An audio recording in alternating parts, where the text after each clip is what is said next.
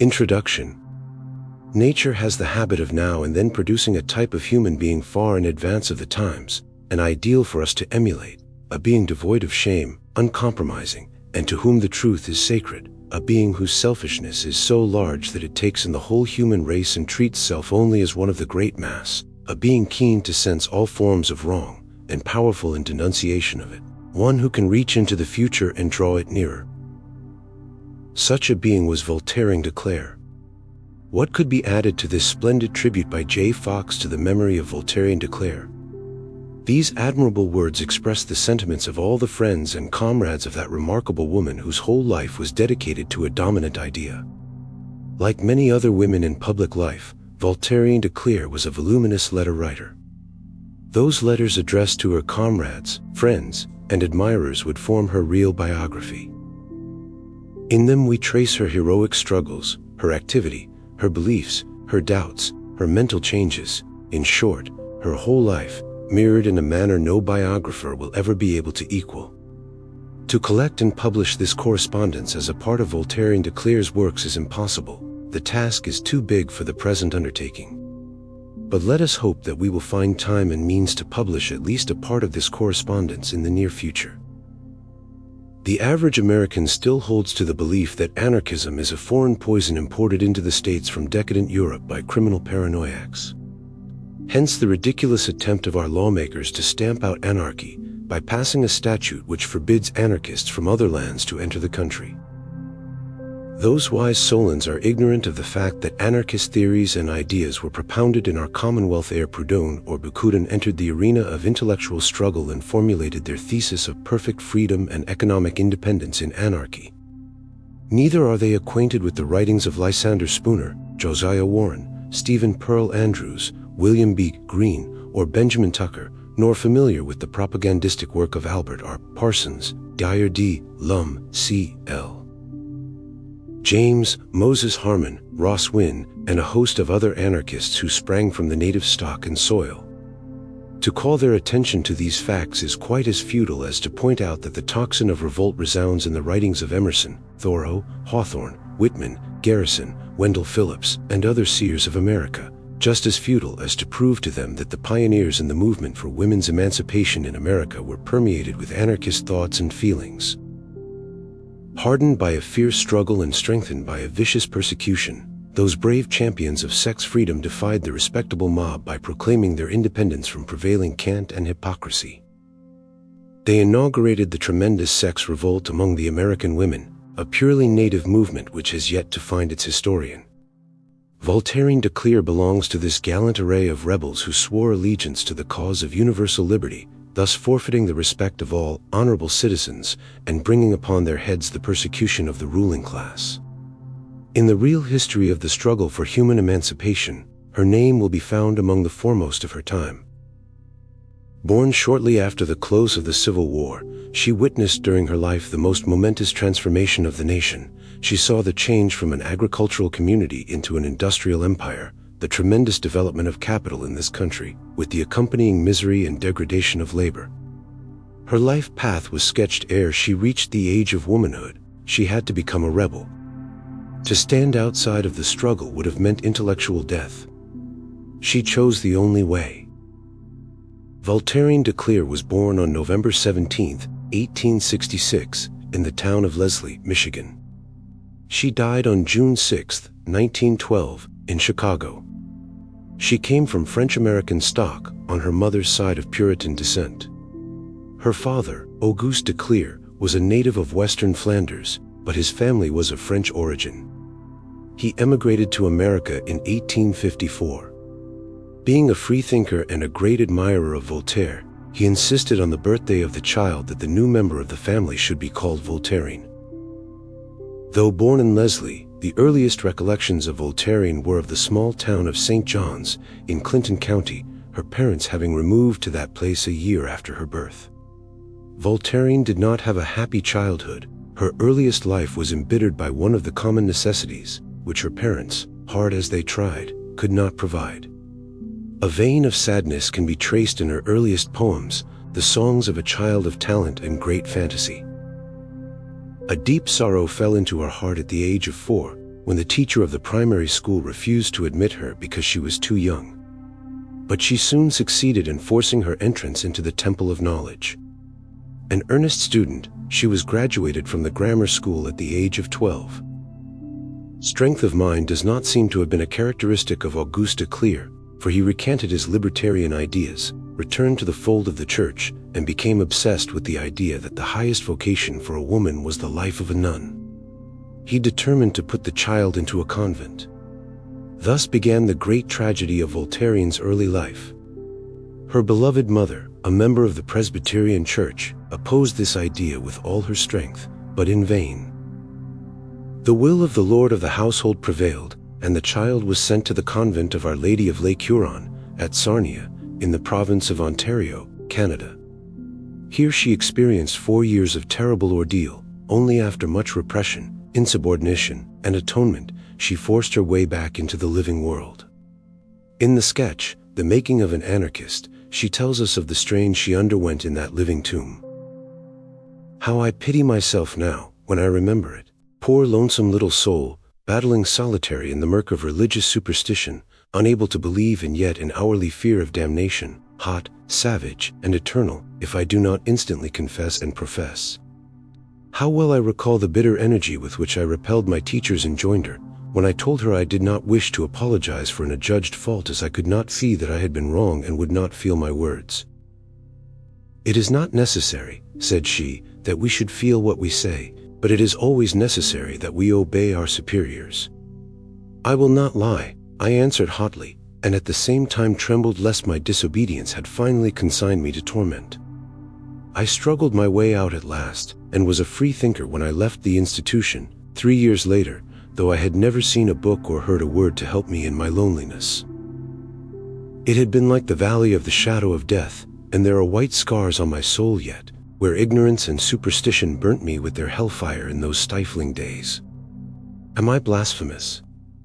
It is their word, not mine. Beside that battle of my young days, all others have been easy, for whatever was without, within my own will was supreme. It has owed no allegiance, and never shall. It has moved steadily in one direction, the knowledge and assertion of its own liberty, with all the responsibility falling thereon. During her stay at the convent, there was little communication between her and her parents. In a letter from Mrs. Eliza de Cleyre, the mother of Voltaire, we are informed that she decided to run away from the convent after she had been there a few weeks. She escaped before breakfast and crossed the river to Port Huron, but, as she had no money, she started to walk home. After covering 17 miles, she realized that she never could do it. So she turned around and walked back, and entering the house of an acquaintance in Port Huron, asked for something to eat. They sent for her father, who afterwards took her back to the convent. What penance they inflicted she never told, but at 16 her health was so bad that the convent authorities let her come home for a vacation, telling her, however, that she would find her every movement watched and that everything she said would be reported to them. The result was that she started at every sound, her hands shaking and her face as pale as death. She was about 5 weeks from graduating at that time. When her vacation was over, she went back and finished her studies. And then she started for home again, but this time she had money enough for her fare, and she got home to stay, never to go back to the place that had been a prison to her. She had seen enough of the convent to decide for herself that she could not be a nun. The child who had sung, "There's a love supreme in the great hereafter. The buds of earth are bloom in heaven. The smiles of the world are ripples of laughter. When back to its Eden the soul is given, and the tears of the world, though long in flowing, water the fields of the by and by. They fall as dews on the sweet grass growing, when the fountains of sorrow and grief run dry. Though clouds hang over the furrows now sowing, there's a harvest sun wreath in the after sky. No love is wasted, no heart beats vainly. There's a vast perfection beyond the grave. Up the bays of heaven the stars shine plainly, the stars lying dim on the brow of the wave. And the lights of our loves, though they flicker and wane, they shall shine all undimmed in the ether nave. for the altars of God that are lit with souls, fanned to flaming with love where the star wind rolls. Returned from the convent a strong-minded freethinker. She was received with open arms by her mother, almost as one returned from the grave. With the exception of the education derived from books, she knew no more than a child, having almost no knowledge of practical things. Already in the convent, she had succeeded in impressing her strong personality upon her surroundings. Her teachers could not break her, they were therefore forced to respect her. In a polemic with the editor of the Catholic Buffalo Union in Times, a few years ago, Voltairine wrote, "If you think that I, as your opponent, deserve the benefit of truth, but as a stranger you doubt my veracity, I respectfully request you to submit this letter to Sister Mary Medid, my former teacher, now superiorist at Windsor, or to my revered friend, Father Siegfried, Overbrook Seminary, Overbrook, who will tell you whether, in their opinion, my disposition to tell the truth may be trusted." Reaction from the repression and the cruel discipline of the Catholic Church helped to develop Voltairine's inherent tendency toward freethought. The five-fold murder of the labor leaders in Chicago in 1887 shocked her mind so deeply that from that moment dates her development toward anarchism. When in 1886 the bomb fell on the Haymarket Square and the anarchists were arrested, Voltairine de Cleyre, who at that time was a freethought lecturer, shouted, "They ought to be hanged." They were hanged, and now her body rests in Waldheim Cemetery, near the grave of those martyrs. Speaking at a memorial meeting in honor of those comrades, in 1901, she said, "For that ignorant, outrageous, bloodthirsty sentence I shall never forgive myself, though I know the dead men would have forgiven me, though I know those who love them forgive me. But my own voice, as it sounded that night, will sound so in my ears till I die, a bitter reproach and a shame. I have only one word of extenuation for myself and the millions of others who did as I did that night, ignorance." She did not remain long in ignorance. In The Making of an Anarchist, she describes why she became a convert to the idea and why she entered the movement. "Till then," she writes, "I believed in the essential justice of the American law and trial by jury. After that I never could. The infamy of that trial has passed into history, and the question it awakened as to the possibility of justice under law has passed into clamors crying across the world." At the age of 19, Voltairine had consecrated herself to the service of humanity. In her poem, The Burial of My Past Self, she thus bids farewell to her youthful life. "And now, humanity, I turn to you. I consecrate my service to the world. Perish the old love, welcome to the new. Broad as the space isles where the stars are whirled." Yet the pure and simple freethought agitation in its narrow circle could not suffice her. The spirit of rebellion, the spirit of anarchy, took hold of her soul. The idea of universal rebellion saved her, otherwise she might have stagnated like so many of her contemporaries, suffocated in the narrow surroundings of their intellectual life. A lecture of Clarence Darrow, which she heard in 1887, led her to the study of socialism, and then there was for her but one step to anarchism. Dyer D. Lum, the fellow worker of the Chicago martyrs, had undoubtedly the greatest influence in shaping her development. He was her teacher, her confidant, and comrade. His death in 1893 was a terrible blow to Voltairine. Voltairine spent the greater part of her life in Philadelphia. Here, among congenial friends, and later among the Jewish immigrants, she did her best work. In 1897 she went on a lecture tour to England and Scotland, and in 1902, after an insane youth had tried to take her life, she went for a short trip to Norway to recuperate from her wounds. Hers was a life of bitter economic struggle and an unceasing fight with physical weakness, partly resulting from this very economic struggle. One wonders how, under such circumstances, she could have produced such an amount of work. Her poems, sketches, propagandistic articles, and essays may be found in the Open Court, 20th Century, Magazine of Poetry, Truth, Lucifer, Boston Investigator, Rights of Labor, Truth Seeker, Liberty, Chicago Liberal, Free Society, Mother Earth, and in The Independent. She translated Jean Graves' Moribund Society and Anarchy from the French and left an unfinished translation of Louise Michel's work on the Paris Commune. In Mother Earth appeared her translations from the Jewish of Libin and Paris. In collaboration with Dyer D. Long, she wrote a novel on social questions, which has unfortunately remained unfinished.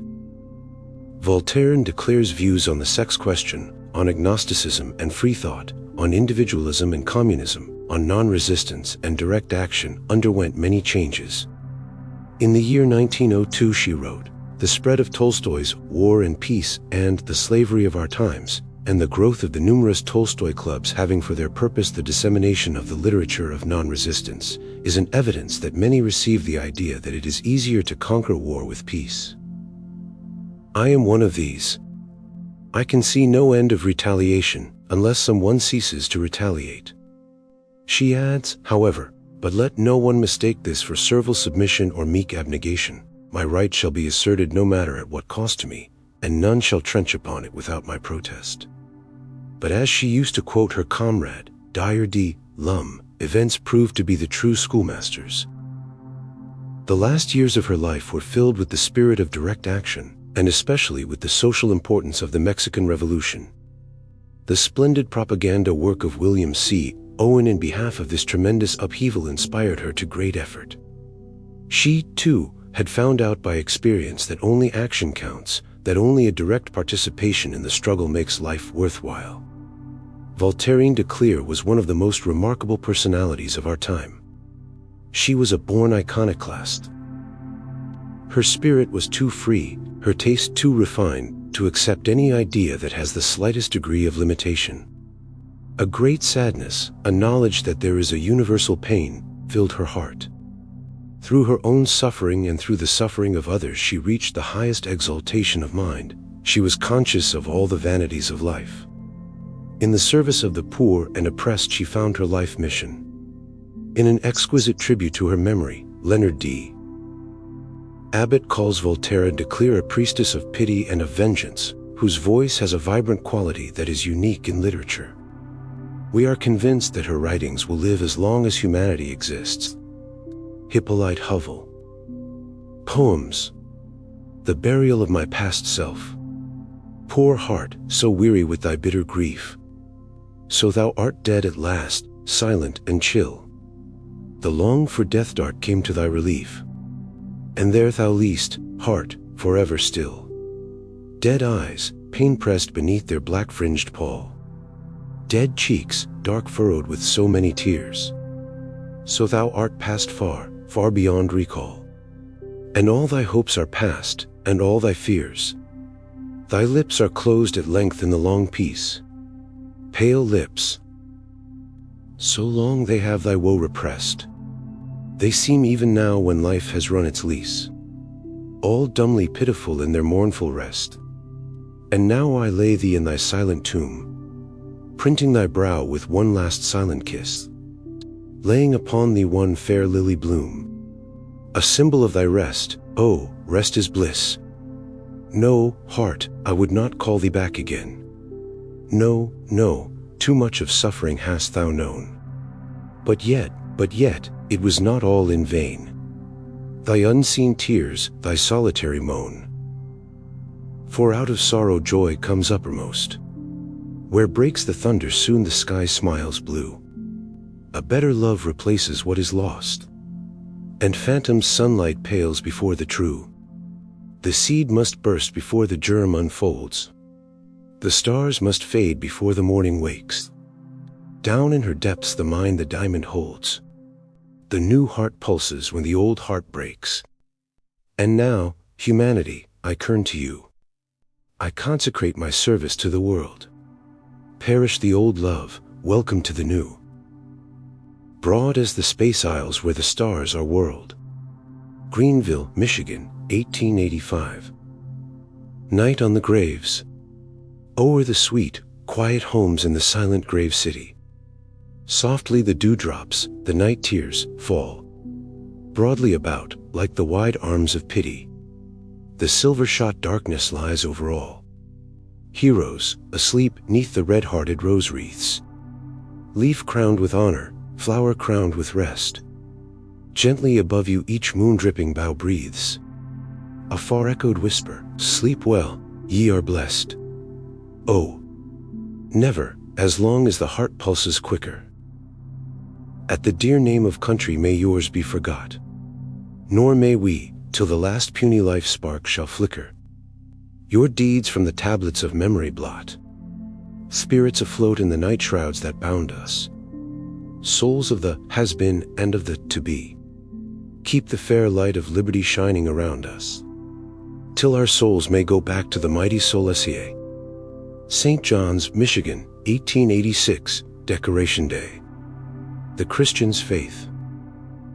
The two following poems were written at that period of my life when the questions of the existence of God and the divinity of Jesus had but recently been settled, and they present the pros and cons which had been repeating themselves over and over again in my brain for some years. We contrast light and darkness, light of God, and darkness from the Stygian shades of hell. Fumes of the pit infernal rising up have clouded o'er the brain, laid reason low. For when the eye looks on fair nature's face, and sees not God, then is she blind indeed. No night so starless, even in its gloom, as his who wanders on without a hope. In that great, just hereafter all must meet. No heart so dull, so heavy, and so void, as that which lives for this chill world alone. No soul so groveling, unaspiring, base, as that which, here, forgets the after here.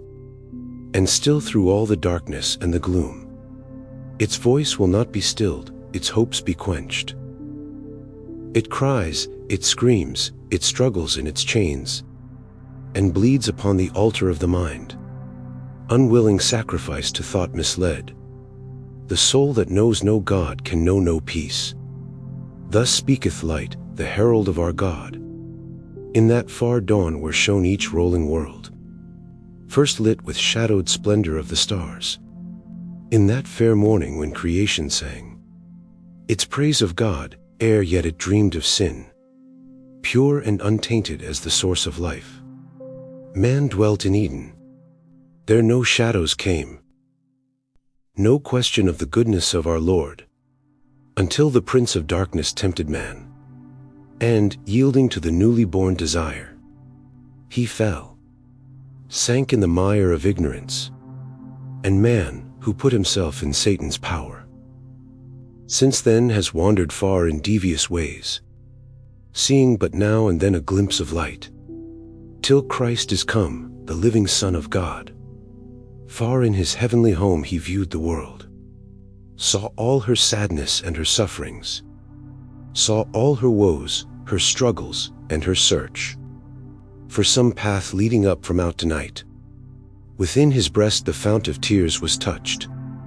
His great heart swelled with pity, and he said, Father, I go to save the world from sin.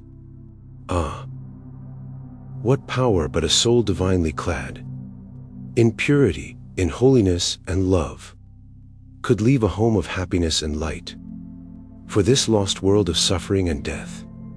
He came, the world tossed groaning in her sleep. He touched her brow, the nightmare passed away. He soothed her heart, red with the stain of sin, and she forgot her guilt in penitence. She washed the ruby out with pearls of tears.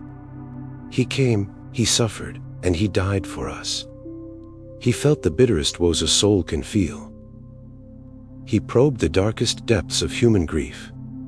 He sounded all the deeps and shoals of pain, was cursed for all his love, thanked with the cross, whereon he hung nailed, bleeding, glorified, as the last smoke of Holocaust divine.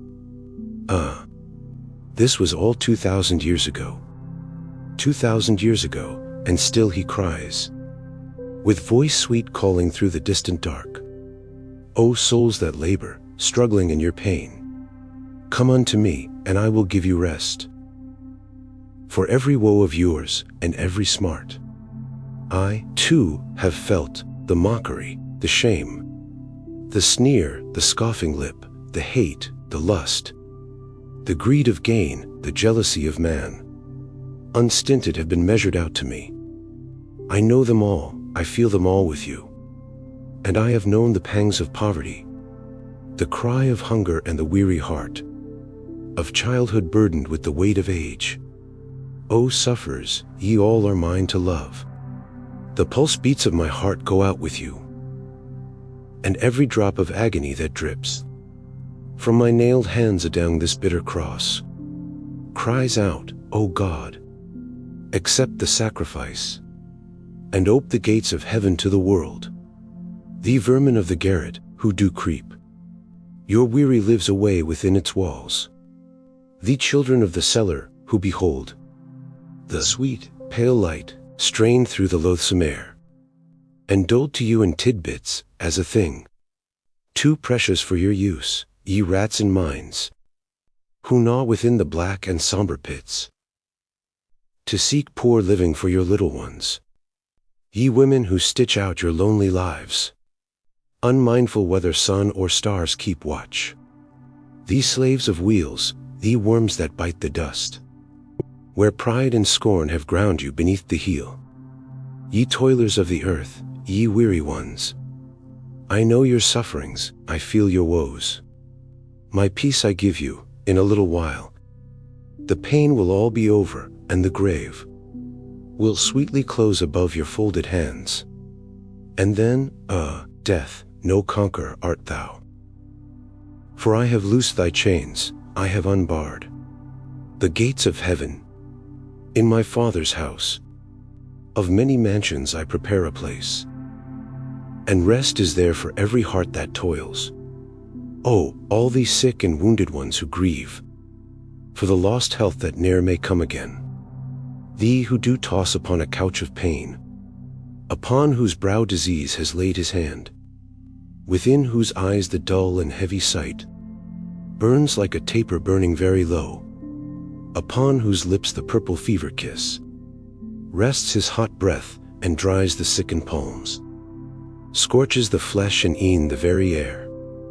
Thee who do grope along without the light, thee who do stumble, halting on your way, thee whom the world despises as unclean, know that the death-free soul has none of these. The unbound spirit goes unto its God, pure, whole, and beauteous as newly born. Oh, all thee mourners, weeping for the dead, your tears I gather as the grateful rain, which rises from the sea and falls again, to nurse the withering flowers from its touch. No drop is ever lost. They fall again, to nurse the blossoms of some other heart. I would not dry one single dew of grief, the sorrow-freighted lashes which bespeak the broken heart and soul are dear to me. I mourn with them, and mourning so I find the grief-bowed soul with weeping oft grows light. But yet ye mourn for them not without hope, beyond the woes and sorrows of the earth. As stars still shine though clouds obscure the sight, the friends ye mourn as lost immortal live, and ye shall meet and know their souls again, through death transfigured, through love glorified.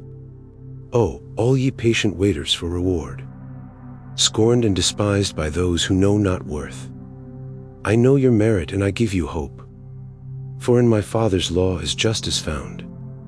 See how the seed germ, toiling underground, waits patiently for time to burst its shell, and by the golden sunlight warms the dark, cold earth. The germ begins to shoot, and upward trends until two small green leaves unfold and wave and drink the pure, fresh air. The blossoms come and go with summer's breath, and autumn brings the fruit time in her hand. So ye, who patient watch and wait and hope, trusting the sun may bring the blossoms out, shall reap the fruited labor by and by. I am your friend, I wait and hope with you, rejoice with you when the hard victory's won, and still for you, O prisoners in cells, I hold the dearest gifts of penitence, forgiveness and charity and hope. I stretch the hands of mercy through the bars, white hands. Like doves they bring the branch of peace. Repent, believe, and I will expiate upon this bitter cross all your deep guilt. Oh, take my gift, accept my sacrifice.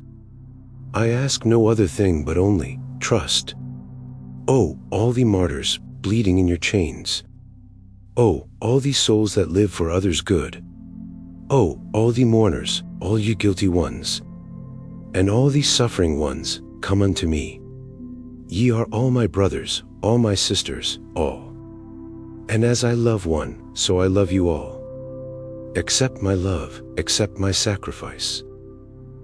Make not my cross more bitter than it is, by shrinking from the peace I bring to you. St. John's, Michigan, April, 1887. The Freethinker's Plea. Grand eye of liberty, light up my page, like promised morning after night of age. Thy dawning youth breaks in the distant east. Thy cloudy robes like silken curtains creased, and swung in folds are floating fair and free. The shadows of the cycles turn and flee. The budding stars, bright minds that gem the night, are bursting into broad, bright-petaled light. Sweet liberty, how pure thy very breath, how dear in life, how doubly dear in death. Ah, slaves that suffer in your self-forged chains, praying your Christ to touch and heal your pains. Tear off your shackling irons, unbind your eyes. Seize the grand hopes that burn along the skies. Worship not God in temples built of gloom. Far sweeter incense is the flower bloom than all the fires that sacrifice may light, and grander is the star dome gleaming bright with glowing worlds than all your altar lamps, pale flickering in your clammy, vaulted damps. And richer is the broad, full, fair sun sheen, dripping its orient light in streams between the fretted shafting of the forest trees, throwing its golden kisses to the breeze, lifting the grasses with its fingertips, and pressing the young blossoms with warm lips, showering its glory over plain and hill, wreathing the storm and dancing in the rill, far richer in wild freedom falling there, shaking the tresses of its yellow hair, then all subdued within the dim half-light of stained glass windows drooping into night. Oh, grander far the massive mountain walls, which bound the vista of the forest halls, than all the sculptured forms which guard the piles that arch your tall, dim, gray cathedral aisles. And gladder is the carol of a bird than all the anthems that were ever heard, to steal in somber chanting from the tone of master voices praising the unknown. In the great wild, where foot of man there trod, there find we nature's church and nature's God. Here are no fetters, though as free as air, its flight may spread far as its wings may dare, and through it all one voice cries, God is love, and love is God. Around, within, above, behold the working of the perfect law, the law immutable in which no flaw exists and from which no appeal is made. Even as the sunlight chases far the shade, and shadows chase the light in turn again, so every life is fraught with joy and pain. The stinging thorn lies hid beside the rose. The bud is blighted ere its leaf unclose. So pleasure born of hope may ofttime yield a stinging smart of thorns, a barren field. But let it be, the buds will bloom again. The fields will freshen in the summer rain, and never storm scowls dark but still, somewhere, a bough is bending in the upper air. Then learn the law if thou wouldst live aright, and know no unseen power, no hand of might, can set aside the law which wheels the stars. No incompleteness its perfection mars. The buds will wake in season, and the rain will fall when clouds hang heavy, and again the snows will tremble when the winter's breath congeals the cloud tears as the touch of death congeals the last drop on the sufferer's cheek. Thus do all nature's tongues in chorus speak. Think not, O man, that thou canst escape one jot of justice's law, nor turn thy fate by yielding sacrifice to the unseen. Purged by thyself alone canst thou be clean. One guide to happiness thou mayst learn. Love toward the world begets love in return. And if to others you the measure meet of love, be sure your harvest will be sweet. But if he sow broadcast the seed of hate, you'll reap again, albeit you reap it late. Then let your life work swell the great flood tide of love towards all the world is wide. The sea of life is broad, its waves stretch far. No range, no barrier, its sweep may bar. The world is filled, is trodden down with pain. The sea of life is gathered up of rain. A throat, a bed, a sink for human tears.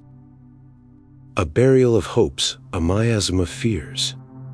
But see, the sun of love shines softly out, flinging its golden fingers all about, pressing its lips in loving, soft caress. Upon the world's pale cheek, the pain grows less. The tears are dried upon the quivering lashes. An answering sunbeam 'neath the white lids flashes. The sea of life is dimpled over with smiles.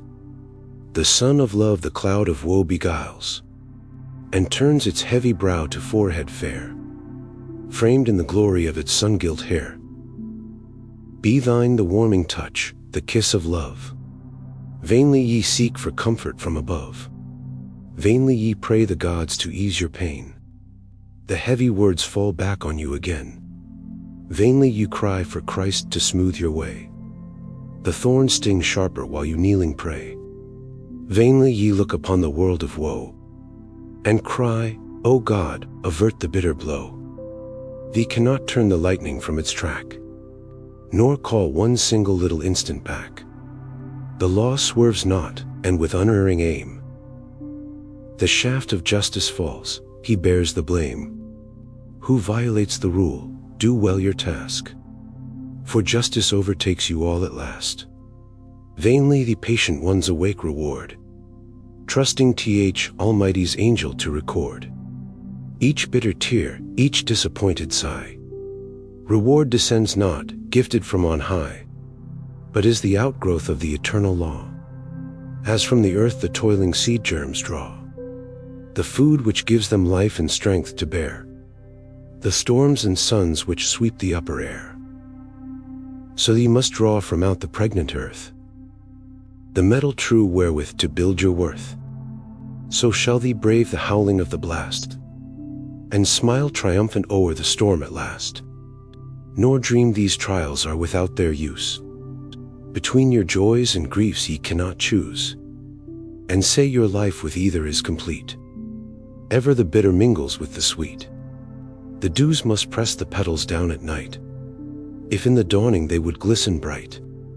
If sunbeams needs must ripen out the grain, not less the early blades must with the rain.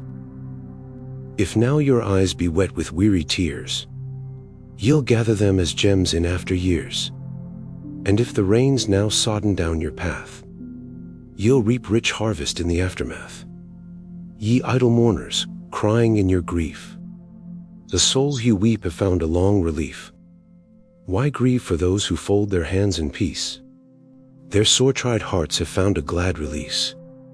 Their spirits sink into the solemn sea.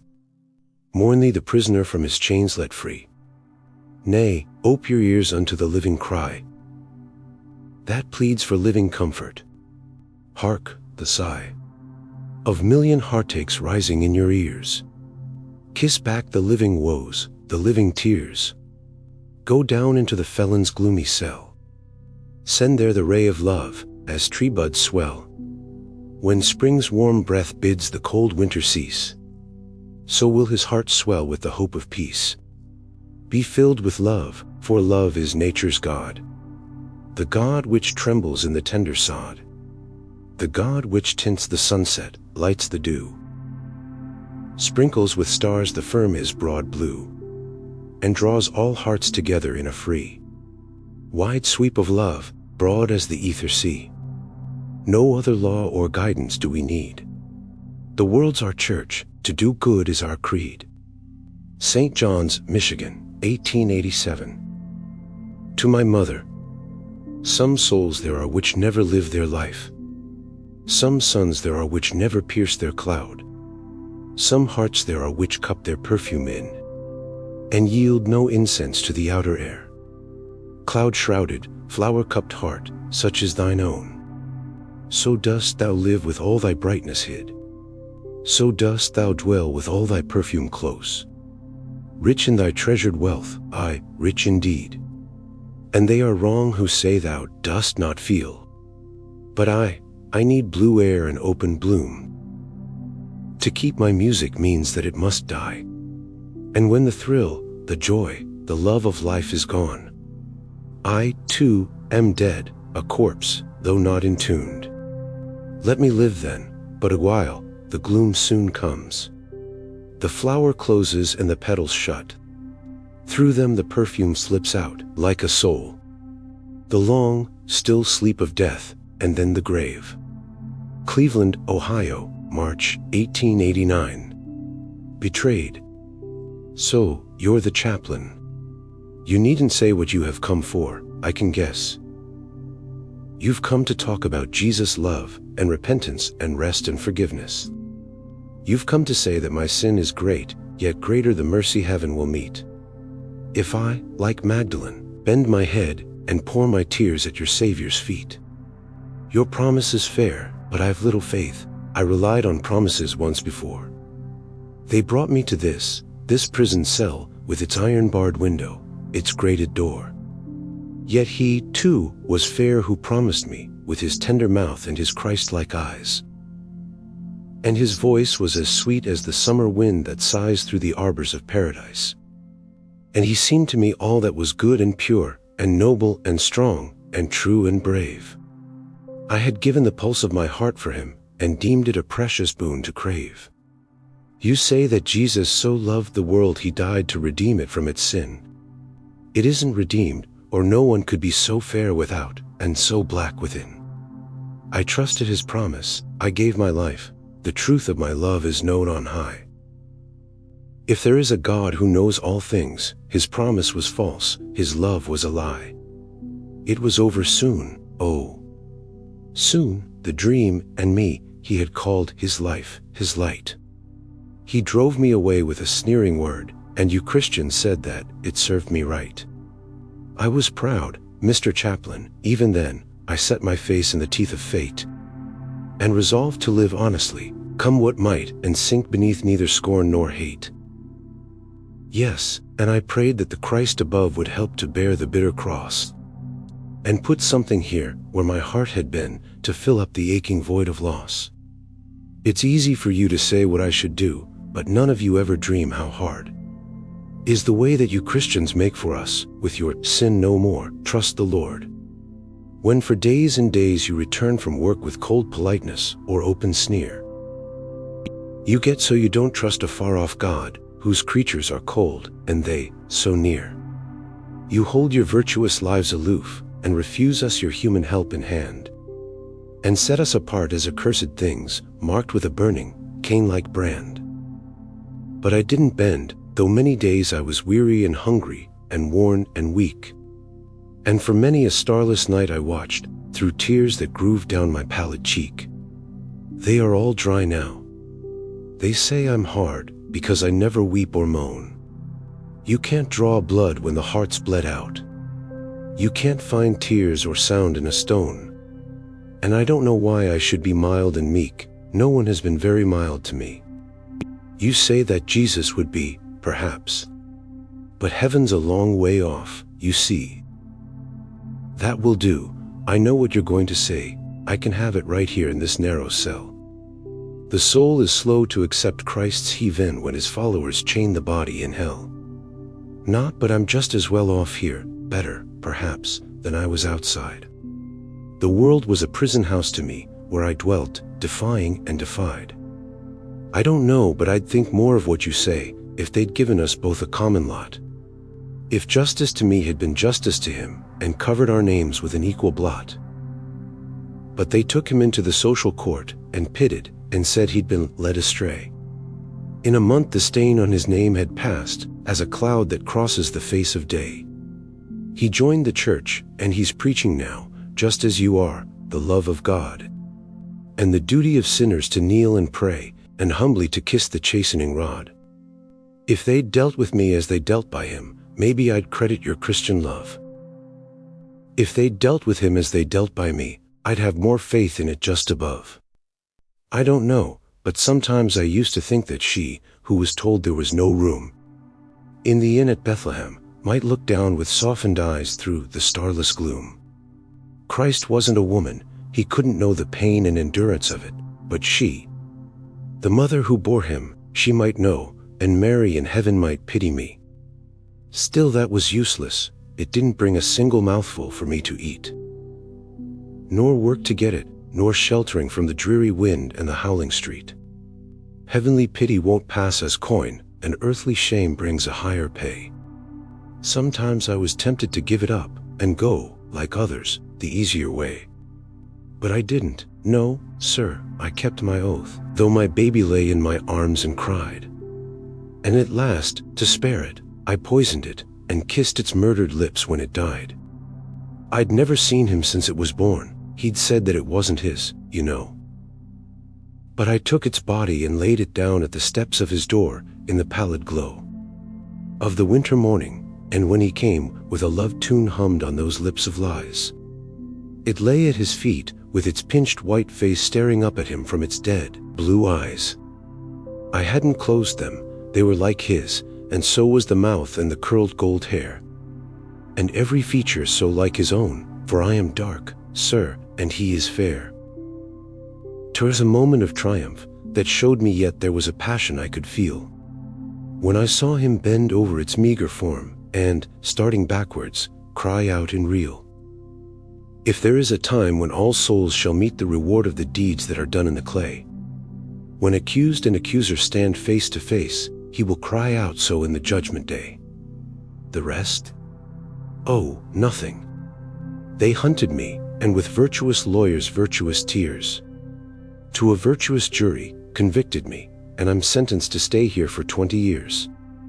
Do I repent?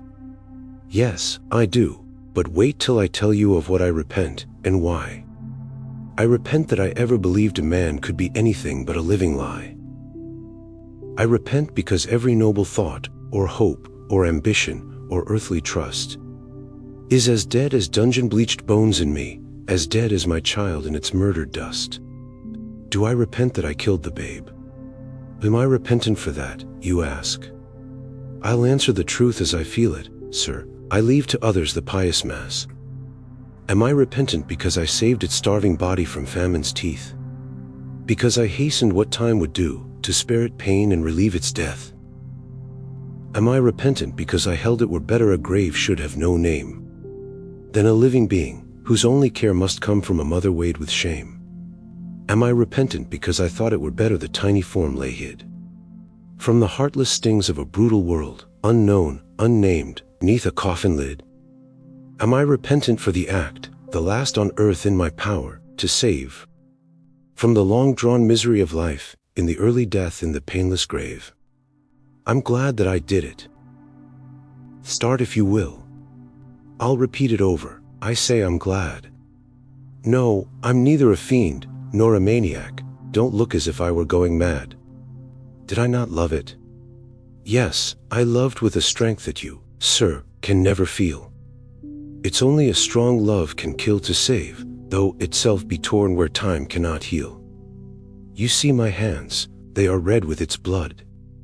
Yet I would have cut them, bit by bit, and fed them, and smiled to see it eat, if that would have saved and nourished it. Beg. I did beg, and pray. I did pray. God was as stony and hard as earth, and Christ was as deaf as the stars that watched, or the night that darkened above his birth. And I feel stony now, too, like them, deaf to sorrow and mute to grief.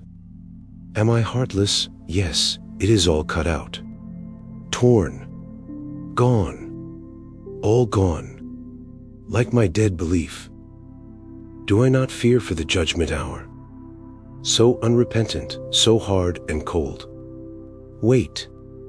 It is little I trust in that, but if ever the scrolled sky shall be uprolled, and the lives of men shall be read and known, and their acts be judged by their very worth. And the Christ you speak of shall come again, and the thunders of justice shake the earth. You will hear the cry, who murdered here? Come forth to the judgment, false heart and eyes, that pulsed with accursed strength of lust, and loaded faith with envenomed lies. Come forth to the judgment, haughty dames, who scathed the mother with your scorn, and answer here to the poisoned child, who decreed its murder ere it was born. Come forth to the judgment, ye who heaped the gold of earth in your treasured hoard, and answer, guilty, to those who stood all naked and starving beneath your board. Depart, accursed. I know the not. Thee heeded not the command of heaven. Unto the least of these that give, it is even unto the Master given. Judgment. Sir, to see that day, I'd willingly pass through 100 hells. I'd believe, then, the justice that hears each voice buried alive in these prison cells. But, no, it's not that, that will never be. I trusted too long, and he answered not. There is no avenging God on high. We live, we struggle, and we rot. Yet does justice come. And, O future years, sorely ye'll reap, and in weary pain. When ye garner the sheaves that are sown today, when the clouds that are gathering fall in rain, the time will come, aye, the time will come when the child thee conceive in lust and shame, quickened, will mow you like swaths of grass, with a sickle born of steel and flame. I tremble, shrink, in your drunken den, coward, traitor, and child of lie. The unerring avenger stands close to you, and the dread hour of parturition's nigh. I wring your hands, for the air is black. Thickly the cloud troops whirl and swarm. See, yonder, on the horizon's verge, play the lightning shafts of the coming storm. Adrian, Michigan, July, 1889. Optimism. There's a love supreme in the great hereafter. The buds of earth are blooms in heaven. The smiles of the world are ripples of laughter, when back to its Eden the soul is given. And the tears of the world, though long and flowing, water the fields of the by and by. They fall as dews on the sweet grass growing, when the fountains of sorrow and grief run dry. Though clouds hang over the furrows now sowing, there's a harvest sun wreath in the after sky. No love is wasted, no heart beats vainly. There's a vast perfection beyond the grave. Up the bays of heaven the stars shine plainly, the stars lying dim on the brow of the wave. And the lights of our loves, though they flicker and wane, they shall shine all undimmed in the ether nave. For the altars of God are lit with souls, fanned to flaming with love where the star wind rolls. St. John's, Michigan, 1889. At the grave in Waldheim, quiet they lie in their shrouds of rest, their lids kissed close 'neath the lips of peace. Over each pulseless and painless breast, the hands lie folded and softly pressed, as a dead dove presses a broken nest. Ah, broken hearts were the price of these. The lips of their anguish are cold and still. For them are the clouds and the gloom all past. No longer the woe of the world can thrill the chords of those tender hearts, or fill the silent dead house. The people's will has mapped asunder the strings at last. The people's will. In years to come, dearly ye'll weep that thee did not save. Did ye not hear now the muffled drum, the tramping feet and the ceaseless hum of the million marchers, trembling, dumb, in their tread to a yawning, giant grave? And yet, yet there's a rift of white, 'tis breaking over the martyr's shrine. Halt there, ye doomed ones, it skates the night, as lightning darts from its scabbard bright, and sweeps the face of the sky with light. No more shall be spilled out the blood-red wine. These are the words it has written there, keen as the lance of the northern morn. The sword of justice gleams in its glare. And the arm of justice, upraised and bare, is true to strike, aye, 'tis strong to dare. It will fall where the curse of our land is born. No more shall the necks of the nations be crushed. No more to dark tyranny's throne bend the knee. No more in objection be ground to the dust. By their widows, their orphans, our dead comrades trust. By the brave heartbeats stilled, by the brave voices hushed, we swear that humanity yet shall be free. Pittsburgh, 1889. The hurricane, A. We are the birds of the coming storm. August spies. The tide is out, the wind blows off the shore. Bare burn the white sands in the scorching sun. The sea complains, but its great voice is low. Bitter thy woes, O people. And the burden, hardly to be borne, wearily grows, O people. All the aching of thy pierced heart, bruised and torn, but yet thy time is not, and lo thy moaning, desert thy sands, not yet is thy breath hot, vengefully blowing. It wafts over lifted hands. The tide has turned, the vane veers slowly round. Slow clouds are sweeping over the blinding light. White crests curl on the sea, its voice grows deep.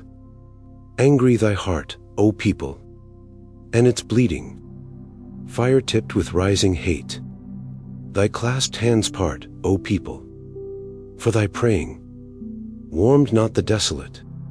God did not hear thy moan. Now it is swelling to a great drowning cry.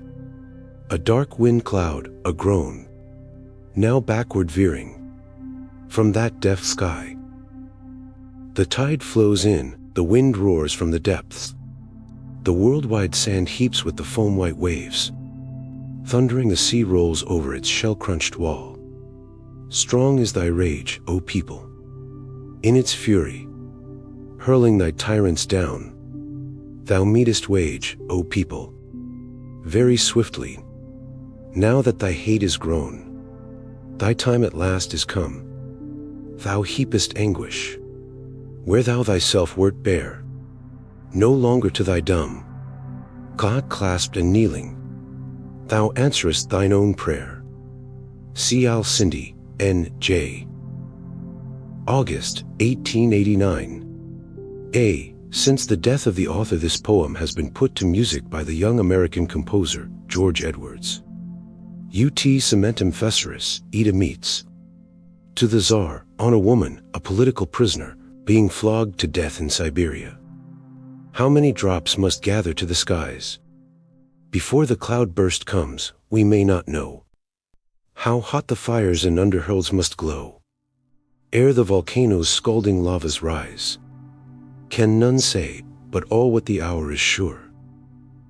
Who dreams of vengeance has but to endure. He may not say how many blows must fall, how many lives be broken on the wheel, how many corpses stiffen neath the pall, how many martyrs fix the blood-red seal. But certain is the harvest time of hate, and when weak moans, by an indignant world, re-echoed, to a throne are backward hurled. Who listens, hears the mutterings of fate. Philadelphia, February, 1890.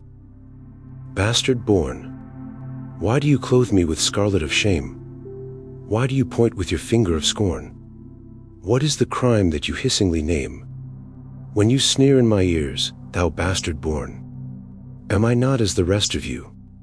With a hope to reach and a dream to live, with a soul to suffer, a heart to know the pangs that the thrusts of the heartless give. I am no monster.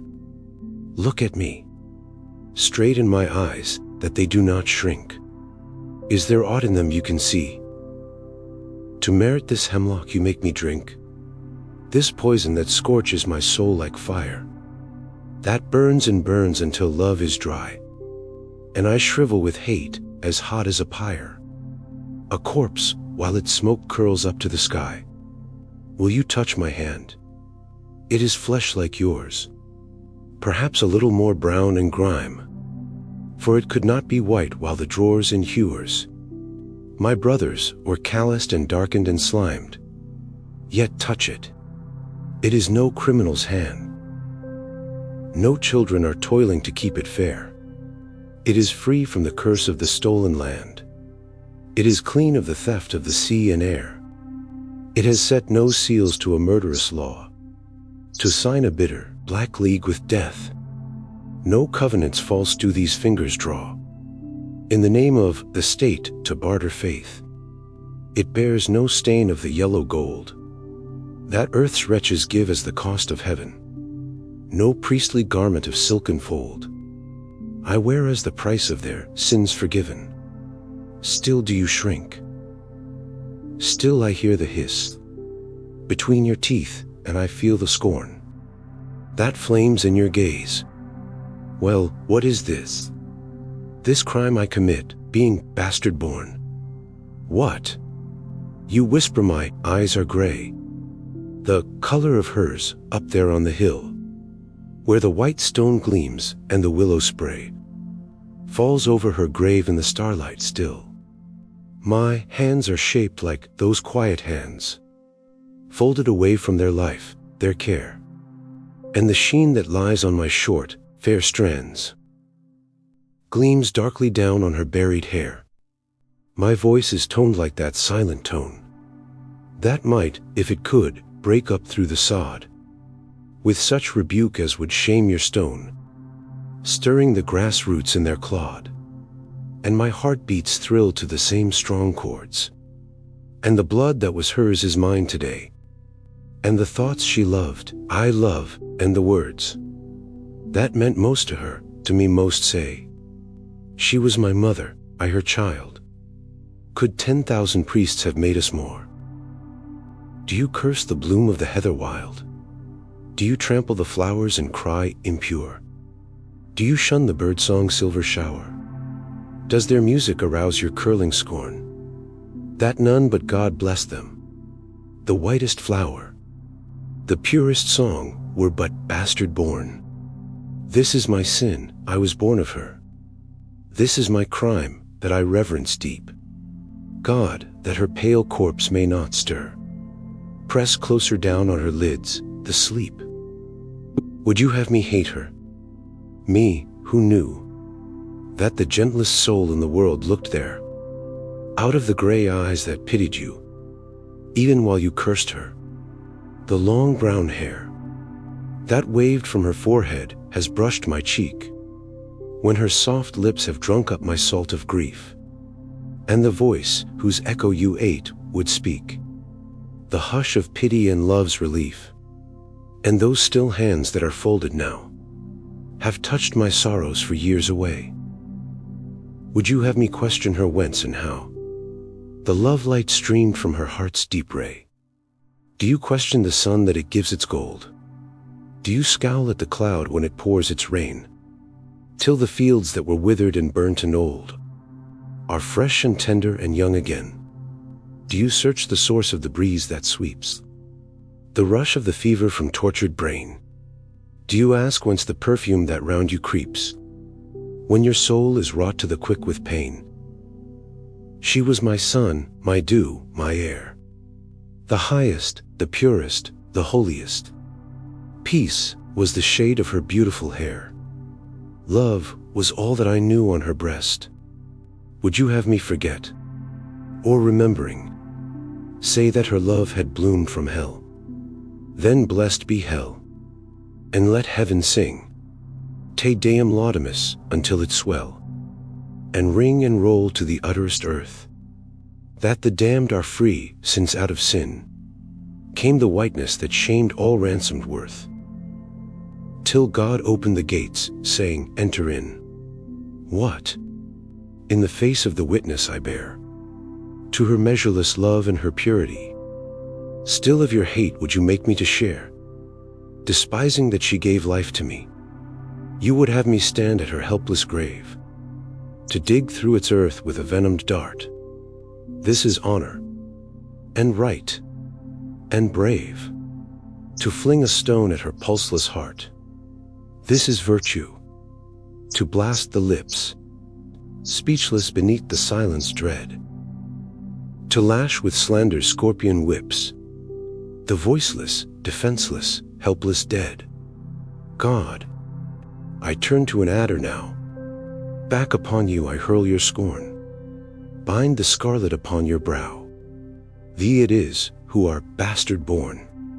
Touch me not. These hands of mine. Despise your fairness, the leper's white. Tanned and hardened in black with grime. They are clean beside your souls tonight. Basely born. Tisly are base. Thee who would guerdon holy trust, with slavish law to a tyrant race, to sow the earth with the seed of lust. Base, by heaven, prate of peace, when your garments are red with the stain of wars, reeling with passion's mad release. By your sickly gaslight damn the stars. Blurred with wine ye behold the snow, smirched with the foulness that blots within. What of purity can thee know? Thee tenfold children of hell and sin, ye to judge her, ye to cast the stone of wrath from your house of glass. Know ye the law that thee dare to blast, the bell of gold with your clanging brass? Know thee the harvest the reapers reap, who drop in the furrow the seed of scorn? Out of this anguish the harrow deep ripens the sentence, thee, bastard born. I, sin begotten, hear the curse. Not mine, not hers, but the fatal law. Who bids one suffer, shall suffer worse. Who scourges, himself shall be scourged raw. For the thoughts ye think, and the deeds they do, move on, till the flood is high, and the dread dam bursts, and the waves roar through, hurling a cataract dirge to the sky. Tonight thee are deaf to the beggar's prayer. Tomorrow the thieves shall batter your wall. Thee shall feel the weight of a starved child's care. When your warders under the mob's feet fall, 'tis the roar of the whirlwind thee invoke. When thee scatter the wind of your brother's moans, 'tis the red of your hate on your own head broke. When the blood of the murdered spatters the stones, hark ye, out of the reeking slums, thick with the fetid stench of crime, boiling up through their sickening scums, bubbles that burst through the crimson wine, voices burst with terrible sound, crying the truth your dull souls ne'er saw. We are your sentence. The wheel turns round, the bastard spawn of your bastard law.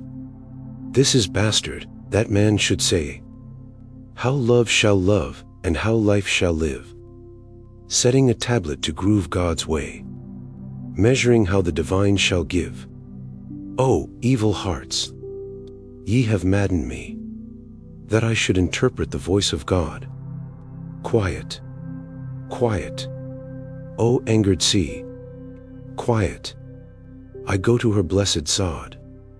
Mother, mother, I come to you, down in your grass as I press my face, under the kiss of their cold, pure dew. I may dream that I lie in the dear old place. Mother, sweet mother, take me back into the bosom from whence I came. Take me away from the cruel rack. Take me out of the parching flame. Fold me again with your beautiful hair. Speak to this terrible heaving sea. Over me pour the soothing of prayer, the words of the love child of Galilee. Peace, be still. Still, could I but hear. Softly, I listen not, O fear's heart, cease. Softly, I breathe not. Lo, in my ear. Mother, mother, I heard you, peace. Enterprise, Kansas, January, 1891. Hymn. This hymn was written at the request of a Christian Science friend who proposed to set it to music. It did not represent my beliefs either then or since, but rather what I wish might be my beliefs, had I not an inexorable capacity for seeing things as they are, a vast scheme of mutual murder, with no justice anywhere, and no God in the soul or out of it. I am at peace, no storm can ever touch me. On my clear heights the sunshine only falls. Far, far below glides the phantom voice of sorrows. In peace lifted light the silence only calls. Ah, soul, ascend. The mountain way, upleading, bears to the heights whereon the blessed have trod. Lay down the burden, stanch the heart's sad bleeding. Be thee at peace, for know that thee are God. Not long the way, not far in a dim heaven. In the locked self seek ye the guiding star. Clear shine its rays, illumining the shadow. There, where God is, there, too, O souls, thee are. Ye are at one, and bound in him forever. Even as the wave is bound in the great sea. Never to drift beyond, below him, never. Whole as God is, so, even so, are thee. Philadelphia, 1892. You and I. A reply to You and I in the Golden Weather by Dyer D. Lum. You and I, in the sere, brown weather. When clouds hang thick in the frowning sky. When rain tears drip on the bloomless heather. Unheeding the storm blasts we'll walk together. And look to each other, you and I. You and I, when the clouds are shriven. To show the cliff broods of lightnings high. When over the ramparts, swift, thunder-driven, rush the bolts of hate from a hell-lit heaven. We'll smile at each other, you and I. You and I, when the bolts are falling, the hot air torn with the earth's wild cries. We'll lean through the darkness where death is calling. We'll search through the shadows where night is palling, and find the light in each other's eyes.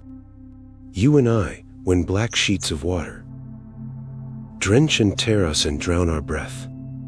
Below this laughter of hell's own daughter, above the smoke of the storm-girt slaughter, we'll hear each other and gleam at death. You and I, in the gray night dying, when over the east land the dawn beams fly, down in the groans, in the low, faint crying, down where the thick blood is blackly lying, we'll reach out our weak arms, you and I. You and I, in the cold, white weather, when over our corpses the pale lights lie. We'll rest at last from the dread endeavor, press to each other, for parting, never. Our dead lips together, you and I. You and I, when the years in flowing have left us behind with all things that die.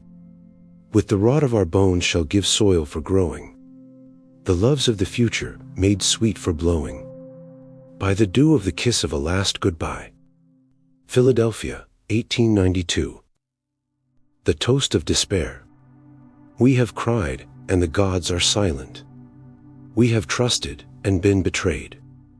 We have loved, and the fruit was ashes. We have given, the gift was weighed. We know that the heavens are empty, that friendship and love are names, that truth is an ashen cinder, the end of life's burnt-out flames. Vainly and long have we waited, through the night of the human roar, for a single song on the harp of hope, or a ray from a daylit shore. Songs I come floating, marvelous sweet, and bow-dyed flashes gleam, but the sweets are lies, and the weary feet run after a marshlight beam. In the hour of our need the song departs, and the sea moans of sorrow swell. The siren mocks with a gurgling laugh that is drowned in the deep death knell.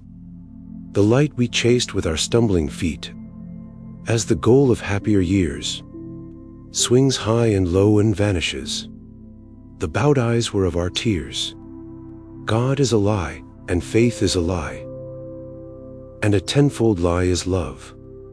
Life is a problem without a why, and never a thing to prove. It adds, and subtracts, and multiplies, and divides without aim or end. Its answers all false, though false named true. Wife, husband, lover, friend. We know it now, and we care no more. What matters life or death?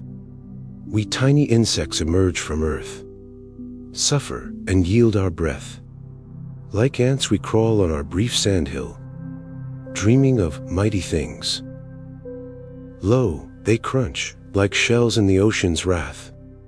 In the rush of time's awful wings, the sun smiles gold and the planets white, and a billion stars smile, still. Yet, fierce as we, each wheels towards death, and cannot stay his will. Then build, ye fools, your mighty things. That time shall set it not. Grow warm with the song the sweet life sings, and the false vow your tears have wrought. For us, a truce to gods, loves, and hopes, and a pledge to fire and wave. A swifter world to the dance of death, and a loud huzzah for the grave. Philadelphia, 1892. In Memoriam. To Dyer D. Lum, my friend and teacher, who died April 6, 1893. Great silent heart, these barren drops of grief are not for you, attained unto your rest. This sterile salt upon the withered leaf of love is mine, mine the dark burial guest. Far, far within that deep, untroubled sea, we watch together, walking on the sands. Your soul has melted, painless, silent, free. Mine the wrung heart, mine the clasped, useless hands. Into the world of life, where none remember. I bear your image, ever unforgot. The whip-poor will, still wailing in December, cries the same cry, cries, cries, and ceases not. The future years with all their waves of faces roll shoreward singing the great undertone. Yours is not there, in the old, well-loved places. I look, and pass, and watch the sea alone. Alone along the gleaming, white seashore. The sea spume spraying thick around my head, through all the beat of waves and winds that roar. I go, remembering that you are dead. That you are dead, and nowhere is there one like unto you, and nowhere love leaps death, and nowhere may the broken race be run, nowhere unsealed the seal that none gainsayeth. Yet in my ear that deep, sweet undertone grows deeper, sweeter, solemner to me, dreaming your dreams, watching the light that shone so whitely to you, yonder, on the sea. Your voice is there, there in the great life sound. Your eyes are there, out there, within the light. Your heart, within the pulsing race heart drowned, beats in the immortality of right. O life, I love you for the love of him who showed me all your glory and your pain. Unto nirvana, so the deep tones sing. And there, we shall be one again. Greensburg, Pennsylvania, April 9th, 1893. Out of the darkness. Who am I? Only one of the commonest common people. Only a worked-out body, a shriveled and withered soul. What right have I to sing then?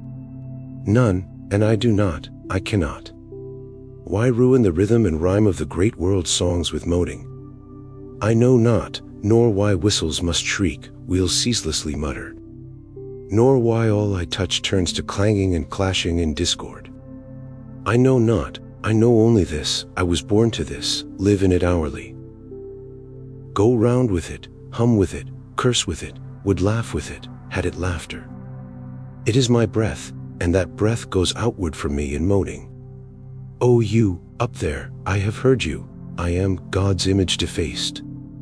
In heaven reward awaits me, hereafter I shall be perfect. Ages you've sung that song, but what is it to me, thank you? If you heard down here in the smoke, in the smut, in the smear and the awful, in the dust, in the mire, in the grime and in the slime, in the hideous darkness, how the wheels turn your song into sounds of horror and loathing and cursing. The offer of lust, the sneer of contempt and acceptance, thieves' whispers, the laugh of the gambler, the suicide's gasp, the yell of the drunkard. If you heard them down here you would cry, the reward of such is damnation. If you heard them, I say, your song of rewarded hereafter would fail.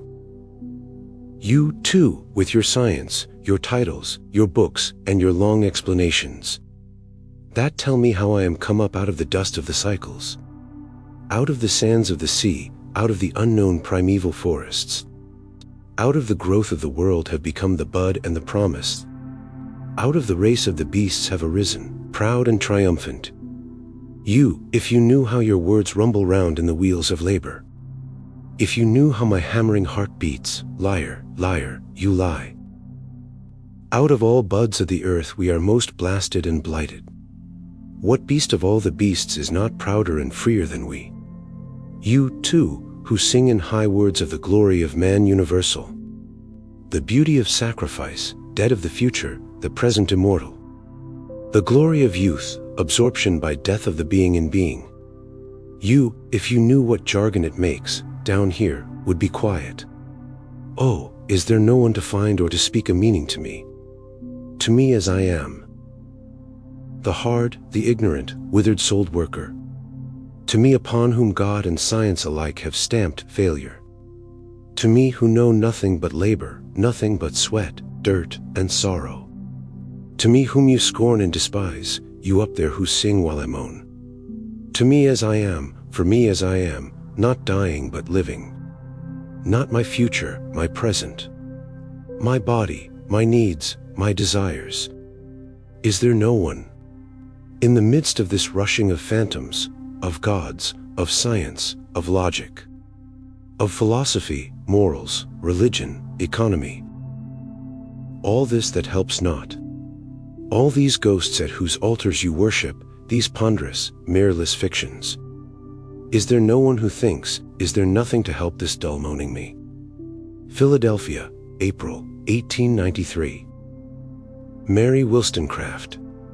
The dust of 100 years is on thy breast, and thy day and thy night of tears are sent you in rest. Thou to whom joy was dumb, life a broken rhyme, lo, thy smiling time is come, and our weeping time. Thou who hadst sponge and myrrh, and a bitter cross, smile, for the day is here, that we know our loss of thine undone deed, thine unfinished song, unspoken word for our need, unright and wrong. Smile, for we weep, for the unsoothed pain, the unbound wound burned deep, that we might gain. Mother of sorrowful eyes, in the dead old days, mother of many sighs, of pain-shod ways, mother of resolute feet, through all the thorns, mother so strong, so sweet. Lo, after storms have broken and beat thy dust, for 100 years, thy memory is made just, and the just man hears. Thy children kneel and repeat, though dust be dust, though sod and coffin and sheet, and moths and rust have folded and molded and pressed, yet they cannot kill. In the heart of the world at rest, she liveth still. Philadelphia, April 27th, 1893. The gods and the people, what have you done, O skies, that the millions should kneel to you? Why should they live, wet eyes, grateful with human due? Why should they clasp their hands and bow at thy shrines, O heaven, thanking thy high commands for the mercies that thou hast given? What have those mercies been? O thou, who art called the good, who trod through a world of sin, and stood where the felon stood, what is that wondrous peace vouchsafed to the child of dust, for whom all doubt shall cease? In the light of thy perfect trust, how hast thou heard their prayers, smoking up from the bleeding sod, who, crushed by their weight of cares, cried up to thee, Most High God, where the swamps of humanity sicken? Read the answer in dumb, white scars. You, skies, gave the sore and the stricken the light of your far-off stars. The children who plead are driven, shelterless, through the street, receiving the mercy of heaven. hard frozen in glittering sleet. The women who prayed for pity, who called on the saving name, through the walks of your merciless city, are crying the rent of shame. The starving, who gazed on the plenty, in which they might not share, have died in their hunger, rent by the anguish of unheard prayer. The weary who plead for remission, for a moment only, release, have sunk with unheeded petition. This is the Christ-pledged peace. These are the mercies of heaven. These are the answers of God to the prayers of the agony striven from the paths where the millions plod. The silent scorn of the sightless, the callous ear of the death, the wrath of might to the mightless, the shroud and the mourning sheaf, light to behold their squalor, breath to draw in life's pain, voices to plead and call for heaven's help, hearts to bleed in vain. What have you done, O Church, that the weary should bless your name, should come with faith's holy torch to light up your altered fame? Why should they kiss the folds of the garment of your high priest, or bow to the chalice that holds the wine of your sacred feast? Have you blown out the breath of their sighs? Have you strengthened the weak, the ill? Have you wiped the dark tears from their eyes, and bade their sobbings be still? Have you touched, have you known, have you felt? Have you bent and softly smiled in the face of the woman who dwelt in lewdness to feed her child? Have you heard the cry in the night, going up from the outraged heart, masked from the social sight, by the cloak that but angered the smart? Have you heard the children's moan, by the light of the skies denied? Answer, O walls of stone, in the name of your crucified. Out of the clay of their heartbreak, from the red dew of its sod, you have mortared your brick for Christ's sake, and reared a palace to God. Your painters have dipped their brushes in the tears and the blood of the race, whom, living, your dark frown crushes, and limned a dead Savior's face. You have seized, in the name of God, the child's crust from famine stole. You have taken the price of its body, and sung a mass for its soul. You have smiled on the man who, deceiving, paid exemption to ease your wrath. You have cursed the poor fool who believed him, though her body lay prone in your path. You have laid the seal on the lip. You have bid us to be content, to bow 'neath our master's whip, and give thanks for the scourge heaven sent. These, O Church, are your thanks. These are the fruits without flaw, that flow from the chosen ranks, who keep in your perfect law doors hard locked on the homeless, stained glass windows for red, on the living the law of dumbness, and the law of need for the dead. Better the dead who, not needing, go down to the vaults of the earth, than the living whose hearts lie bleeding, crushed by you at their very birth. What have you done, O state, that the toilers should shout your ways, should light up the fires of their hate? If a traitor should dare dispraise, how do you guard the trust that the people repose in you? Do you keep to the law of the just and hold to the changeless true? What do you mean when you say, the home of the free and brave? How free are your people, pray? Have you no such thing as a slave? What are the lauded rights, broad-sealed by your sovereign grace? What are the love-feeding sights you yield to your subject race? The rights, the right to toil, that another, idle, may reap, the right to make fruitful the soil, and a meager pittance to keep, the right of a woman to own her body spotlessly pure, and starve in the street alone, the right of the wronged to endure, the right of the slave to his yoke, the right of the hungry to pray. The right of the twaller to vote for the master who buys his day. You have sold the sun and the air. You have dealt in the price of blood. You have taken the lion's share. While the lion is fierce for food, you have laid the load of the strong on the helpless, the young, the weak. You have trod out the purple of wrong.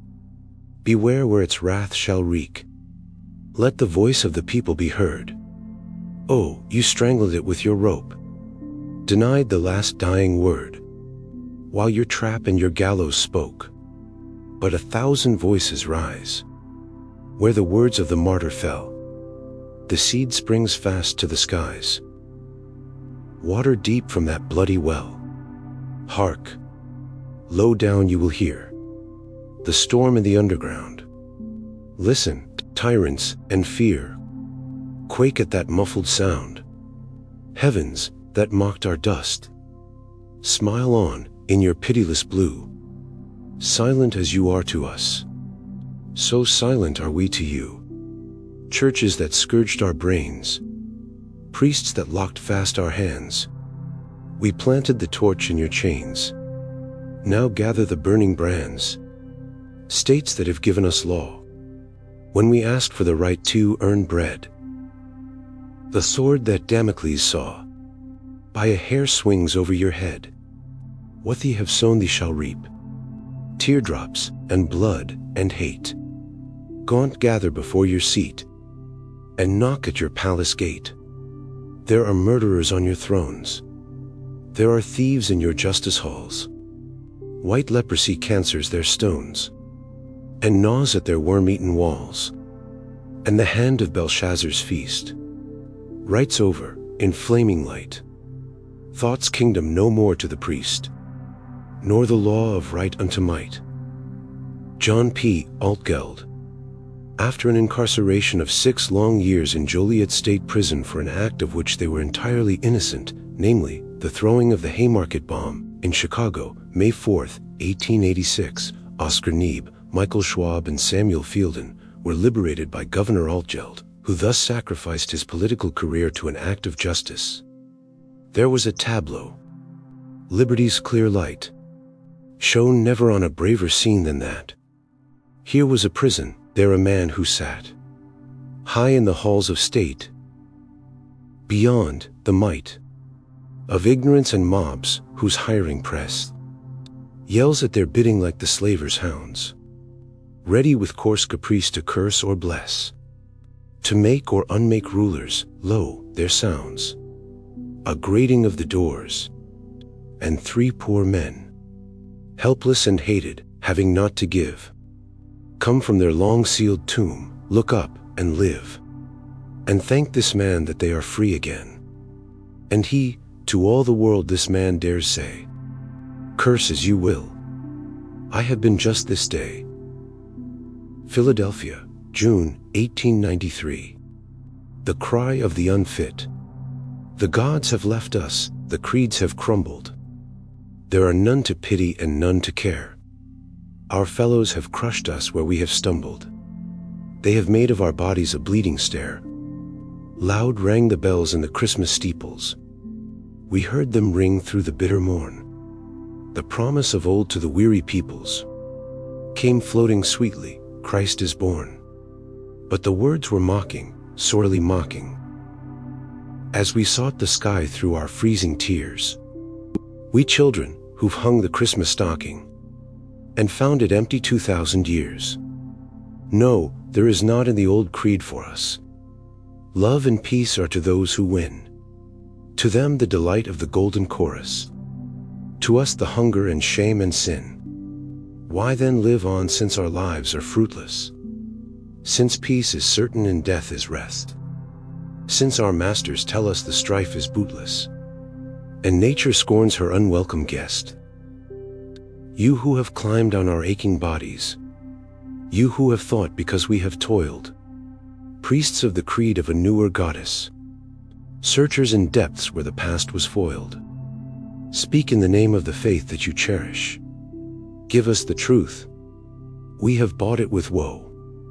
Must we forever thus worthlessly perish, burned in the desert and lost in the snow, trampled, forsaken, foredoomed, and forgotten, helplessly tossed like the leaf in the storm, bred for the shambles, with curses begotten, useless to all save the rotting graveworm? Give us some anchor to stay our mad drifting. Give, for your own sakes. For lo, where our blood, a red tide to drown you, is steadily lifting. Help, or you die in the terrible flood. Philadelphia, 1893. In Memoriam. To General M. Trumbull. No man better than General Trumbull defended my martyred comrades in Chicago. Back to thy breast, O mother, turns thy child, he whom thou garmentedst in steel of truth, and sent forth, strong in the glad heart of youth, to sing the wakening song in ears beguiled by tyrants' promises and flatterers' smiles. These searched his eyes, and knew nor threats nor wiles might shake the steady stars within their blue, nor win one truckling word from off those lips, nor, not for gold nor praise, nor aught men do, to dash the sun of honor with eclipse.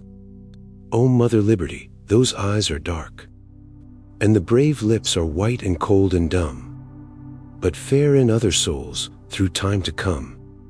Fanned by thy breath glows the immortal spark. Philadelphia, May, 1894. The Wandering Jew. The above poem was suggested by the reading of an article describing an interview with the Wandering Jew, in which he was represented as an incorrigible grumbler. The Jew has been, and will continue to be, the grumbler of earth, until the prophetic ideal of justice shall be realized, blessed be he. Go on. Tijo, you shall go on till I come. Pale, ghostly vision from the coffined years, planting the cross with thy world-wandering feet. Stern watcher through the centuries' storm and beat. In those sad eyes, between those grooves of tears, those eyes like caves where sunlight never dwells, and stars but dimly shine, stand sentinels, that watch with patient hope through weary days, that somewhere, sometime, he indeed may come, and thou at last find thee a resting place. Blast-driven leaf of man, within the tomb. Aye, they have cursed thee with the bitter curse, and driven thee with scourges o'er the world. Tyrants have crushed thee, ignorance has hurled its black anathema, but death's pale horse, that bore them graveward, passed them silently, and vainly didst thou stretch thy hands and cry, take me instead, not yet for thee the time. Not yet, thy bruised and mangled limbs must still drag on, still feed the vulture, crime, with bleeding flesh, till rusted steel beak dims. Aye, till he come, he, freedom, justice, peace. Till then shalt thou cry warning through the earth, unheeding pain, untouched by death and birth, proclaiming, woe, woe, woe, till men shall cease to seek for Christ within the senseless skies, and, joyous, find him in each other's eyes. Then shall be built such a tomb for thee, shall beggar kings as diamonds outshine do. The universal heart of man shall be the sacred urn of the accursed Jew. Philadelphia, 1894. The Feast of Vultures. As the three anarchists, Valiant, Henry, and Caserio, were led to their several executions, a voice from the prison cried loudly, Vive l'anarchie. Through watch and ward the cry escaped, and no man owned the voice, but the cry is still resounding through the world. A moan in the gloom in the air peaks heard. The bird of omen, the wild, fierce bird, aflight in the night, like a whiss of light, arrowy winging before the storm, far away flinging. The whistling, singing, white curtain drops, wind-blown and warm, from its beating, flapping, thunderous wings, crashing and clapping. The split night swings, and rocks and totters, bled of its leaven, and reels and mutters, a curse to heaven, reels and mutters and rolls and dies, with a wild light streaking its black, blind eyes. Far, far, far, through the red, mad morn, like a hurtling star, through the air upborne, the herald singer, the terror bringer, speeds, and behind, through the cloud rags torn, gather and will a million wings, clanging as iron where the hammer rings. The whipped sky shivers, the white gate shakes, the ripped throne quivers, the dumb god wakes, and feels in his heart the talon stings, the dead bodies hurled from beaks for slings. Ruin, whirlwind, the whirlwind cries, and it leaps at his throat and tears his eyes. Death for death, as ye long have dealt, the heads of your victims your heads shall pelt. The blood ye wrung to get drunk upon, drink and be poisoned. On, herald, on. Behold, behold, how a moan is grown, a cry hurled high against a scaffold's joist, the voice of defiance, the loud, wild voice. World, through the world, a smoke wreath curled, breath round hot kisses around a fire. See, the ground hisses, with curses and glisses, with red streaming blood clots of long frozen oil, waked by the flying, wild voice as it passes, groaning and crying. The surge of the masses rolls and flashes, with thunderous roar, seams and lashes, the livid shore, seams and lashes and crunches and beats, and drags a ragged wall to its howling retreats.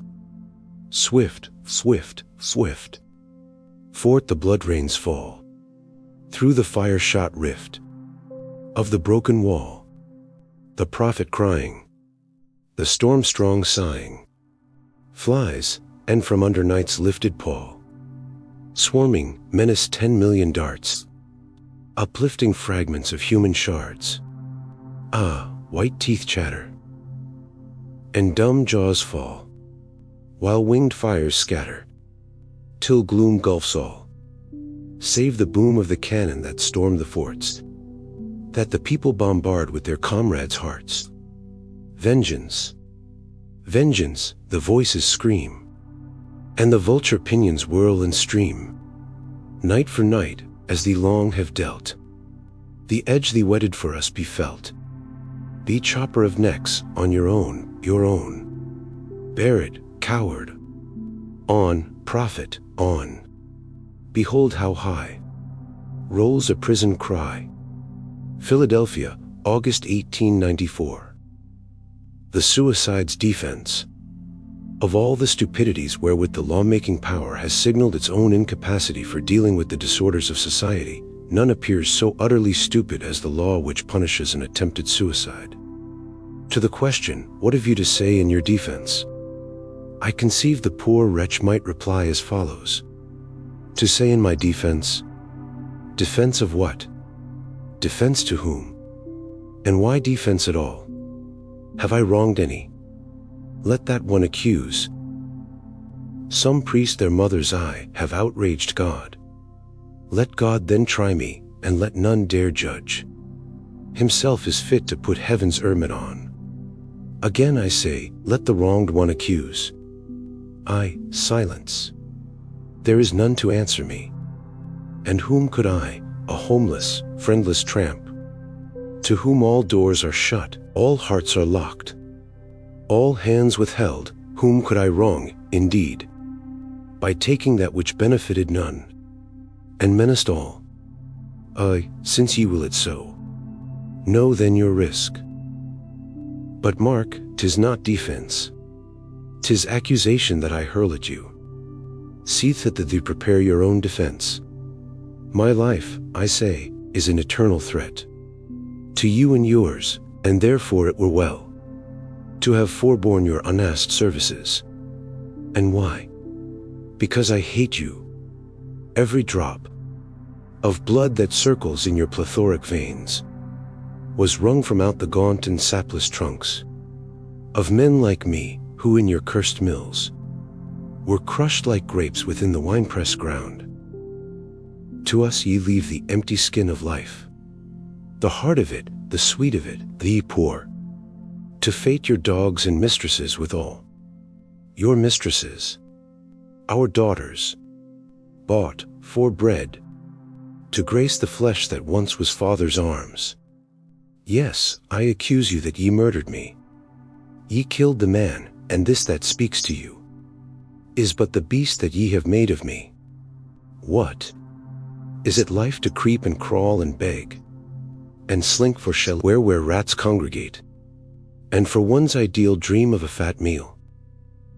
Is it, then, life to group like pigs in sties, and bury decency in common filth? Because, forsooth, your income must be made, though human flesh rot in your plagued dens. Is it, then, life to wait another's nod, for leave to turn yourself to gold for him? Would it be life to you? And was I less than you? Was I not born with hopes and dreams, and pains and passions even as were you? But these ye have denied. Ye seized the earth, though it was none of yours, and said, Hereon shall none rest, walk or work, till first to me thee render tribute. Every art of man, born to make light of the burdens of the world, thee also seized, and made a tenfold curse, to crush the man beneath the thing he made.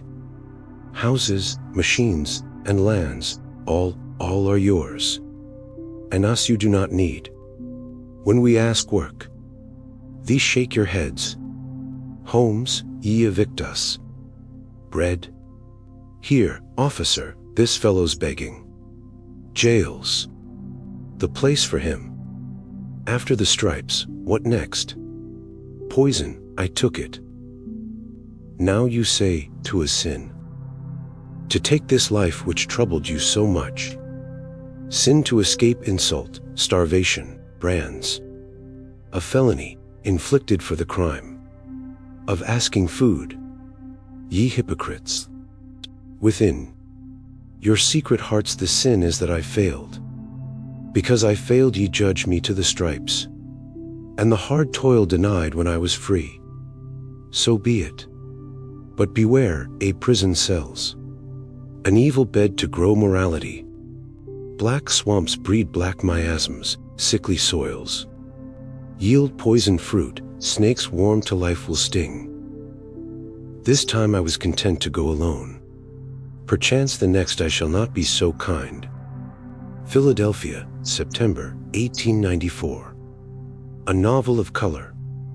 The following is a true and particular account of what happened on the night of December 11th, 1895, but it is likely to be unintelligible to all save the chipmunks and the elephant, who, however, will no doubt recognize themselves. Chapter 1. Chipmunks 3 sat on a tree, and they were as green could be.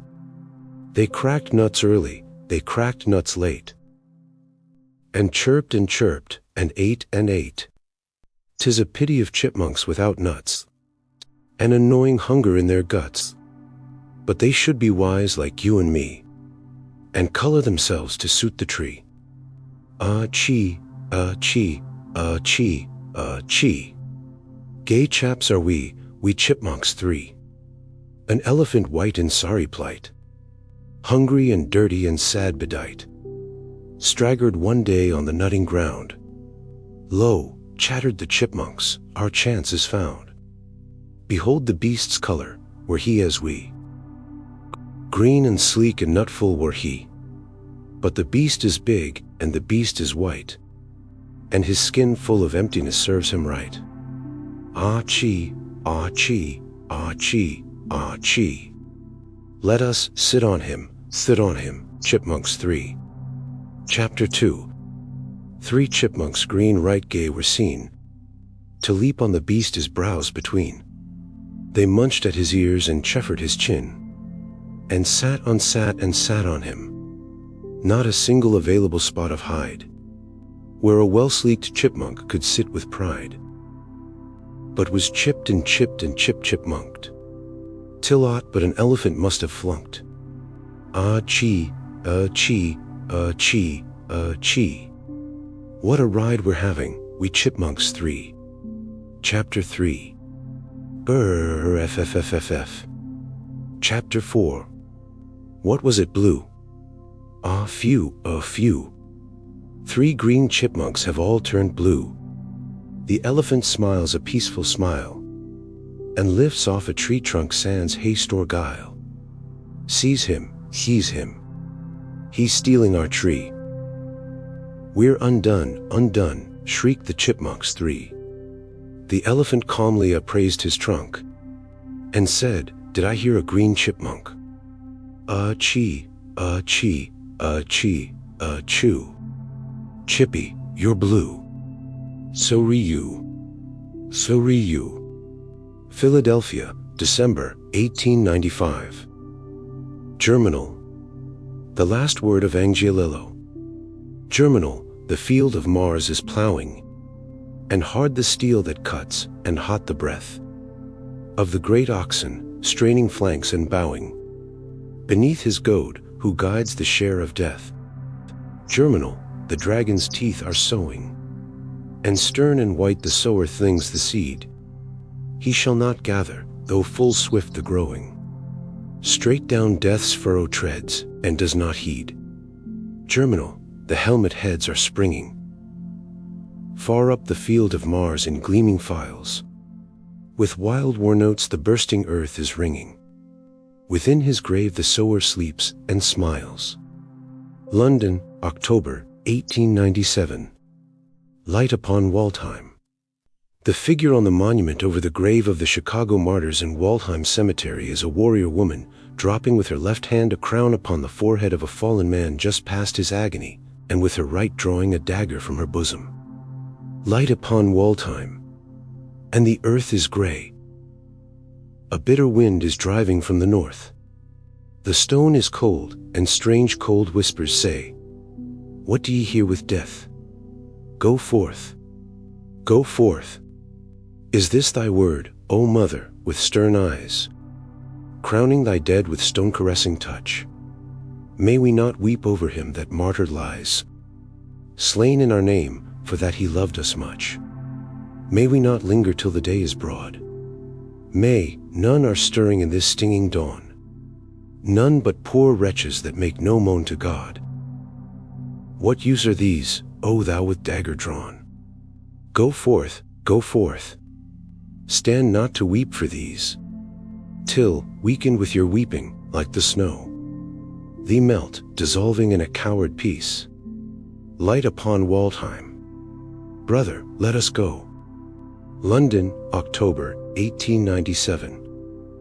Love's compensation. I went before God, and he said, what fruit of the life I gave? Father, I said, it is dead, and nothing grows on the grave. Wroth was the Lord and stern. Hadst thou not to answer me? Shall the fruitless root not burn, and be wasted utterly? Father, I said, forgive, for thou knowest what I have done, that another's life might live. Mine turned to a barren stone, but the Father of life sent fire, and burned the root in the grave. And the pain in my heart is dire, for the thing that I could not save, for the thing it was laid on me, by the Lord of life to bring, fruit of the ungrown tree, that died for no watering. Another has gone to God, and his fruit has pleased him well, for he sitteth high, while I plod the dry ways down towards hell. Though thou knowest, Lord, whose tears made that fruit's root wet, yet thou drivest me forth with a sword, and thy guards by the gate are set. Thou wilt give me up to the fire, and none shall deliver me, for I followed my heart's desire, and I labored not for thee, I labored for him thou hast set on my right hand, high and fair. Thou lovest him, Lord, and yet it was my love won him there. But this is the thing that hath been since the world began, that love against self must sin, and a woman die for a man. And this is the thing that shall be till the whole world die. Kismet, my doom is on me. Why murmur since I am I? Philadelphia, August, 1898. The road builders.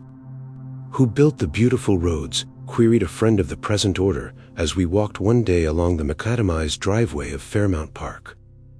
I saw them toiling in the blistering sun, their dull, dark faces leaning toward the stone, their knotted fingers grasping the rude tools, their rounded shoulders narrowing in their chest, the sweat drops dripping in great painful beads.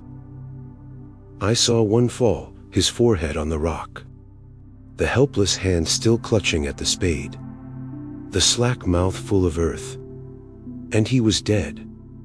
His comrades gently turned his face until the fierce sun glittered hard upon his eyes, wide open, staring at the cruel sky. The blood yet ran upon the jagged stone, but it was ended. He was quite dead, driven to death beneath the burning sun, driven to death upon the road he built. He was no hero, he, a poor, black man, taking the will of God and asking not. Think of him thus, when next your horse's feet strike out the flint spark from the gleaming road. Think that for this common thing, the road, a human creature died. 'Tis a blood gift to an o'erreaching world that does not thank. Ignorant, mean and soulless was he. Well, still human, and you drive upon his corpse. Philadelphia, July 24th, 1990. Angiolillo. We are the souls that crept and cried in the days when they tortured men. His was the spirit that walked erect and met the beast in its den. Ours are the eyes that were dim with tears for the thing they shrunk to see. His was the glance that was crystal keen with the light that makes men free. Ours are the hands that were wrung in pain, in help was pain and shame. His was the resolute hand that struck, steady and keen to its aim. Ours are the lips that quivered with rage, that cursed and prayed in a breath. His was the mouth that opened but once to speak from the throat of death. Assassin, assassin, the world cries out with a shake of its dotted head. Germinal brings back the grave where lies the dead that is not dead. Germinal, Germinal, sings the wind that is driving before the storm. Few are the drops that have fallen yet, scattered, but red and warm. Germinal, Germinal, sing the fields where furrows of men are plowed. Ye shall gather a harvest overrich when the ear at the full is bowed. Springing, springing, at every breath, the word of invincible strife. The word of the dead that is calling loud down the battle ranks of life. For these are the dead that live, though the earth upon them lie. But the doers of deeds of the night of the dead, they are the live that die. Torresdale, Pa, August 1st, 19 Etude. Ave et Vale. Comrades, what matter the watch night tells? That a new year comes or goes. What to us are the crashing bells that clang out the century's close? What to us is the gala dress, the whirl of the dancing feet, the glitter and blare and the laughing grass, and din of the merry street? Do we not know that our brothers die? In the cold and the dark tonight, shelterless faces turn toward the sky, will not see the New Year's light. Wandering children, lonely, lost, drift away on the human sea, while the price of their lives in a glass is tossed, and drunk in a revelry. Know we not in their feasting halls, where the loud laugh echoes again, that brick and stone in the mortared walls are the bones of murdered men, slowly murdered by day and day. The beauty and strength are reft, till the man is sapped and sucked away, and a human rind is left, a human rind with old, thin hair, and old, thin voice to pray for alms in the bitter winter air.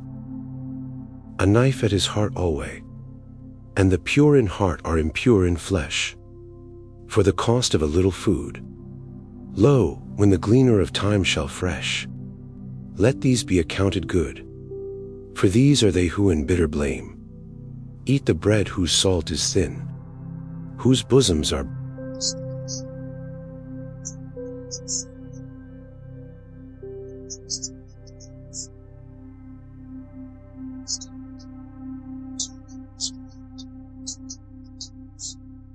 the saddest of human blight. Do we forget them, these broken ones, that our watch tonight is set? Nay, we smile in the face of the year that comes, because we do not forget. We do not forget the tramp on the track, thrust out in the windswept waste, the curses of man upon his back, and the curse of God in his face, the stare in the eyes of the buried man, face down in the fallen mine, the despair of the child whose bare feet ran to tread out the rich man's wine, the solemn light in the dying gaze of the babe at the empty breast, the wax accusation, the somber glaze of its frozen and rigid rest. They are all in the smile that we turn to the east to welcome the century's dawn. They are all in our greeting to night's high priest, as we bid the old year begone and have done, and go down and be dead, deep drowned in your sea of tears. We smile as you die, for we wait the red morn gleam of 100 years, that shall see the end of the age-old wrong, the reapers that have not sown, the reapers of men with their sickles strong, who gather but have not strown, for the earth shall be his and the fruits thereof, and to him the corn and wine, who labors the hills with an even love, and knows not thine and mine. And the silk shall be to the hand that weaves, the pearl to him who dives, the home to the builder, and all life's sheaves to the builder of human lives. And none go blind that another see, or die that another live, and none insult with a charity that is not theirs to give. For each of his plenty shall freely share, and take at another's hand, equals breathing the common air, and toiling the common land. A dream, a vision, aye, what you will, let it be to you as it seems. Of this nightmare reel we have our fill. Tonight is for pleasant dreams, dreams that shall waken the hope that sleeps, and knock at each torpid heart, till it beat drum taps and the blood that creeps with a lion spring upstart. For who are we to be bound and drowned in this river of human blood? Who are we to lie in a swound, half sunk in the river mud? Are we not they who delve and blast, and hammer and build and burn? Without us not a nail made fast, not a wheel in the world should turn. Must we, the giant, await the grace that is dealt by the puny hand of him who sits in the feasting place, while we, his blind jest, stand between the pillars? Nay, not so. Aye, if such thing were true, better were Gaza again, to show what the giant's rage may do. But yet not this, it were wiser far to enter the feasting hall, and say to the masters, these things are not for you alone, but all. And this shall be in the century that opes on our eyes tonight. So here's to the struggle, if it must be, and to him who fights the fight. And here's to the dogless, jubilant throat that loud to its comrade sings, till over the earth shrills the mustering note, and the world strikes signal rings. Philadelphia, January 1st, 1901. Marsh-Bloom to Gaetano Bresci. Requiem, requiem, requiem. Blood-red blossom of poison stem, broken for man, swamp-sunk leafage and dungeon bloom, seated bearer of royal doom. What now is the band? What to thee is the island grave? With desert wind and desolate wave, will they silence death? Can they weight thee now with the heaviest stone?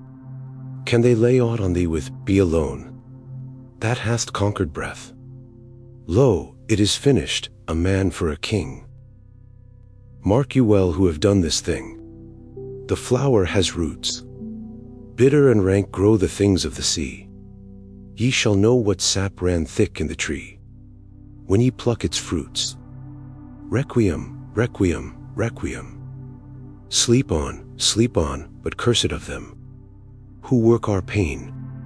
A wild marsh blossom shall blow again from a buried root in the slime of men, on the day of the great red rain. Philadelphia, July 1901. Written in red A. To our living dead in Mexico's struggle. Written in red their protest stands, for the gods of the world to see. On the dooming wall their bodiless hands have blazoned up arson and flaring brands.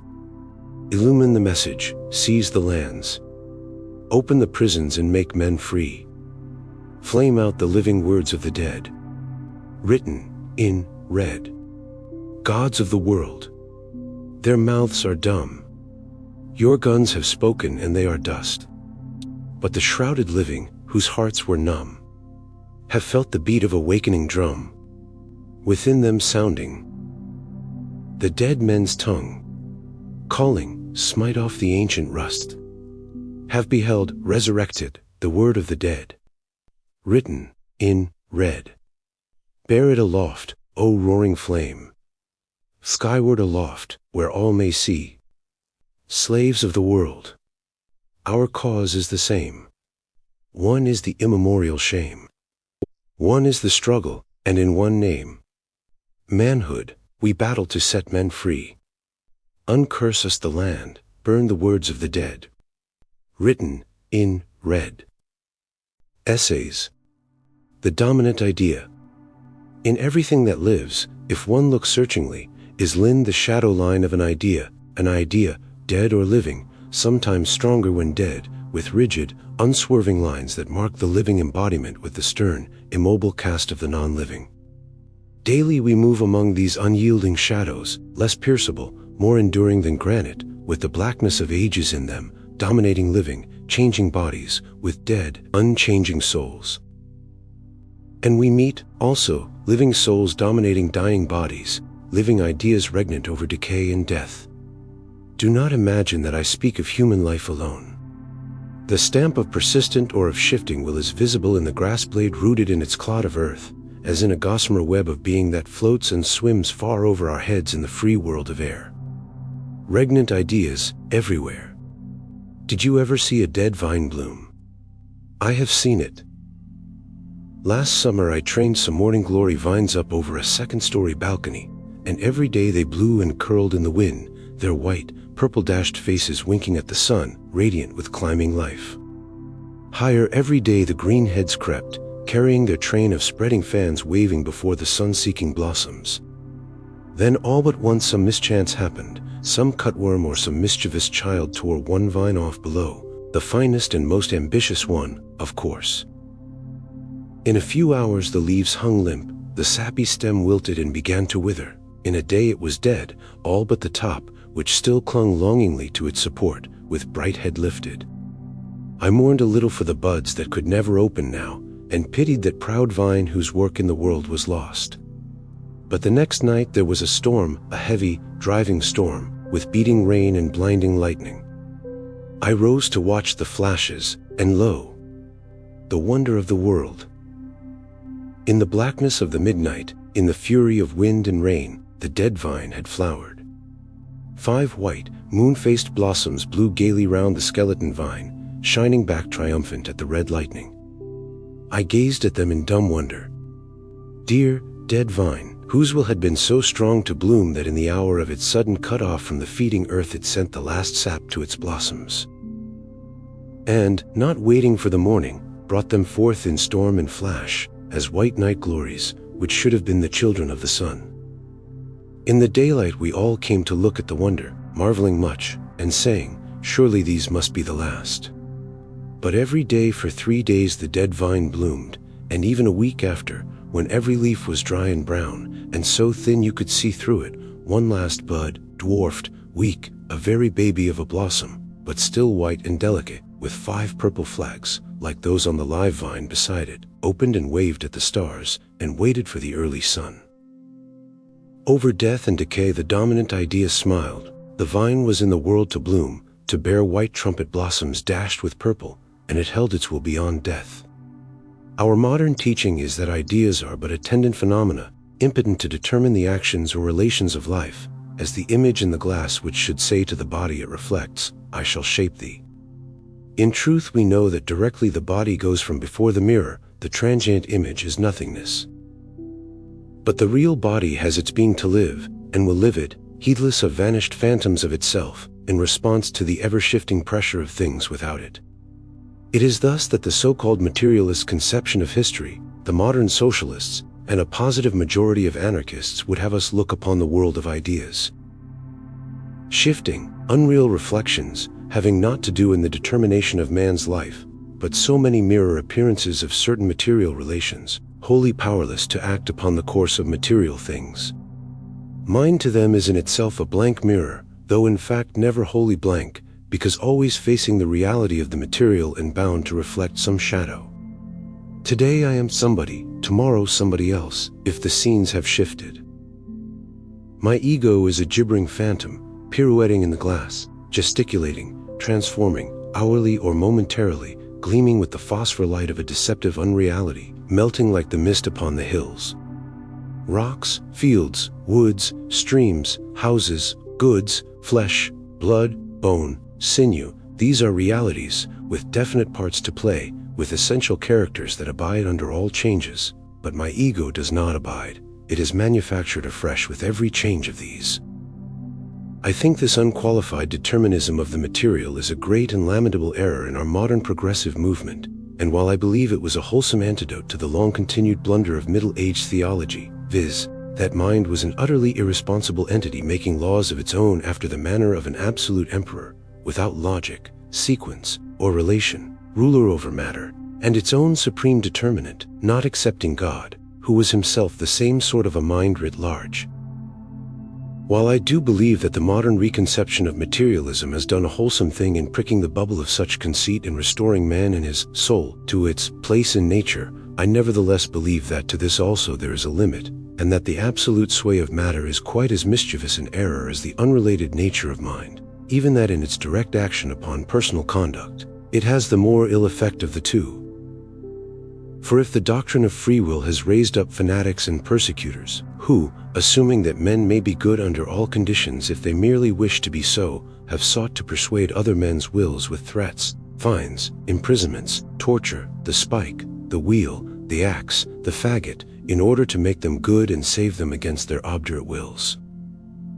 If the doctrine of spiritualism, the soul supreme, has done this, the doctrine of materialistic determinism has produced shifting, self-excusing, worthless, parasitical characters, who are this now and that at some other time, and anything and nothing upon principle. My conditions have made me so, they cry, and there is no more to be said, poor mirror ghosts. How could they help it? To be sure, the influence of such a character rarely reaches so far as that of the principal persecutor. But for every one of the latter, there are 100 of these easy, doughy characters, who will fit any baking tin, to whom determinist self-excusing appeals, so the balance of evil between the two doctrines is about maintained. What we need is a true appraisement of the power and role of the idea. I do not think I am able to give such a true appraisement. I do not think that any one, even much greater intellects than mine, will be able to do it for a long time to come. But I am at least able to suggest it, to show its necessity, to give a rude approximation of it. And first, against the accepted formula of modern materialism, men are what circumstances make them, I set the opposing declaration, circumstances are what men make them, and I contend that both these things are true up to the point where the combating powers are equalized, or one is overthrown. In other words, my conception of mind, or character, is not that it is a powerless reflection of a momentary condition of stuff and form, but an active modifying agent, reacting on its environment and transforming circumstances, sometimes greatly, sometimes, though not often, entirely. All over the kingdom of life, I have said, one may see dominant ideas working, if one but trains his eyes to look for them and recognize them. In the human world there have been many dominant ideas. I cannot conceive that ever, at any time, the struggle of the body before dissolution can have been aught but agony. If the reasoning that insecurity of conditions, the expectation of suffering, are circumstances which make the soul of man uneasy, shrinking, timid, what answer will you give to the challenge of old Ragnar Lodbrog, to that triumphant death song hurled out, not by one cast to his death in the heat of battle, but under slow prison torture, bitten by serpents, and yet singing? The goddesses of death invite me away, now end I my song. The hours of my life are run out. I shall smile when I die. Nor can it be said that this is an exceptional instance, not to be accounted for by the usual operation of general law, for old King Lodbrog the Scolder did only what his fathers did, and his sons and his friends and his enemies, through long generations. They set the force of a dominant idea, the idea of the superascendant ego, against the force of torture and of death, ending life as they wished to end it, with a smile on their lips. But a few years ago, did we not read how the helpless Kaffirs, victimized by the English for the contumacy of the Boers, having been forced to dig the trenches wherein for pleasant sport they were to be shot, were lined up on the edge, and seeing death facing them, began to chant barbaric strains of triumph, smiling as they fell? Let us admit that such exultant defiance was owing to ignorance, to primitive beliefs in gods and hereafters. But let us admit also that it shows the power of an idea dominant. Everywhere in the shells of dead societies, as in the shells of the sea slime, we shall see the force of purposive action, of intent within holding its purpose against obstacles without. I think there is no one in the world who can look upon the steadfast, far-staring face of an Egyptian carving, or read a description of Egypt's monuments, or gaze upon the mummied clay of its old dead men, without feeling that the dominant idea of that people in that age was to be enduring and to work enduring things, with the immobility of their great still sky upon them and the stare of the desert in them. One must feel that whatever other ideas animated them, and expressed themselves in their lives, this was the dominant idea.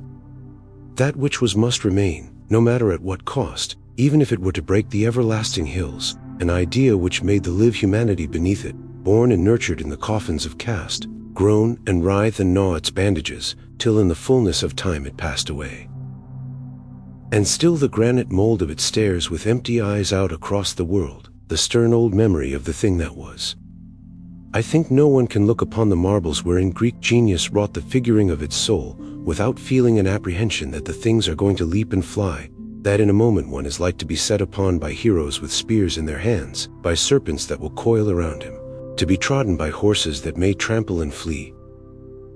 To be smitten by these gods that have as little of the idea of stone in them as a dragonfly, one instant poised upon a wind-swayed petal edge. I think no one can look upon them without realizing at once that those figures came out of the boil of life. They seem like rising bubbles about to float into the air, but beneath them other bubbles rising, and others, there will be no end of it. When one's eyes are upon one group, one feels that behind one, perhaps, a figure is upturning to seize the darts of the air and hurl them on one's head. One must keep whirling to face the miracle that appears about to be wrought, stone leaping. And this though nearly every one has minus some of the glory the old Greek wrought into it so long ago, even the broken stumps of arms and legs live. And the dominant idea is activity, and the beauty and strength of it. Change, swift, ever-circling change. The making of things and the casting of them away, as children cast away their toys, not interested that these shall endure, so that they themselves realize incessant activity. Full of creative power, what matter if the creature perished? So there was an endless procession of changing shapes in their schools, their philosophies, their dramas, their poems, till at last it wore itself to death. And the marvel passed away from the world. But still their marbles lived to show what manner of thoughts dominated them.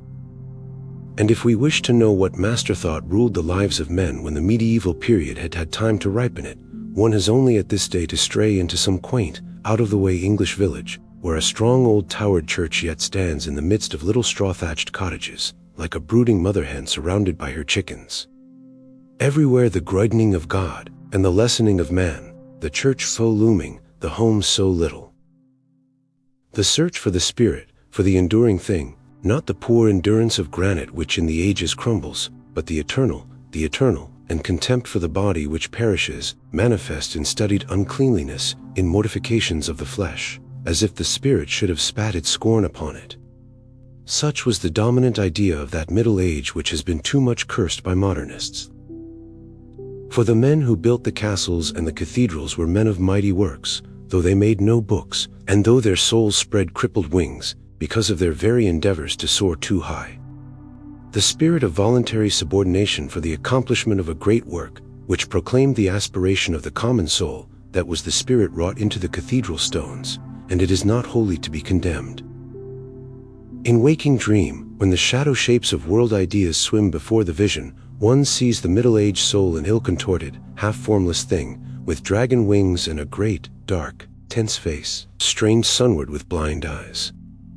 If now we look around us to see what idea dominates our own civilization, I do not know that it is even as attractive as this piteous monster of the old darkness. The relativity of things has altered, man has risen and God has descended. The modern village has better homes and less pretentious churches.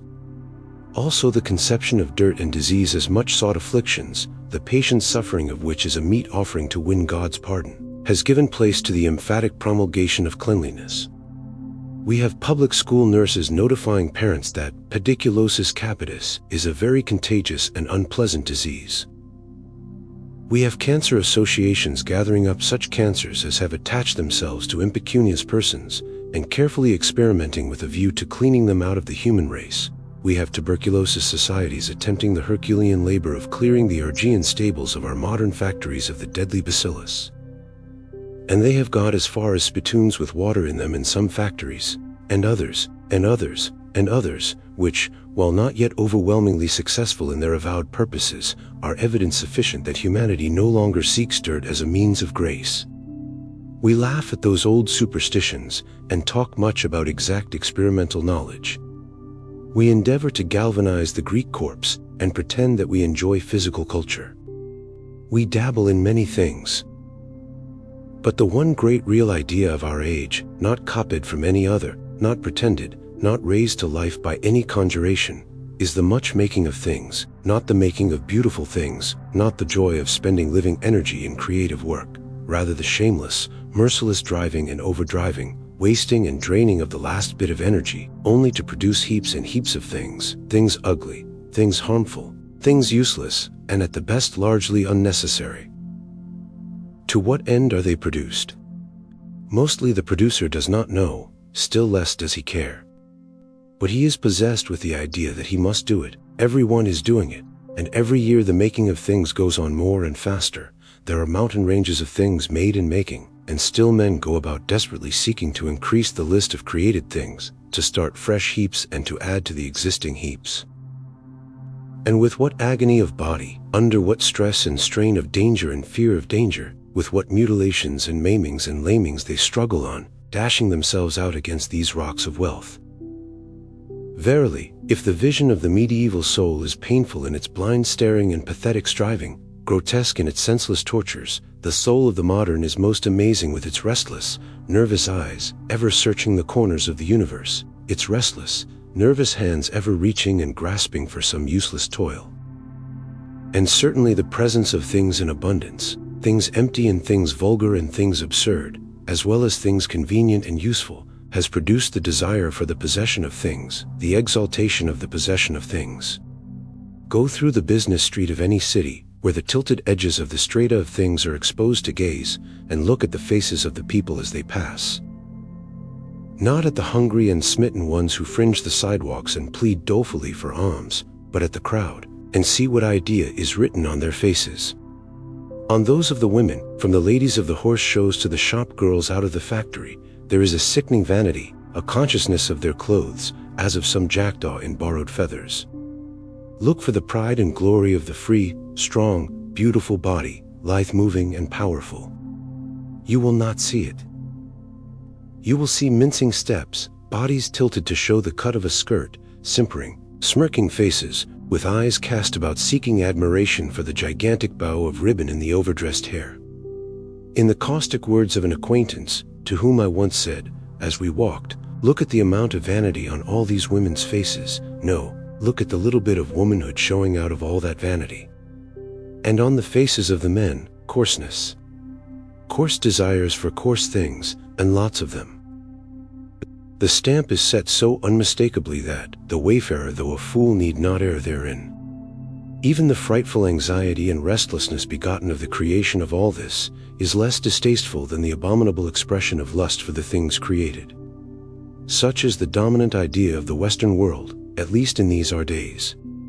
You may see it wherever you look, impressed plainly on things and on men. Very likely, if you look in the glass, you will see it there. And if some archaeologist of a long future shall some day unbury the bones of our civilization, where ashes or flood shall have entombed it, he will see this frightful idea stamped on the factory walls he shall uncover, with their rows and rows of square light holes, their tons upon tons of toothed steel, grinning out of the skull of this our life, its acres of silk and velvet, its square miles of tinsel and shoddy. No glorious marbles of nymphs and fauns, whose dead images are yet so sweet that one might wish to kiss them still, no majestic figures of winged horses, with men's faces and lions' paws casting their colossal symbolism in a mighty spell forward upon time, as those old stone chimeras of Babylon yet do. But meaningless iron giants, of wheels and teeth, whose secret is forgotten, but whose business was to grind men up, and spit them out as housefuls of woven stuffs, bazaars of trash, wherethrough other men might wade. The statues he shall find will bear no trace of mythic dream or mystic symbol.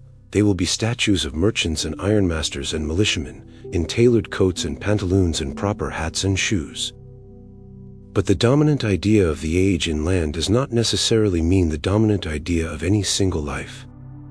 I doubt not that in those long-gone days, far away by the banks of the still Nile, in the abiding shadow of the pyramids, under the heavy burden of other men's stolidity, there went to and fro restless, active, rebel souls who hated all that the ancient society stood for, and with burning hearts sought to overthrow it. I am sure that in the midst of all the agile Greek intellect created, there were those who went about with down-bent eyes, caring nothing for it all, seeking some higher revelation, willing to abandon the joys of life, so that they drew near to some distant, unknown perfection their fellows knew not of. I am certain that in the dark ages, when most men prayed and cowered, and beat and bruised themselves, and sought afflictions, like that's Teresa who said, "Let me suffer, or die," there were some, many, who looked on the world as a chance jest, who despised or pitied their ignorant comrades, and tried to compel the answers of the universe to their questionings, by the patient, quiet searching which came to be modern science. I am sure there were hundreds, thousands of them, of whom we have never heard. And now, today, though the society about us is dominated by thing worship, and will stand so marked for all time, that is no reason any single soul should be. Because the one thing seemingly worth doing to my neighbor, to all my neighbors, is to pursue dollars, that is no reason I should pursue dollars. Because my neighbors conceive they need an inordinate heap of carpets, furniture, clocks, china, glass, tapestries, mirrors, clothes, jewels, and servants to care for them, and detectives to keep an eye on the servants, judges to try the thieves, and politicians to appoint the judges, jails to punish the culprits, and wardens to watch in the jails, and tax collectors to gather support for the wardens, and fees for the tax collectors, and strong houses to hold the fees, so that none but the guardians thereof can make off with them, and therefore, to keep this host of parasites, need other men to work for them, and make the fees. Because my neighbors want all this, is that any reason I should devote myself to such a barren folly, and bow my neck to serve to keep up the gaudy show? Must we, because the Middle Age was dark and blind and brutal, throw away the one good thing it wrought into the fiber of man, that the inside of a human being was worth more than the outside? that to conceive a higher thing than oneself and live toward that is the only way of living worthily. The goal strove for should, and must, be a very different one from that which led the medieval fanatics to despise the body and belabor it with hourly crucifixions. But one can recognize the claims and the importance of the body without therefore sacrificing truth, honor, simplicity, and faith to the vulgar gods of body service, whose very declarations debase the thing they might be supposed to exalt. I have said before that the doctrine that men are nothing and circumstance is all has been, and is, the bane of our modern social reform movements. Our youth, themselves animated by the spirit of the old teachers who believed in the supremacy of ideas, even in the very hour of throwing away that teaching, look with burning eyes to the social East, and believe that wonders of revolution are soon to be accomplished. In their enthusiasm they foreread the gospel of circumstances to mean that very soon the pressure of material development must break down the social system. They give the rotten thing but a few years to last, and then they themselves shall witness the transformation, partake in its joys. The few years pass away and nothing happens. Enthusiasm cools. Behold these same idealists then, successful businessmen, professionals, property owners, money lenders, creeping into the social ranks they once despised, pitifully, contemptibly, at the skirts of some impecunious personage to whom they have lent money, or done some professional service gratis. Behold them lying, cheating, tricking, flattering, buying and selling themselves for any frippery, any cheap little pretense.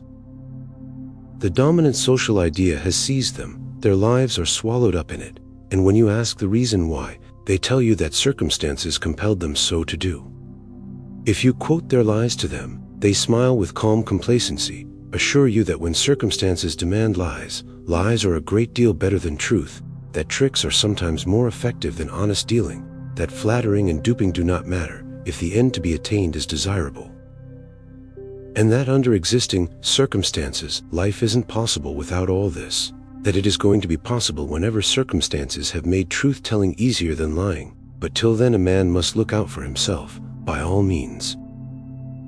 And so the cancer goes on rotting away the moral fiber, and the man becomes a lump, a squash, a piece of slippery slime, taking all shapes and losing all shapes, according to what particular hole or corner he wishes to glide into, a disgusting embodiment of the moral bankruptcy begotten by thing worship. Had he been dominated by a less material conception of life, had his will not been rotted by the intellectual reasoning of it out of its existence, by its acceptance of its own nothingness, the unselfish aspirations of his earlier years would have grown and strengthened by exercise and habit, and his protest against the time might have been enduringly written, and to some purpose. Will it be said that the Pilgrim Fathers did not hew, out of the New England ice and granite, the idea which gathered them together out of their scattered and obscure English villages, and drove them in their frail ships over the Atlantic in midwinter, to cut their way against all opposing forces? Were they not common men, subject to the operation of common law? Will it be said that circumstances aided them? When death, disease, hunger, and cold had done their worst, not one of those remaining was willing by an easy lie to return to material comfort and the possibility of long days. Had our modern social revolutionists the vigorous and undaunted conception of their own powers that these had, our social movements would not be such pitiful abortions, corroded even before the outward flecks appear. Give a labor leader a political job, and the system becomes all right, laugh our enemies. And they point mockingly to Terence Powderly and his like, and they quote John Burns, who as soon as he went into Parliament declared, "The time of the agitator is past, the time of the legislator has come." Let an anarchist marry an heiress, and the country is safe. They sneer, and they have the right to sneer. But would they have that right, could they have it, if our lives were not in the first instance dominated by more insistent desires than those we would fain have others think we hold most dear? It is the old story, aim at the stars, and you may hit the top of the gatepost, but aim at the ground, and you will hit the ground. It is not to be supposed that anyone will attain to the full realization of what he purposes, even when those purposes do not involve united action with others. He will fall short, he will in some measure be overcome by contending or inert opposition. But something he will attain, if he continues to aim high. What, then, would I have? You ask. I would have men invest themselves with the dignity of a name higher than the chase for wealth. Choose a thing to do in life outside of the making of things, and keep it in mind, not for a day, nor a year, but for a lifetime. And then keep faith with themselves. Not be alike, O love, today professing this, then tomorrow that, and easily reading oneself out of both whenever it becomes convenient, not advocating a thing today, and tomorrow kissing its enemy's sleeve, with that weak, coward cry in the mouth, circumstances make me. Take a good look into yourself, and if you love things and the power and the plenitude of things better than you love your own dignity, human dignity, oh, say so, say so. Say it to yourself and abide by it. But do not blow hot and cold in one breath. Do not try to be a social reformer and a respected possessor of things at the same time. Do not preach the straight and narrow way while going joyously upon the wide one. Preach the wide one, or do not preach at all, but do not fool yourself by saying you would like to help usher in a free society, but you cannot sacrifice an armchair for it. Say honestly, I love armchairs better than free men, and pursue them because I choose, not because circumstances make me. I love hats, large, large hats, with many feathers and great bows, and I would rather have those hats than trouble myself about social dreams that will never be accomplished in my day. The world worships hats, and I wish to worship with them. But if you choose the liberty and pride and strength of the single soul, and the free fraternization of men, as the purpose which your life is to make manifest, then do not sell it for tinsel. Think that your soul is strong and will hold its way, and slowly, through bitter struggle perhaps, the strength will grow. And the foregoing of possessions for which others barter the last possibility of freedom will become easy. At the end of life you may close your eyes, saying, I have not been dominated by the dominant idea of my age, I have chosen mine own allegiance, and served it. I have proved by a lifetime that there is that in man which saves him from the absolute tyranny of circumstance, which in the end conquers and remolds circumstance, the immortal fire of individual will, which is the salvation of the future. Let us have men who will say a word to their souls and keep it not when it is easy, but keep it when it is hard. Keep it when the storm roars and there is a white-streaked sky and blue thunder before, and one's eyes are blinded and one's ears deafened with the war of opposing things, and keep it under the long leaden sky and the gray dreariness that never lifts. Hold unto the last, that is what it means to have a dominant idea, where the same idea has been worked out by a whole and unmake circumstance. Anarchism. There are two spirits abroad in the world, the spirit of caution, the spirit of dare, the spirit of quiescence, the spirit of unrest, the spirit of immobility, the spirit of change, the spirit of hold fast to that which you have, the spirit of let go and fly to that which you have not. The spirit of the slow and steady builder, careful of its labors, loath to part with any of its achievements, wishful to keep, and unable to discriminate between what is worth keeping and what is better cast aside, and the spirit of the inspirational destroyer, fertile in creative fancies, volatile, careless in its luxuriance of effort, inclined to cast away the good together with the bad. Society is a quivering balance, eternally struck afresh, between these two. Those who look upon man, as most anarchists do, as a link in the chain of evolution, see in these two social tendencies the sum of the tendencies of individual men, which in common with the tendencies of all organic life are the result of the action and counteraction of inheritance and adaptation. Inheritance, continually tending to repeat what has been, long after it is outgrown, adaptation continually tending to break down forms. The same tendencies under other names are observed in the inorganic world as well, and anyone who is possessed by the modern scientific mania for monism can easily follow out the line to the vanishing point of human knowledge. There has been, in fact, a strong inclination to do this among a portion of the more educated anarchists, who having been working men first and anarchists by reason of their instinctive hatred to the boss, later became students and, swept away by their undigested science, immediately conceived that it was necessary to fit their anarchism to the revelations of the microscope, else the theory might as well be given up. I remember with considerable amusement a heated discussion some 5 or 6 years since, wherein doctors and embryo doctors sought for a justification of anarchism in the development of the amoeba, while a fledgling engineer searched for it in mathematical quantities. Myself at one time asserted very stoutly that no one could be an anarchist and believe in God at the same time. Others assert as stoutly that one cannot accept the spiritualist philosophy and be an anarchist.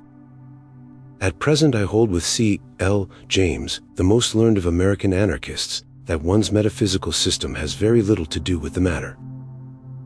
The chain of reasoning which once appeared so conclusive to me, namely, that anarchism being a denial of authority over the individual could not coexist with a belief in a supreme ruler of the universe, is contradicted in a case of Leo Tolstoy, who comes to the conclusion that none has a right to rule another just because of his belief in God, just because he believes that all are equal children of one Father, and therefore none has a right to rule the other.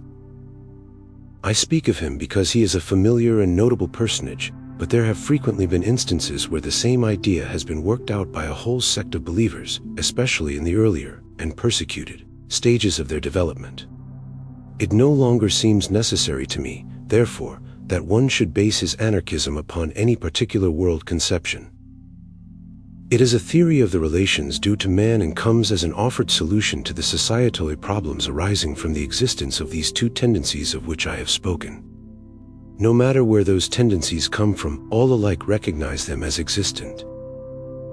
And however interesting the speculation, however fascinating to lose oneself back in the molecular storm world wherein the figure of man is seen merely as a denser, fiercer group, a livelier storm center, moving among others, impinging upon others, but nowhere separate, nowhere exempt from the same necessity that acts upon all other centers of force. It is by no means necessary in order to reason oneself into anarchism.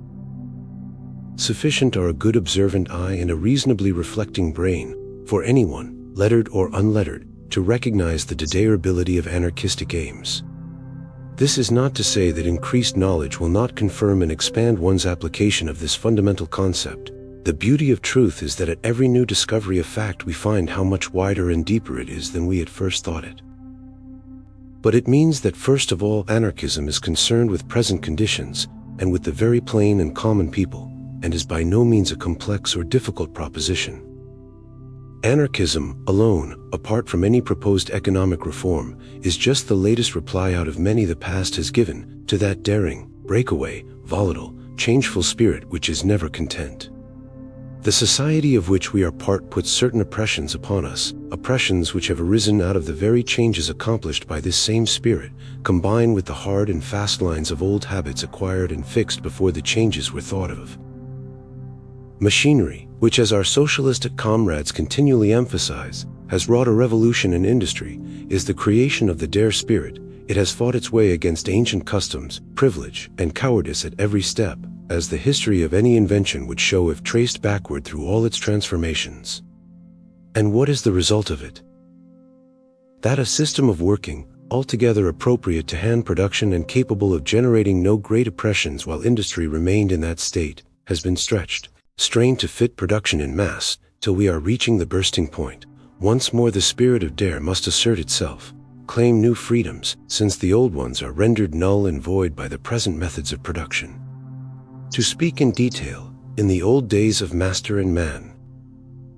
Not so old, but what many of the older workingmen can recall the conditions. The workshop was a fairly easygoing place where employer and employed worked together, knew no class feelings, chummed it out of hours, as a rule were not obliged to rush, and when they were, relied upon the principle of common interest and friendship, not upon a slave owner's power, for overtime assistance. The proportional profit on each man's labor may even have been in general higher, but the total amount possible to be undertaken by one employer was relatively so small that no tremendous aggregations of wealth could arise. To be an employer gave no man power over another's incomings and outgoings, neither upon his speech while at work, nor to force him beyond endurance when busy, nor to subject him to fines and tributes for undesired things, such as ice water, dirty spittoons, cups of undrinkable tea and the like, nor to the unmentionable indecencies of the large factory.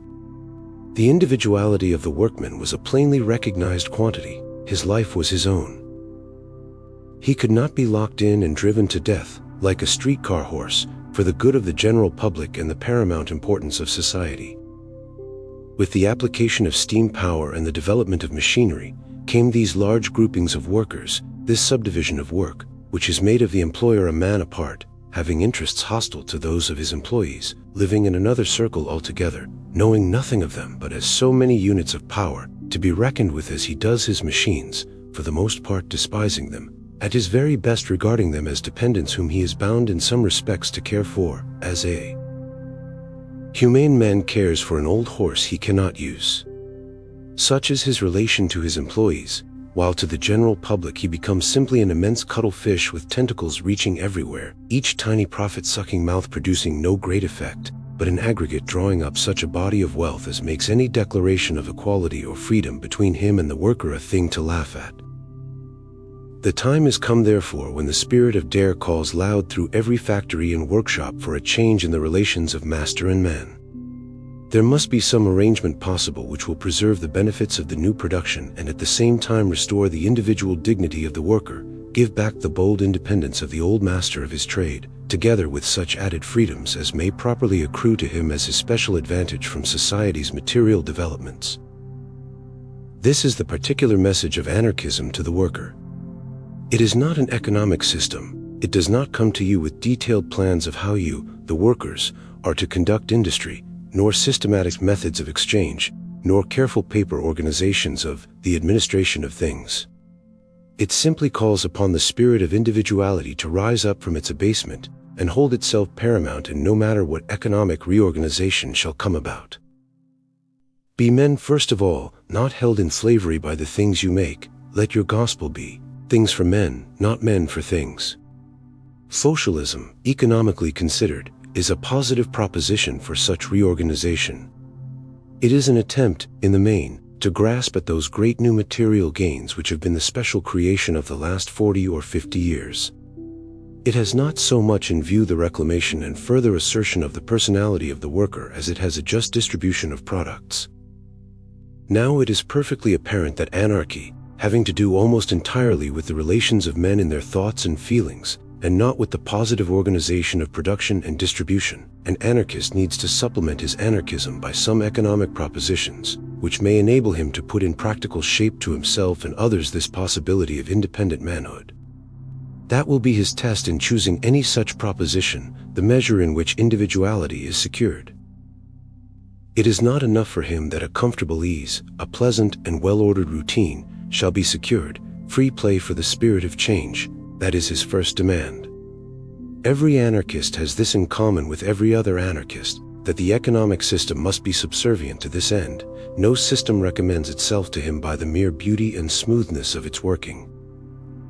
Jealous of the encroachments of the machine, he looks with fierce suspicion upon an arithmetic with men for units, a society running in slots and grooves, with the precision so beautiful to one in whom the love of order is first, but which only makes him sniff, fall.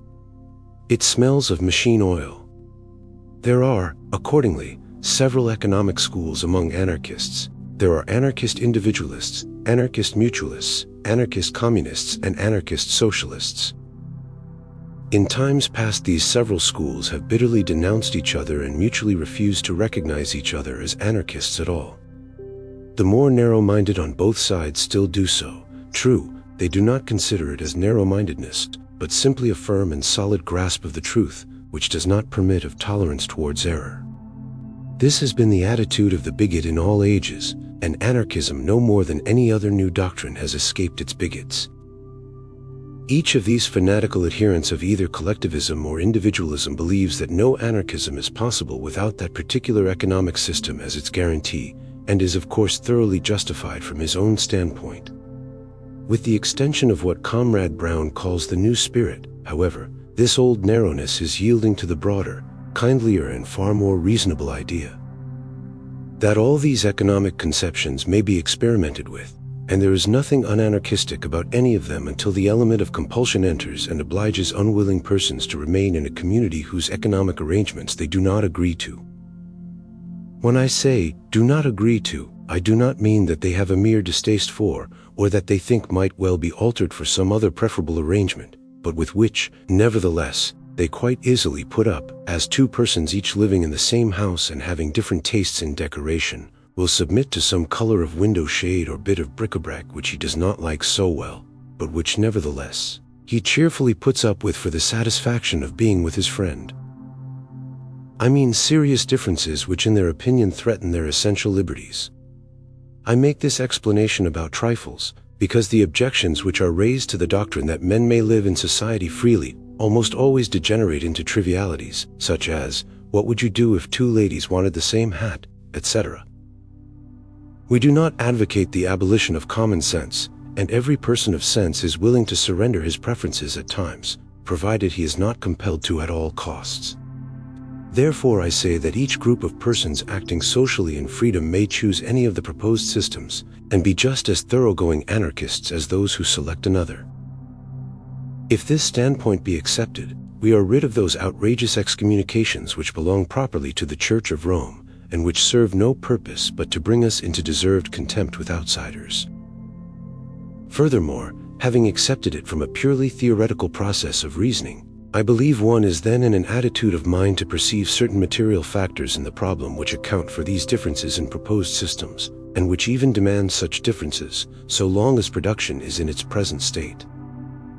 I shall now dwell briefly upon these various propositions, and explain, as I go along, what the material factors are to which I have just alluded. Taking the last first, namely, anarchist socialism, its economic program is the same as that of political socialism in its entirety. I mean before the working of practical politics has frittered the socialism away into a mere list of governmental ameliorations. Such anarchist socialists hold that the state, the centralized government, has been and ever will be the business agent of the property-owning class, that it is an expression of a certain material condition purely, and with the passing of that condition the state must also pass, that socialism, meaning the complete taking over of all forms of property from the hands of men,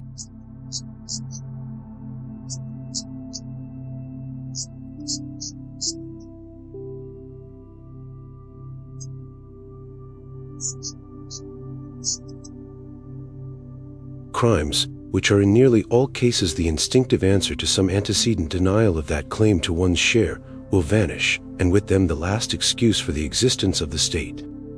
They do not, as a rule, look forward to any such transformations in the material aspect of society as some of the rest of us do. A Londoner once said to me that he believed London would keep on growing, the flux and reflex of nations keep on pouring through its serpentine streets, its 100,000 buses keep on jaunting just the same, and all that tremendous traffic which fascinates and horrifies continue rolling like a great flood up and down, like the sea sweep, after the realization of anarchism, as it does now. That Londoner's name was John Turner. He said, on the same occasion, that he believed thoroughly in the economics of socialism.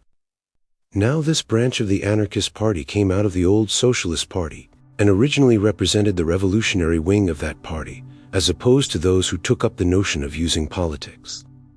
And I believe the material reason which accounts for their acceptance of that particular economic scheme is this: of course it applies to all European socialists, that the social development of Europe is a thing of long-continued history, that almost from time immemorial there has been a recognized class struggle, that no workman living, nor yet his father, nor his grandfather, nor his great-grandfather has seen the land of Europe pass in vast blocks from an unclaimed public inheritance into the hands of an ordinary individual like himself, without a title or any distinguishing mark above himself, as we in America have seen. The land and the landholder have been to him always unapproachable quantities, a recognized source of oppression, class, and class possession.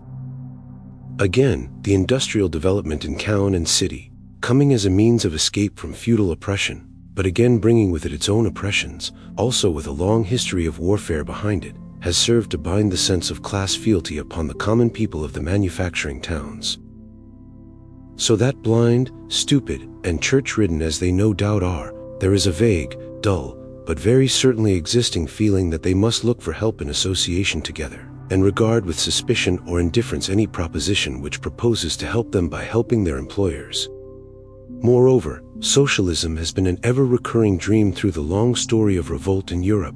Anarchists, like others, are born into it.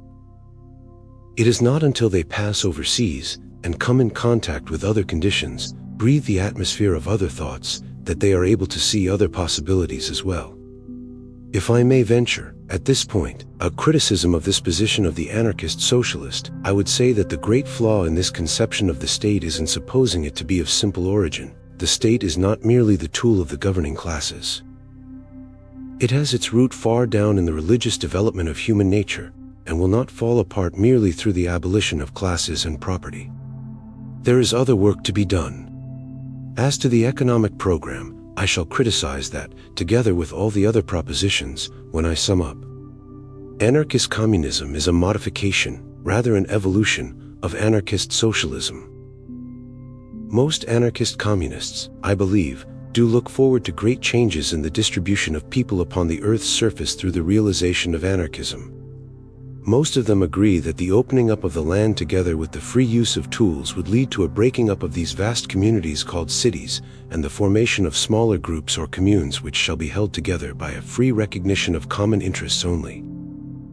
While socialism looks forward to a further extension of the modern triumph of commerce, which is that it has brought the products of the entire earth to your doorstep, free communism looks upon such a fever of exportation and importation as an unhealthy development, and expects rather a more self-reliant development of home resources, doing away with the massive supervision required for the systematic conduct of such world exchange.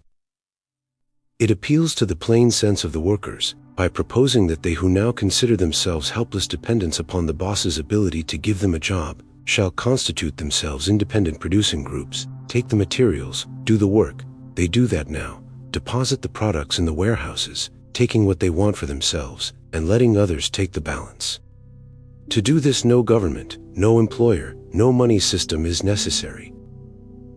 There is only necessary a decent regard for one's own and one's fellow workers' selfhood.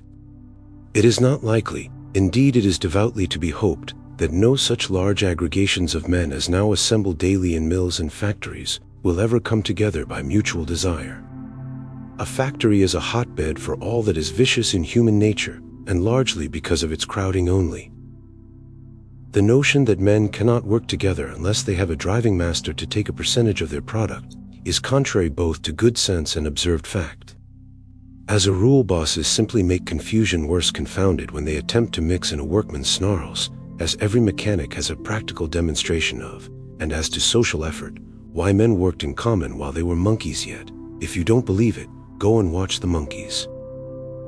They don't surrender their individual freedom either. In short, the real workmen will make their own regulations, decide when and where and how things shall be done. It is not necessary that the projector of an anarchist communist society shall say in what manner separate industries shall be conducted, nor do they presume to. He simply conjures the spirit of dare and do in the plainest workman, says to them, "It is you who know how to mine, how to dig, how to cut. You will know how to organize your work without a dictator. We cannot tell you, but we have full faith that you will find the way yourselves. You will never be free men until you acquire that same self-faith." As to the problem of the exact exchange of equivalents which so frets the reformers of other schools, to him it does not exist. So there is enough, who cares? The sources of wealth remain indivisible forever. Who cares if one has a little more or less, so all have enough? Who cares if something goes to waste? Let it waste. The rotted apple fertilizes the ground as well as if it had comforted the animal economy first. And, indeed, you who worry so much about system and order and adjustment of production to consumption, you waste more human energy in making your account than the precious calculation is worth. Hence money with all its revenue of complications and trickeries is abolished. Small, independent, self-resourceful, freely cooperating communes, this is the economic ideal which is accepted by most of the anarchists of the old world today. As to the material factor which developed this ideal among Europeans, it is the recollection and even some still remaining vestiges of the medieval village commune, those oases in the great Sahara of human degradation presented in the history of the Middle Ages, when the Catholic Church stood triumphant upon man in the dust. Such is the ideal glamoured with the dead gold of a sun which has set, which gleams through the pages of Morris and Kropotkin. We in America never knew the village commune. White civilization struck our shores in a broad tide sheet and swept over the country inclusively. Among us was never seen the little commune growing up from a state of barbarism independently, out of primary industries, and maintaining itself within itself. There was no gradual change from the mode of life of the native people to our own. There was a wiping out and a complete transplantation of the latest form of European civilization. The idea of the little commune, therefore, comes instinctively to the anarchists of Europe, particularly the continental ones. With them it is merely the conscious development of a submerged instinct. With Americans it is an importation. I believe that most anarchist communists avoid the blunder of the socialists in regarding the state as the offspring of material conditions purely, though they lay great stress upon its being the rule of property, and contend that in one form or another the state will exist so long as there is property at all. I pass to the extreme individualists, those who hold to the tradition of political economy, and are firm in the idea that the system of employer and employed, buying and selling, banking, and all the other essential institutions of commercialism, centering upon private property, are in themselves good, and are rendered vicious merely by the interference of the state. Their chief economic propositions are: land to be held by individuals or companies for such time and in such allotments as they use only, redistribution to take place as often as the members of the community shall agree, what constitutes use to be decided by each community, presumably in town meeting assembled, disputed cases to be settled by a so-called free jury to be chosen by lot out of the entire group. Members not coinciding in the decisions of the group to betake themselves to outlying lands not occupied, without let or hindrance from any one. Money to represent all staple commodities, to be issued by whomsoever pleases. Naturally, it would come to individuals depositing their securities with banks and accepting bank notes in return. Such bank notes representing the labor expended in production and being issued in sufficient quantity, there being no limit upon anyone starting in the business. Whenever interest began to rise, more banks would be organized, and thus the rate per cent would be constantly checked by competition.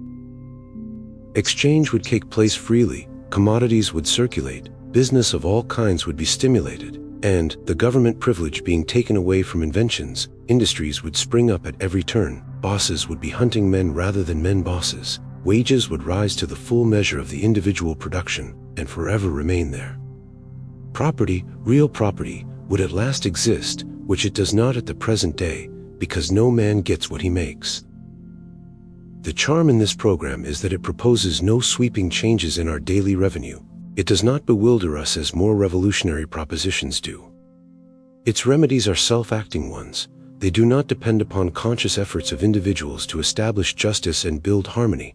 Competition and freedom is the great automatic valve which opens or closes as demands increase or diminish, and all that is necessary is to let well enough alone and not attempt to assist it.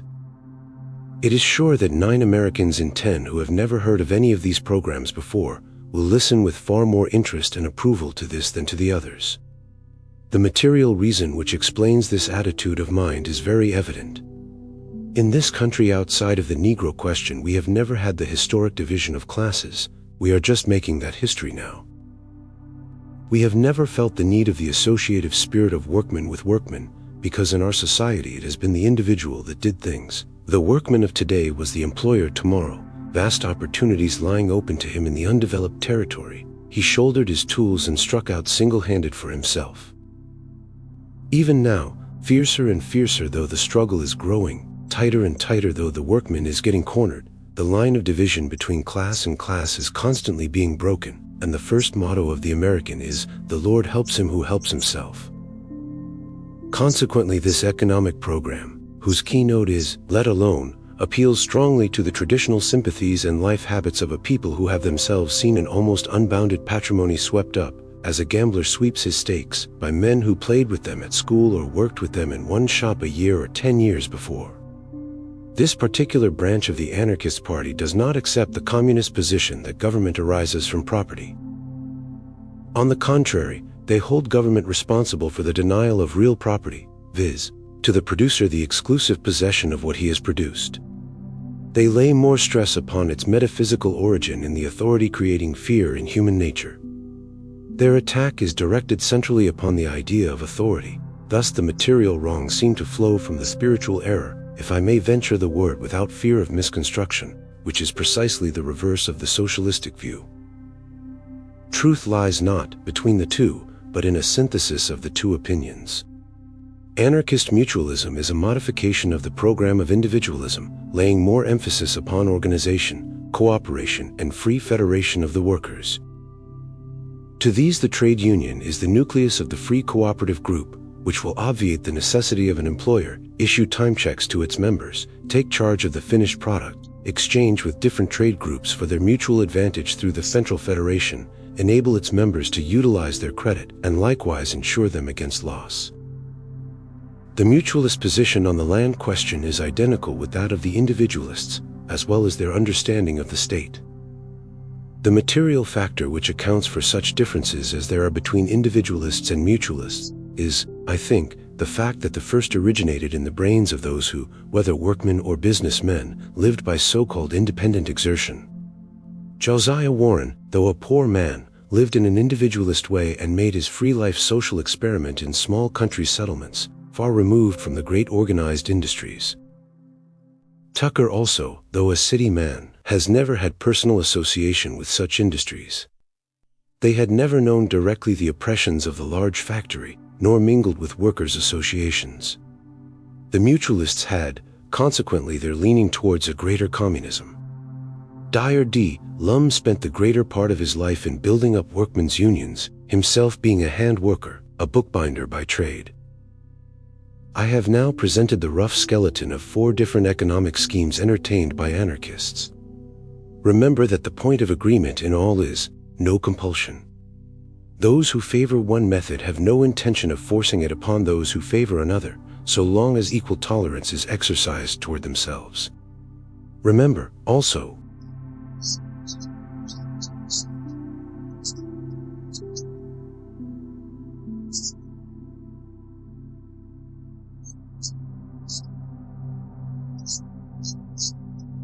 if he saw that another worked better. For myself, I believe that all these and many more could be advantageously tried in different localities. I would see the instincts and habits of the people express themselves in a free choice in every community, and I am sure that distinct environments would call out distinct adaptations. Personally, while I recognize that liberty would be greatly extended under any of these economies, I frankly confess that none of them satisfies me. Socialism and communism both demand a degree of joint effort and administration which would beget more regulation than is wholly consistent with ideal anarchism. Individualism and mutualism, resting upon property, involve the development of the private policeman not at all compatible with my notions of freedom. My ideal would be a condition in which all natural resources would be forever free to all, and the worker individually able to produce for himself sufficient for all his vital needs, if he so chose, so that he need not govern his working or not working by the times and seasons of his fellows. I think that time may come, but it will only be through the development of the modes of production and the taste of the people. Meanwhile, we all cry with one voice for the freedom to try. Are these all the aims of anarchism? They are just the beginning. They are an outline of what is demanded for the material producer. If as a worker, you think no further than how to free yourself from the horrible bondage of capitalism, then that is the measure of anarchism for you. But you yourself put the limit there, if there it is put. Immeasurably deeper, immeasurably higher, dips and soars the soul which has come out of its casement of custom and cowardice, and dared to claim itself. Once to stand unflinchingly on the brink of that dark gulf of passions and desires, once at last to send a bold, straight-driven gaze down into the volcanic me, once, and in that once forever, to throw off the command to cover and flee from the knowledge of that abyss, nay, to dare it to hiss and seethe if it will, and make us writhe and shiver with its force. Once and forever to realize that one is not a bundle of well-regulated little reasons bound up in the front room of the brain to be sermonized and held in order with copybook maxims or moved and stopped by a syllogism, but a bottomless depth of all strange sensations, a rocking sea of feeling wherever sweep strong storms of unaccountable hate and rage, invisible contortions of disappointment, low ebbs of meanness, quakings and shudderings of love that drives to madness and will not be controlled, hungerings and moanings and sobbing that smite upon the inner ear, now first bent to listen, as if all the sadness of the sea and the wailing of the great pine forests of the north had met to weep together there in that silence audible to you alone. To look down into that, to know the blackness, the midnight, the dead ages in oneself, to feel the jungle and the beast within, and the swamp and the slime, and the desolate desert of the heart's despair. To see, to know, to feel to the uttermost, and then to look at one's fellow, sitting across from one in the streetcar, so decorous, so well got up, so nicely combed and brushed and oiled, and to wonder what lies beneath that commonplace exterior, to picture the cavern in him which somewhere far below has a narrow gallery running into your own, to imagine the pain that racks him to the fingertips perhaps while he wears that placid iron shirt front countenance. To conceive how he too shudders at himself and writhes and flees from the lava of his heart and aches in his prison house, not daring to see himself, to draw back respectfully from the self-gate of the plainest, most unpromising creature, even from the most debased criminal, because one knows the nonentity and the criminal in oneself, to spare all condemnation, how much more trial and sentence, because one knows the stuff of which man is made and recoils at nothing since all is in himself. This is what anarchism may mean to you. It means that to me. And then, to turn cloudward, starward, skyward, and let the dreams rush over one, no longer awed by outside powers of any order, recognizing nothing superior to oneself, painting endless pictures, creating unheard symphonies that sing dream sounds to you alone, extending sympathies to the dumb brutes as equal brothers, kissing the flowers as one did when a child, letting oneself go free beyond the bounds of what fear and custom call the possible. This too anarchism may mean to you, if you dare to apply it so. And if you do some day, if sitting at your workbench, you see a vision of surpassing glory, some picture of that golden time when there shall be no prisons on the earth, nor hunger, nor houselessness, nor accusation, nor judgment, and hearts open as printed leaves, and candid as fearlessness, if then you look across at your low-browed neighbor, who sweats and smells and curses at his toil, remember that as you do not know his depth, neither do you know his height. He too might dream if the yoke of custom and law and dogma were broken from him. Even now you know not what blind, bound, motionless chrysalis is working there to prepare its winged thing. Anarchism means freedom to the soul as to the body, in every aspiration, every growth. A few words as to the methods. In times past, anarchists have excluded each other on these grounds also. Revolutionists contemptuously said, Quaker, of peace men, savage communists anathematized the Quakers in return. This too is passing. I say this, all methods are to the individual capacity and decision. There is Tolstoy, Christian, non-resistant, artist.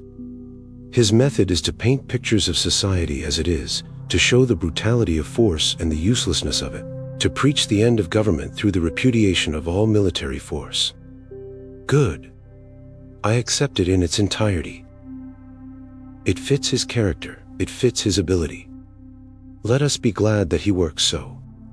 There is John Most, old, work-worn, with the weight of prison years upon him, yet fiercer, bitterer in his denunciations of the ruling class than would require the energy of a dozen younger men to utter, going down the last hills of life, rousing the consciousness of wrong among his fellows as he goes.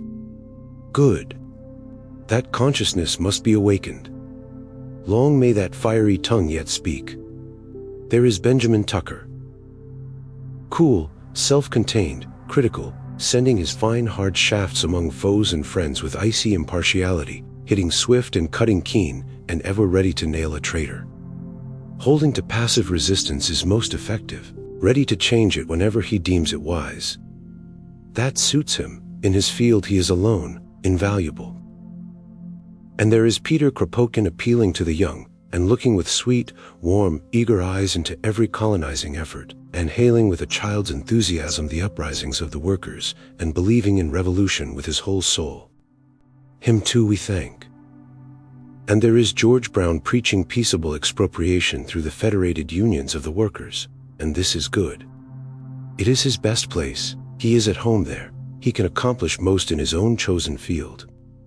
And over there in his coffin cell in Italy lies the man whose method was to kill a king and shock the nations into a sudden consciousness of the hollowness of their law and order. Him too, him and his act, without reserve I accept, and bend in silent acknowledgement of the strength of the man.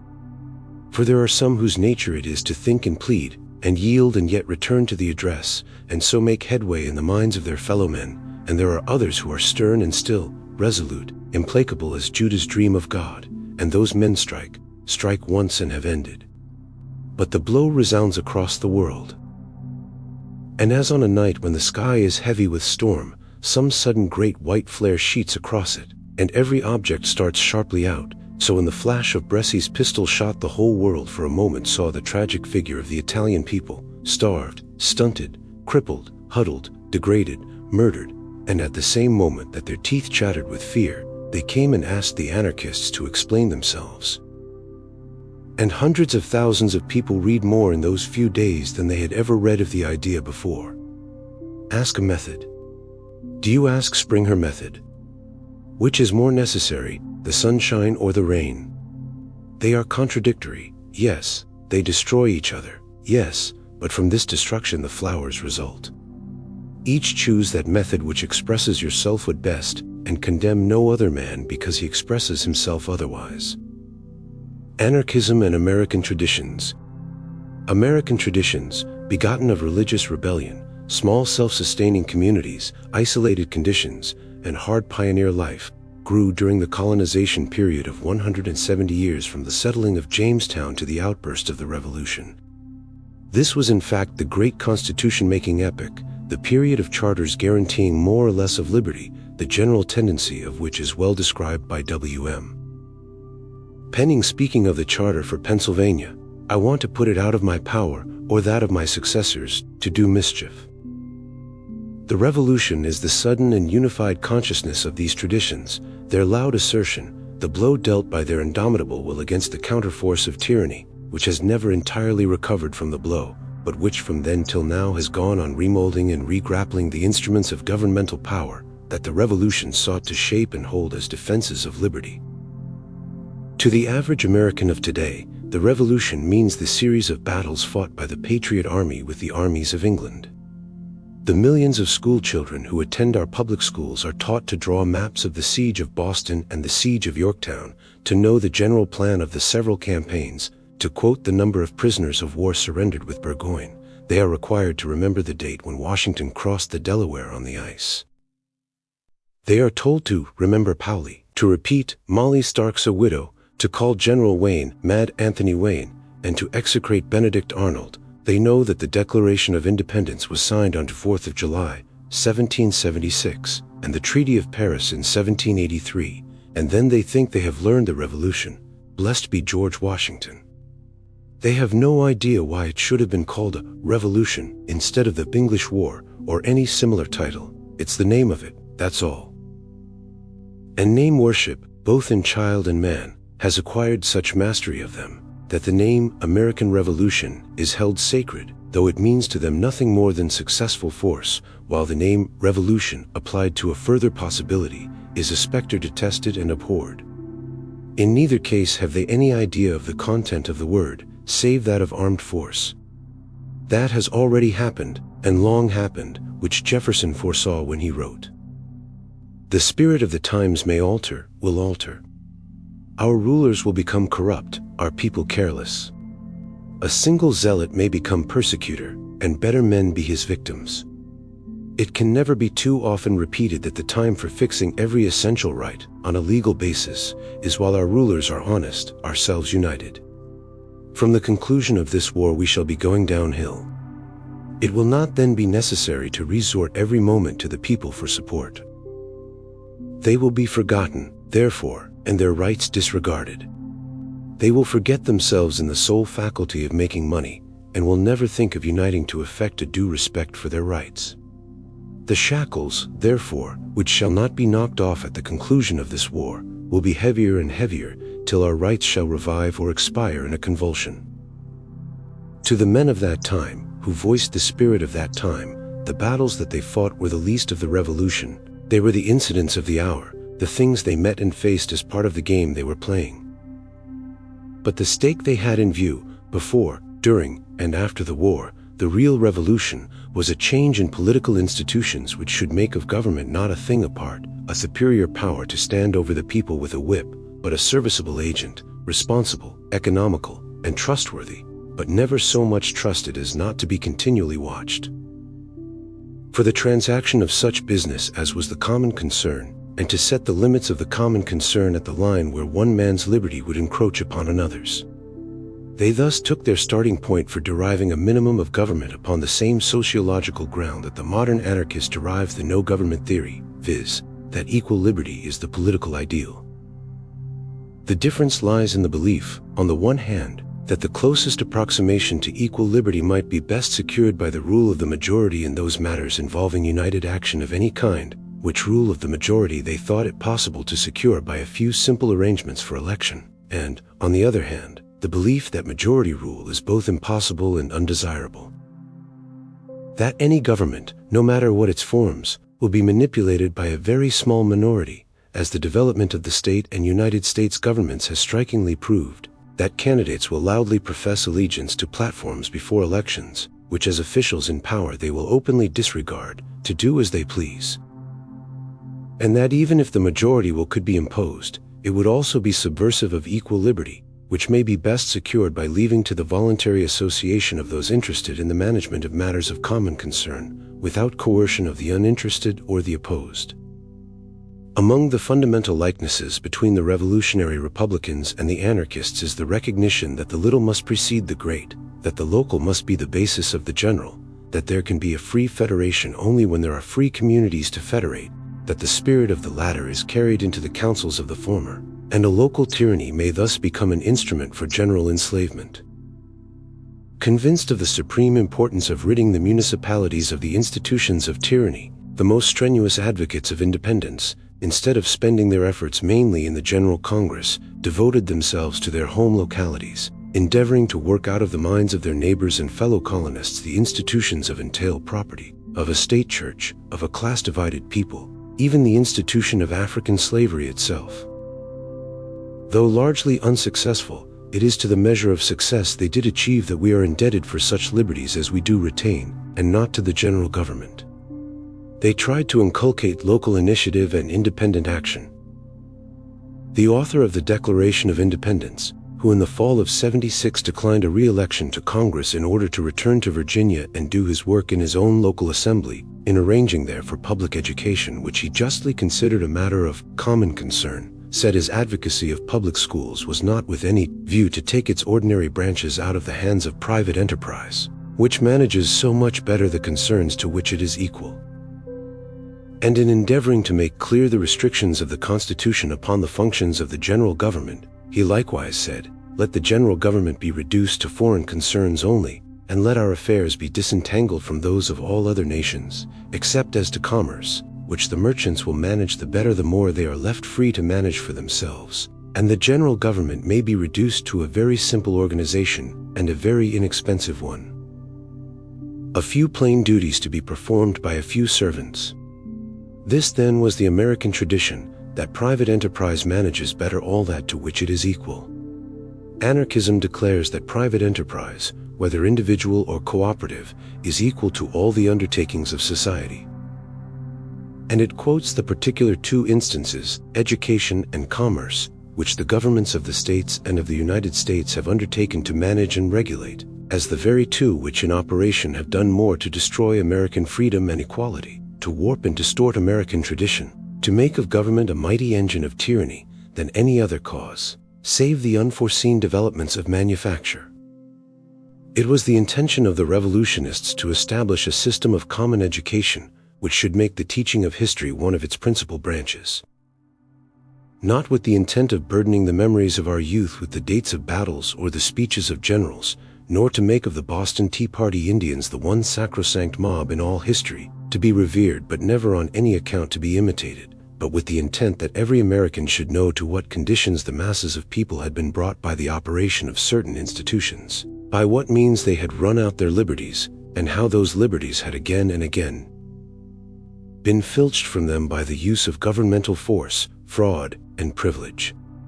Not to breed security, laudation, complacent indolence, passive acquiescence in the acts of a government protected by the label homemade, but to beget a wakeful jealousy, a never-ending watchfulness of rulers, a determination to squelch every attempt of those entrusted with power to encroach upon the sphere of individual action.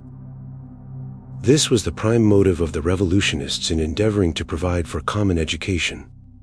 Confidence, said the revolutionists who adopted the Kentucky resolutions, is everywhere the parent of despotism. Free government is founded in jealousy, not in confidence. It is jealousy, not confidence, which prescribes limited constitutions to bind down those whom we are obliged to trust with power. Our Constitution has accordingly fixed the limits to which, and no further, our confidence may go.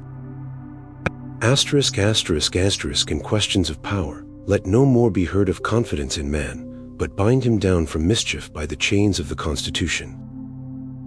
These resolutions were especially applied to the passage of the alien laws by the monarchist party during John Adams' administration, and were an indignant call from the state of Kentucky to repudiate the right of the general government to assume undelegated powers, for, said they, to accept these laws would be to be bound by laws made, not with our consent, but by others against our consent. That is, to surrender the form of government we have chosen, and to live under one deriving its powers from its own will, and not from our authority. Resolutions identical in spirit were also passed by Virginia the following month. In those days the states still considered themselves supreme, the general government subordinate. To inculcate this proud spirit of the supremacy of the people over their governors was to be the purpose of public education. Pick up today any common school history, and see how much of this spirit you will find therein. On the contrary, from cover to cover you will find nothing but the cheapest sort of patriotism, the inculcation of the most unquestioning acquiescence in the deeds of government, a lullaby of rest, security, confidence. The doctrine that the law can do no wrong, a te deum in praise of the continuous encroachments of the powers of the general government upon the reserved rights of the states, shameless falsification of all acts of rebellion, to put the government in the right and the rebels in the wrong, pyrotechnic glorifications of union, power, and force, and the complete ignoring of the essential liberties to maintain which was the purpose of the revolutionists. The anti-anarchist law of post-McKinley passage, a much worse law than the Alien and Sedition Acts which roused the wrath of Kentucky and Virginia to the point of threatened rebellion, is exalted as a wise provision of our all-seeing Father in Washington. Such is the spirit of government-provided schools. Ask any child what he knows about Shays's rebellion, and he will answer, "Oh, some of the farmers couldn't pay their taxes, and Shays led a rebellion against the courthouse at Worcester, so they could burn up the deeds. And when Washington heard of it, he sent over an army quick and taught them a good lesson. And what was the result of it?" The result? Why? The result was, oh yes, I remember. The result was they saw the need of a strong federal government to collect the taxes and pay the debts. Ask if he knows what was said on the other side of the story. Ask if he knows that the men who had given their goods and their health and their strength for the freeing of the country now found themselves cast into prison for debt, sick, disabled, and poor, facing a new tyranny for the old. That their demand was that the land should become the free communal possession of those who wished to work it, not subject to tribute, and the child will answer, no. Ask him if he ever read Jefferson's letter to Madison about it, in which he says, "Societies exist under three forms, sufficiently distinguishable. 1. Without government, as among our Indians. 2. Under government wherein the will of every one has a just influence, as is the case in England in a slight degree, and in our states in a great one. 3. Under government of force, as is the case in all other monarchies, and in most of the other republics. To have an idea of the curse of existence in these last, they must be seen. It is a government of wolves over sheep. It is a problem not clear in my mind that the first condition is not the best. But I believe it to be inconsistent with any great degree of population. The second state has a great deal of good in it. It has its evils, too, the principal of which is the turbulence to which it is subject. But even this evil is productive of good. It prevents the degeneracy of government, and nourishes a general attention to public affairs. I hold that a little rebellion now and then is a good thing." Or to another correspondent, "God forbid that we should ever be 20 years without such a rebellion. What country can preserve its liberties if its rulers are not warned from time to time that the people preserve the spirit of resistance? Let them take up arms. The tree of liberty must be refreshed from time to time with the blood of patriots and tyrants. It is its natural manure. Ask any school child if he was ever taught that the author of the Declaration of Independence, one of the great founders of the Common School, said these things, and he will look at you with open mouth and unbelieving eyes. Ask him if he ever heard that the man who sounded the bugle note in the darkest hour of the crisis, who roused the courage of the soldiers when Washington saw only mutiny and despair ahead, ask him if he knows that this man also wrote, "Government at best is a necessary evil, at worst an intolerable one," and if he is a little better informed than the average he will answer, "Oh well, he was an infidel." Catechize him about the merits of the Constitution which he has learned to repeat like a Poe parrot, and you will find his chief conception is not of the powers withheld from Congress, but of the powers granted. Such are the fruits of government schools. We, the anarchists, point to them and say, if the believers in liberty wish the principles of liberty taught, let them never entrust that instruction to any government. For the nature of government is to become a thing apart, an institution existing for its own sake, preying upon the people, and teaching whatever will tend to keep it secure in its seat. As the Father said of the governments of Europe, so say we of this government also after a century and a quarter of independence, the blood of the people has become its inheritance, and those who fatten on it will not relinquish it easily. Public education, having to do with the intellect and spirit of a people, is probably the most subtle and far-reaching engine for molding the course of a nation, but commerce, dealing as it does with material things and producing immediate effects, was the force that bore down soonest upon the paper barriers of constitutional restriction and shaped the government to its requirements. Here, indeed, we arrive at the point where we, looking over the 125 years of independence, can see that the simple government conceived by the revolutionary republicans was a foredoomed failure. It was so because of 1. The essence of government itself, 2. The essence of human nature, 3. The essence of commerce and manufacture. Of the essence of government, I have already said, it is a thing apart, developing its own interests at the expense of what opposes it. All attempts to make it anything else fail. In this anarchists agree with the traditional enemies of the revolution, the monarchists, federalists, strong government believers, the Roosevelts of today, the Jays, Marshalls, and Hamiltons of then, that Hamilton, who, as Secretary of the Treasury, devised a financial system of which we are the unlucky heritors, and whose objects were twofold: to puzzle the people and make public finance obscure to those that paid for it, to serve as a machine for corrupting the legislatures, for he avowed the opinion that man could be governed by two motives only, force or interest. Force being then out of the question, he laid hold of interest, the greed of the legislators, to set going an association of persons having an entirely separate welfare from the welfare of their electors, bound together by mutual corruption and mutual desire for plunder. The anarchist agrees that Hamilton was logical and understood the core of government. The difference is that while strong governmentalists believe this is necessary and desirable, we choose the opposite conclusion, in no government whatever. As to the essence of human nature, what our national experience has made plain is this, that to remain in a continually exalted moral condition is not human nature. That has happened which was prophesied. We have gone downhill from the revolution until now. We are absorbed in mere money-getting. The desire for material ease long ago vanquished the spirit of '76. What was that spirit? The spirit that animated the people of Virginia, of the Carolinas, of Massachusetts, of New York, when they refused to import goods from England, when they preferred, and stood by it, to wear coarse homespun cloth, to drink the brew of their own growths, to fit their appetites to the home supply, rather than submit to the taxation of the imperial ministry. Even within the lifetime of the revolutionists, the spirit decayed. The love of material ease has been, in the mass of men and permanently speaking, always greater than the love of liberty. 999 women out of 1,000 are more interested in the cut of a dress than in the independence of their sex. 999 men out of 1,000 are more interested in drinking a glass of beer than in questioning the tax that is laid on it. How many children are not willing to trade the liberty to play for the promise of a new cap or a new dress? This it is which begets the complicated mechanism of society. This it is which, by multiplying the concerns of government, multiplies the strength of government and the corresponding weakness of the people. This it is which begets indifference to public concern, thus making the corruption of government easy. As to the essence of commerce and manufacture, it is this: to establish bonds between every corner of the earth's surface and every other corner, to multiply the needs of mankind and the desire for material possession and enjoyment. The American tradition was the isolation of the states as far as possible. Said they, "We have won our liberties by hard sacrifice and struggle unto death.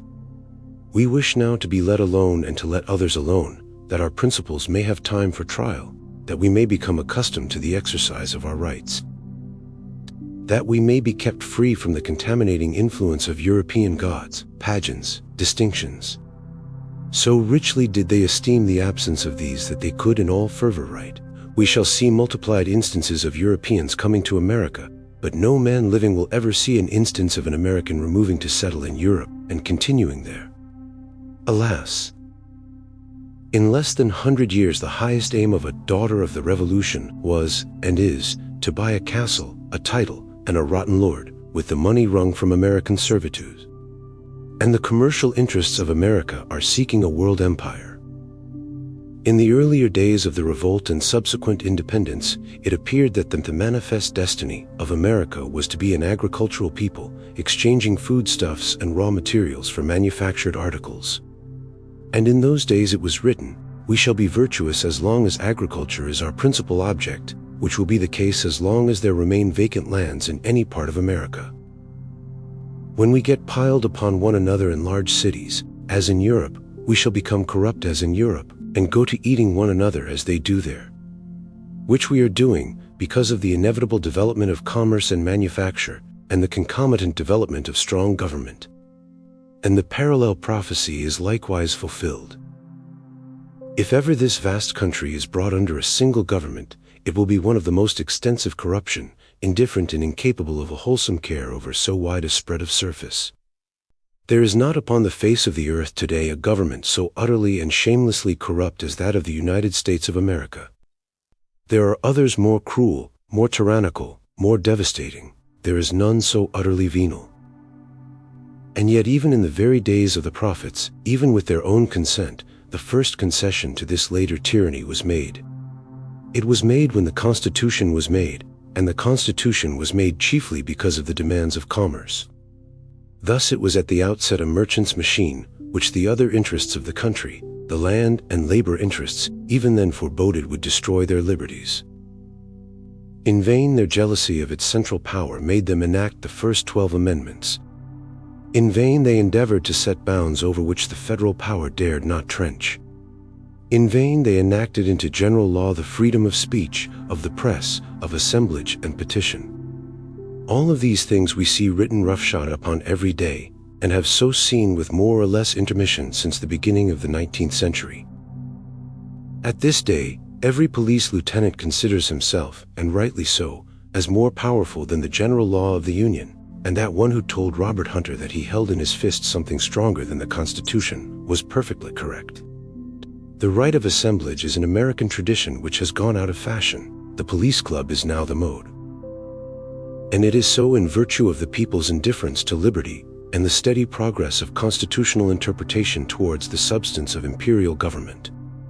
It is an American tradition that a standing army is a standing menace to liberty. In Jefferson's presidency, the army was reduced to 3,000 men. It is American tradition that we keep out of the affairs of other nations. It is American practice that we meddle with the affairs of everybody else from the West to the East Indies, from Russia to Japan, and to do it we have a standing army of 83,251 men. It is American tradition that the financial affairs of a nation should be transacted on the same principles of simple honesty that an individual conducts his own business, viz., that debt is a bad thing, and a man's first surplus earnings should be applied to his debts, that offices and office holders should be few. It is American practice that the general government should always have millions of debt, even if a panic or a war has to be forced to prevent its being paid off.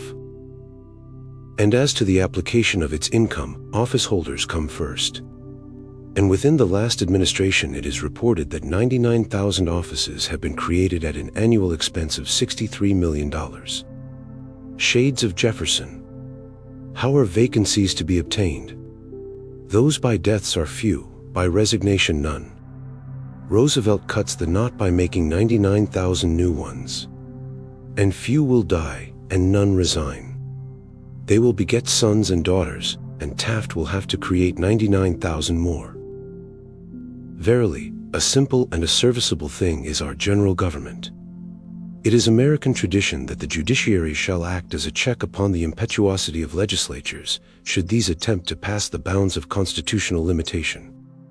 It is American practice that the judiciary justifies every law which trenches on the liberties of the people and nullifies every act of the legislature by which the people seek to regain some measure of their freedom. Again, in the words of Jefferson, "The Constitution is a mere thing of wax in the hands of the judiciary, which they may twist and shape in any form they please." Truly, if the men who fought the good fight for the triumph of simple, honest, free life in that day were now to look upon the scene of their labors, they would cry out together with him who said, "I regret that I am now to die in the belief that the useless sacrifice of themselves by the generation of '76 to acquire self-government and happiness to their country is to be thrown away by the unwise and unworthy passions of their sons, and that my only consolation is to be that I shall not live to see it." And now, what has anarchism to say to all this bankruptcy of republicanism, this modern empire that has grown up on the ruins of our early freedom? We say this, that the sin our fathers sinned was that they did not trust liberty wholly. They thought it possible to compromise between liberty and government, believing the latter to be a necessary evil, and the moment the compromise was made, the whole misbegotten monster of our present tyranny began to grow. Instruments which are set up to safeguard rights become the very whip with which the free are struck. Anarchism says, "Make no laws whatever concerning speech, and speech will be free. So soon as you make a declaration on paper that speech shall be free, you will have 100 lawyers proving that freedom does not mean abuse, nor liberty license, and they will define freedom out of existence. Let the guarantee of free speech be in every man's determination to use it, and we shall have no need of paper declarations."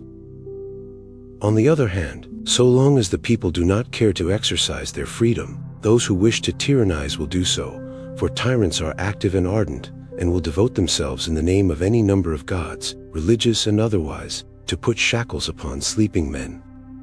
The problem then becomes, is it possible to stir men from their indifference? We have said that the spirit of liberty was nurtured by colonial life.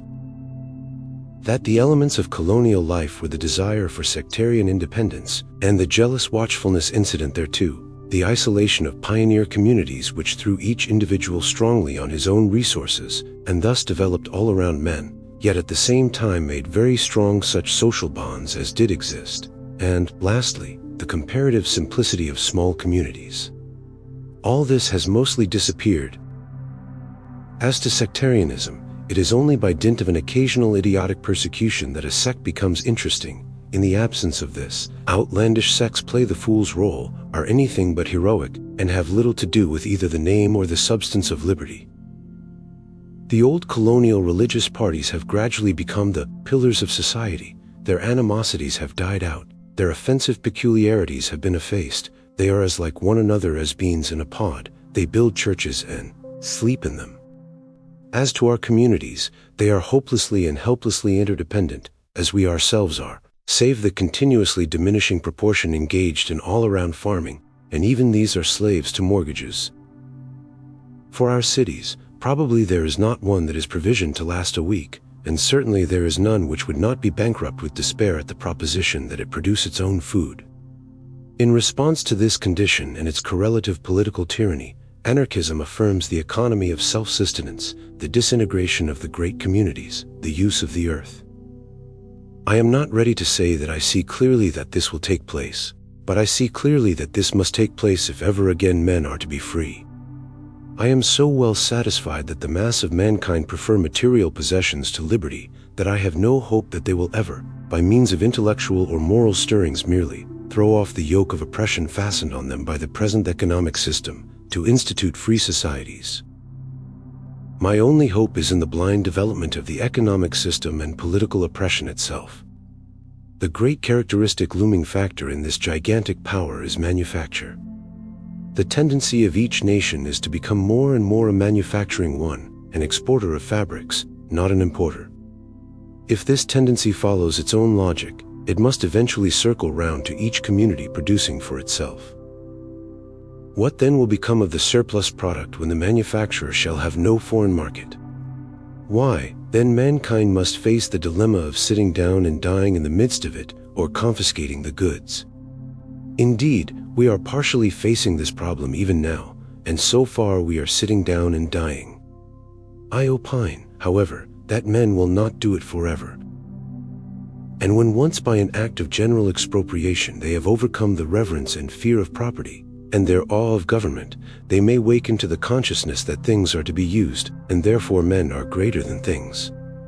This may rouse the spirit of liberty.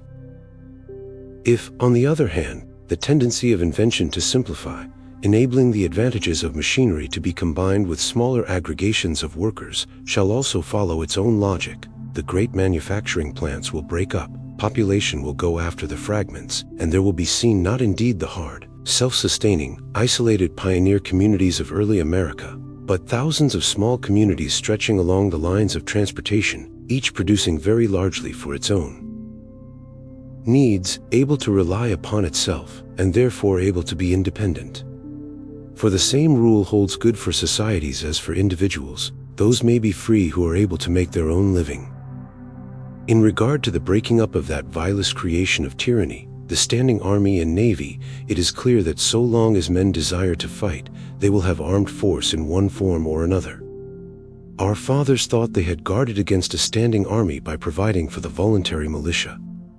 In our day we have lived to see this militia declared part of the regular military force of the United States and subject to the same demands as the regulars.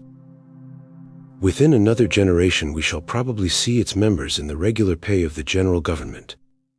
Since any embodiment of the fighting spirit, any military organization, inevitably follows the same line of centralization, the logic of anarchism is that the least objectionable form of armed force is that which springs up voluntarily, like the Minutemen of Massachusetts, and disbands as soon as the occasion which called it into existence is past. That the really desirable thing is that all men, not Americans only, should be at peace, and that to reach this, all peaceful persons should withdraw their support from the army, and require that all who make war shall do so at their own cost and risk, that neither pay nor pensions are to be provided for those who choose to make man-killing a trade. As to the American tradition of non-meddling, anarchism asks that it be carried down to the individual himself. It demands no jealous barrier of isolation. It knows that such isolation is undesirable and impossible, but it teaches that by all men strictly minding their own business, a fluid society, freely adapting itself to mutual needs, wherein all the world shall belong to all men, as much as each has need or desire, will result. And when modern revolution has thus been carried to the heart of the whole world, if it ever shall be, as I hope it will, then may we hope to see a resurrection of that proud spirit of our fathers which put the simple dignity of man above the gods of wealth and class, and held that to be an American was greater than to be a king. In that day there shall be neither kings nor Americans, only men, over the whole earth, men. Anarchism in literature. In the long sweep of 1700 years which witnessed the engulfment of a moribund Roman civilization, together with its borrowed Greek ideals, under the red tide of a passionate barbarism that leaped to embrace the idea of triumph over death, and spat upon the Grecian joys of life with the superb contempt of the North savage, there was, for Europe and America, but one great animating word in art and literature: Christianity.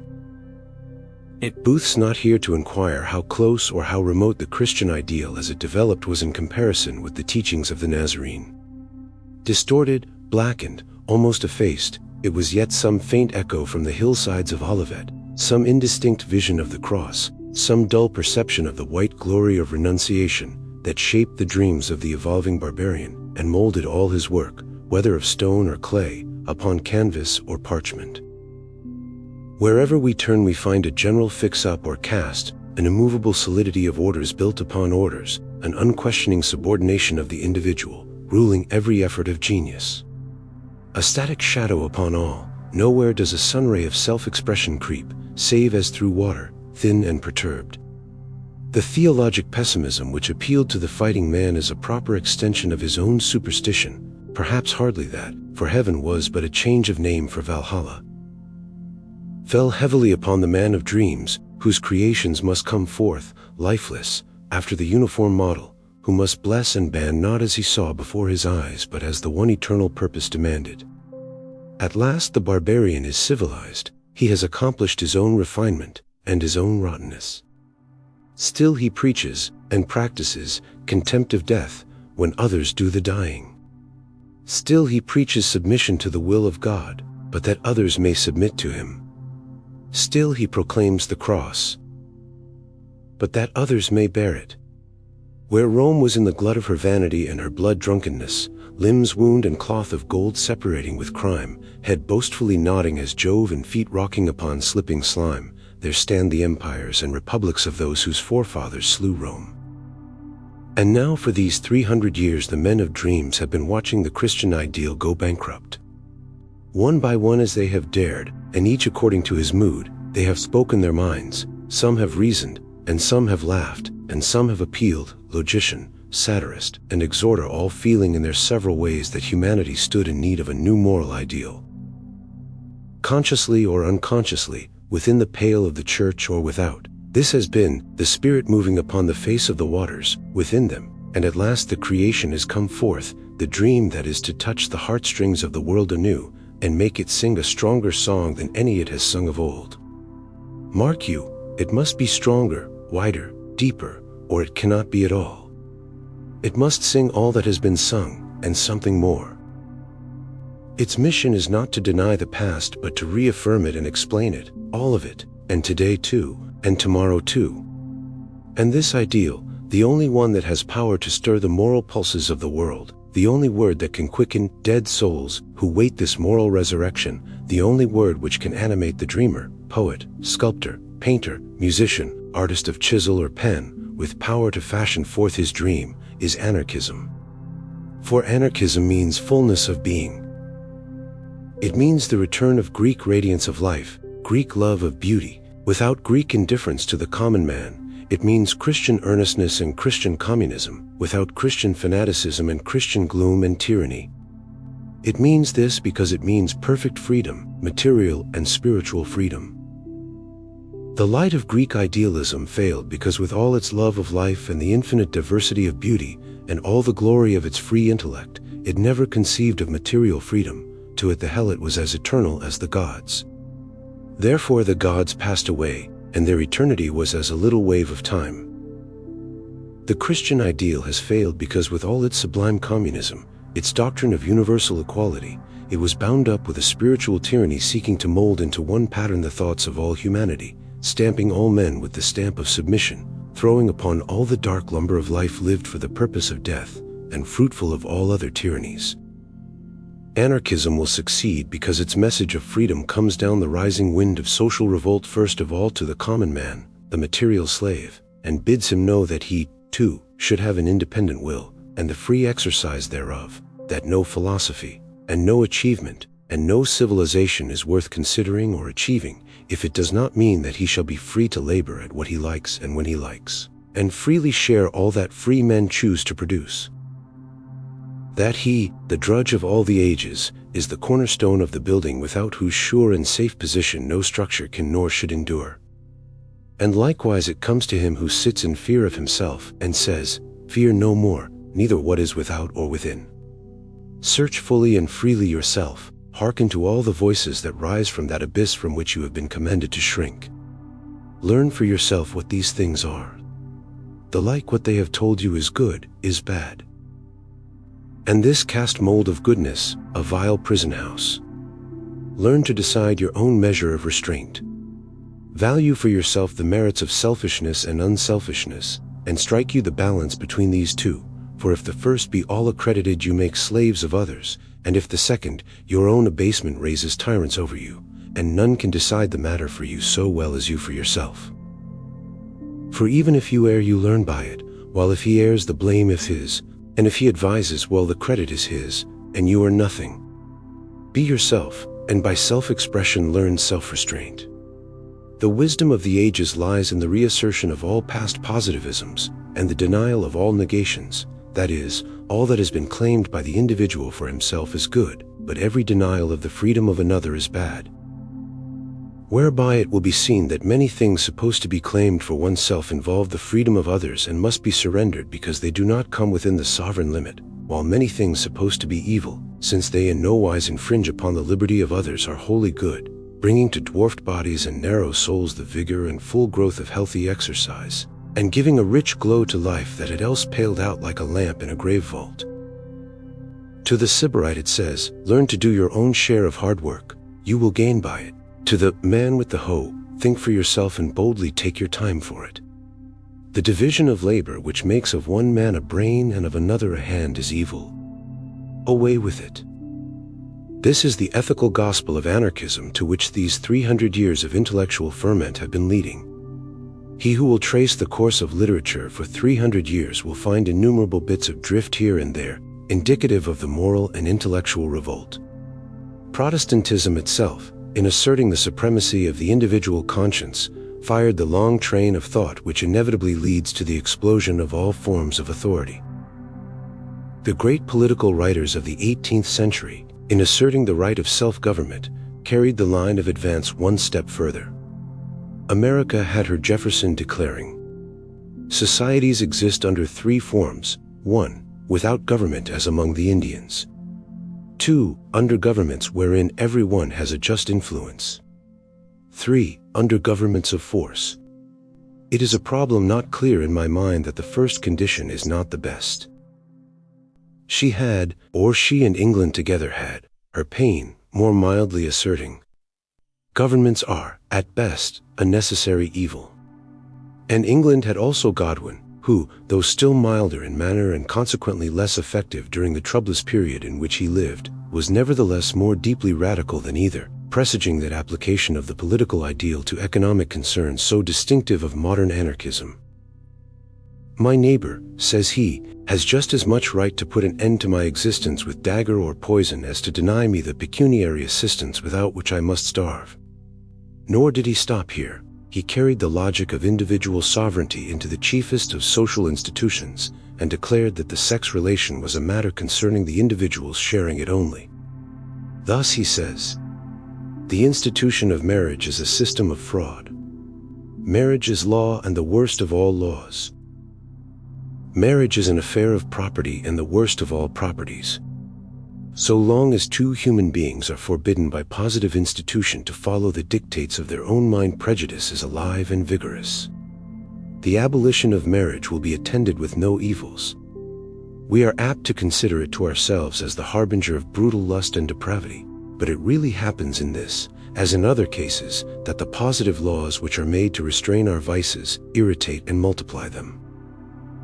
The grave and judicial style of political justice prevented its attaining the great popularity of The Rights of Man, but the indirect influence of its author bloomed in the rich profusion of Shelleyan fancy and in all that coterie of young litterateurs who gathered about Godwin as their revered teacher. Nor was the principle of no government without its vindication from one who moved actively in official centers and whose name has been alternately quoted by conservatives and radicals, now with veneration, now with execration. In his essay on government, Edmund Burke, the great political weathercock, aligned himself with the germinating movement towards anarchism when he exclaimed, "They talk of the abuse of government. The thing itself is the abuse."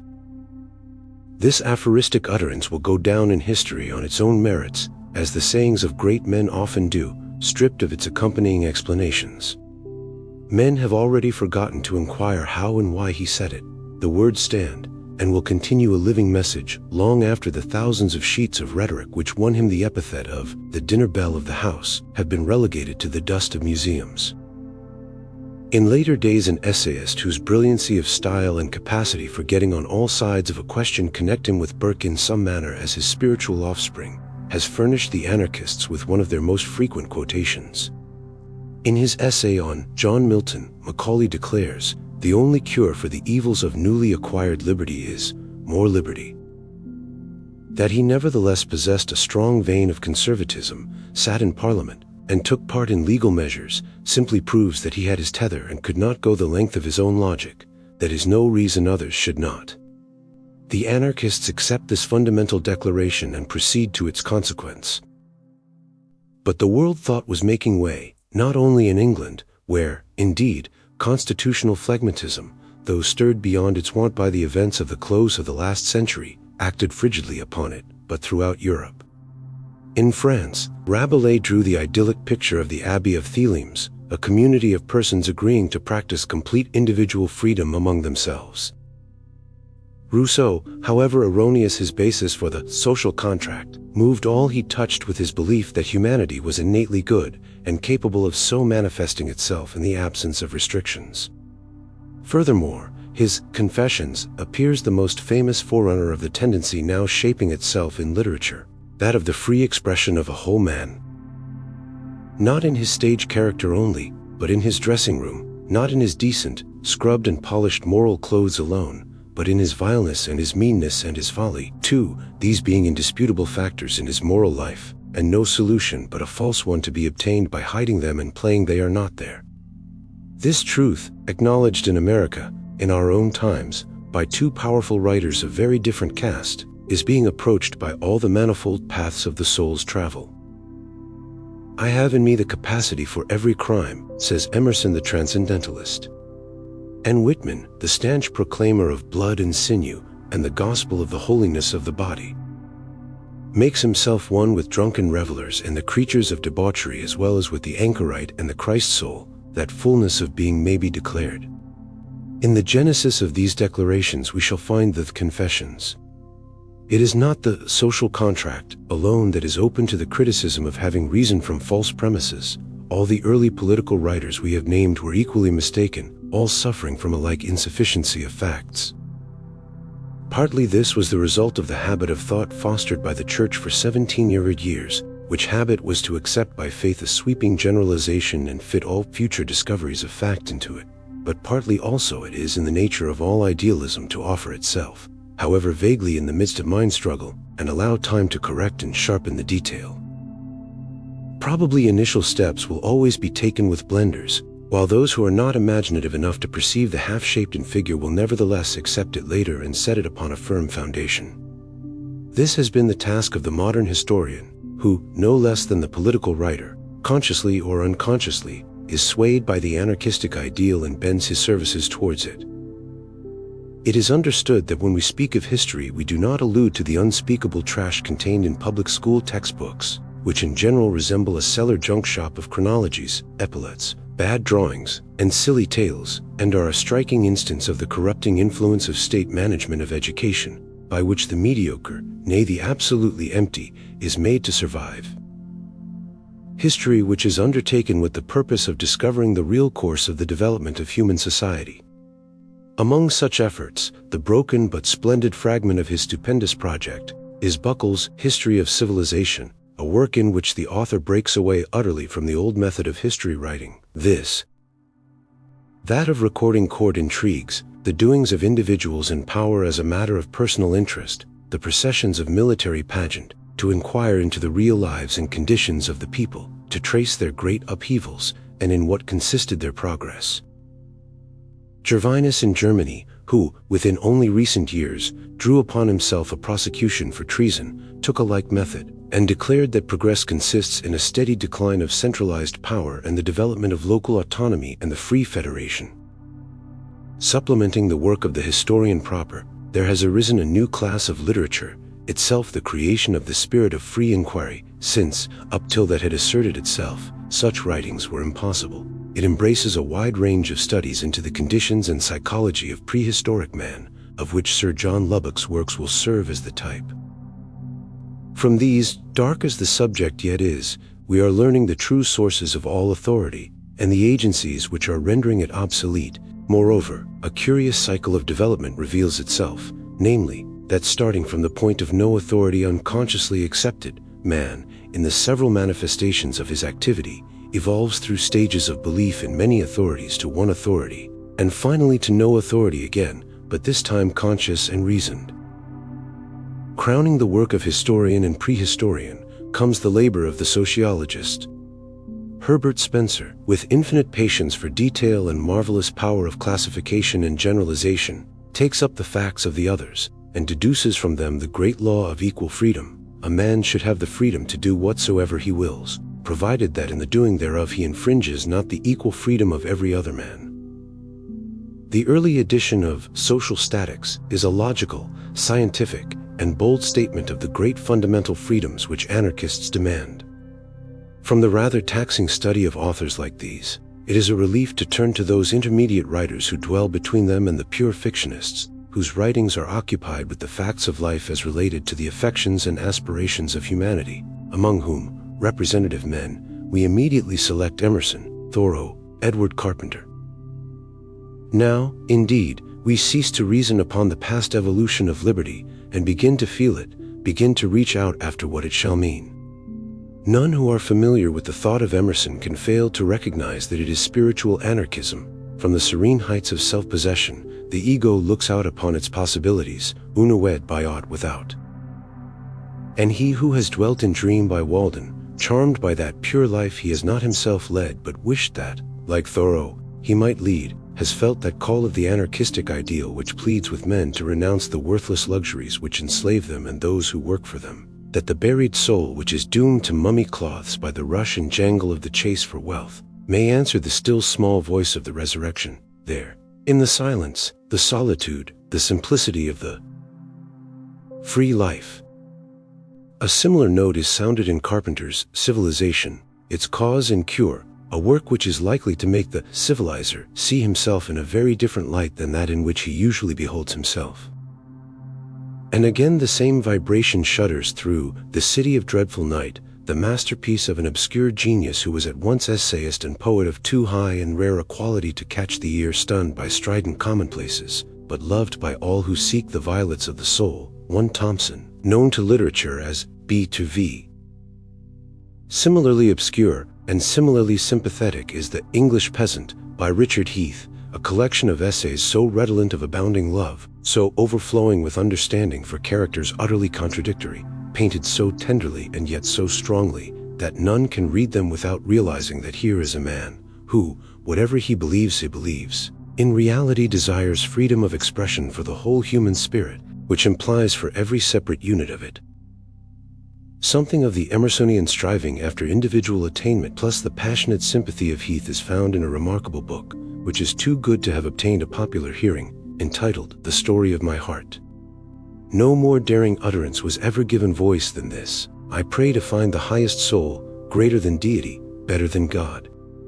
In the concluding pages of the 10th chapter of this wonderful little book occur the following lines: that any human being should dare to apply to another the epithet of pauper is to me the greatest, the vilest, the most unpardonable crime that could be committed. Each human being, by mere birth, has a birthright in this earth and all its productions, and if they do not receive it, then it is they who are injured, and it is not the pauper. Oh, inexpressingly wicked world, it is the well-to-do who are the criminals. It matters not in the least if the poor be improvident, drunken, or evil in any way. Food and drink, roof and clothes, are the inalienable right of every child born into the light. If the world does not provide it freely, not as a grudging gift, but as a right, as the son of the house sits down to breakfast, then is the world mad. But the world is not mad, only in ignorance. In Catholic sympathy like this, in heart hunger after a wider righteousness, a higher idea than God, does the anarchistic ideal come to those who have lived through old phases of religious and social beliefs and found them wanting. It is the Shelleyan outburst. More life and fuller life we want.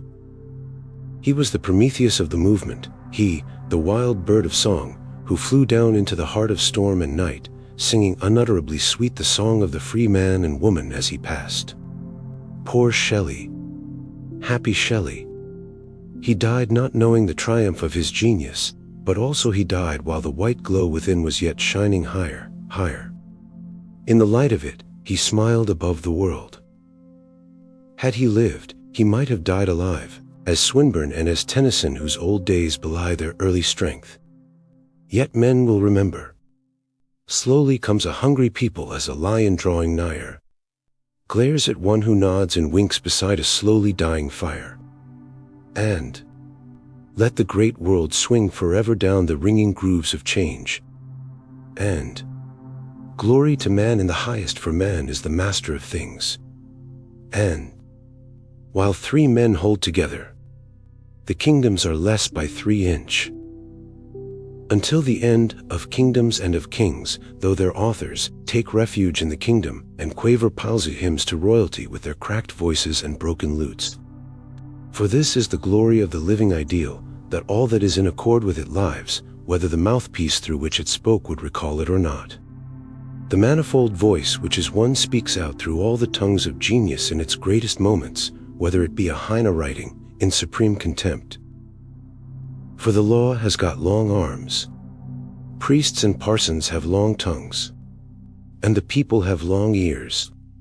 A Nekrasov cursing the railroad built of men, a Hugo painting the battle of the individual man, with nature, with the law, with society, a low crying. Law is holy aye, but what law? Is there nothing more divine than the patched-up broils of Congress, vino, full of meat and wine? Is there, say you, nothing higher, not, God save us, that transcends laws of cotton texture wove by vulgar men for vulgar ends? Law is holy, but not your law, ye who keep the tablets whole. While ye dash the law in pieces, shatter it in life and soul. And again, one faith against a whole world's unbelief, one soul against the flesh of all mankind. Nor do the master dramatists lag behind the lyric writers. They, too, feel the intense pressure within, which is, quoting the death word of a man of far other stamp, Germinal. Ibsen's drama, intensely real, common, accepting none of the received rules as to the conventional plot, but having to do with serious questions of the lives of the plain people, holds ever before us the supreme duty of truth to one's inner being in defiance of custom and law. It is so in Nora, who renounces all notions of family duty to find herself. It is so in Dr. Stockman, who maintains the rectitude of his own soul against the authorities and against the mob. It should have been so in Mrs. Alving, who learns too late that her yielding to social custom has brought a foreruined life into the world besides wrecking her own. The master builder, John Gabriel Borkman. All his characters are created to vindicate the separate soul supreme within its sphere. Those that are miserable and in evil condition are so because they have not lived true to themselves but in obedience to some social hypocrisy. Gerhard Hauptmann likewise feels the new pulsation. He has no hero, no heroine, no intrigue. His picture is the image of the headless and tailless body of struggle, the struggle of the common man. It begins in the middle, it ends in nothing, as yet. To end in defeat would be to premise surrender, a surrender humanity does not intend. To triumph would be to anticipate the future and paint life other than it is. Hence it ends where it began, in murmurs. Thus his Weavers. Octave Mirbeau, likewise, offers his criticism on A World of Sheep in The Bad Shepherds, and Sarah Bernhardt plays it. In England and America we have another phase of the rebel drama, the drama of the bad woman as a distinct figure in social creation with a right to be herself. Have we not that second Mrs. Tanqueray, who comes to grief through an endeavor to conform to a moral standard that does not fit? And have we not Zaza, who is worth 1,000 of her respectable lover and his respectable wife? And does not all the audience go home in love with her, and begin to quest the libraries for literary justifications of their preference?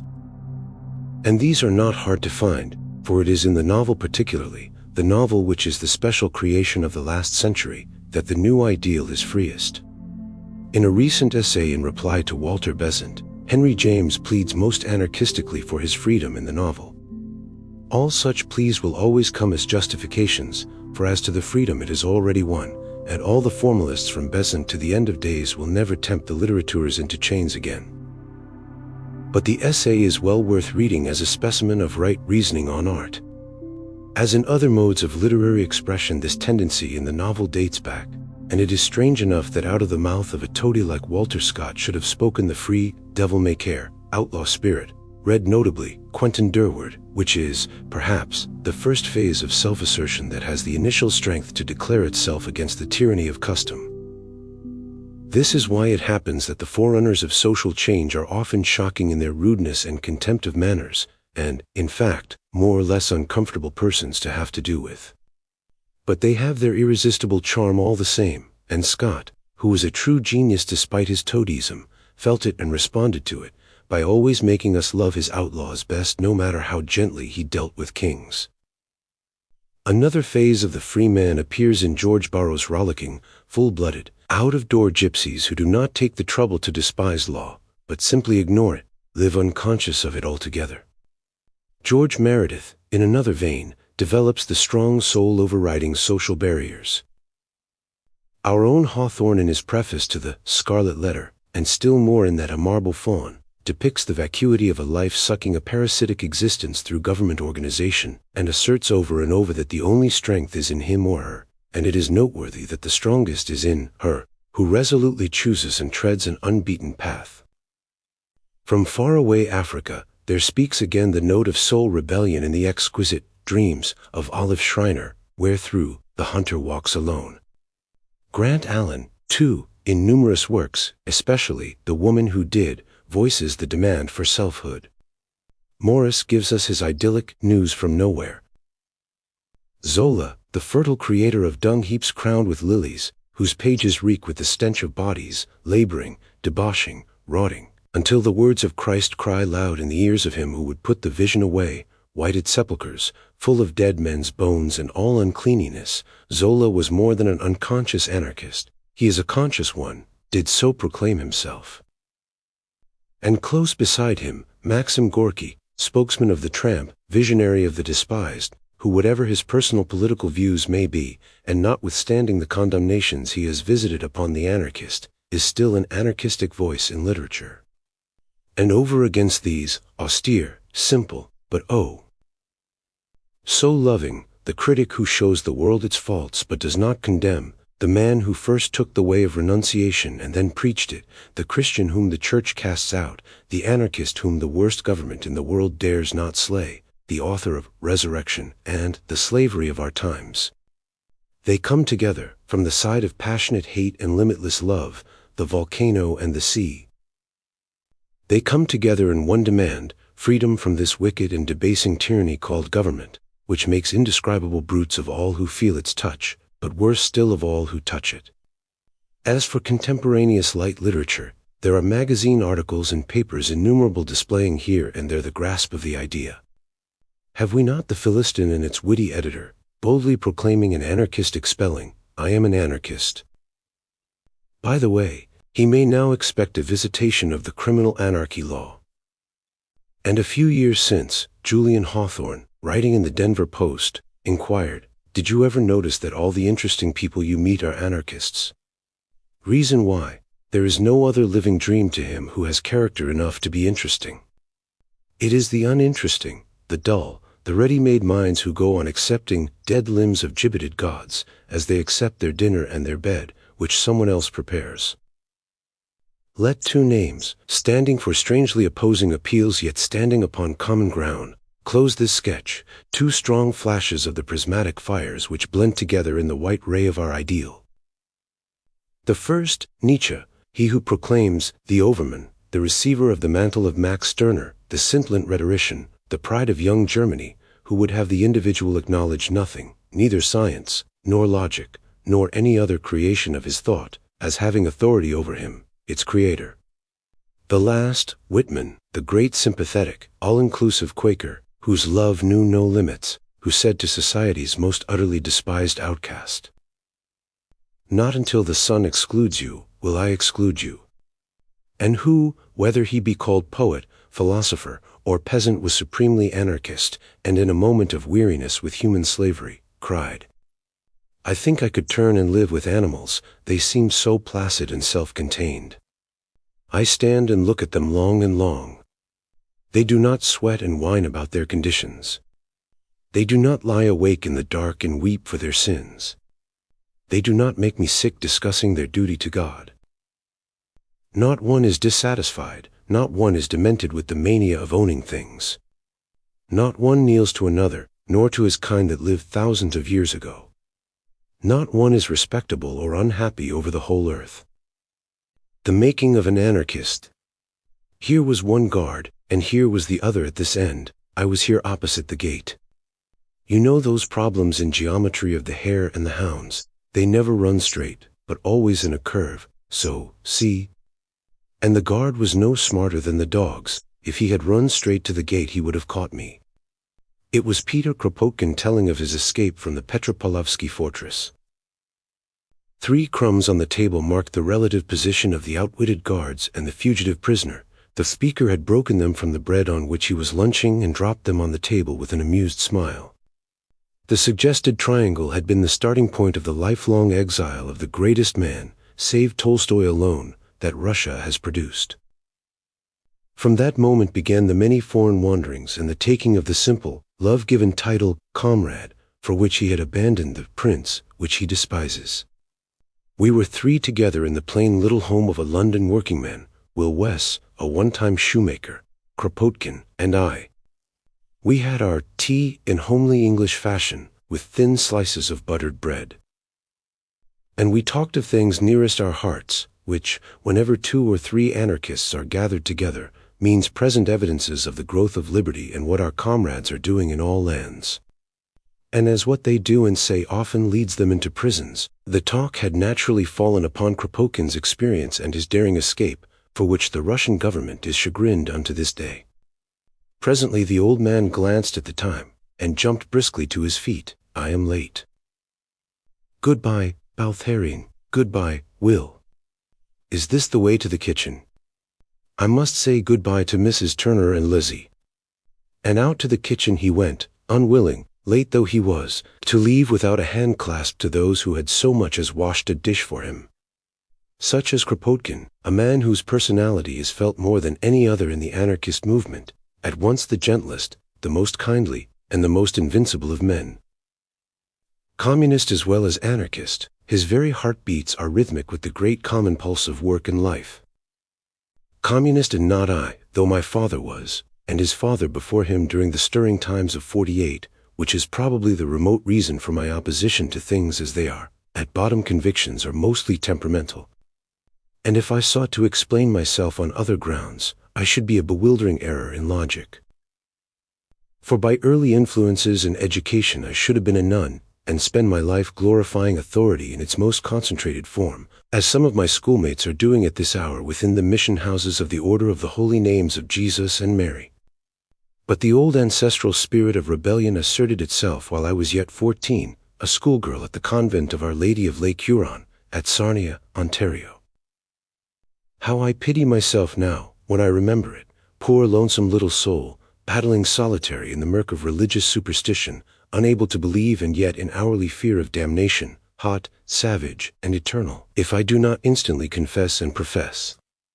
How well I recall the bitter energy with which I repelled my teacher's enjoinder, when I told her that I did not wish to apologize for an adjudged fault, as I could not see that I had been wrong, and would not feel my words. It is not necessary, said she, that we should feel what we say, but it is always necessary that we obey our superiors. I will not lie, I answered hotly, and at the same time trembled lest my disobedience had finally consigned me to torment. I struggled my way out at last, and was a freethinker when I left the institution, 3 years later, though I had never seen a book or heard a word to help me in my loneliness. It had been like the valley of the shadow of death, and there are white scars on my soul yet, where ignorance and superstition burnt me with their hellfire in those stifling days. Am I blasphemous? It is their word, not mine. Beside that battle of my young days all others have been easy, for whatever was without, within my own will was supreme. It has owed no allegiance, and never shall.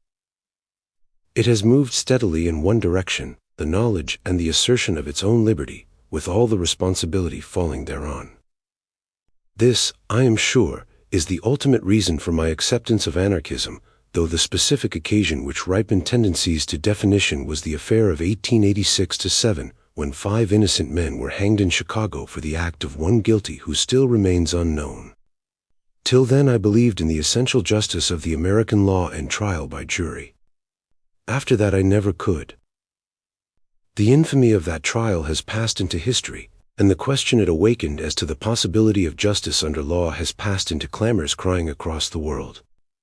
With this question fighting for a hearing at a time when, young and ardent, all questions were pressing with a force which later life would in vain hear again, I chanced to attend a Paine Memorial Convention in an out-of-the-way corner of the earth among the mountains and the snowdrifts of Pennsylvania. I was a freethought lecturer at this time, and had spoken in the afternoon on the life work of Paine. In the evening I sat in the audience to hear Clarence Darrow deliver an address on socialism. It was my first introduction to any plan for bettering the condition of the working classes which furnished some explanation of the course of economic development, and I ran to it as one who has been turning about in darkness runs to the light. I smile now at how quickly I adopted the label socialist and how quickly I cast it aside. Let no one follow my example, but I was young. 6 weeks later I was punished for my rashness when I attempted to argue for my faith with a little Russian Jew named Mosesky at a debating club in Pittsburgh. He was an anarchist and a bit of a Socrates. He questioned me into all kinds of holes, from which I extricated myself most awkwardly, only to flounder into others he had smilingly dug while I was getting out of the first ones. The necessity of a better foundation became apparent. Hence began a course of study in the principles of sociology and of modern socialism and anarchism as presented in their regular journals. It was Benjamin Tucker's Liberty, the exponent of individualist anarchism, which finally convinced me that liberty is not the daughter but the mother of order. And though I no longer hold the particular economic gospel advocated by Tucker, the doctrine of anarchism itself, as then conceived, has but broadened, deepened, and intensified itself with years. To those unfamiliar with the movement, the various terms are confusing. Anarchism is, in truth, a sort of Protestantism, whose adherents are a unit in the great essential belief that all forms of external authority must disappear to be replaced by self-control only, but variously divided in our conception of the form of future society. Individualism supposes private property to be the cornerstone of personal freedom. Asserts that such property should consist in the absolute possession of one's own product and of such share of the natural heritage of all as one may actually use. Communist anarchism, on the other hand, declares that such property is both unrealizable and undesirable, that the common possession and use of all the natural sources and means of social production can alone guarantee the individual against a recurrence of inequality, and its attendants, government and slavery. My personal conviction is that both forms of society, as well as many intermediations, would, in the absence of government, be tried in various localities, according to the instincts and material condition of the people, but that well-founded objections may be offered to both. Liberty and experiment alone can determine the best forms of society. Therefore I no longer label myself otherwise than as anarchist, simply. I would not, however, have the world think that I am an anarchist by trade. Outsiders have some very curious notions about us, one of them being that anarchists never work. On the contrary, anarchists are nearly always poor, and it is only the rich who live without work. Not only this, but it is our belief that every healthy human being will, by the laws of his own activity, choose to work, though certainly not as now, for at present there is little opportunity for one to find his true vocation. Thus I, who in freedom would have selected otherwise, am a teacher of language. Some 12 years since, being in Philadelphia and without employment, I accepted the proposition of a small group of Russian Jewish factory workers to form an evening class in the common English branches. I know well enough that behind the desire to help me to make a living lay the wish that I might take part in the propaganda of our common cause. But the incidental became once more the principal, and a teacher of working men and women I have remained from that day. In those 12 years that I have lived and loved and worked with foreign Jews I have taught over 1,000, and found them, as a rule, the brightest, the most persistent and sacrificing students, and in youth dreamers of social ideals. While the intelligent American has been cursing him as the ignorant foreigner, while the short-sighted working man has been making life for the sheeny as intolerable as possible, silent and patient the despised man has worked his way against it all. I have myself seen such genuine heroism in the cause of education practiced by girls and boys, and even by men and women with families, as would pass the limits of belief to the ordinary mind. Cold, starvation, self-isolation, all endured for years in order to obtain the means for study, and, worse than all, exhaustion of body even to emaciation, this is common. Yet in the midst of all this, so fervent is the social imagination of the young that most of them find time besides to visit the various clubs and societies where radical thought is discussed, and sooner or later ally themselves either with the socialist sections, the liberal leagues, the single tax clubs, or the anarchist groups. The greatest socialist daily in America is the Jewish Forwards, and the most active and competent practical workers are Jews. So they are among the anarchists. I am no propagandist at all costs, or I would leave the story here, but the truth compels me to add that as the years pass and the gradual filtration and absorption of American commercial life goes on, my students become successful professionals, the golden mist of enthusiasm vanishes, and the old teacher must turn for comradeship to the new youth, who still press forward with burning eyes, seeing what is lost forever to those whom common success has satisfied and stupefied. It brings tears sometimes, but as Kropotkin says, let them go, we have had the best of them. After all, who are the really old? Those who wear out in faith and energy, and take to easy chairs and soft living, not Kropotkin, with his 60 years upon him, who has bright eyes and the eager interest of a little child, not fiery John Most, the old warhorse of the Revolution, unbroken after his 10 years of imprisonment in Europe and America.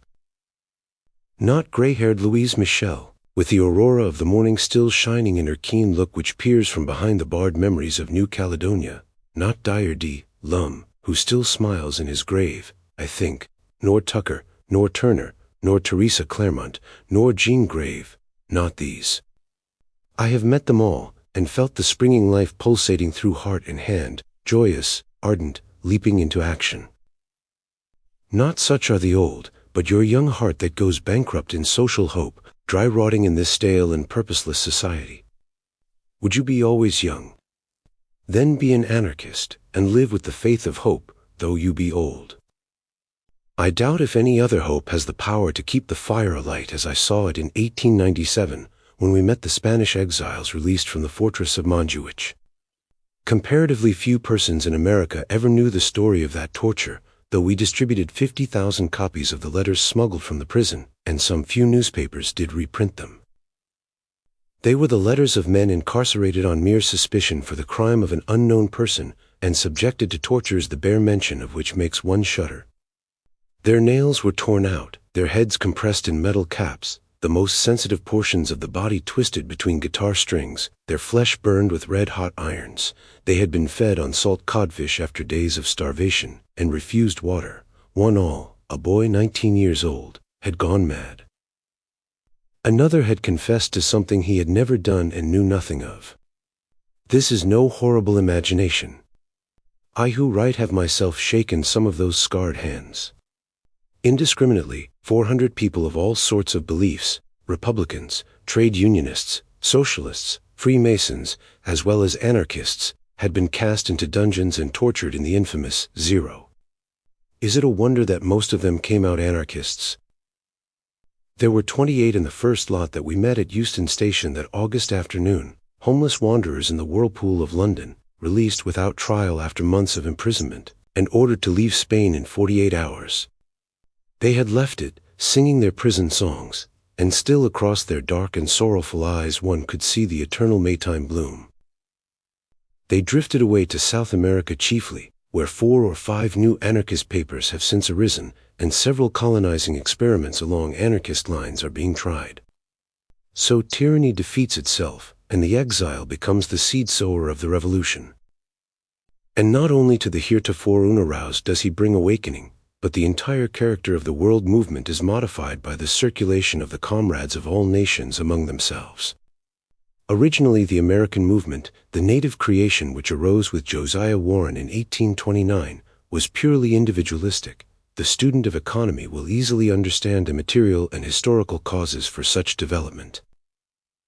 But within the last 20 years the communist idea has made great progress, owing primarily to that concentration in capitalist production which has driven the American working man to grasp at the idea of solidarity, and, secondly, to the expulsion of active communist propagandists from Europe. Again, another change has come within the last 10 years. Till then the application of the idea was chiefly narrowed to industrial matters, and the economic schools mutually denounced each other. Today, a large and genial tolerance is growing. The young generation recognizes the immense sweep of the idea through all the realms of art, science, literature, education, sex relations, and personal morality, as well as social economy, and welcomes the accession to the ranks of those who struggle to realize the free life, no matter in what field. For this is what anarchism finally means, the whole unchaining of life after 2,000 years of Christian asceticism and hypocrisy. Apart from the question of ideals, there is the question of method. How do you propose to get all this, is the question most frequently asked us. The same modification has taken place here. Formerly there were Quakers and revolutionists, so there are still. But while they neither thought well of the other, now both have learned that each has his own use in the great play of world forces. No man is in himself a unit, and in every soul Jove still makes war on Christ. Nevertheless, the spirit of peace grows, and while it would be idle to say that anarchists in general believe that any of the great industrial problems will be solved without the use of force, it would be equally idle to suppose that they consider force itself a desirable thing, or that it furnishes a final solution to any problem. From peaceful experiment alone can come final solution, and that the advocates of force know and believe as well as the Tolstoyans. Only they think that the present tyrannies provoke resistance. The spread of Tolstoy's War and Peace and The Slavery of Our Times, and the growth of numerous Tolstoy clubs having for their purpose the dissemination of the literature of non-resistance, is an evidence that many receive the idea that it is easier to conquer war with peace. I am one of these. I can see no end of retaliations unless someone ceases to retaliate. But let no one mistake this for servile submission or meek abnegation. My right shall be asserted no matter at what cost to me, and none shall trench upon it without my protest. Good-natured satirists often remark that the best way to cure an anarchist is to give him a fortune. Substituting corrupt for cure, I would subscribe to this. And believing myself to be no better than the rest of mortals, I earnestly hope that as so far it has been my lot to work, and work hard, and for no fortune, so I may continue to the end, for let me keep the integrity of my soul, with all the limitations of my material conditions, rather than become the spineless and idealless creation of material needs. My reward is that I live with the young, I keep step with my comrades, I shall die in the harness with my face to the east. The East and the Light.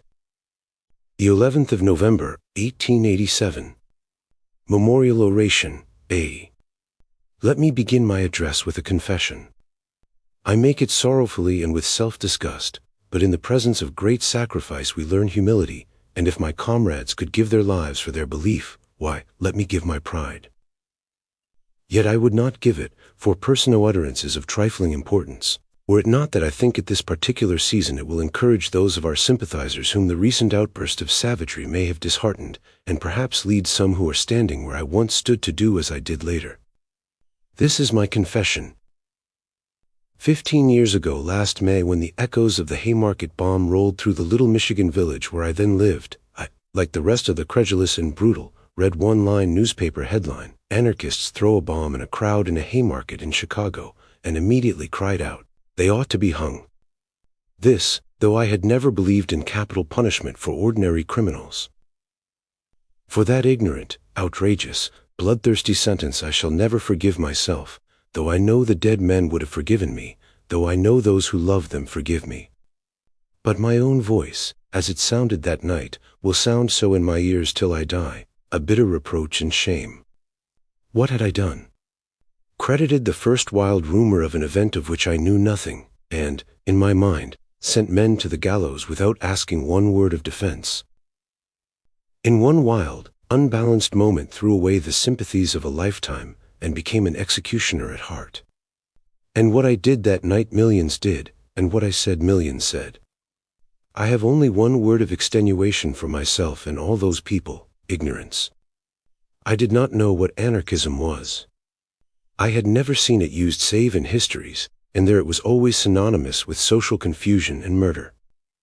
I believed the newspapers. I thought these men had thrown that bomb, unprovoked, into a mass of men and women, from a wicked delight in killing. And so thought all those millions of others. But out of those millions there were some few thousand, I am glad I was one of them, who did not let the matter rest there. I know not what resurrection of human decency first stirred within me after that, whether it was an intellectual suspicion that maybe I did not know all the truth of the case and could not believe the newspapers, or whether it was the old strong undercurrent of sympathy which often prompts the heart to go out to the accused, without a reason. But this I do know, that though I was no anarchist at the time of the execution, it was long and long before that I came to the conclusion that the accusation was false, the trial a farce, that there was no warrant either in justice or in law for their conviction, and that the hanging, if hanging there should be, would be the act of a society composed of people who had said what I said on the first night, and who had kept their eyes and ears fast shut ever since, determined to see nothing and to know nothing but rage and vengeance. Till the very end I hoped that mercy might intervene, though justice did not, and from the hour I knew neither would nor ever could again, I distrusted law and lawyers, judges and governors alike. And my whole being cried out to know what it was these men had stood for, and why they were hanged, seeing it was not proven they knew anything about the throwing of the bomb. Little by little, here and there, I came to know that what they had stood for was a very high and noble ideal of human life, and what they were hanged for was preaching it to the common people who were as ready to hang them, in their ignorance, as the court and the prosecutor were in their malice. Little by little I came to know that these were men who had a clearer vision of human right than most of their fellows, and who, being moved by deep social sympathies, wished to share their vision with their fellows, and so proclaimed it in the marketplace. Little by little I realized that the misery, the pathetic submission, the awful degradation of the workers, which from the time I was old enough to begin to think had borne heavily upon my heart, as they must bear upon all who have hearts to feel at all, had smitten theirs more deeply still, so deeply that they knew no rest save in seeking a way out, and that was more than I had ever had the sense to conceive. For me there had never been a hope there should be no more rich and poor, but a vague idea that there might not be so rich and so poor, if the workingmen by combining could exact a little better wages, and make their hours a little shorter. It was the message of these men, and their death swept that message far out into ears that would never have heard their living voices, that all such little dreams are folly. That not in demanding little, not in striking for an hour less, not in mountain labor to bring forth mice, can any lasting alleviation come, but in demanding much, all, in a bold self-assertion of a worker to toil any hours he finds sufficient, not that another finds for him, here is where the way out lies. That message, and the message of others, whose works, associated with theirs, their death drew to my notice, took me up, as it were, upon a mighty hill, wherefrom I saw the roofs of the workshops of the little world. I saw the machines, the things that men had made to ease their burden, the wonderful things, the iron genii. I saw them set their iron teeth in the living flesh of the men who made them. I saw the maimed and crippled stumps of men go limping away into the night that engorged the poor, perhaps to be thrown up in the flotsam and jetsam of beggary for a time, perhaps to suicide in some dim corner where the black surge throws its slime. I saw the rose fire of the furnace shining on the blanched face of the man who tended it, and knew surely as I knew anything in life, that never would a free man feed his blood to the fire like that. I saw swart bodies, all mangled and crushed, borne from the mouths of the mines to be stowed away in a grave hardly less narrow and dark than that in which the living form had crouched 10, 12, 14 hours a day, and I knew that in order that I might be warm, and you, and those others who never do any dirty work, those men had slaved away in those black graves, and been crushed to death at last. I saw beside city streets great heaps of horrible colored earth, and down at the bottom of the trench from which it was thrown, so far down that nothing else was visible, bright gleaming eyes, like a wild animal's hunted into its hole. And I knew that free men never chose to labor there, with pick and shovel in that foul, sewage-soaked earth, in that narrow trench, in that deadly sewer gas 10, 8, even 6 hours a day. Only slaves would do it. I saw deep down in the hull of the ocean liner the men who shoveled the coal, burned and seared like paper before the grate, and I knew that the record of the beautiful monster and the pleasure of the ladies who laughed on the deck were paid for with these withered bodies and souls. I saw the scavenger carts go up and down, drawn by sad brutes driven by sadder ones, for never a man, a man in full possession of his selfhood, would freely choose to spend all his days in a nauseating stench that forces him to swill alcohol to neutralize it. And I saw in the lead works how men were poisoned, and in the sugar refineries how they went insane, and in the factories how they lost their decency, and in the stores how they learned to lie. And I knew it was slavery made them do all this. I knew the anarchists were right. The whole thing must be changed. The whole thing was wrong. The whole system of production and distribution, the whole ideal of life. And I questioned the government then. They had taught me to question it. What have you done, you the keepers of the Declaration and the Constitution? What have you done about all this? What have you done to preserve the conditions of freedom to the people? Lied, deceived, fooled, tricked, bought and sold and got gain. You have sold away the land that you had no right to sell. You have murdered the Aboriginal people that you might seize the land in the name of the white race and then steal it away from them again, to be again sold by a second and a third robber. And that buying and selling of the land has driven the people off the healthy earth and away from the clean air into these rot heaps of humanity called cities, where every filthy thing is done, and filthy labor breeds filthy bodies and filthy souls. Our boys are decayed with vice before they come to manhood, our girls. Well might John Harvey write. Another begetteth a daughter white and gold. She looks into the meadowland water, and the world knows her no more. They have sought her field and fold. But the city hath bought her. It hath sold her piecemeal to students, rats, and reek of the graveyard mold. You have done this thing, gentlemen who engineer the government, and not only have you caused this ruin to come upon others, you yourselves are rotten with this debauchery. You exist for the purpose of granting privileges to whoever can pay most for you, and so limiting the freedom of men to employ themselves that they must sell themselves into this frightful slavery or become tramps, beggars, thieves, prostitutes, and murderers. And when you have done all this, what then do you do to them, these creatures of your own making? You, who have set them the example in every villainy. Do you then relent, and remembering the words of the great religious teacher to whom most of you offer lip service on the officially religious day, do you go to these poor, broken, wretched creatures and love them? Love them and help them, to teach them to be better? No. You build prisons high and strong, and there you beat, and starve, and hang, finding by the working of your system human beings so unutterably degraded that they are willing to kill whomsoever they are told to kill at so much monthly salary.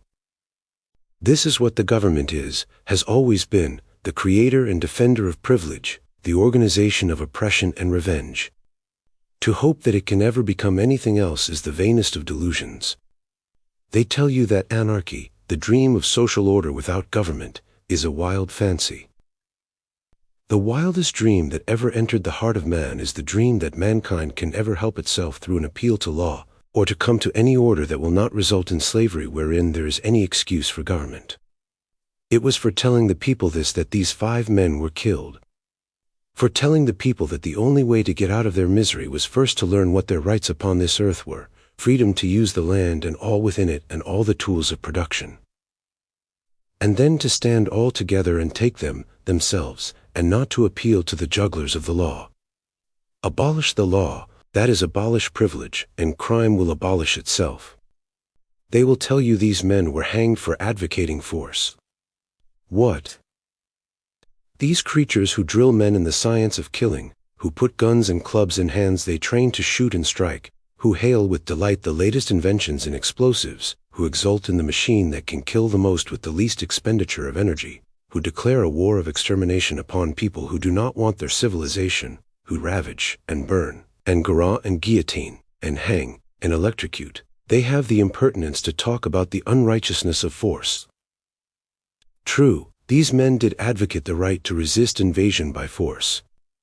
You will find scarcely 1 in 1,000 who does not believe in that right. The one will be either a real Christian or a non-resistant anarchist. It will not be a believer in the state. No, it was not for advocating forcible resistance on principle, but for advocating forcible resistance to their tyrannies, and for advocating a society which would forever make an end of riches and poverty, of governors and governed. The spirit of revenge, which is always stupid, accomplished its brutal act. Had it lifted its eyes from its work, it might have seen in the background of the scaffold that bleak November morning the dawnlight of anarchy whitened across the world. So it came first, a gleam of hope to the proletaire, a summons to rise and shake off his material bondage. But steadily, steadily the light has grown, as year by year the scientist, the literary genius, the artist, and the moral teacher have brought to it the tribute of their best work, their unpaid work, the work they did for love. Today it means not only material emancipation, too. It comes as the summing up of all those lines of thought and action which for 300 years have been making towards freedom. It means fullness of being, the free life. And I say it boldly, notwithstanding the recent outburst of condemnation, notwithstanding the cry of lynch, burn, shoot, imprison, deport, and the scarlet letter A to be branded low down upon the forehead, and the latest excuse for that fond aesthetic decoration, the button, that for 2,000 years no idea has so stirred the world as this, none which had such living power to break down barriers of race and degree, to attract prince and proletaire, poet and mechanic, Quaker and revolutionist. No other ideal but the free life is strong enough to touch the man whose infinite pity and understanding goes alike to the hypocrite priest and a victim of Siberian whips, the loving rebel who stepped from his title and his wealth to labor with all the laboring earth, the sweet strong singer who sang, "No master, high or low," the lover who does not measure his love nor reckon on return, the self-centered one who will not rule, but also will not ruled be, the philosopher who chanted the overman, the devoted woman of the people, and these two, these rebellious flashes from the vast cloud-hung ominous obscurity of the anonymous, these souls whom governmental and capitalistic brutality has whipped and goaded and stung to blind rage and bitterness, these mad young lions of revolt, these Winkelries who offer their hearts to the spears. Crime and punishment. Men are of three sorts, the turn-backs, the rush-aheads, and the indifferents. The first and second are comparatively few in number. The really conscientious conservative, eternally looking backward for his models and trying hard to preserve that which is almost as scarce an article as the genuine radical, who is eternally attacking that which is and looking forward to some indistinct but glowing vision of a purified social life.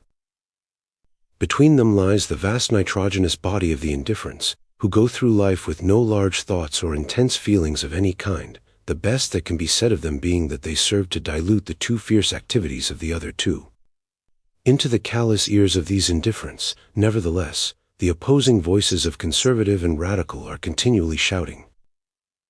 And for years, for centuries, the conservative wins the day, not because he really touches the consciences of the indifferents so much, though in a measure he does that, as because his way causes his hearer the least mental trouble. It is easier to this lazy, inert mentality to nod its head and approve the continuance of things as they are, than to listen to proposals for change, to consider, to question, to make an innovating decision. These require activity, application. And nothing is so foreign to the hibernating social conscience of your ordinary individual. I say social conscience because I by no means wish to say that these are conscienceless people. They have, for active use, sufficient conscience to go through their daily parts in life, and they think that is all that is required. Of the lives of others, of the effects of their attitude in cursing the existences of thousands whom they do not know, they have no conception, they sleep. And they hear the voices of those who cry aloud about these things, dimly, as in dreams, and they do not wish to awaken. Nevertheless, at the end of the centuries they always awaken. It is the radical who always wins at last. At the end of the centuries institutions are reviewed by this aroused social conscience, are revised, sometimes are utterly rooted out. Thus it is with the institutions of crime and punishment. The conservative holds that these things have been decided from all time. That crime is a thing in itself, with no other cause than the viciousness of man, that punishment was decreed from Mount Sinai, or whatever holy mountain happens to be believed in his country, that society is best served by strictness and severity of judgment and punishment.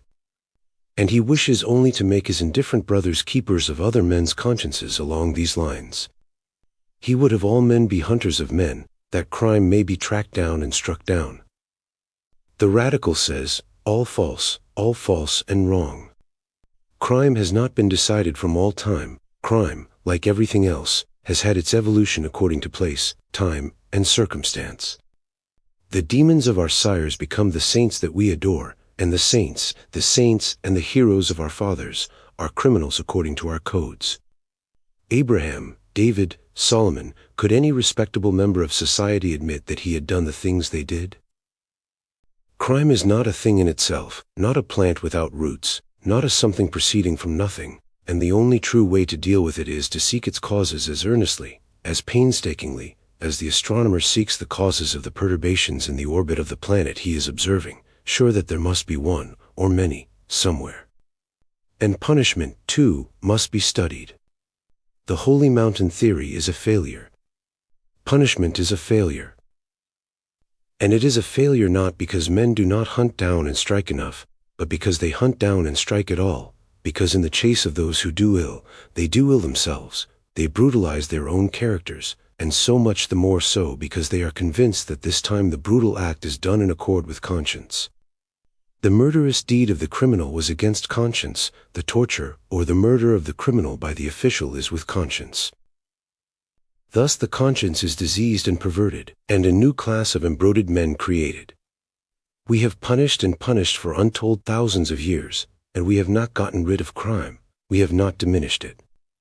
Let us consider then. The indifferentist shrugs his shoulders and remarks to the conservative, what have I to do with it? I will hunt nobody and I will save nobody.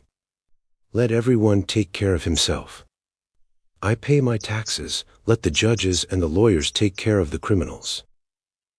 And as for you, Mr. Radical, you weary me. Your talk is too heroic. You want to play Atlas and carry the heavens on your shoulders. Well, do it if you like.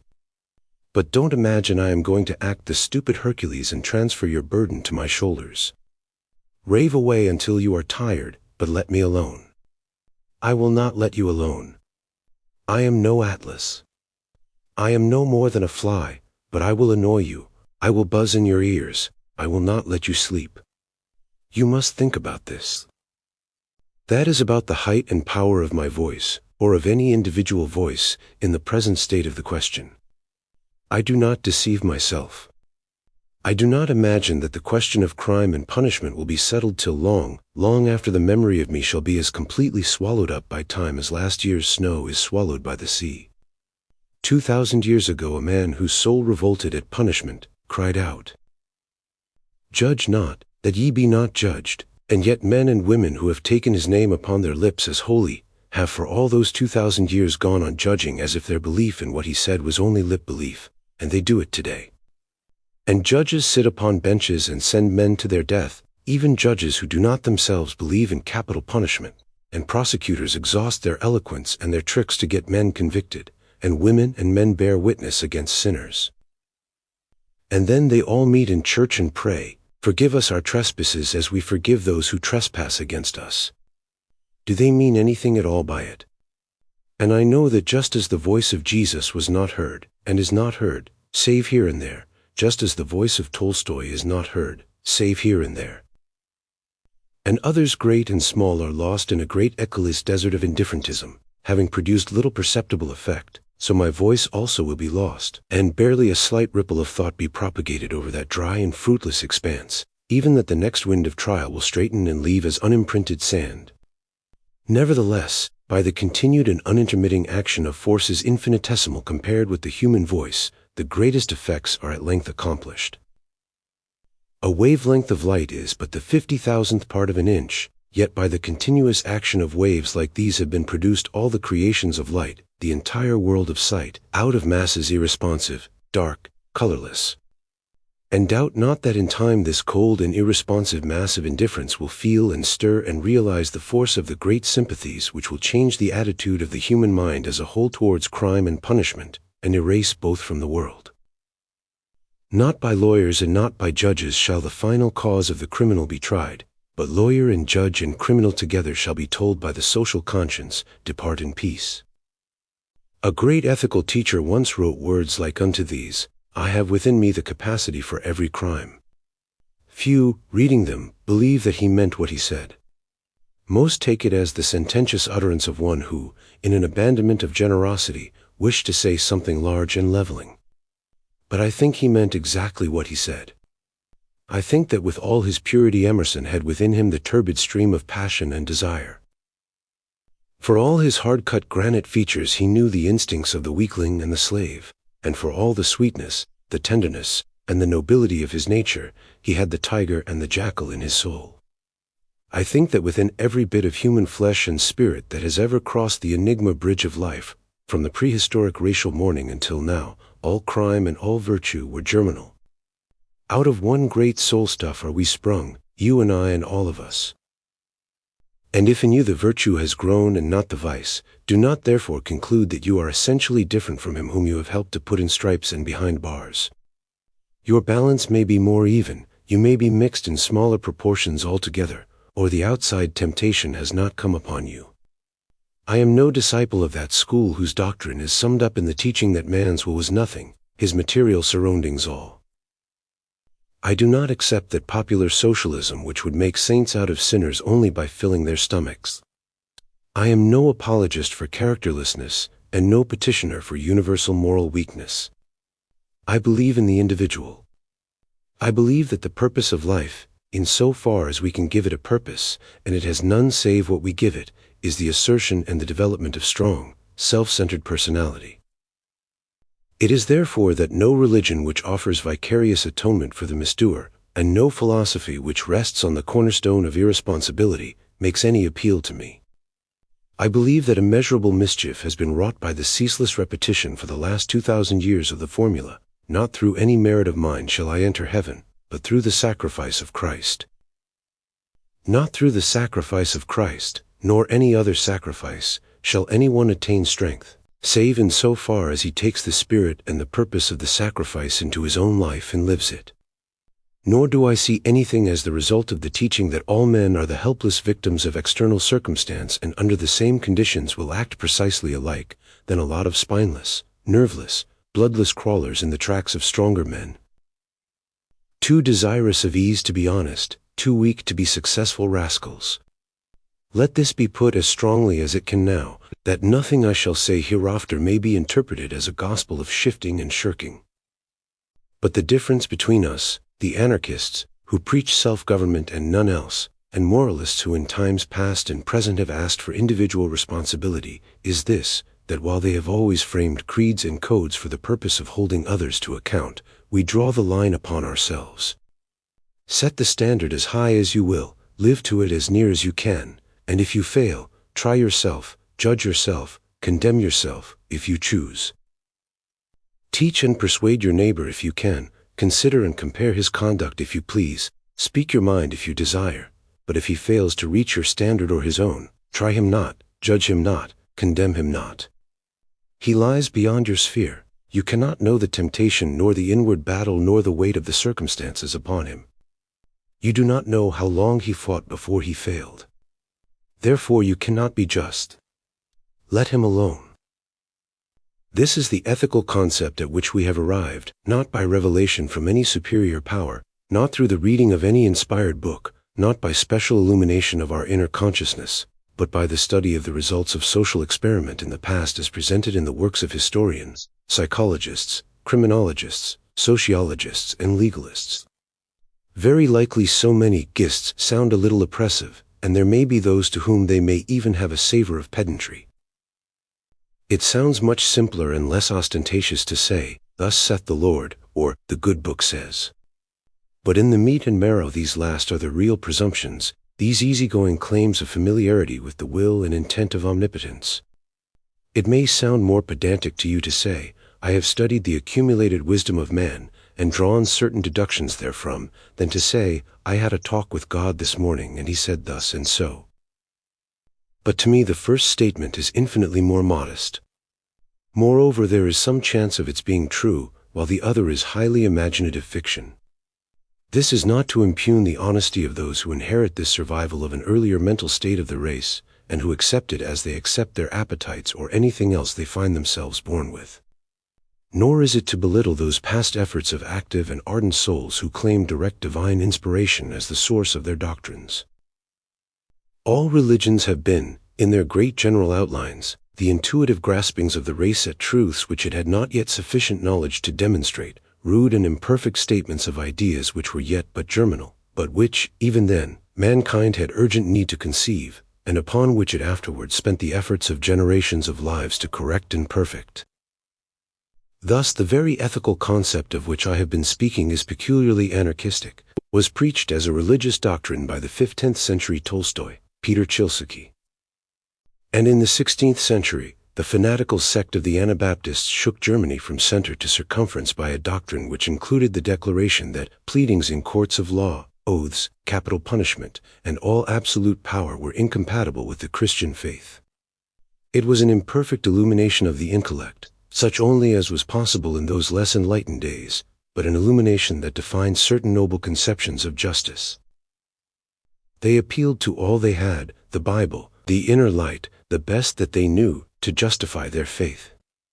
We to whom a wider day is given, who can appeal not to one book but to thousands, who have the light of science which is free to all that can command the leisure and the will to know, shining white and open on these great questions, dim and obscure in the days of Peter Chilsky, we should be the last to cast a sneer at them for their heroic struggle with tyranny and cruelty.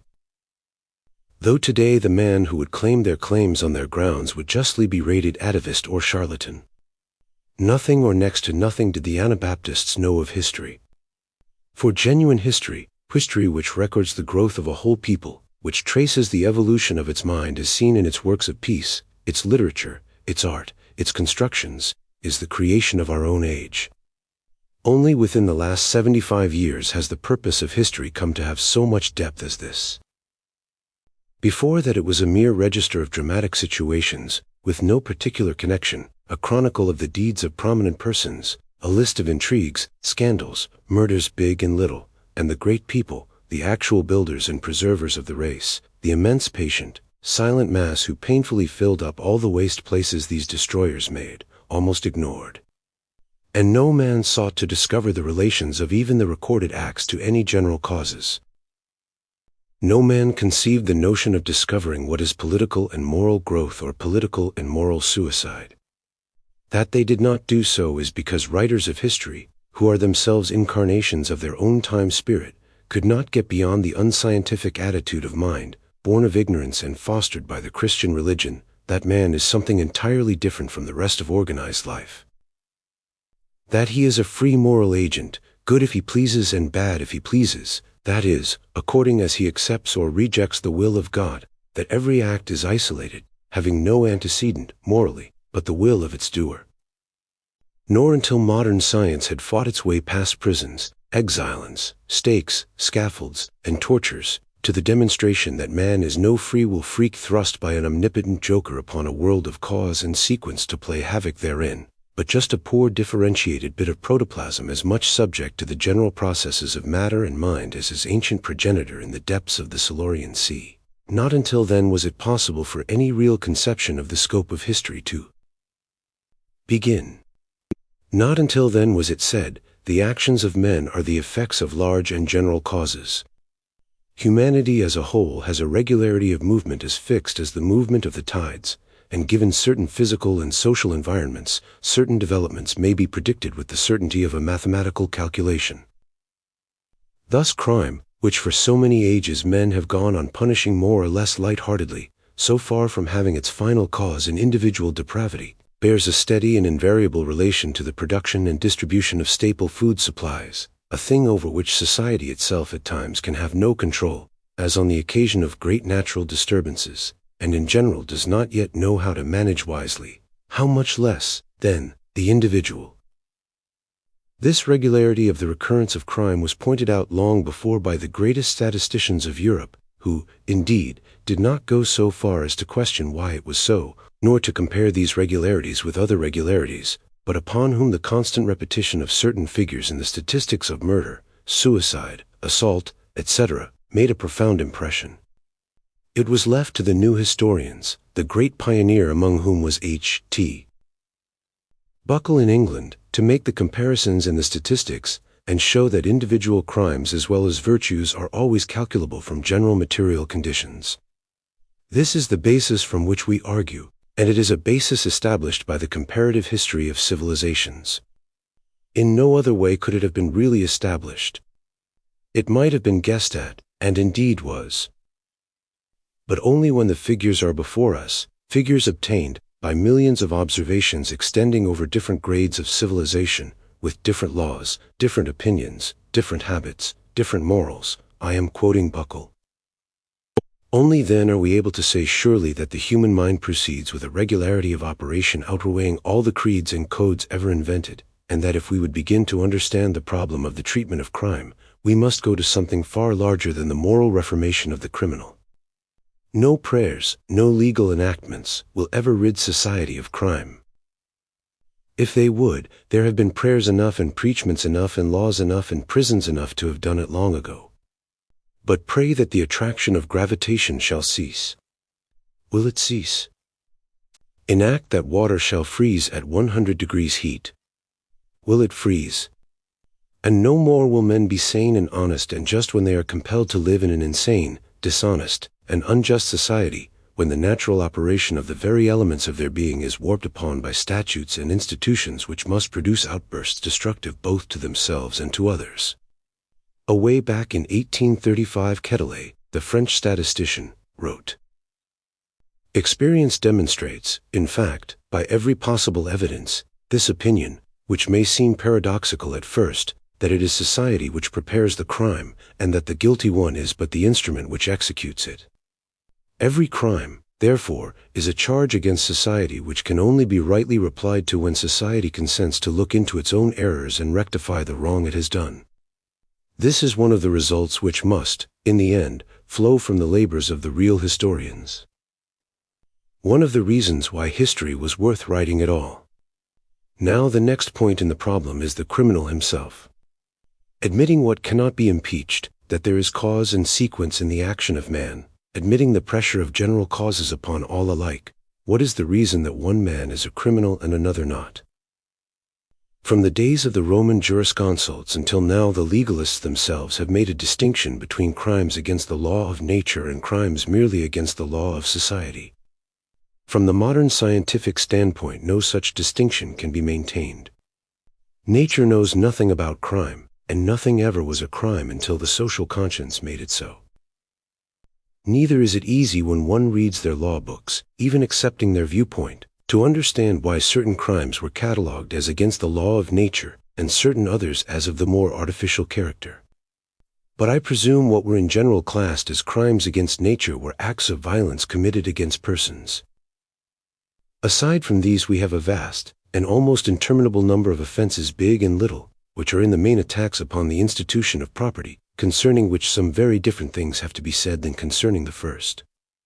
As to these first, there is no doubt that these are real crimes, by which I mean simply antisocial acts. Any action which violates the life or liberty of any individual is an antisocial act, whether done by one person, by two, or by a whole nation. And the greatest crime that ever was perpetrated, a crime beside which all individual atrocity is diminished to nothing, is war, and the greatest, the least excusable of murderers are those who order it and those who execute it.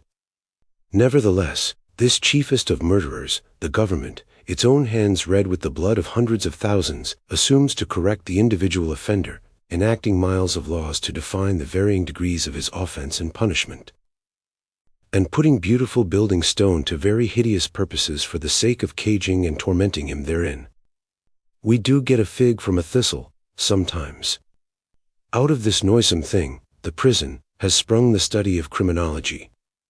It is very new, and there is considerable painstaking nonsense about it.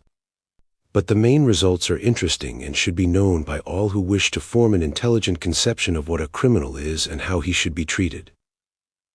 These men who are cool and quiet and who move among criminals and study them as Darwin did his plants and animals, tell us that these prisoners are reducible to three types: the born criminal, the criminaloid, and the accidental criminal.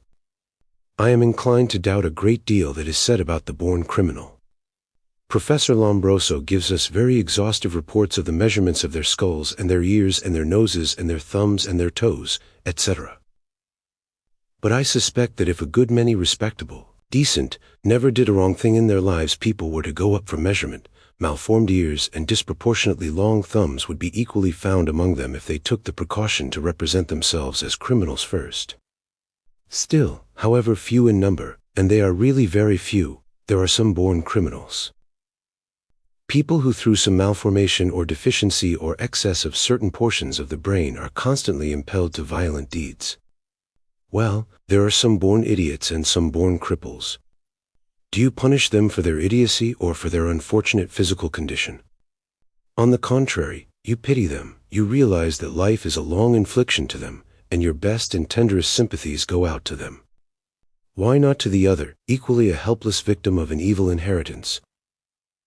Granting for the moment that you have the right to punish the mentally responsible, surely you will not claim the right to punish the mentally irresponsible. Even the law does not hold the insane man guilty. And the born criminal is irresponsible. He is a sick man, sick with the most pitiable chronic disease. His treatment is for the medical world to decide, and the best of them, not for the prosecutor, the judge, and the warden. It is true that many criminologists, including Prof. Lombroso himself, are of opinion that the best thing to do with the born criminal is to kill him at once, since he can be only a curse to himself and others. Very heroic treatment. We may inquire, is he to be exterminated at birth because of certain physical indications of his criminality? Such neo-Spartanism would scarcely commend itself to any modern society. Moreover, the diagnosis might be wrong, even though we had a perpetual and incorruptible commission of the learned to sit in inquiry upon every pink-skinned little suspect 3 days old. What then? Is he to be let go, as he is now, until he does some violent deed and then be judged more hardly because of his natural defect? Either proposition seems not only heartless and wicked but, what the respectable world is often more afraid of being than either, ludicrous. If one is really a born criminal, he will manifest criminal tendencies in early life, and being so recognized should be cared for according to the most humane methods of treating the mentally afflicted. The second, or criminaloid, class is the most numerous of the three. These are criminals, first, because being endowed with strong desires and unequal reasoning powers they cannot maintain the uneven battle against a society wherein the majority of individuals must all the time deny their natural appetites, if they are to remain unstained with crime. They are, in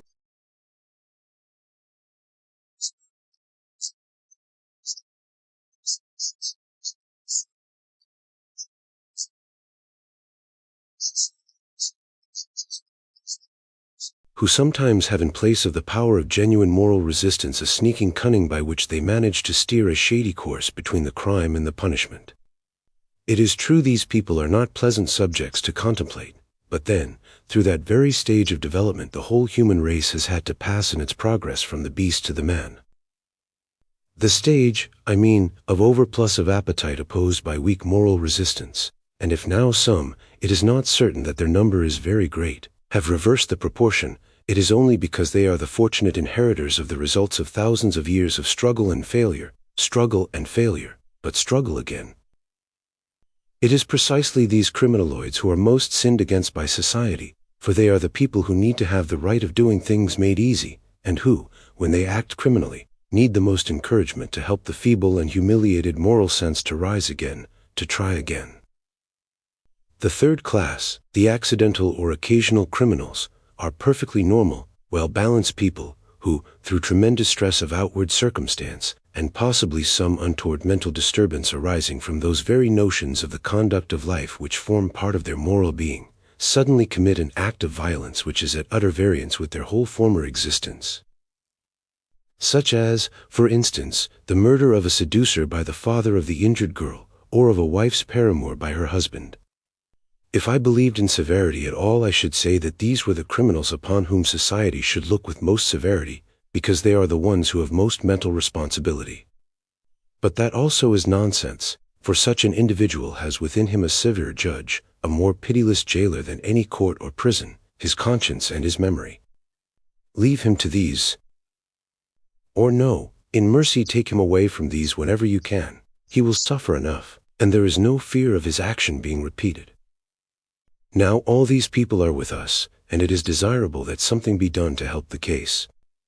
What does society do? Or rather, what does government do with them? Remember, we are speaking now only of crimes of violence.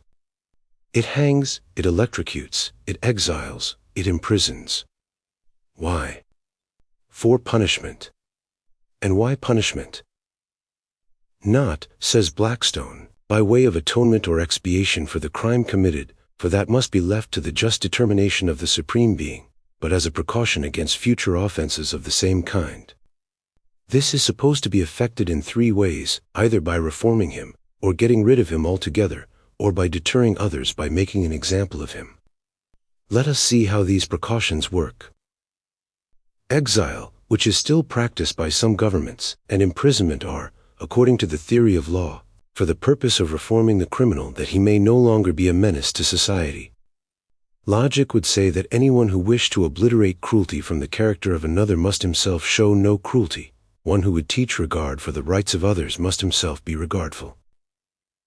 Yet the story of exile and prison is the story of the lash, the iron, the chain, and every torture that the fiendish ingenuity of the non-criminal class can devise by way of teaching criminals to be good.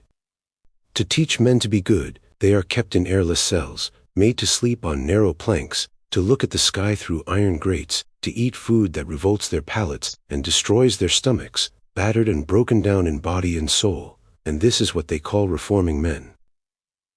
Not very many years ago the Philadelphia dailies told us, and while we cannot believe all of what they say, and are bound to believe that such cases are exceptional, yet the bare facts were true, that Judge Gordon ordered an investigation into the workings of the Eastern Penitentiary officials.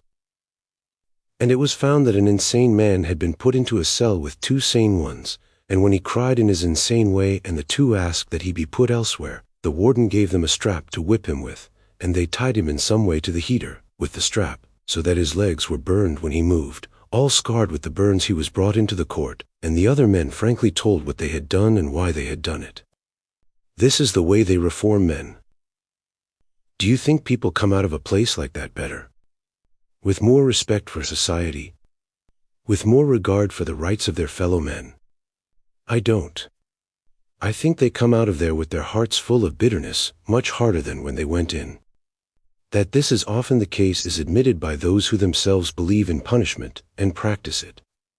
For the fact is that out of the criminaloid class there develops the habitual criminal, the man who is perpetually getting in prison.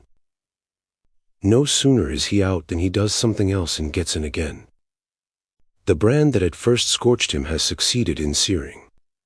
He no longer feels the ignominy. He is a jailbird, and he gets to have a cynical pride in his own degradation. Every man's hand is against him, and his hand is against every man's. Such are the reforming effects of punishment. Yet there was a time when he, too, might have been touched, had the right word been spoken. It is for society to find and speak that word. This for prison and exile. Hanging. Electrocution. These, of course, are not for the purpose of reforming the criminal. These are to deter others from doing as he did, and the supposition is that the severer the punishment, the greater the deterrent effect. In commenting upon this principle, Blackstone says, "We may observe that punishments of unreasonable severity have less effect in preventing crimes and amending the manners of a people than such as are more merciful in general." He further quotes Montesquieu. "For the excessive severity of laws hinders their execution. When the punishment surpasses all measure, the public will frequently, out of humanity, prefer impunity to it." Again Blackstone, "It is a melancholy truth that among the variety of actions which men are daily liable to commit, no less than 160 have been declared by Act of Parliament to be felonies, worthy of instant death. So dreadful a list instead of diminishing increases the number of offenders." Robert Ingersoll, speaking on Crimes Against Criminals before the New York Bar Association, a lawyer addressing lawyers, treating of this same period of which Blackstone writes, says, "There is something in injustice, in cruelty, which tends to defeat itself. There never were so many traitors in England as when the traitor was drawn and quartered, when he was tortured in every possible way. When his limbs, torn and bleeding, were given to the fury of mobs, or exhibited pierced by pikes or hung in chains. The frightful punishments produced intense hatred of the government, and traitors increased until they became powerful enough to decide what treason was and who the traitors were, and to inflict the same torments on others. The fact that Blackstone was right and Ingersoll was right in saying that severity of punishment increases crime is silently admitted in the abrogation of those severities by Acts of Parliament and Acts of Congress.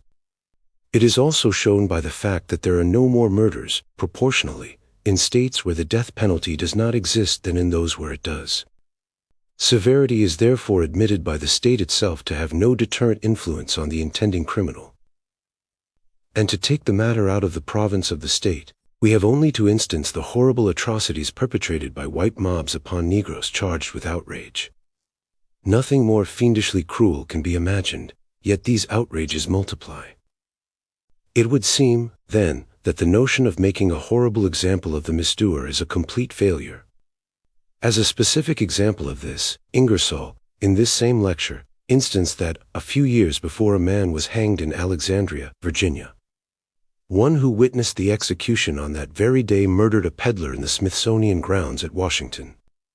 He was tried and executed, and one who witnessed his hanging went home and on the same day murdered his wife. Evidently the brood is rather aroused than terrified by scenes of execution. What then? If extreme punishments do not deter, and if what are considered mild punishments do not reform, is any measure of punishment conceivable or attainable which will better our case? Before answering this question, let us consider the class of crimes which so far has not been dwelt upon, but which nevertheless comprises probably 9/10 of all offenses committed. These are all the various forms of stealing, robbery, burglary, theft, embezzlement, forgery, counterfeiting, and the 1,001 ramifications and offshoots of the act of taking what the law defines as another's. It is impossible to consider crimes of violence apart from these, because the vast percentage of murders and assaults committed by the criminaloid class are simply incidental to the commission of the so-called lesser crime. A man often murders in order to escape with his booty, though murder was no part of his original intention. Why, now, have we such a continually increasing percentage of stealing? Will you persistently hide your heads in the sand and say it is because men grow worse as they grow wiser? That individual wickedness is the result of all our marvelous labors to compass sea and land, and make the earth yield up her wealth to us. Dare you say that? It is not so. The reason men steal is because their rights are stolen from them before they are born.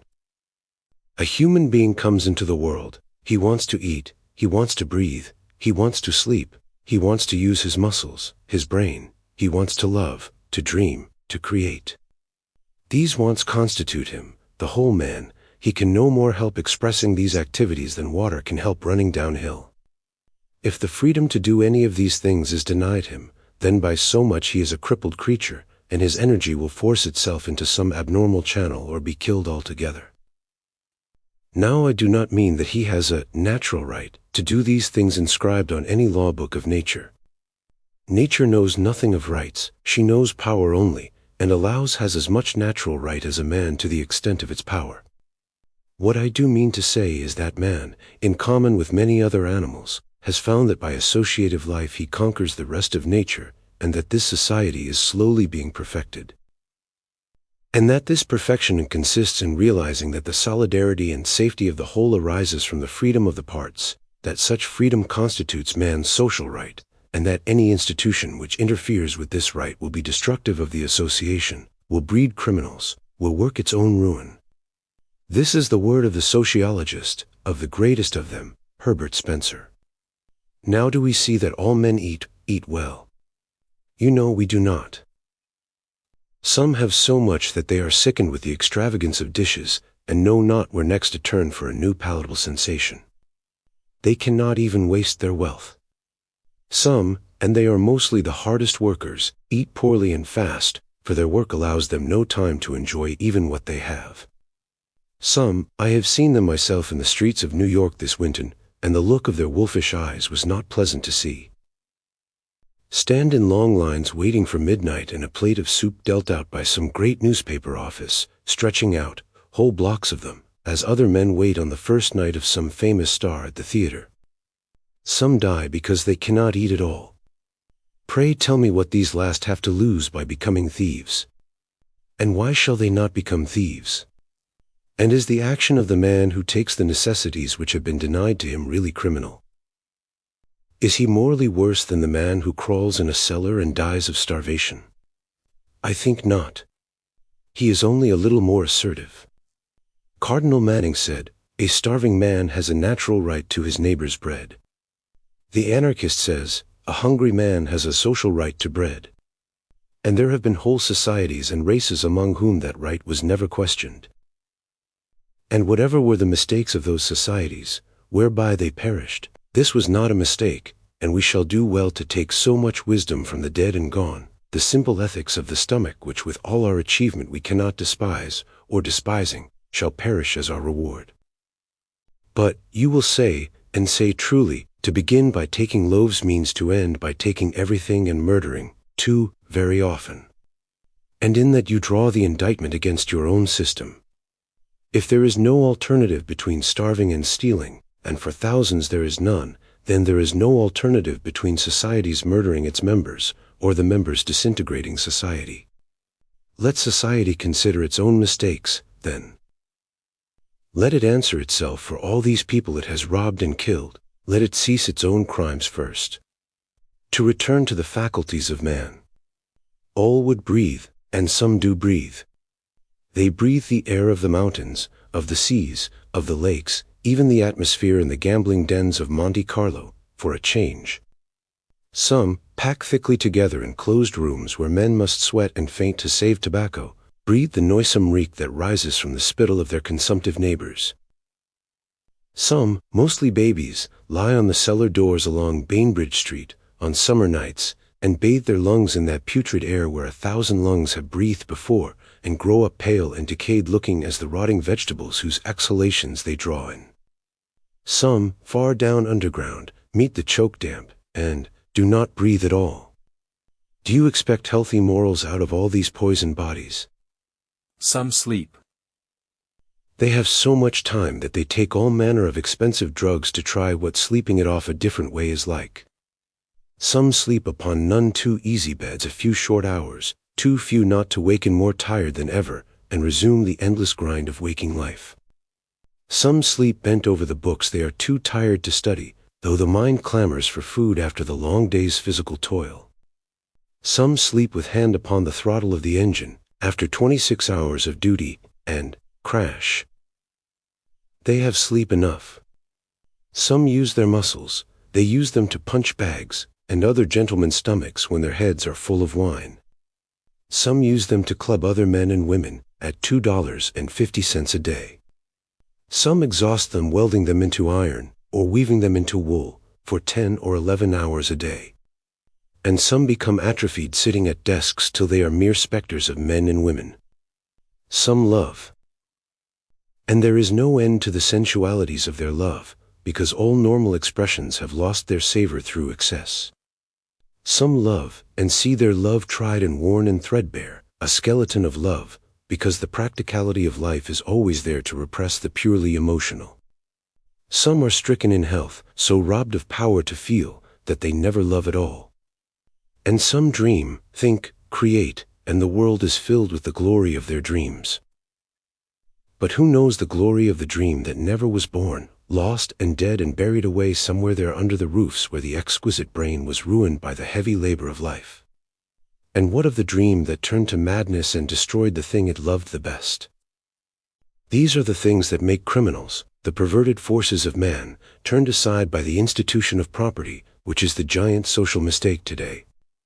It is your law which keeps men from using the sources and the means of wealth production unless they pay tribute to other men. It is this, and nothing else, which is responsible for all the second class of crimes and all those crimes of violence incidentally committed while carrying out a robbery.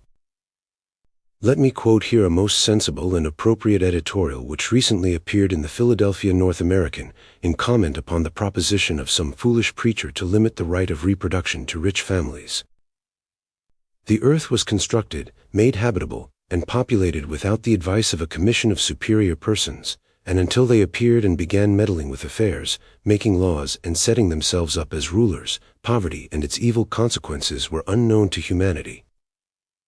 When social science finds a way to remove obstructions to the operation of natural law and to the equitable distribution of the products of labor, poverty will cease to be the condition of the masses of people, and misery, crime, and problems of population will disappear. And they will never disappear until it does. All hunting down of men, all punishments, are but so many ineffective efforts to sweep back the tide with a broom. The tide will fling you, broom and all, against the idle walls that you have built to fence it in. Tear down those walls, or the sea will tear them down for you. Have you ever watched it coming in, the sea? When the wind comes roaring out of the mist and a great bellowing thunders up from the water? Have you watched the white lions chasing each other towards the walls, and leaping up with foaming anger as they strike, and turn and chase each other along the black bars of their cage in rage to devour each other? And tear back, and leap in again. Have you ever wondered in the midst of it all which particular drops of water would strike the wall? If one could know all the factors, one might calculate even that. But who can know them all? Of one thing only we are sure, some must strike it. They are the criminals, those drops of water pitching against that silly wall and broken. Just why it was these particular ones we cannot know, but some had to go. Do not curse them. You have cursed them enough. Let the people free. There is a class of crimes of violence which arises from another set of causes than economic slavery, acts which are the result of an antiquated moral notion of the true relations of men and women. These are the nemesis of the institution of property and love. If every one would learn that the limit of his right to demand a certain course of conduct in sex relations is himself, that the relation of his beloved ones to others is not a matter for him to regulate, any more than the relations of those whom he does not love, if the freedom of each is unquestioned, and whatever moral rigors are exacted of oneself only, if this principle is accepted and followed, crimes of jealousy will cease. But religions and governments uphold this institution and constantly tend to create the spirit of ownership, with all its horrible consequences. You will say, perhaps it is true. Perhaps when this better social condition is evolved, and this freer social spirit, we shall be rid of crime, at least 9/10 of it. But meanwhile must we not punish to protect ourselves? The protection does not protect. The violent man does not communicate his intention when he executes it, or attempts its execution. More often than otherwise it is some unofficial person who catches or stops him. If he is a born criminal, or in other words an insane man, he should, I reiterate, be treated as a sick person, not punished, not made to suffer. If he is one of the accidental criminals, his act will not be repeated, his punishment will always be with him. If he is of the middle class, your punishment will not reform him, it will only harden him, and it will not deter others. As for thieves, the great thief is within the law, or he buys it, and as for the small one, see what you do. To protect yourself against him, you create a class of persons who are sworn to the service of the club and the revolver, a set of spies, a set whose business it is to deal constantly with these unhappy beings, who in rare instances are softened thereby, but in the majority of cases become hardened to their work as butchers to the use of the knife, a set whose business it is to serve cell and lock and key, and lastly, the lowest infamy of all, the hangman. Does anyone want to shake his hand, the hand that kills for pay? Now against all these persons individually there is nothing to be said. They may probably be very humane, well-intentioned persons when they start in, but the end of all this is embitterment. One of our dailies recently observed that the men in charge of prisons have but too often been men who ought themselves to have been prisoners. The anarchist does not agree with that. He would have no prisons at all. But I am quite sure that if that editor himself were put in the prison keeper's place, he too would turn hard. And the opportunities of the official criminal are much greater than those of the unofficial one. Lawyer and governmentalist as he was, Ingersoll said, "It is safe to say that governments have committed far more crimes than they have prevented." Then why create a second class of parasites worse than the first? Why not put up with the original one?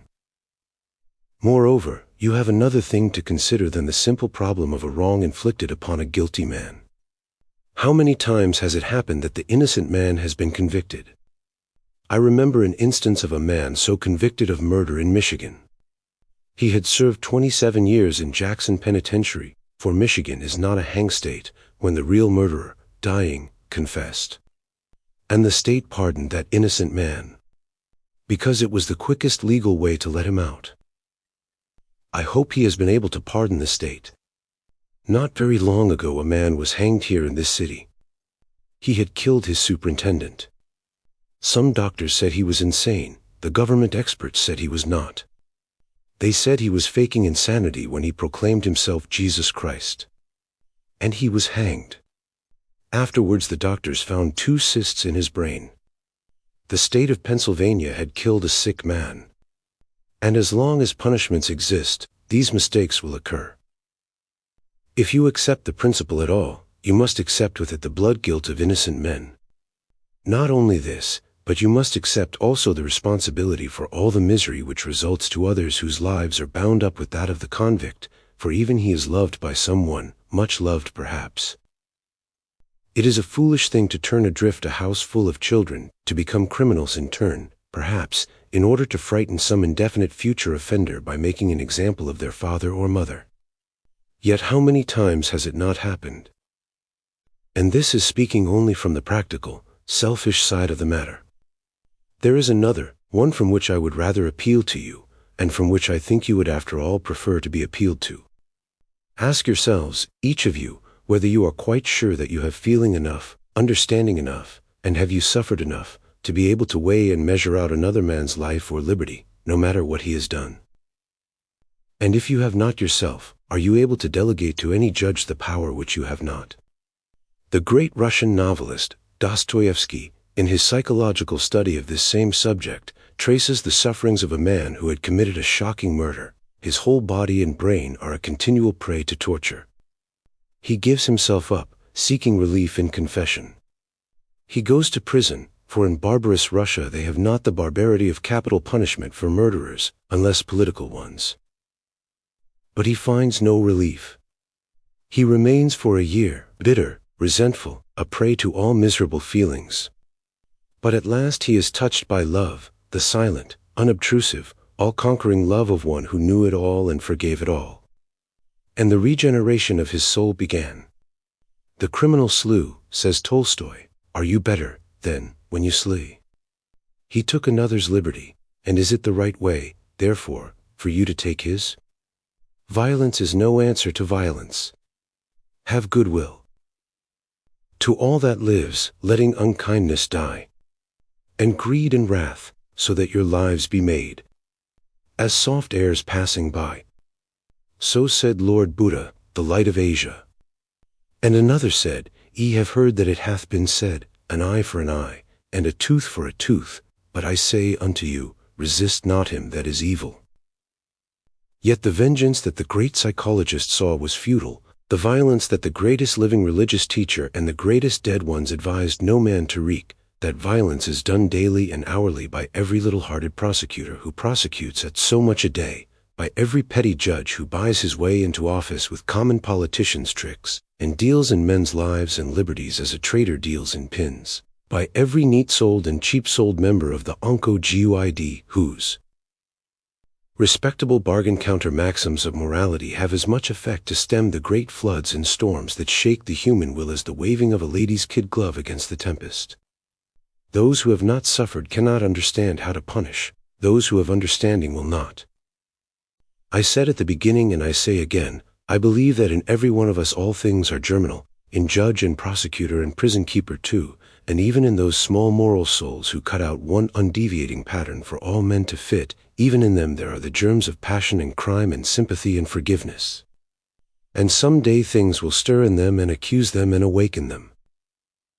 And that awakening will come when suddenly one day there breaks upon them with realizing force the sense of the unison of life, the irrevocable relationship of the saint to the sinner, the judge to the criminal, that all personalities are intertwined and rushing upon doom together. Once in my life it was given to me to see the outward manifestation of this unison. It was in 1897. We stood upon the base of the Nelson Monument in Trafalgar Square. Below were 10,000 people packed together with upturned faces. They had gathered to hear and see men and women whose hands and limbs were scarred all over with the red-hot irons of the torturers in the fortress of Montjuich. For the crime of an unknown person, these 28 men and women, together with 400 others, had been cast into that terrible den and tortured with the infamies of the Inquisition to make them reveal that of which they knew nothing. After a year of such suffering as makes the decent human heart sick only to contemplate, with nothing proven against them, some even without trial, they were suddenly released with orders to leave the country within 24 hours. They were then in Trafalgar Square, and to the credit of old England be it said, harlot and mother of harlots though she is, for there was not another country among the great nations of the earth to which those 28 innocent people could go. For they were paupers impoverished by that cruel state of Spain in the terrible battle for their freedom. They would not have been admitted to free America. When Francesco Gana, speaking in a language which most of them did not understand, lifted his poor, scarred hands, the faces of those 10,000 people moved together like the leaves of a forest in the wind. They waved to and fro, they rose and fell, the visible moved in the breath of the invisible. It was the revelation of the action of the unconscious, the fatalistic unity of man. Sometimes, even now as I look upon you, it is as if the bodies that I see were as transparent bubbles wherethrough the red blood boils and flows, a turbulent stream churning and tossing and leaping, and behind us and our generation, far, far back, endlessly backwards, where all the bubbles are broken and not a ripple remains, the silent pouring of the great red river, the unfathomable river. Backwards through the unbroken forest in the Until plain, backwards through the forgotten world of savagery and animal life, back somewhere to its dark sources in deep sea and old night, the rushing river of blood, no fancy, real, tangible blood, the blood that hurries in your veins while I speak, bearing with it the curses and the blessings of the past. Through what infinite shadows has that river rolled? Through what desolate wastes has it not spread its ooze? Through what desperate passages has it been forced? What strength, what invincible strength is in that hot stream? You are just the bubble on its crest. Where will the current fling you ere you die? At what moment will the fierce impurities born from its somber and tenebrous past be hurled up in you? Shall you then cry out for punishment if they are hurled up in another? If, flung against the merciless rocks of the channel, while you swim easily in the midstream, they fall back and hurt other bubbles? Can you not feel that? Men are the heartbeats of man, the plumes that feather his wings. Storm-worn since being began with the wind and the thunder of things. Things are cruel and blind, their strength detains and deforms. And the wearying wings of the mind still beat up the stream of their storms. Still, as one swimming upstream, they strike out blind in the blast. In thunder of vision and dream, and lightning of future and past. We are baffled and caught in the current and bruised upon edges of shoals. As weeds or as reeds in the torrent of things are the wind-shaken souls. Spirit by spirit goes under, a foam bell's bubble of breath. That blows and opens asunder and blurs not the mirror of death. Is it not enough that things are cruel and blind? Must we also be cruel and blind?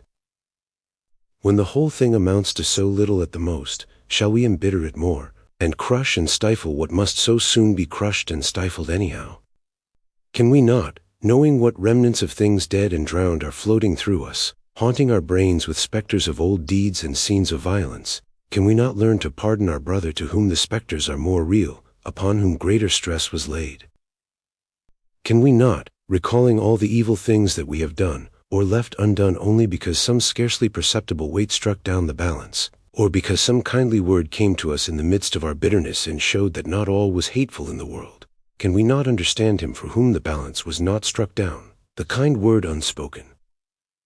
Believe me, forgiveness is better than wrath, better for the wrongdoer, who will be touched and regenerated by it, and better for you. And you are wrong if you think it is hard. It is easy, far easier than to hate. It may sound like a paradox, but the greater the injury, the easier the pardon. Let us have done with this savage idea of punishment, which is without wisdom. Let us work for the freedom of man from the oppressions which make criminals, and for the enlightened treatment of all the sick. And though we may never see the fruit of it, we may rest assured that the great tide of thought is setting our way, and that, while the tired wave, vainly breaking. Seems here no painful inch to gain. Far back, through creeks and inlets making, comes silent, flooding in, the main. In defense of Emma Goldman and the right of expropriation. The light is pleasant, is it not, my friends? It is good to look into each other's faces, to see the hands that clasp our own, to read the eyes that search our thoughts, to know what manner of lips give utterance to our pleasant greetings. It is good to be able to wink defiance at the night, the cold, unseen night. How weird, how gruesome, how chilly it would be if I stood here in blackness, a shadow addressing shadows, in a house of blindness. Yet each would know that he was not alone, yet might we stretch hands and touch each other, and feel the warmth of human presence near. Yet might a sympathetic voice ring through the darkness, quickening the dragging moments. The lonely prisoners in the cells of Blackwell's Island have neither light nor sound. The short day hurries across the sky, the short day still more shortened in the gloomy walls. The long chill night creeps up so early, weaving its somber curtain before the imprisoned eyes. And through the curtain comes no sympathizing voice. Beyond the curtain lies the prison silence, beyond that the cheerless, uncommunicating land, and still beyond the icy, fretting river, black and menacing, ready to drown. A wall of night, a wall of stone, a wall of water. Thus has the great state of New York answered Emma Goldman, thus have the classes replied to the masses, thus do the rich respond to the poor, thus does the institution of property give its ultimatum to hunger. Give us work, said Emma Goldman. If you will not give us work, then give us bread. If you do not give us either work or bread, then we shall take bread. It wasn't a very wise remark to make to the state of New York, that is, wealth and its watchdogs, the police. But I fear me much that the apostles of liberty, the forerunners of revolt, have never been very wise. There is a record of a seditious person, who once upon a time went about with a few despised followers in Palestine, taking corn out of other people's cornfields, on the Sabbath day, too. That same person, when he wished to ride into Jerusalem, told his disciples to go forward to where they would find a young colt tied, to unloose it and bring it to him, and if anyone interfered or said anything to them, or to say, My master hath need of it. That same person said, Give to him that asketh of thee, and from him that taketh away thy goods ask them not back again. That same person once stood before the hungry multitudes of Galilee and taught them, saying, The scribes and the Pharisees sit in Moses' seat, therefore whatever they bid you observe, that observe and do. But do not thee after their works, for they say, and do not. For they bind heavy burdens, and grievous to be borne, and lay them on men's shoulders, but they themselves will not move them with one of their fingers. But all their works they do to be seen of men, they make broad their phylacteries, and enlarge the borders of their garments, and love the uppermost rooms at feasts, and the chief seats in the synagogues, and greeting in the markets, and to be called of men, Rabbi, Rabbi. And turning to the scribes and the Pharisees, he continued, Woe unto you, scribes and Pharisees, hypocrites! For ye devour widows' houses, and for a pretense make long prayers. Therefore shall ye receive the greater damnation. Woe unto you, scribes and Pharisees, hypocrites! For ye pay tithe of mint, and anise, and cumin, and have omitted the weightier matters of the law, judgment, and mercy, and faith. These ought ye to have done, and not left the other undone. Ye blind guides, that strain at a gnat and swallow a camel. Woe unto you, scribes and Pharisees, hypocrites! For ye make clean the outside of the cup and platter, but within they are full of extortion and excess. Woe unto you, scribes and Pharisees, hypocrites! For ye are like unto whited sepulchres, which indeed appear beautiful outward, but within are full of dead men's bones and all uncleanness. Even so ye outwardly appear righteous unto men, but within ye are full of hypocrisy and iniquity. Woe unto you, scribes and Pharisees, hypocrites! Because ye build the tombs of the prophets and garnish the sepulchres of the righteous, and say, If we had been in the days of our fathers, we would not have been partakers with them in the blood of the prophets. Wherefore ye be witnesses unto yourselves that ye are the children of them which killed the prophets. Fill ye up then the measure of your fathers. Ye serpents! The generation of vipers. How can you escape the damnation of hell? Yes. These are the words of the outlaw who is alleged to form the foundation stone of modern civilization to the authorities of his day. Hypocrites, extortionists, doers of iniquity, robbers of the poor, blood partakers, serpents, vipers, fit for hell. It wasn't a very wise speech from beginning to end. Perhaps he knew it when he stood before Pilate to receive his sentence, when he bore his heavy crucifix up Calvary, when nailed upon it, stretched in agony, he cried, my God, why hast thou forsaken me?" No, it wasn't wise, but it was very grand.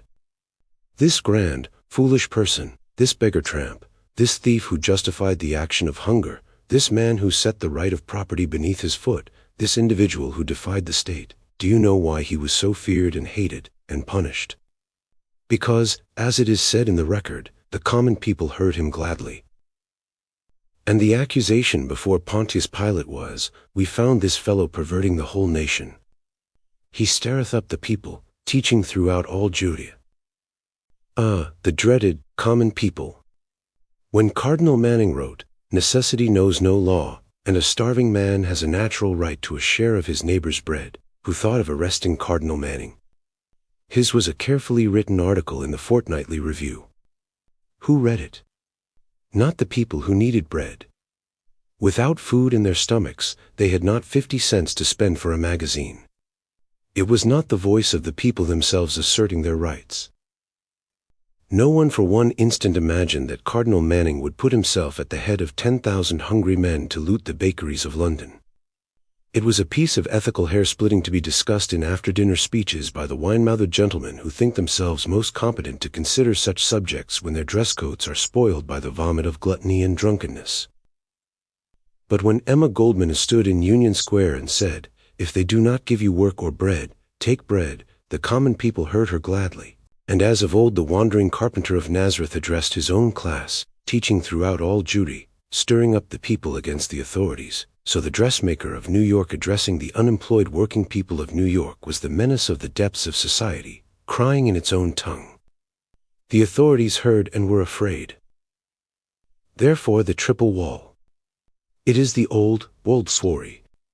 When Thomas Paine, 100 years ago, published the first part of The Rights of Man, the part in which he discusses principles only, the edition was a high-priced one, reaching comparatively few readers. It created only a literary furor. When the second part appeared, the part in which he treats of the application of principles, in which he declares that men should not petition for rights but take them, it came out in a cheap form, so that 100,000 copies were sold in a few weeks. That brought down the prosecution of the government. It had reached the people that might act, and prosecution followed prosecution till Botany Bay was full of the best men of England. Thus were the limitations of speech and press declared, and thus will they ever be declared so long as there are antagonistic interests in human society. Understand me clearly. I believe that the term constitutional right of free speech is a meaningless phrase. For this reason, the Constitution of the United States and the Declaration of Independence, and particularly the latter, were, in their day, progressive expressions of progressive ideals. But they are, throughout, characterized by the metaphysical philosophy which dominated the thought of the last century. They speak of inherent rights, inalienable rights, natural rights, etc.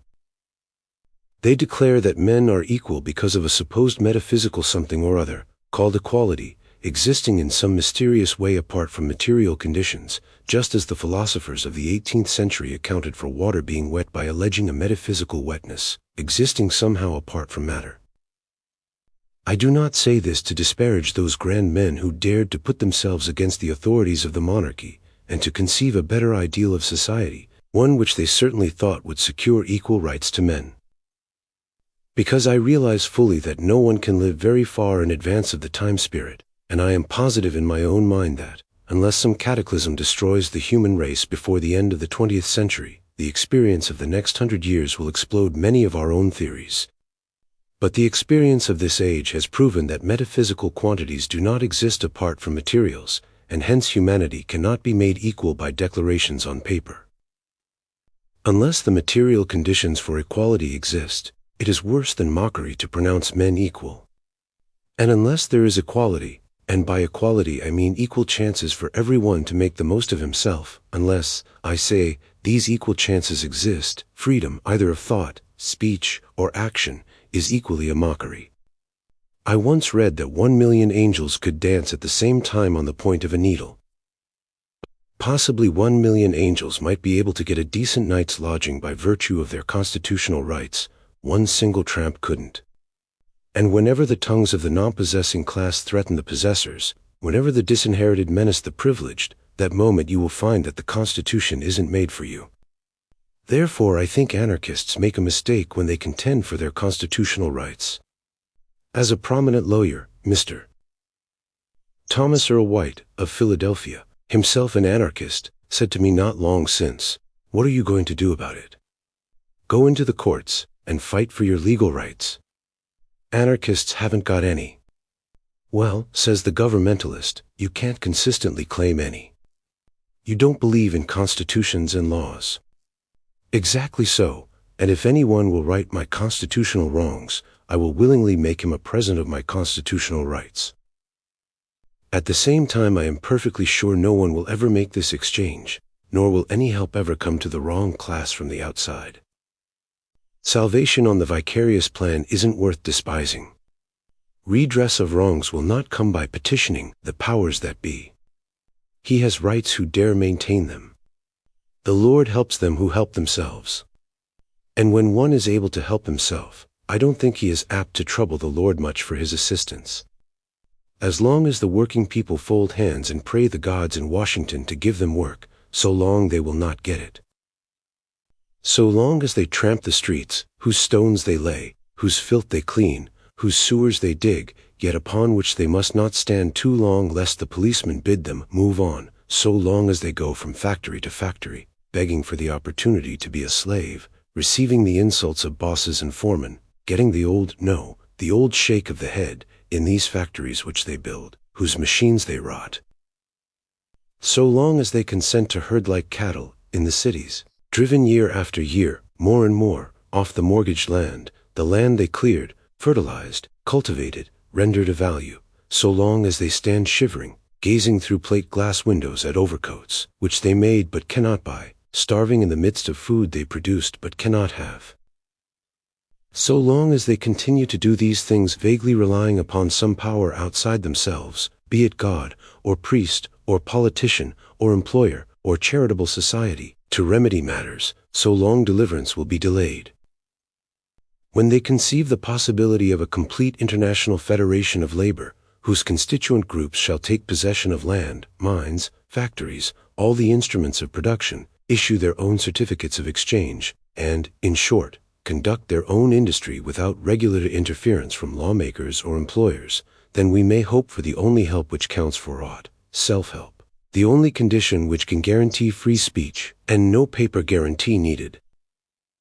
But meanwhile, while we are waiting, for there is yet much grist of the middle class to be ground between the upper and nether millstones of economic evolution, while we await the formation of the International Labor Trust, while we watch for the day when there are enough of people with nothing in their stomachs and desperation in their heads, to go about the work of expropriation, what shall those do who are starving now? That is the question which Emma Goldman had to face. And she answered it by saying, "Ask, and if you do not receive, take bread." I do not give you that advice.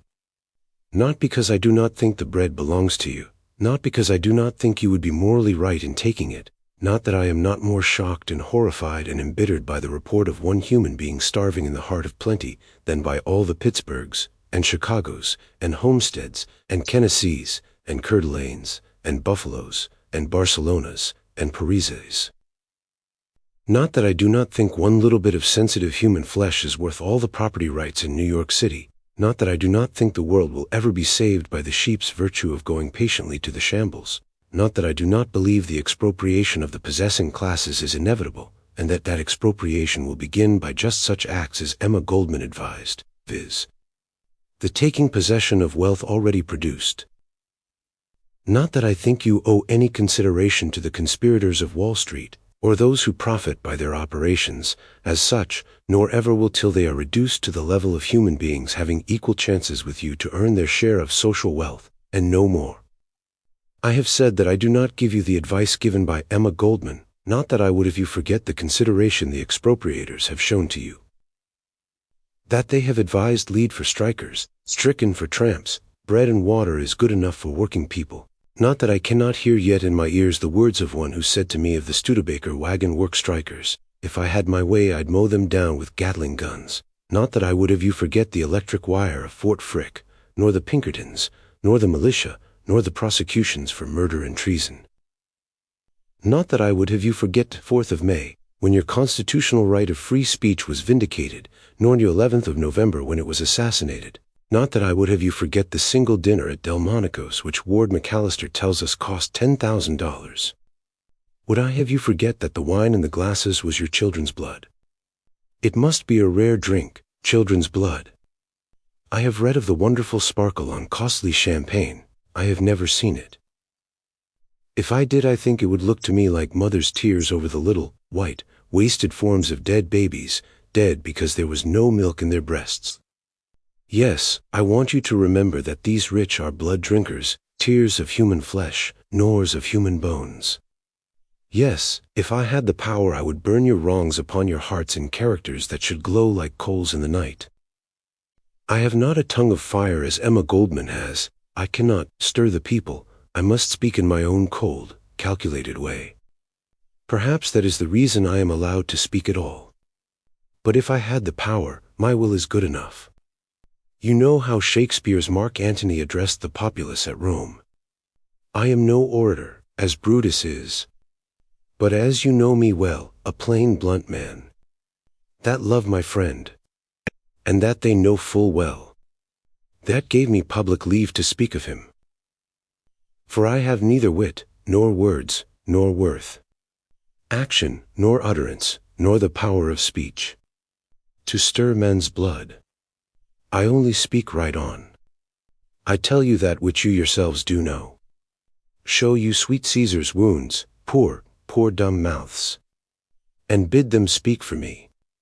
But were I Brutus, and Brutus Antony, there were an Antony, would ruffle up your spirits, and put a tongue in every wound of Caesar's, that should move the stones of Rome to rise and mutiny. If, therefore, I do not give you the advice which Emma Goldman gave, let not the authorities suppose it is because I have any more respect for their constitution than their law than she has, or that I regard them as having any rights in the matter. No. My reasons for not giving that advice are two. First, if I were giving advice at all, I would say, my friends, that bread belongs to you. It is you who toiled and sweat in the sun to sow and reap the wheat. It is you who stood by the thresher, and breathed the chaff-filled atmosphere in the mills, while it was ground to flour. It is you who went into the eternal night of the mine and risked drowning, fire damp, explosion, and cave-in, to get the fuel for the fire that baked it. It is you who stood in the hell-like heat, and struck the blows that forged the iron for the ovens wherein it is baked. It is you who stand all night in the terrible cellar shops, and tend the machines that knead the flour into dough. It is you, farmer, miner, mechanic, who make the bread, but you haven't the power to take it. At every transformation wrought by toil, someone who didn't toil has taken part from you, and now he has it all, and you haven't the power to take it back. You are told you have the power because you have the numbers. Never make so silly a blunder as to suppose that power resides in numbers. One good, level-headed policeman with a club is worth 10 excited, unarmed men. One detachment of well-drilled militia has a power equal to that of the greatest mob that could be raised in New York City. Do you know I admire compact, concentrated power? Let me give you an illustration. Out in a little town in Illinois there is a certain capitalist, and if ever a human creature sweat and ground the grist of gold from the muscle of man, it is he. Well, once upon a time, his workmen, not his slaves, his workmen, were on strike, and 15 muscular Polacks armed with stones, brickbats, red-hot pokers, and other such crude weapons as a mob generally collects, went up to his house for the purpose of smashing the windows, and so forth. Possibly to do as those people in Italy did the other day with the sheriff who attempted to collect the milk tax.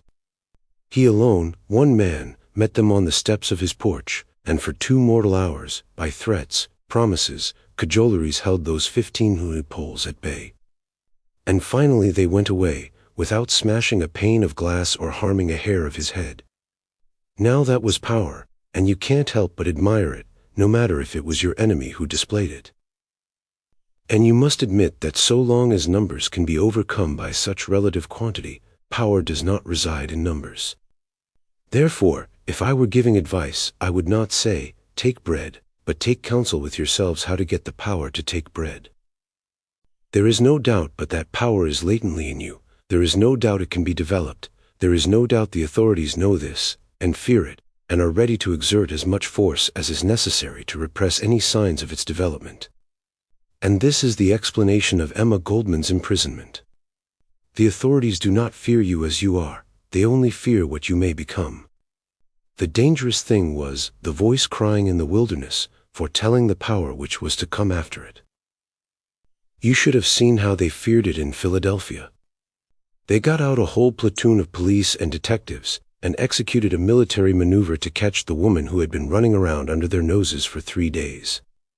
And when she walked up to them, then they surrounded and captured her, and guarded the city hall where they kept her overnight, and put a detective in the next cell to make notes. Why so much fear? Did they shrink from the stab of the dressmaker's needle? Or did they dread some stronger weapon? Ah! The accusation before the New York Pontius Pilate was, she stirreth up the people. And Pilate sentenced her to the full limit of the law, because, he said, you are more than ordinarily intelligent. Why is intelligence dealt thus harshly with? Because it is the beginning of power. 5. Then, for power. My second reason for not repeating Emma Goldman's words is, that I, as an anarchist, have no right to advise another to do anything involving a risk to himself, nor would I give a fillip for an action done by the advice of someone else, unless it is accompanied by a well-argued, well-settled conviction on the part of the person acting, that it really is the best thing to do. Anarchism, to me, means not only the denial of authority, not only a new economy, but a revision of the principles of morality. It means the development of the individual, as well as the assertion of the individual. It means self-responsibility, and not leader worship. I say it is your business to decide whether you will starve and freeze in sight of food and clothing, outside of jail, or commit some overt act against the institution of property and take your place beside Timmerman and Goldman. And in saying this I mean to cast no reflection whatever upon Miss Goldman for doing otherwise. She and I hold many different views on both economy and morals, and that she is honest in hers she has proved better than I have proved mine. Miss Goldman is a communist. I am an individualist. She wishes to destroy the right of property, I wish to assert it. I make my war upon privilege and authority, whereby the right of property, the true right and that which is proper to the individual, is annihilated. She believes that cooperation would entirely supplant competition. I hold that competition in one form or another will always exist, and that it is highly desirable it should. But whether she or I be right, or both of us be wrong, of one thing I am sure. The spirit which animates Emma Goldman is the only one which will emancipate the slave from his slavery, the tyrant from his tyranny, the spirit which is willing to dare and suffer. That which dwells in the frail body in the prison room tonight is not the New York dressmaker alone. Transport yourselves there in thought a moment, look steadily into those fair, blue eyes, upon the sun-brown hair, the seashell face, the restless hands, the woman's figure. Look steadily till in place of the person, the individual of time and place, you see that which transcends time and place, and flits from house to house of life, mocking at death. Swinburne in his Magnificent, before a crucifix, says, "With iron for thy linen bands, and unclean cloths for winding sheet, they bind the people's nail-pierced hands. They hide the people's nail-pierced feet. And what man, or what angel known, shall roll back the sepulchral stone?" Perhaps in the presence of this untrammeled spirit we shall feel that something has rolled back the sepulchral stone, and up from the cold wind of the grave is born the breath that animated Anaxagoras, Socrates, Christ, Hypatia, John Huss, Bruno, Robert Emmet, John Brown, Sophia Perovskaya, Parsons, Fisher, Engel, Spies, Link, Berkman, Pallas, and all those, known and unknown, who have died by tree and axe and faggot, or dragged out forgotten lives in dungeons, derided, hated, tortured by men. Perhaps we shall know ourselves face to face with that which leaps from the throat of the strangled when the rope chokes, which smokes up from the blood of the murdered when the axe falls, that which has been forever hunted, fettered, imprisoned, exiled, executed, and never conquered.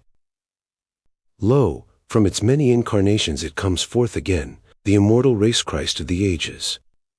The gloomy walls are glorified thereby, the prisoner is transfigured, and we say, reverently we say, O sacred head, O desecrate! O labor-wounded feet and hands! O blood poured forth in pledge to fate! Of nameless lives in diverse lands! O slain, and spent, and sacrificed! People! The gray-grown, speechless Christ! Direct action.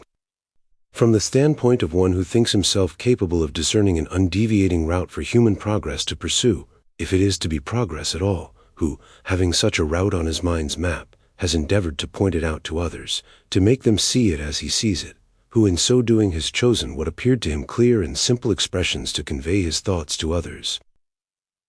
To such a one it appears matter for regret and confusion of spirit that the phrase, direct action, has suddenly acquired in the general mind a circumscribed meaning, not at all implied in the words themselves, and certainly never attached to it by himself or his co-thinkers. However, this is one of the common jests which progress plays on those who think themselves able to set metes and bounds for it. Over and over again, names, phrases, mottos, watchwords, have been turned inside out, and upside down, and hindside before, and sideways, by occurrences out of the control of those who used the expressions in their proper sense, and still, those who sturdily held their ground, and insisted on being heard, have in the end found that the period of misunderstanding and prejudice has been but the prelude to wider inquiry and understanding. I rather think this will be the case with the present misconception of the term direct action, which through the misapprehension, or else the deliberate misrepresentation, of certain journalists in Los Angeles at the time the McNamaras pleaded guilty, suddenly acquired in the popular mind the interpretation, forcible attacks on life and property. This was either very ignorant or very dishonest of the journalists. But it has had the effect of making a good many people curious to know all about direct action. As a matter of fact, those who are so lustily and so inordinately condemning it will find on examination that they themselves have on many occasions practiced direct action, and will do so again. Every person who ever thought he had a right to assert, and went boldly and asserted it, himself, or jointly with others that shared his convictions, was a direct actionist. Some 30 years ago I recall that the Salvation Army was vigorously practicing direct action in the maintenance of the freedom of its members to speak, assemble, and pray. Over and over they were arrested, fined, and imprisoned, but they kept right on singing, praying, and marching, till they finally compelled their persecutors to let them alone. The industrial workers are now conducting the same fight, and have, in a number of cases, compelled the officials to let them alone by the same direct tactics. Every person who ever had a plan to do anything, and went and did it, or who laid his plan before others, and won their cooperation to do it with him, without going to external authorities to please do the thing for them, was a direct actionist. All cooperative experiments are essentially direct action. Every person who ever in his life had a difference with anyone to settle, and went straight to the other persons involved to settle it, either by a peaceable plan or otherwise, was a direct actionist. Examples of such action are strikes and boycotts. Many persons will recall the action of the housewives of New York who boycotted the butchers and lowered the price of meat. At the present moment a butter boycott seems looming up as a direct reply to the price makers for butter. These actions are generally not due to anyone's reasoning overmuch on the respective merits of directness or indirectness, but are the spontaneous retorts of those who feel oppressed by a situation. In other words, all people are, most of the time, believers in the principle of direct action, and practitioners of it. However, most people are also indirect or political actionists. And they are both these things at the same time, without making much of an analysis of either. There are only a limited number of persons who eschew political action under any and all circumstances, but there is nobody at all, who has ever been so impossible as to eschew direct action altogether.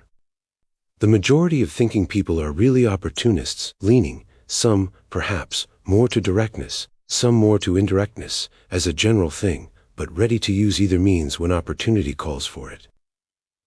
That is to say, there are those who hold that balloting governors into power is essentially a wrong and foolish thing, but who, nevertheless, under stress of special circumstance, might consider it the wisest thing to do, to vote some individual into office at that particular time. Or there are those who believe that, in general, the wisest way for people to get what they want is by the indirect method of voting into power someone who will make what they want legal. Yet who, all the same, will occasionally, under exceptional conditions, advise a strike, and a strike, as I have said, is direct action. Or they may do as the Socialist Party agitators, who are mostly declaiming now against direct action, did last summer, when the police were holding up their meetings. They went in force to the meeting places, prepared to speak whether or no, and they made the police back down. And while that was not logical on their part, thus to oppose the legal executors of the majority's will, it was a fine, successful piece of direct action. Those who, by the essence of their belief, are committed to direct action only are, just who? Why, the non-resistants, precisely those who do not believe in violence at all. Now do not make the mistake of inferring that I say direct action means non-resistance, not by any means. Direct action may be the extreme of violence, or it may be as peaceful as the waters of the brook of Siloa that go softly. What I say is, that the real non-resistants can believe in direct action only, never in political action. For the basis of all political action is coercion. Even when the state does good things, it finally rests on a club, a gun, or a prison, for its power to carry them through. Now every school child in the United States has had the direct action of certain non-resistants brought to his notice by his school history. The case which everyone instantly recalls is that of the early Quakers who came to Massachusetts. The Puritans had accused the Quakers of troubling the world by preaching peace to it. They refused to pay church taxes, they refused to bear arms, they refused to swear allegiance to any government. In so doing, they were direct actionists, what we may call negative direct actionists. So the Puritans, being political actionists, passed laws to keep them out, to deport, to fine, to imprison, to mutilate, and finally, to hang them. And the Quakers just kept on coming, which was positive direct action, and history records that after the hanging of 4 Quakers, and the flogging of Margaret Brewster at the cart's tail through the streets of Boston, the Puritans gave up trying to silence the new missionaries, that Quaker persistence and Quaker non-resistance had won the day. Another example of direct action in early colonial history, but this time by no means of the peaceable sort, was the affair known as Bacon's Rebellion. All our historians certainly defend the action of the rebels in that matter, as reason is, for they were right. And yet it was a case of violent direct action against lawfully constituted authority. For the benefit of those who have forgotten the details, let me briefly remind them that the Virginia planters were in fear of a general attack by the Indians, with reason. Being political actionists, they asked, or Bacon as their leader asked, that the governor grant him a commission to raise volunteers in their own defense. The governor feared that such a company of armed men would be a threat to him, also with reason. He refused the commission. Whereupon the planters resorted to direct action. They raised the volunteers without the commission, and successfully fought off the Indians. Bacon was pronounced a traitor by the governor, but the people being with him, the governor was afraid to proceed against him. In the end, however, it came so far that the rebels burned Jamestown, and but for the untimely death of Bacon, much more might have been done. Of course the reaction was very dreadful, as it usually is where a rebellion collapses, or is crushed. Yet even during the brief period of success, it had corrected a good many abuses. I am quite sure that the political action at all costs advocates of those times, after the reaction came back into power, must have said, "See to what evils direct action brings us." Behold, the progress of the colony has been set back 25 years. Forgetting that if the colonists had not resorted to direct action, their scalps would have been taken by the Indians a year sooner, instead of a number of them being hanged by the governor a year later. In the period of agitation and excitement preceding the Revolution, there were all sorts and kinds of direct action from the most peaceable to the most violent. And I believe that almost everybody who studies United States history finds the account of these performances the most interesting part of the story, the part which dens into his memory most easily. Among the peaceable moves made were the non-importation agreements, the leagues for wearing homespun clothing, and the committees of correspondence. As the inevitable growth of hostility progressed, violent direct action developed, e.g. in the matter of destroying the revenue stamps, or the action concerning the tea ships, either by not permitting the tea to be landed, or by putting it in damp storage, or by throwing it into the harbor, as in Boston, or by compelling a tea ship owner to set fire to his own ship, as at Annapolis.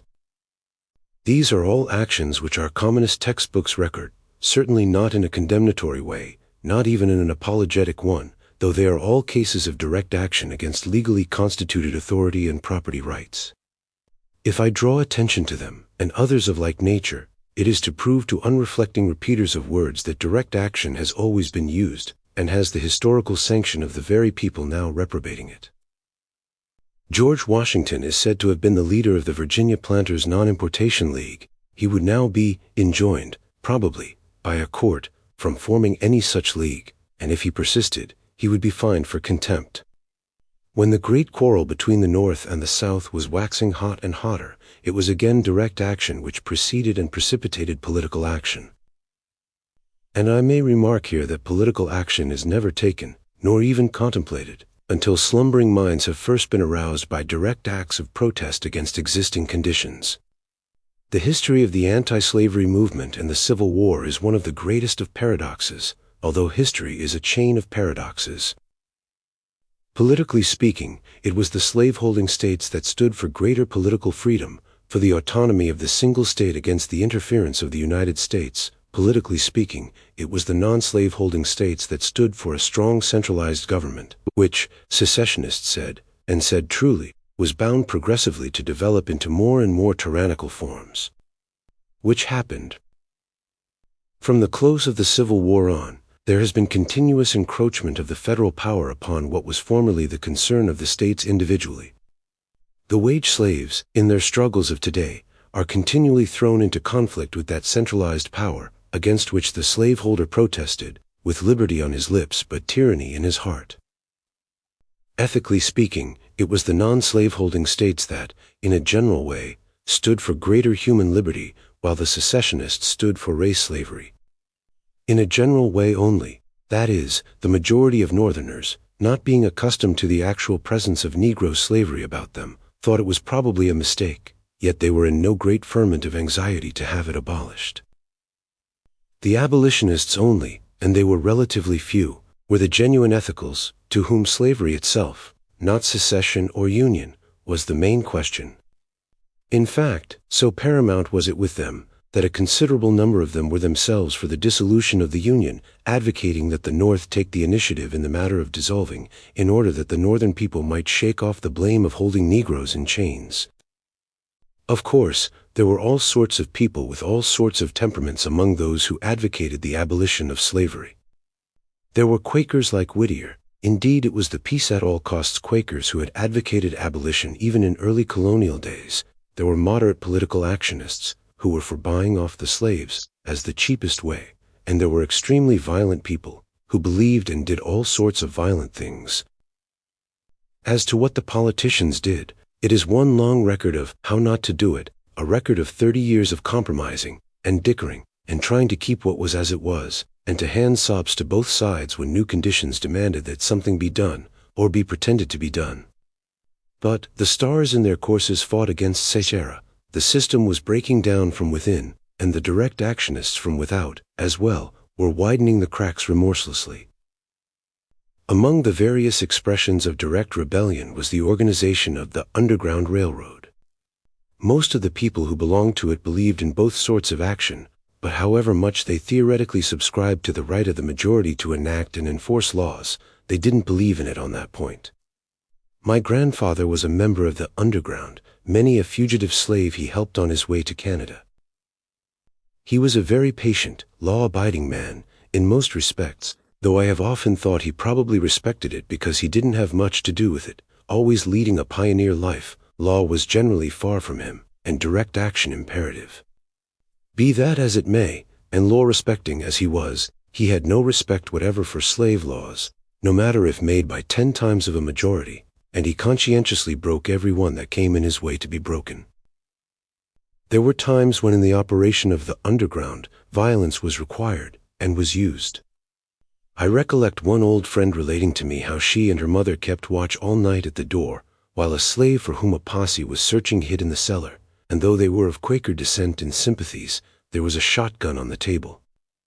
Fortunately, it did not have to be used that night. When the fugitive slave law was passed, with the help of the political actionists of the North who wanted to offer a new sop to the slaveholders, the direct actionists took to rescuing recaptured fugitives. There was the rescue of Shadrach and the rescue of Jerry, the latter rescuers being led by the famous Gerrit Smith, and a good many more successful and unsuccessful attempts. Still, the politicos kept on pottering and trying to smooth things over, and the abolitionists were denounced and decried by the ultra-law-abiding pacificators, pretty much as William D. Haywood and Frank Boone are being denounced by their own party now.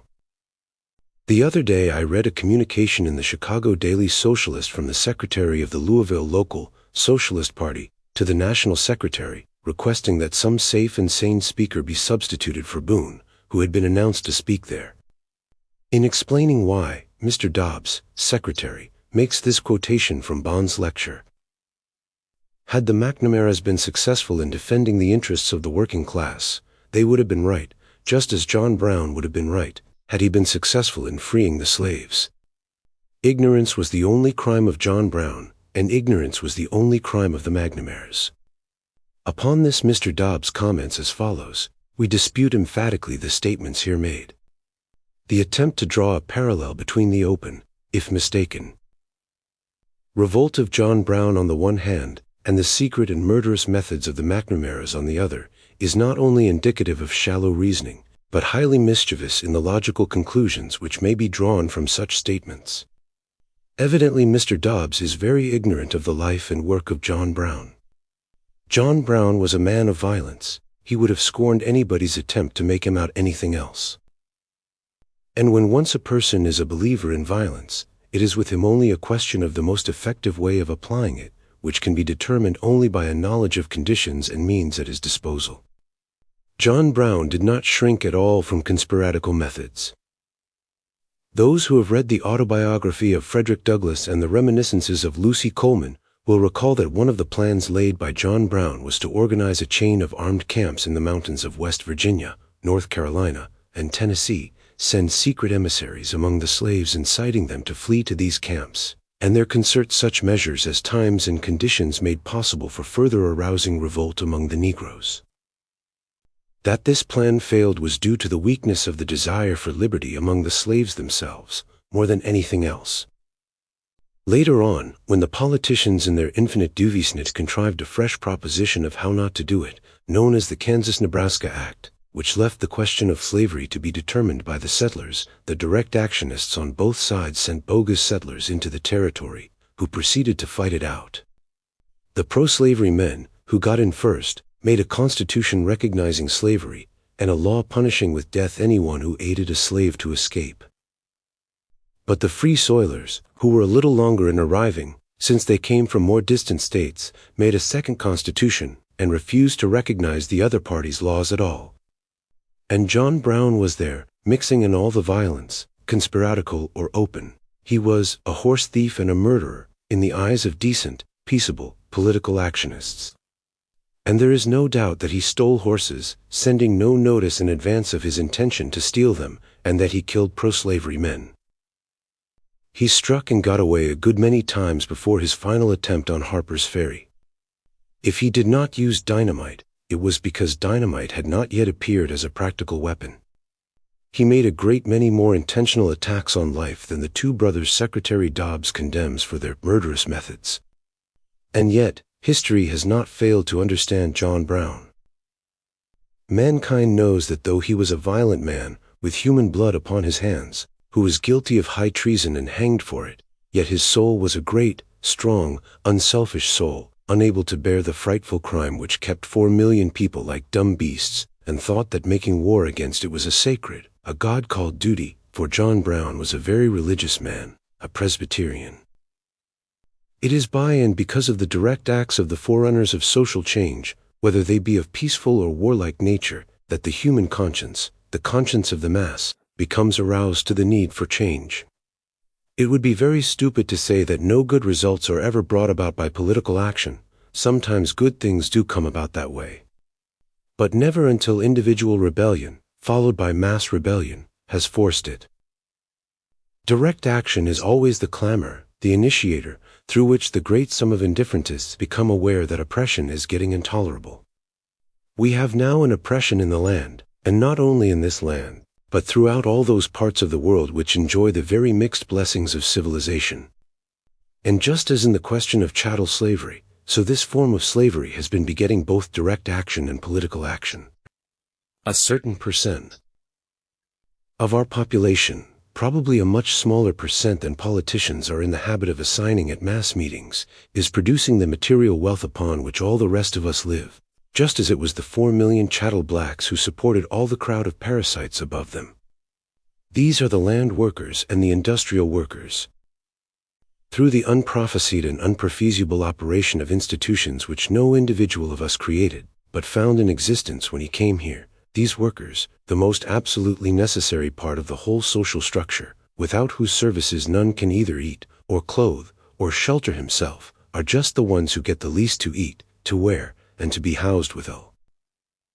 To say nothing of their share of the other social benefits which the rest of us are supposed to furnish, such as education and artistic gratifications. These workers have, in one form or another, mutually joined their forces to see what betterment of their condition they could get, primarily by direct action, secondarily through political action.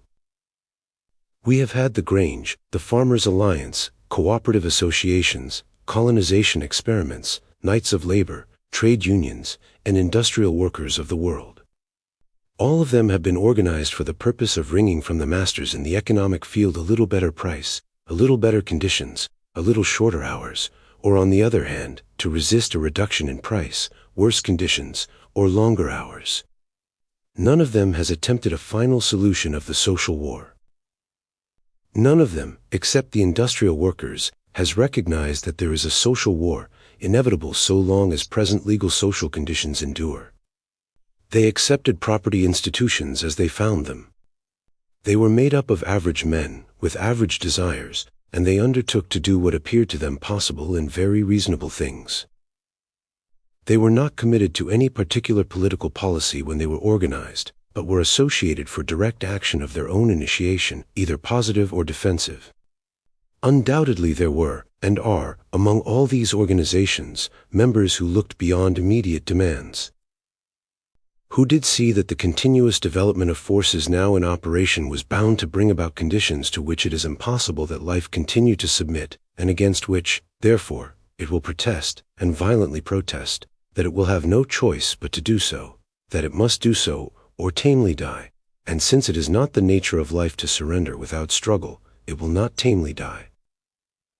22 years ago I met Farmers' Alliance people who said so, Knights of Labor who said so, trade unionists who said so. They wanted larger aims than those to which their organizations were looking, but they had to accept their fellow members as they were, and try to stir them to work for such things as it was possible to make them see. And what they could see was better prices, better wages, less dangerous or tyrannical conditions, shorter hours. At the stage of development when these movements were initiated, the land workers could not see that their struggle had anything to do with the struggle of those engaged in the manufacturing or transporting service, nor could these latter see that theirs had anything to do with the movement of the farmers.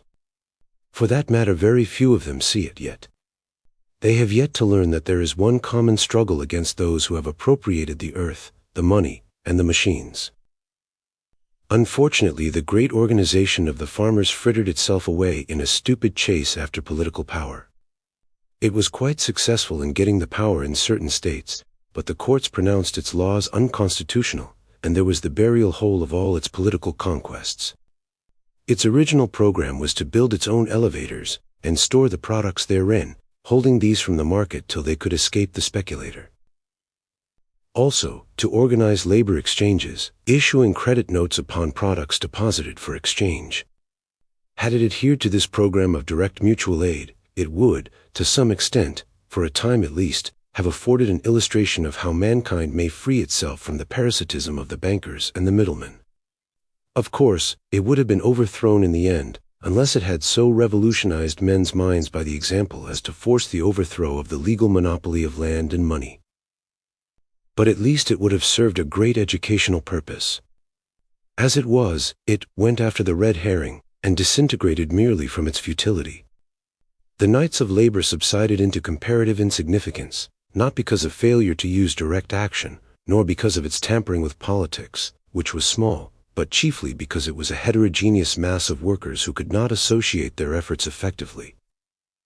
The trade unions grew strong about as the K of L subsided, and have continued slowly but persistently to increase in power.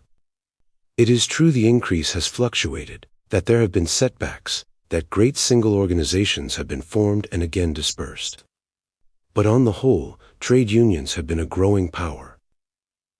They have been so because, poor as they are, inefficient as they are, they have been a means whereby a certain section of the workers have been able to bring their united force to bear directly upon their masters, and so get for themselves some portion of what they wanted, of what their conditions dictated to them they must try to get.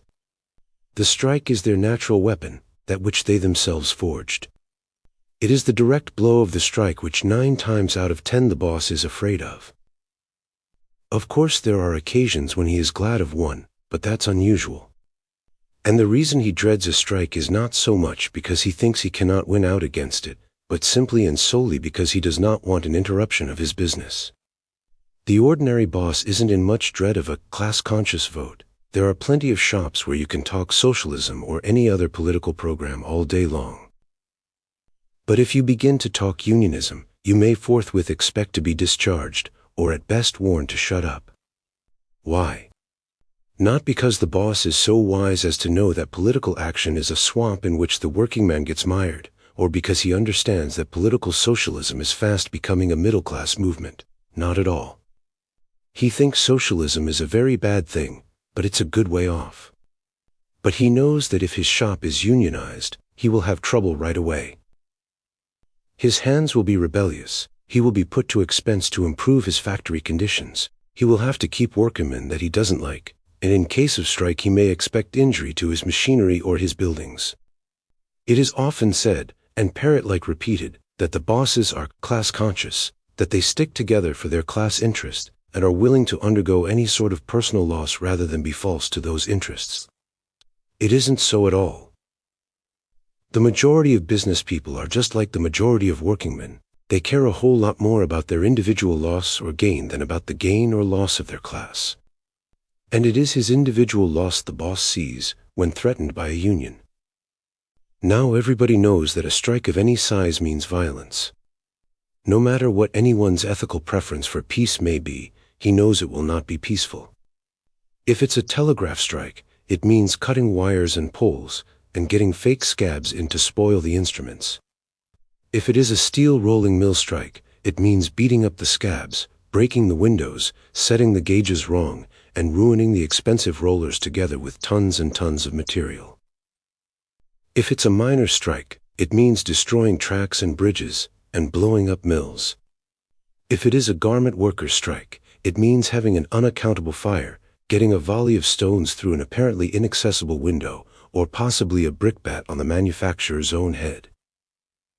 If it's a streetcar strike, it means tracks torn up or barricaded with the contents of ash carts and slop carts, with overturned wagons or stolen fences. It means smashed or incinerated cars and turned switches. If it is a system federation strike, it means dead engines, wild engines, derailed freights, and stalled trains. If it is a building trade strike, it means dynamited structures. And always, everywhere, all the time, fights between strikebreakers and scabs against strikers and strike sympathizers, between people and police.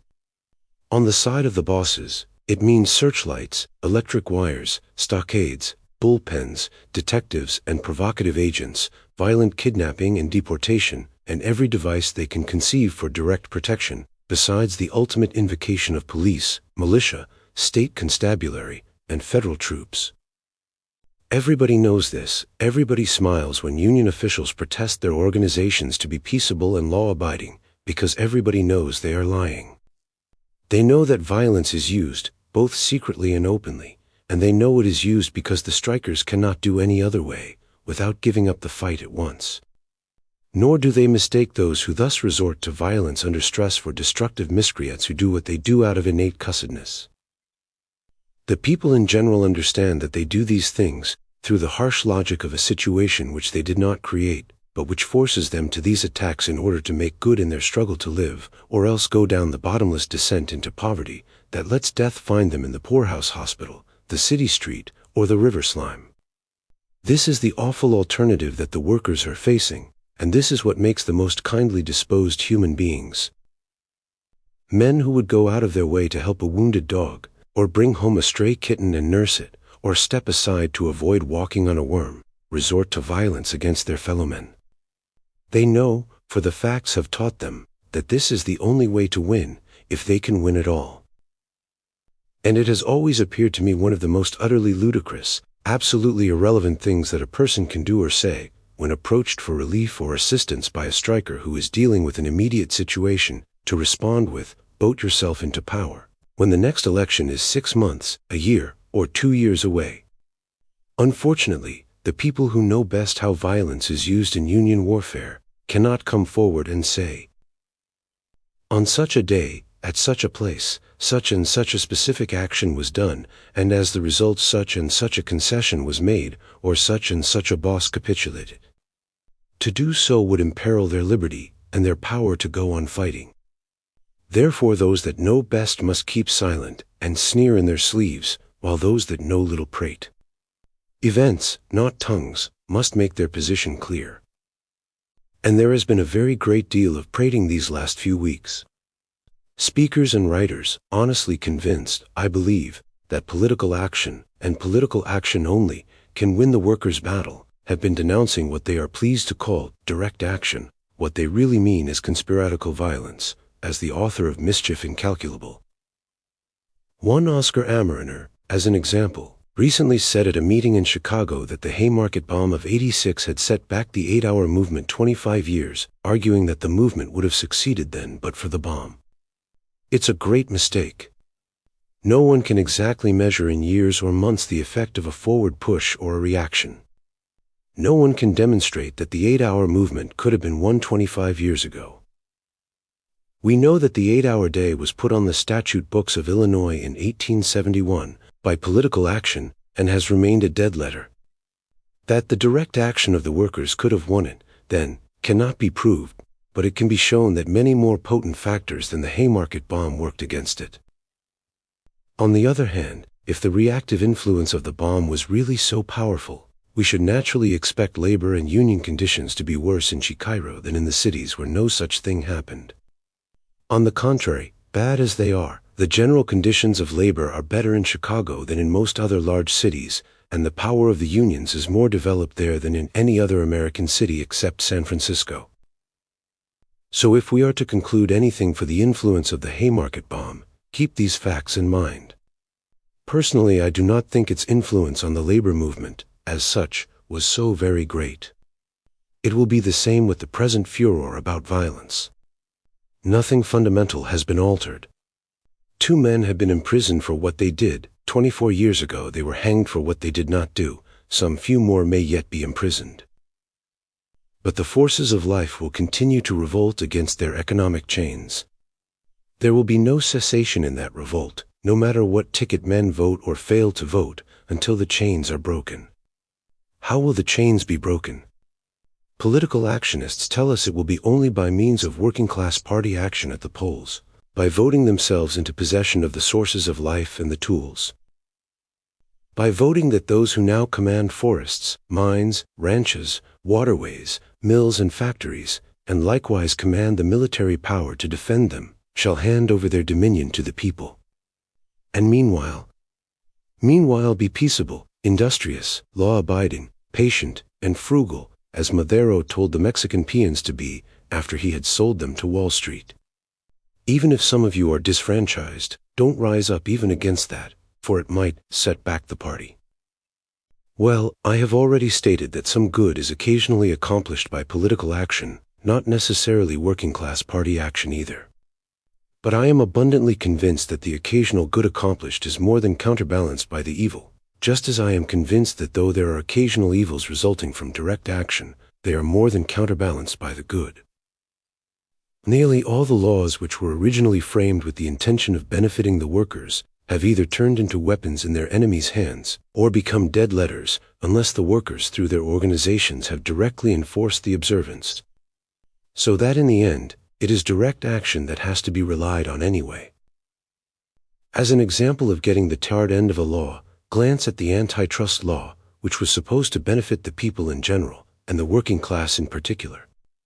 About 2 weeks since, some 250 union leaders were cited to answer to the charge of being trust formers, as the answer of the Illinois Central to its strikers. But the evil of pinning faith to indirect action is far greater than any such minor results. The main evil is that it destroys initiative, quenches the individual rebellious spirit, teaches people to rely on someone else to do for them what they should do for themselves, what they alone can do for themselves, finally renders organic the anomalous idea that by massing supineness together until a majority is acquired, then, through the peculiar magic of that majority, this supineness is to be transformed into energy. That is, people who have lost the habit of striking for themselves as individuals, who have submitted to every injustice while waiting for the majority to grow, are going to become metamorphosed into human high explosives by a mere process of packing. I quite agree that the sources of life, and all the natural wealth of the earth, and the tools necessary to cooperative production, must become free of access to all. It is a positive certainty to me that unionism must widen and deepen its purposes, or it will go under, and I feel sure that the logic of the situation will force them to see it gradually. They must learn that the workers' problem can never be solved by beating up scabs, so long as their own policy of limiting their membership by high initiation fees and other restrictions helps to make scabs. They must learn that the course of growth is not so much along the line of higher wages, but shorter hours, which will enable them to increase membership, to take in everybody who is willing to come into the union. They must learn that if they want to win battles, all allied workers must act together, act quickly, serving no notice on bosses, and retain their freedom so to do at all times. And finally, they must learn that even then, when they have a complete organization, they can win nothing permanent unless they strike for everything, not for a wage, not for a minor improvement, but for the whole natural wealth of the earth, and proceed to the direct expropriation of it all. They must learn that their power does not lie in their voting strength, that their power lies in their ability to stop production. It is a great mistake to suppose that the wage earners constitute a majority of the voters. Wage earners are here today and there tomorrow, and that hinders a large number from voting. A great percentage of them in this country are foreigners without a voting right. The most patent proof that socialist leaders know this is so is that they are compromising their propaganda at every point to win the support of the business class, the small investor. Their campaign papers proclaimed that their interviewers had been assured by Wall Street bond purchasers that they would be just as ready to buy Los Angeles bonds from a socialist as a capitalist administration, that the present Milwaukee administration has been a boon to the small investor. Their reading notices assure their readers in this city that we need not go to the great department stores to buy rather of so-and-so on Milwaukee Avenue, who will satisfy us quite as well as a big business institution. In short, they are making every desperate effort to win the support, and to prolong the life, of that middle class which socialistic economy says must be ground to pieces, because they know they cannot get a majority without them. The most that a working-class party could do, even if its politicians remained honest, would be to form a strong faction in the legislatures, which might, by combining its vote with one side or the other, win certain political or economic palliatives. But what the working class can do, when once they grow into a solidified organization, is to show the possessing classes, through a sudden cessation of all work, that the whole social structure rests on them. That the possessions of the others are absolutely worthless to them without the workers' activity. That such protests, such strikes, are inherent in the system of property, and will continually recur until the whole thing is abolished, and having shown that, effectively, proceed to expropriate. But the military power, says the political actionist, we must get political power, or the military will be used against us. Against a real general strike, the military can do nothing.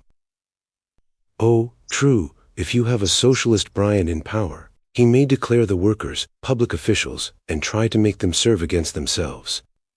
But against the solid wall of an immobile working mass, even a Bryant would be broken.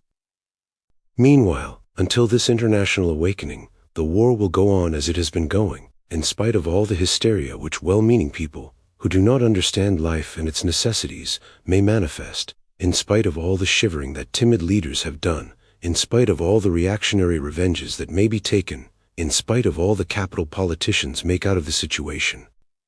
It will go on because life cries to live, and property denies its freedom to live. And life will not submit, and should not submit. It will go on until that day when a self-freed humanity is able to chant Swinburne's Hymn of Man. Glory to man in the highest. For man is the master of things. The Paris Commune.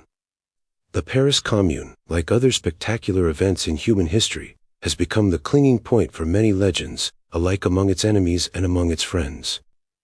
Indeed, one must often question which was the real commune, the legend or the fact, what was actually lived, or the conception of it which has shaped itself in the world mind during those 40-odd years that have gone since the 18th of March, 1871.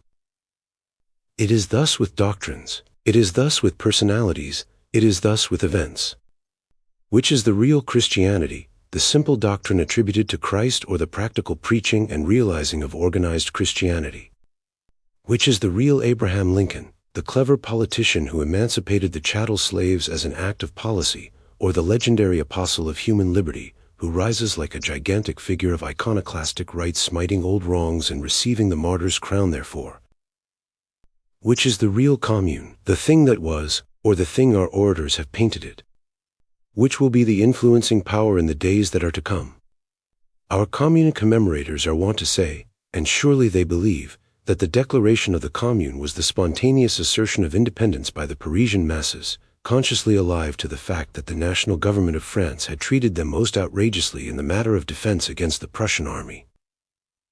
They believe that the farce of the situation in which the city found itself had opened the eyes of the general populace to the fact that the national government, so far from serving the supposed prime purpose of government, viz., as a means of defense against a foreign invader, was in reality a thing so apart from them and their interests that it preferred to leave them to the mercy of the Prussians, to endangering its own supremacy by assisting in their defense, or permitting them to defend themselves. It is a pity that this legendary figure of awakened Paris is not a true one. The Commune, in fact, was not the work of the whole people of Paris, nor of a majority of the people of Paris. The Commune was really established by a comparatively small number of able, nay brilliant, and supremely devoted men and women from every walk in life, but with a relatively high percentage of military men, engineers, and political journalists, some of whom had time and again been in prison before for seditious writing or acts of rebellion. They flocked in from their exile in the neighboring countries, thinking that now they saw the opportunity for retrieving former errors, and arousing the people to renew and to extend the struggle of 1848. It is true that there were also teachers, artists, designers, architects, and builders, skilled craftsmen of every sort. And perhaps no chapter in the whole story is more inspiring than the description of the gatherings of the workers, which took place night after night in every quarter of the beleaguered city, previous to May 18th of March and thereafter. To such meetings went those who burned with fervor of faith in what the people might and would accomplish, and, with the radiant vision of a new social day shining in their eyes, endeavored to make it clear to those who listened. One almost catches the redolence of outbursting faith, that rising of the sap of hope and courage and daring, like an incense of spring, almost feels himself there, partaking in the work, the danger, the glorious, mistaken assurance which was theirs. And yet the truth must have been that these apostles of the Commune were blinded by their own enthusiasm, deafened by the enthusiasm they evoked in others, to the fact that the great unvoiced majority who did not attend public meetings, who sat within their houses or kept silent in the shops, were not converted or affected by their teachings. We are told by those who should know, the survivors among the communards themselves, that the actual number of persons who were aggressive, moving spirits in the great uprising was not greatly above 2,000.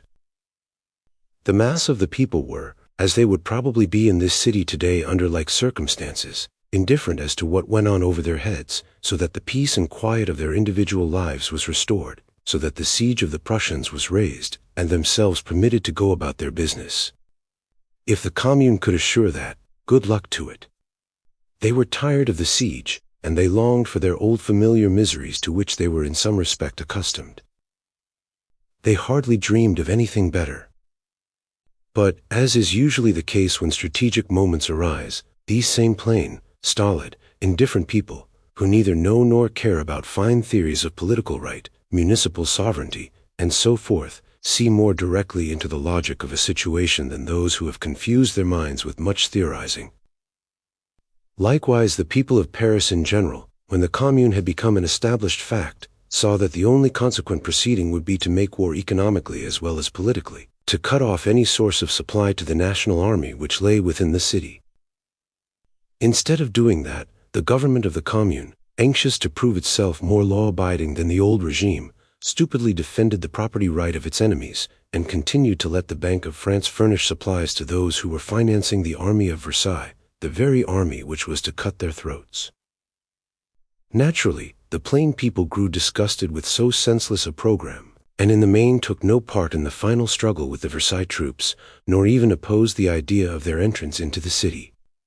Probably a goodly number even drew a sigh of relief at the prospect of a return to the smaller evil of the two.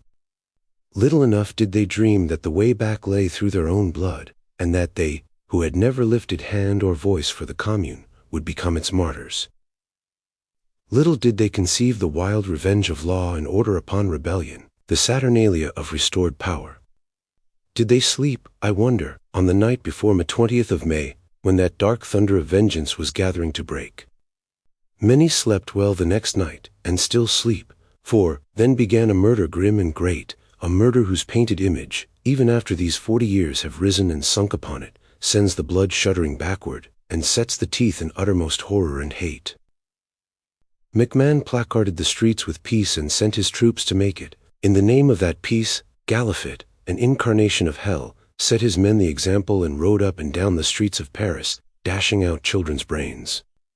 Did a hand appear at a shutter, the window was riddled with bullets. Did a cry of protest escape from any throat, the house was invaded, its inhabitants driven out, lined against the walls, and shot where they stood. The doctors and the nurses at the bedsides of the wounded, the very sick in the hospitals, themselves were slaughtered where they lay. Such was MacMahon's peace. After the street massacres, the organized massacres at the bastions, the stakes of Sadrie, the huddled masses of prisoners, the grim visitor with the lantern, the ghastly call to rise and follow, the trenches dug by the condemned in the slippery, blood-soaked ground for their own corpses to fall in. 30,000 people butchered by the sadist vengeance of authority and the insane bloodlust of the professional soldier. Butchered without a pretense of reason, a shadow of inquiry, merely as the gust of insensate rage blew. After the orgy of fury, the orgy of the Inquisition. The gathering of the prisoners in cellar holes, where they must squat or lie upon damp earth, and see the light daily only for some short half-hour when an unexpellable sun ray shot through some unstopped crevice. The shifting of them day and night across the country, sometimes in stockyard wagons, stifled, starved, and jammed together, as even our butchering civilization is ashamed to jam pigs for the slaughter, sometimes by dreadful marshes, mostly by night, often with the rain beating on them, the butts of the soldiers' muskets striking them, as they lagged through weakness or through lameness. Then the detention prisons, with their long-drawn agonies of hunger, cold, vermin, and disease, and the ever-looming darkness of waiting death. follow the tortures of friends and relatives of communards or suspected communards, to make them betray the whereabouts of their friends. Could they who had seen these things forgive and forget? They who had seen 10-year-old children lashed to make them tell where their fathers were. Women driven mad before the terrible choice of giving up their sons who had fought, or their daughters who had not, to the brutality of the soldiery. After the tortures of the hunt, the tortures of the trials, solemn farces, cat-like cruelties. Then the long, hopeless line of exiles marching from the prison to the port, crowded on the transport ships, watched like caged animals, forbidden to speak, the cannon always threatening above them, and so drifted away to exile lands, to barren islands and fever shores, there to waste away in loneliness, in uselessness, in futile dreams of freedom that ended in chains upon the ankles or death on the coral reefs. All this was the mercy and the wisdom shown by the national government to the rebel city whose works are the glory of France, and whose beauty is the beauty of the world. Whatever other lesson we have to learn, this one is certain, the glutless revenge of restored authority. If ever one rebels, let him rebel to the end. There is no hope so futile as hope in either the justice or the mercy of a power against which a rebellion has been raised. No faith so simple or so foolish as faith in the discrimination, the judgment, or the wisdom of a reconquering government. Whether at that time the essential principle of the independent commune could have been realized or not, through a general response of the other cities of France by like action, in case Paris had continued to maintain the struggle some months longer, I am not historian enough, nor historic prophet enough, to say. I incline to think not. But certainly the struggle would have been far more fruitful in its results, both then and later, even if finally overthrown. Had it really been a movement of all those people who were so indiscriminately murdered for it, so vilely tortured, so mercilessly exiled. For had it really been the deliberate expression of 1,000,000 people's will to be free, they would have seized whatever supplies were being furnished the enemy from within their own gates, they would have repudiated property rights created by the very power they were seeking to overthrow. They would have seen what was necessary, and done it. Had the real communards themselves seen the logic of their own effort, and understood that to overset the political system of dependence which enslaves the communes they must overset the economic institutions which beget the centralized state, had they proclaimed a general communalization of the city's resources, they might have won the people to full faith in the struggle and aroused a tenfold effort to win out. If that again had been followed by a like contagion in the other cities of France, which was a possibility, the flame might have caught throughout Latin Europe, and those countries might now be giving a practical example of the extension of a modified socialism and local autonomy. This is what is likely to happen at the next similar outbreak, if politicians are so impolitic as to provoke the like. There are those among the best social students who feel sure that such will be the course of progress. I frankly say that I cannot see the path of future progress. My vision is not large enough, nor my viewpoint high enough. Where others perhaps behold the morning sunlight, I can discern only mists, blowing dust and moving glooms which obscure the future. I do not know where the path leads nor how it goes. Only when looking backward, I can catch glimpses of that long, terrible, toilsome way by which humanity has gone forward, even that I do not see clearly, just stretches of it here and there. But I see enough of it to know that never has it been a straight, undeviating line.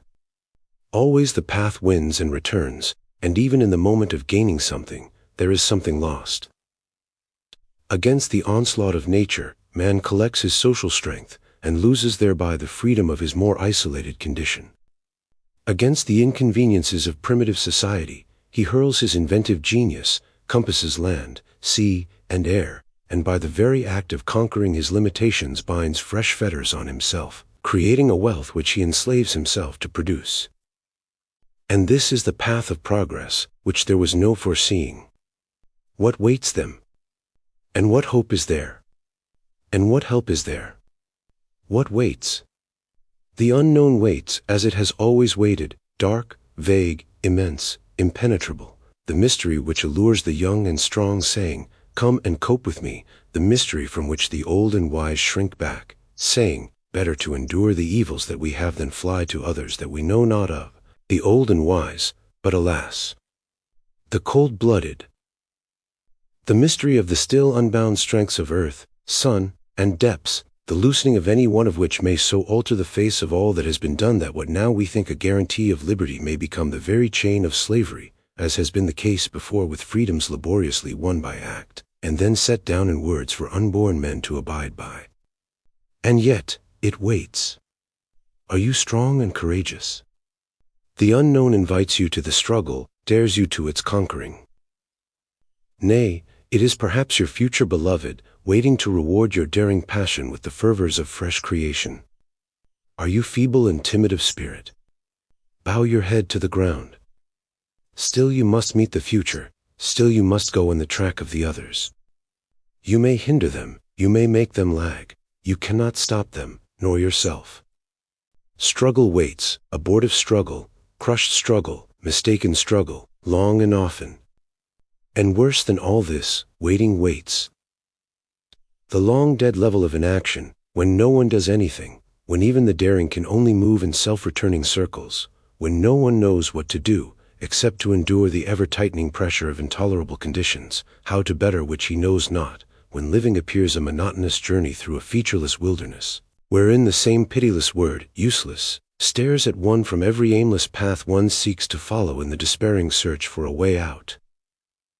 And happier is he who perishes in a mistaken struggle than he who, with a hot and chafing soul, but with clear discernment, sees that he is doomed to go on indefinitely in submission to the wrongs that are. What hope is there? That the increasing pressure of conditions may quicken intelligences, that even out of mistaken struggle, frustrate struggle, unforeseen good consequences may flow, just as out of undeniable improvements in material life, unforeseeable ill results are consequent. The Commune hoped to free Paris, and by so setting an example free many other cities. It went down in utter defeat, and no city was freed thereby. But out of this defeat the knowledge and skill of craftsmanship of its people went abroad over other lands, both into civilized centers and to wild waste places. And wherever its art went, its idea went also, so that the Commune, the idealized Commune, has become a watchword through the workshops of the world, wherever there are even a few workers seeking to awaken their fellows. There are those who have definite hopes, those who think they know precisely how overwork and underwork and poverty, and all their consequences of spiritual enslavement, are to be abolished. Such are they who think they can see the way of progress broad and clear through the slit in a ballot box. I fear their works will have some uncalculated consequences also, if ever they execute them. I fear their narrowly enclosed view deceives them much. Climbing a hill is a different affair from voting oneself at the top. No matter, man always hopes, life always hopes. When a definite object cannot be outlined, the indomitable spirit of hope still impels the living mass to move towards something that shall somehow be better. What help is there? No help from outside power, no help from overhead, no help from the sky, pray to it ever so much, no help from the strong hand of wise men, nor of good men, however wise or good. Such help always ends in despotism.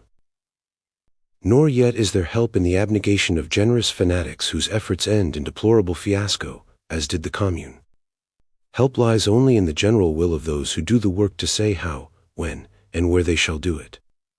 The force of the lesson of the Commune is that people cannot be made free who have not conceived freedom, yet through such examples they may learn to conceive it. It cannot be bestowed as a gift, it must be taken by those who want it. Let us hope that those who would have given it, bought that much by their sacrifice, that they touch the unseeing eyes of the somnambulist proletariat with a light which has made them dream, at least, of waking. The Mexican Revolution. That a nation of people considering themselves enlightened, informed, alert to the interests of the hour, should be so generally and so profoundly ignorant of a revolution taking place in their backyard, so to speak, as the people of the United States are ignorant of the present revolution in Mexico, can be due only to profoundly and generally acting causes. That people of revolutionary principles and sympathies should be so, is inexcusable.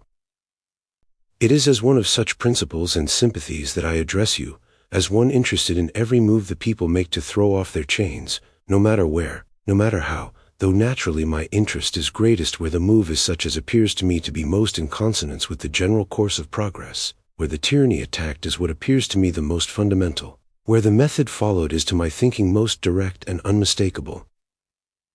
And I add that those of you who have such principles and sympathies are in the logic of your own being bound, first, to inform yourselves concerning so great a matter as the revolt of millions of people, what they are struggling for, what they are struggling against, and how the struggle stands, from day to day, if possible, if not, from week to week, or month to month, as best you can. And second, to spread this knowledge among others, and endeavor to do what little you can to awaken the consciousness and sympathy of others. One of the great reasons why the mass of the American people know nothing of the revolution in Mexico is that they have altogether a wrong conception of what revolution means. Thus 99 out of 100 persons to whom you broach the subject will say, "Why, I thought that ended long ago. That ended last May." And this week the press, even the Daily Socialist, reports a new revolution in Mexico. It isn't a new revolution at all. It is the same revolution, which did not begin with the armed rebellion of last May, which has been going on steadily ever since then, and before then, and is bound to go on for a long time to come, if the other nations keep their hands off and the Mexican people are allowed to work out their own destiny. What is a revolution? And what is this revolution? A revolution means some great and subversive change in the social institutions of a people, whether sexual, religious, political, or economic. The movement of the Reformation was a great religious revolution, a profound alteration in human thought, a refashioning of the human mind. The general movement towards political change in Europe and America about the close of the 18th century was a revolution. The American and the French revolutions were only prominent individual incidents in it, culminations of the teachings of the rights of man. The present unrest of the world in its economic relations, as manifested from day to day in the opposing combinations of men and money, in strikes and bread riots, in literature and movements of all kinds demanding a readjustment of the whole or of parts of our wealth-owning and wealth-distributing system. This unrest is the revolution of our time, the economic revolution, which is seeking social change, and will go on until it is accomplished. We are in it. At any moment of our lives it may invade our own homes with its stern demand for self-sacrifice and suffering. Its more violent manifestations are in Liverpool and London today, in Barcelona and Vienna tomorrow, in New York and Chicago the day after. Humanity is a seething, heaving mass of unease, tumbling like surge over a slipping, sliding, shifting bottom, and there will never be any ease until a rock bottom of economic justice is reached. The Mexican Revolution is one of the prominent manifestations of this worldwide economic revolt. It possibly holds as important a place in the present disruption and reconstruction of economic institutions as the Great Revolution of France held in the 18th century movement. It did not begin with the odious government of Diaz nor end with his downfall, any more than the revolution in France began with the coronation of Louis XVI or ended with his beheading. It began in the bitter and outraged hearts of the peasants, who for generations have suffered under a ready-made system of exploitation, imported and foisted upon them, by which they have been dispossessed of their homes, compelled to become slave tenants of those who robbed them, and under Diaz, in case of rebellion to be deported to a distant province, a killing climate, and hellish labor. It will end only when that bitterness is assuaged by very great alteration in the landholding system, or until the people have been absolutely crushed into subjection by a strong military power, whether that power be a native or a foreign one. Now the political overthrow of last May, which was followed by the substitution of one political manager for another, did not at all touch the economic situation. It promised, of course, politicians always promise. It promised to consider measures for altering conditions. In the meantime, proprietors are assured that the new government intends to respect the rights of landlords and capitalists and exhorts the workers to be patient and frugal. Frugal. Yes, that was the exhortation in Madero's paper to men who, when they are able to get work, make 25 cents a day. A man owning 5 million acres of land exhorts the disinherited workers of Mexico to be frugal. The idea that such a condition can be dealt with by the immemorial remedy offered by tyrants to slaves is like the idea of sweeping out the sea with a broom. And unless that frugality, or in other words, starvation, is forced upon the people by more bayonets and more strategy than appear to be at the government's command, the Mexican Revolution will go on to the solution of Mexico's land question with a rapidity and directness of purpose not witnessed in any previous upheaval. For it must be understood that the main revolt is a revolt against the system of land tenure. The industrial revolution of the cities, while it is far from being silent, is not to compare with the agrarian revolt. Let us understand why. Mexico consists of 27 states, 2 territories, and a federal district about the capital city. Its population totals about 15 million. Of these, 4 million are of unmixed Indian descent, people somewhat similar in character to the pueblos of our own southwestern states, primitively agricultural for an immemorial period, communistic in many of their social customs, and like all Indians, invincible haters of authority. These Indians are scattered throughout the rural districts of Mexico, one particularly well-known and much talked of tribe, the Yaquis, having had its fatherland in the rich northern state of Sonora, a very valuable agricultural country. The Indian population, especially the Yaquis and the Maquis, have always disputed the usurpations of the invaders' government, from the days of the early conquest until now, and will undoubtedly continue to dispute them as long as there is an Indian left, or until their right to use the soil out of which they sprang without paying tribute in any shape is freely recognized. The communistic customs of these people are very interesting, and very instructive too. They have gone on practicing them all these hundreds of years, in spite of the foreign civilization that was being grafted upon Mexico, grafted in all senses of the word, and it was not until 40 years ago, indeed the worst of it not till 25 years ago, that the increasing power of the government made it possible to destroy this ancient life of the people. By them, the woods, the waters, and the lands were held in common. Anyone might cut wood from the forest to build his cabin, make use of the rivers to irrigate his field or garden patch, and this is a right whose acknowledgment none but those who know the aridity of the Southwest can fully appreciate the imperative necessity for. Tillable lands were allotted by mutual agreement before sowing, and reverted to the tribe after harvesting, for reallotment. Pasturage, the right to collect fuel, were for all. The habits of mutual aid which always arise among sparsely settled communities were instinctive with them. Neighbor assisted neighbor to build his cabin, to plow his ground, to gather and store this crop. No legal machinery existed, no tax gatherer, no justice, no jailer. All that they had to do with the hated foreign civilization was to pay the periodical rent collector, and to get out of the way of the recruiting officer when he came around. Those 2 personages they regarded with spite and dread, but as the major portion of their lives was not in immediate contact with them, they could still keep on in their old way of life in the main.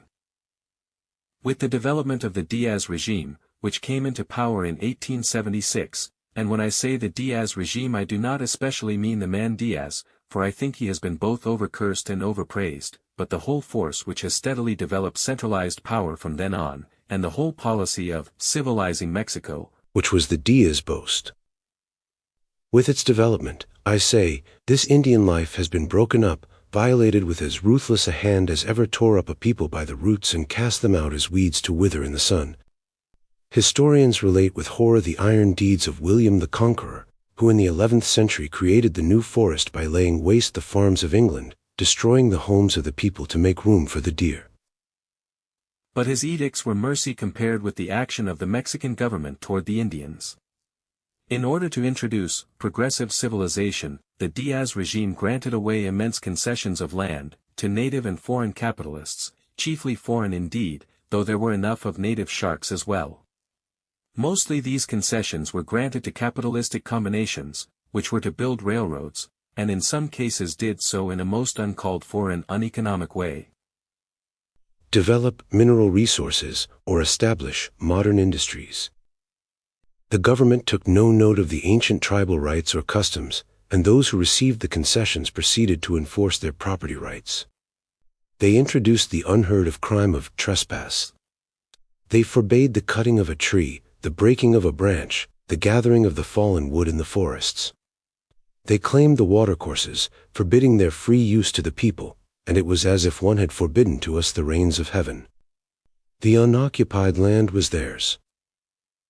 No hand might drive a plow into the soil without first obtaining permission from a distant master, a permission granted on the condition that the product be the landlord's, a small, pitifully small, wage, the workers'. Nor was this enough. In 1894 was passed the Law of Unappropriated Lands.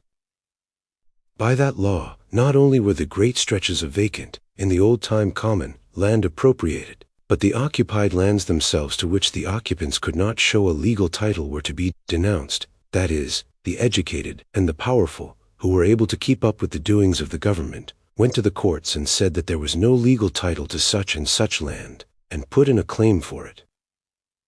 And the usual hocus-pocus of legality being complied with, the actual occupant of the land being all the time blissfully unconscious of the law, in the innocence of his barbarism supposing that the working of the ground by his generations of forebears was title all-sufficient, one fine day the sheriff comes upon this hapless dweller on the heath and drives him from his ancient habitat to wander an outcast. Such are the blessings of education. Mankind invents a written sign to aid its intercommunication, and forthwith all manner of miracles are wrought with the sign. Even such a miracle as that a part of the solid earth passes under the mastery of an impotent sheet of paper. And a distant bit of animated flesh which never even saw the ground, acquires the power to expel hundreds, thousands, of like bits of flesh, though they grew upon that ground as the trees grow, labored it with their hands, and fertilized it with their bones for 1,000 years. This law of unappropriated lands, says William Archer, has covered the country with Naboth's vineyards. I think it would require a biblical prophet to describe the abomination of desolation it has made. It was to become lords of this desolation that the men who play the game, landlords who are at the same time governors and magistrates, enterprising capitalists seeking investments, connived at the iniquities of the Diaz regime. I will go further and say devised them. The Madero family alone owns some 8,000 square miles of territory, more than the entire state of New Jersey. The Terrazas family, in the state of Chihuahua, owns 25,000 square miles, rather more than the entire state of West Virginia, nearly one-half the size of Illinois. What was the plantation owning of our southern states in chattel slavery days, compared with this? And the peon's share for his toil upon these great estates is hardly more than was the chattel slave's. Rich at housing, rich at food, and rich at clothing. It is to slaves like these that Madero appeals to be frugal. It is of men who have thus been disinherited that our complacent fellow citizens of Anglo-Saxon origin, say, Mexicans. What do you know about Mexicans? Their whole idea of life is to lean up against a fence and smoke cigarettes. And pray, what idea of life should a people have whose means of life in their own way have been taken from them? Should they be so mighty anxious to convert their strength into wealth for some other man to loll in? It reminds me very much of the answer given by a Negro employee on the works at Fortress Monroe to a companion of mine who questioned him good-humoredly on his easy idleness when the foreman's back was turned. Ain't going to do no white man's work, don't get no white man's pay. But for the Yaquis, there was worse than this. Not only were their lands seized, but they were ordered, a few years since, to be deported to Yucatan. Now Sonora, as I said, is a northern state, and Yucatan one of the southernmost. Yucatan hemp is famous, and so is Yucatan fever, and Yucatan slavery on the hemp plantations. It was to that fever and that slavery that the Yaquis were deported, in droves of hundreds at a time, men, women, and children, droves like cattle droves, driven and beaten like cattle. They died there, like flies, as it was meant they should. Sonora was desolated of her rebellious people, and the land became pacific in the hands of the new landowners. Too pacific in spots. They had not left people enough to reap the harvests. Then the government suspended the Deportation Act, but with the provision that for every crime committed by a Yaqui, 500 of his people be deported. This statement is made in Madero's own book. Now what in all conscience would anyone with decent human feeling expect a Yaqui to do? Fight. As long as there was powder and bullet to be begged, borrowed, or stolen, as long as there is a garden to plunder, or a hole in the hills to hide in. When the revolution burst out, the Yaquis and other Indian peoples said to the revolutionists, promise us our lands back, and we will fight with you. And they are keeping their word, magnificently. All during the summer they have kept up the warfare. Early in September, the Chihuahua papers reported a band of 1,000 Yaquis in Sonora about to attack Calanil. A week later 500 Yaquis had seized the former quarters of the federal troops at Pitahaya. This week it is reported that federal troops are dispatched to Panoitlan, a town in Jalisco, to quell the Indians who have risen in revolt again because their delusion that the Maderist government was to restore their land has been dispelled. Like reports from Sinaloa. In the terrible state of Yucatan, the Mayas are in active rebellion. The reports say that the authorities and leading citizens of various towns have been seized by the malcontents and put in prison. What is more interesting is that the peons have seized not only the leading citizens, but still more to the purpose have seized the plantations, parceled them, and are already gathering the crops for themselves. Of course, it is not the pure Indians alone who form the peon class of Mexico. Rather more than double the number of Indians are mixed breeds, that is, about 8 million, leaving less than 3 million of pure white stock. The mestiza, or mixed breed population, have followed the communistic instincts and customs of their Indian forebears, while from the Latin side of their makeup, they have certain tendencies which work well together with their Indian hatred of authority. The mestiza, as well as the Indians, are mostly ignorant in book knowledge, only about 16% of the whole population of Mexico being able to read and write. It was not within the program of the civilizing regime to spend money in putting the weapon of learning in the people's hands. But to conclude that people are necessarily unintelligent because they are illiterate is in itself a rather unintelligent proceeding. Moreover, a people habituated to the communal customs of an ancient agricultural life do not need books or papers to tell them that the soil is the source of wealth, and they must get back to the land, even if their intelligence is limited. Accordingly, they have got back to the land. In the state of Morelos, which is a small, south-central state, but a very important one, being next to the federal district, and by consequence to the city of Mexico, there has been a remarkable land revolution. General Zapata, whose name has figured elusively in newspaper reports now as having made peace with Madero, then as breaking faith, next wounded and killed, and again resurrected and in hiding, then anew on the warpath and proclaimed by the provisional government the arch-rebel who must surrender unconditionally and be tried by court-martial. Who has seized the strategic points on both the railroads running through Morales, and who just a few days ago broke into the federal district, sacked a town, fought successfully at 2 or 3 points with the Federals, blew out 2 railroad bridges and so frightened the deputies in Mexico City that they are clamoring for all kinds of action. This Zapata, the fires of whose military camps are springing up now in Guerrero, Oaxaca and Puebla as well, is an Indian with a long score to pay, and all an Indian's satisfaction in paying it.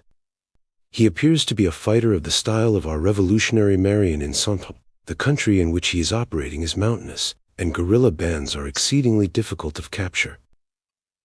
Even when they are defeated, they have usually succeeded in inflicting more damage than they have received, and they always get away.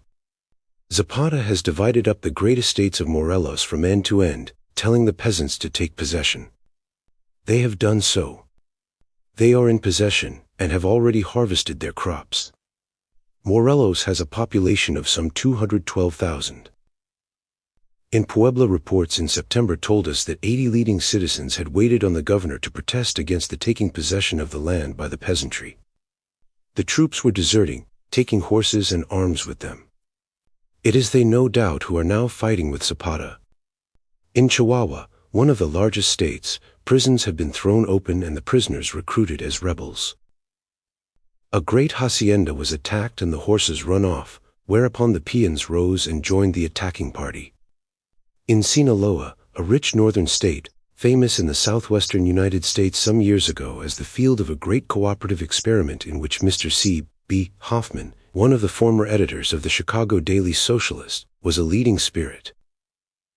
This week's paper reports that the former revolutionary general, Juan Banderas, is heading an insurrection second in importance only to that led by Zapata.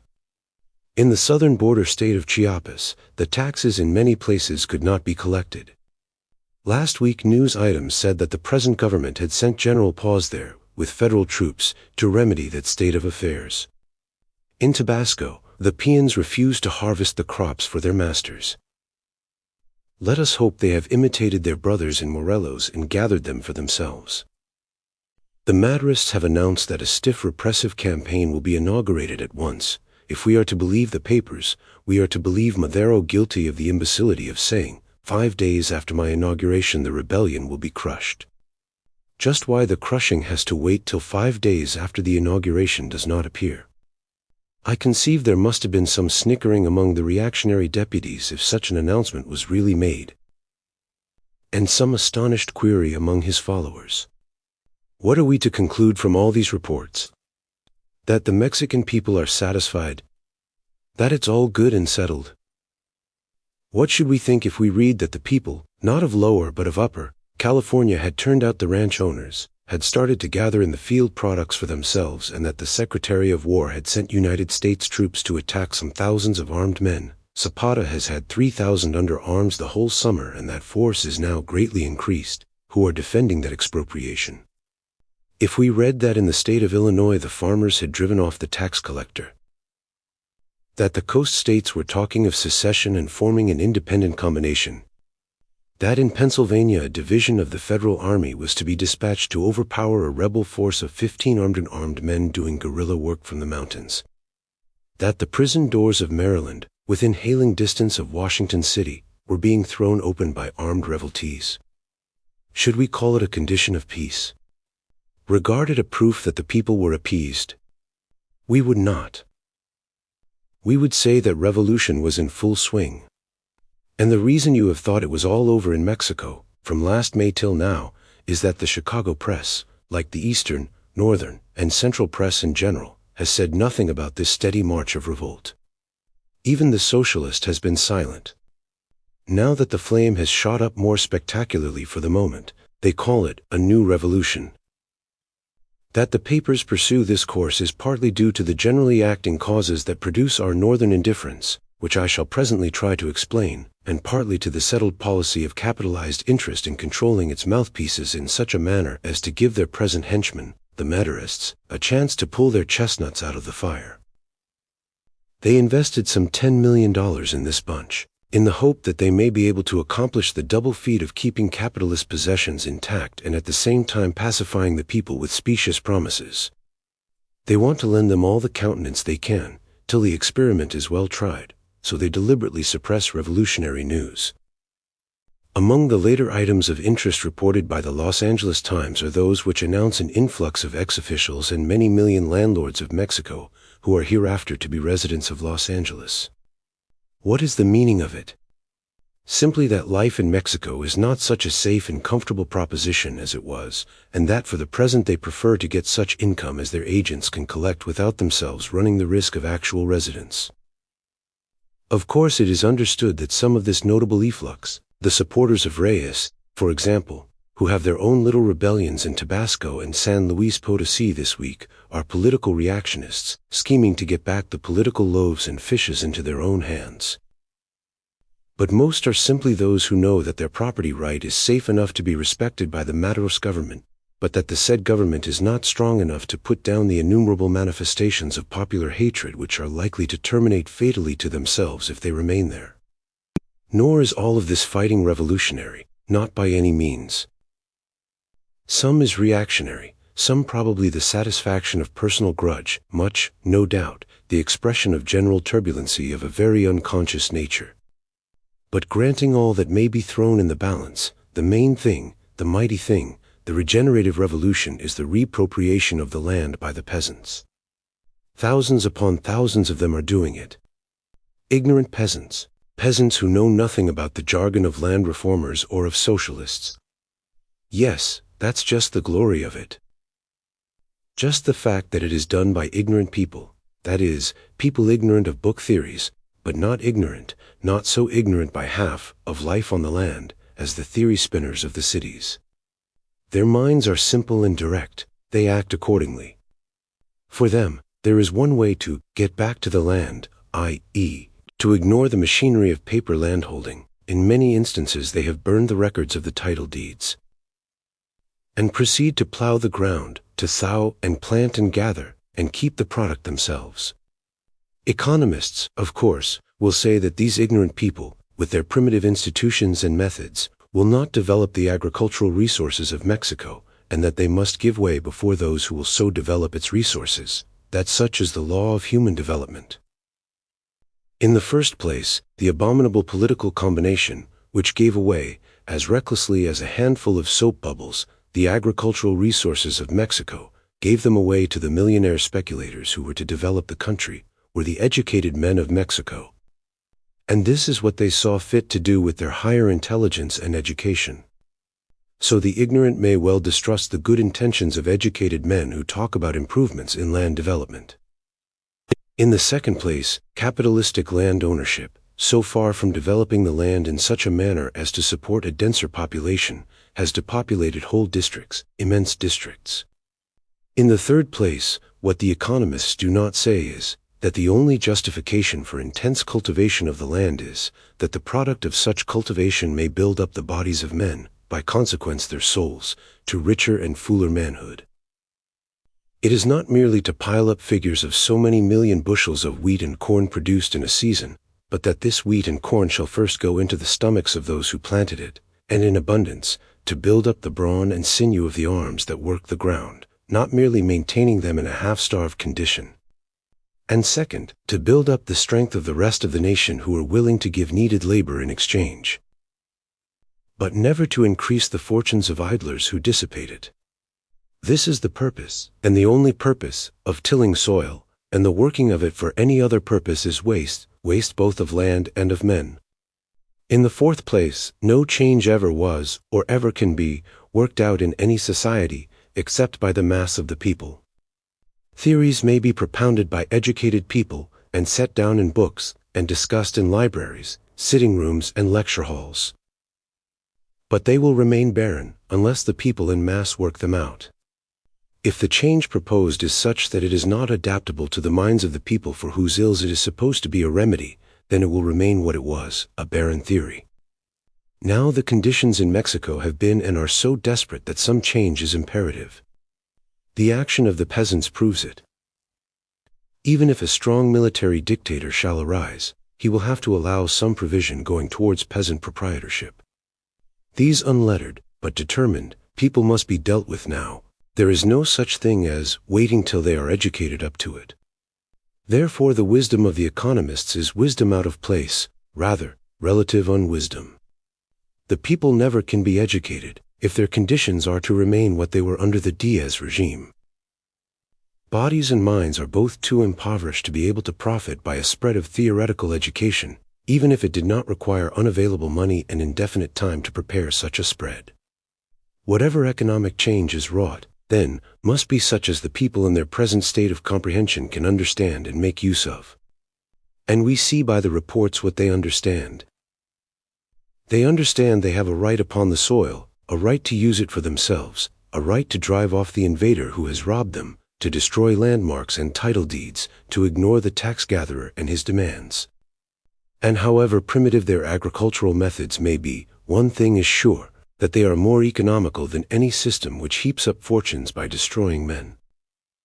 Moreover, who is to say how they may develop their methods once they have a free opportunity to do so? It is a common belief of the Anglo-Saxon that the Indian is essentially lazy. The reasons for his thinking so are two: under the various tyrannies and robberies which white men in general, and Anglo-Saxons in particular, they have even gone beyond the Spaniard, have inflicted upon Indians, there is no possible reason why an Indian should want to work, save the idiotic one that work in itself is a virtuous and exalted thing, even if by it the worker increases the power of his tyrant. As William Archer says, "If there are men, and this is not denied, who work for no wage, and with no prospect or hope of any reward, it would be curious to know by what motive other than the lash or the fear of the lash, they are induced to go forth to their labor in the morning." The second reason is, that an Indian really has a different idea of what he is alive for than an Anglo-Saxon has. And so have the Latin peoples. This different idea is what I meant when I said that the mestiza have certain tendencies inherited from the Latin side of their makeup which work well together with their Indian hatred of authority. The Indian likes to live, to be his own master, to work when he pleases and stop when he pleases. He does not crave many things, but he craves the enjoyment of the things that he has.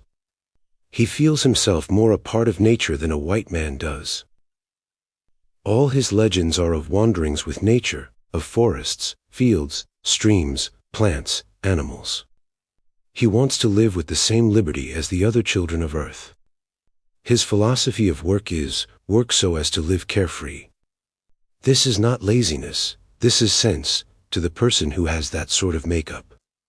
Your Latin, on the other hand, also wants to live, and having artistic impulses in him, his idea of living is very much in gratifying them. He likes music and song and dance, picture-making, carving, and decorating. He doesn't like to be forced to create his fancies in a hurry. He likes to fashion them, and admire them, and improve and refashion them, and admire again, and all for the fun of it. If he is ordered to create a certain design or a number of objects at a fixed price in a given time, he loses his inspiration, the play becomes work, and hateful work. So he, too, does not want to work, except what is requisite to maintain himself in a position to do those things that he likes better. Your Anglo-Saxon's idea of life, however, is to create the useful and the profitable, whether he has any use or profit out of it or not, and to keep busy, to bestir himself, like the devil in a holy water font. Like all other people, he makes a special virtue of his own natural tendencies, and wants all the world to get busy. It doesn't so much matter to what end this business is to be conducted, provided the individual scrambles. Whenever a true Anglo-Saxon seeks to enjoy himself, he makes work out of that too, after the manner of a certain venerable English shopkeeper who in company with his son visited the Louvre.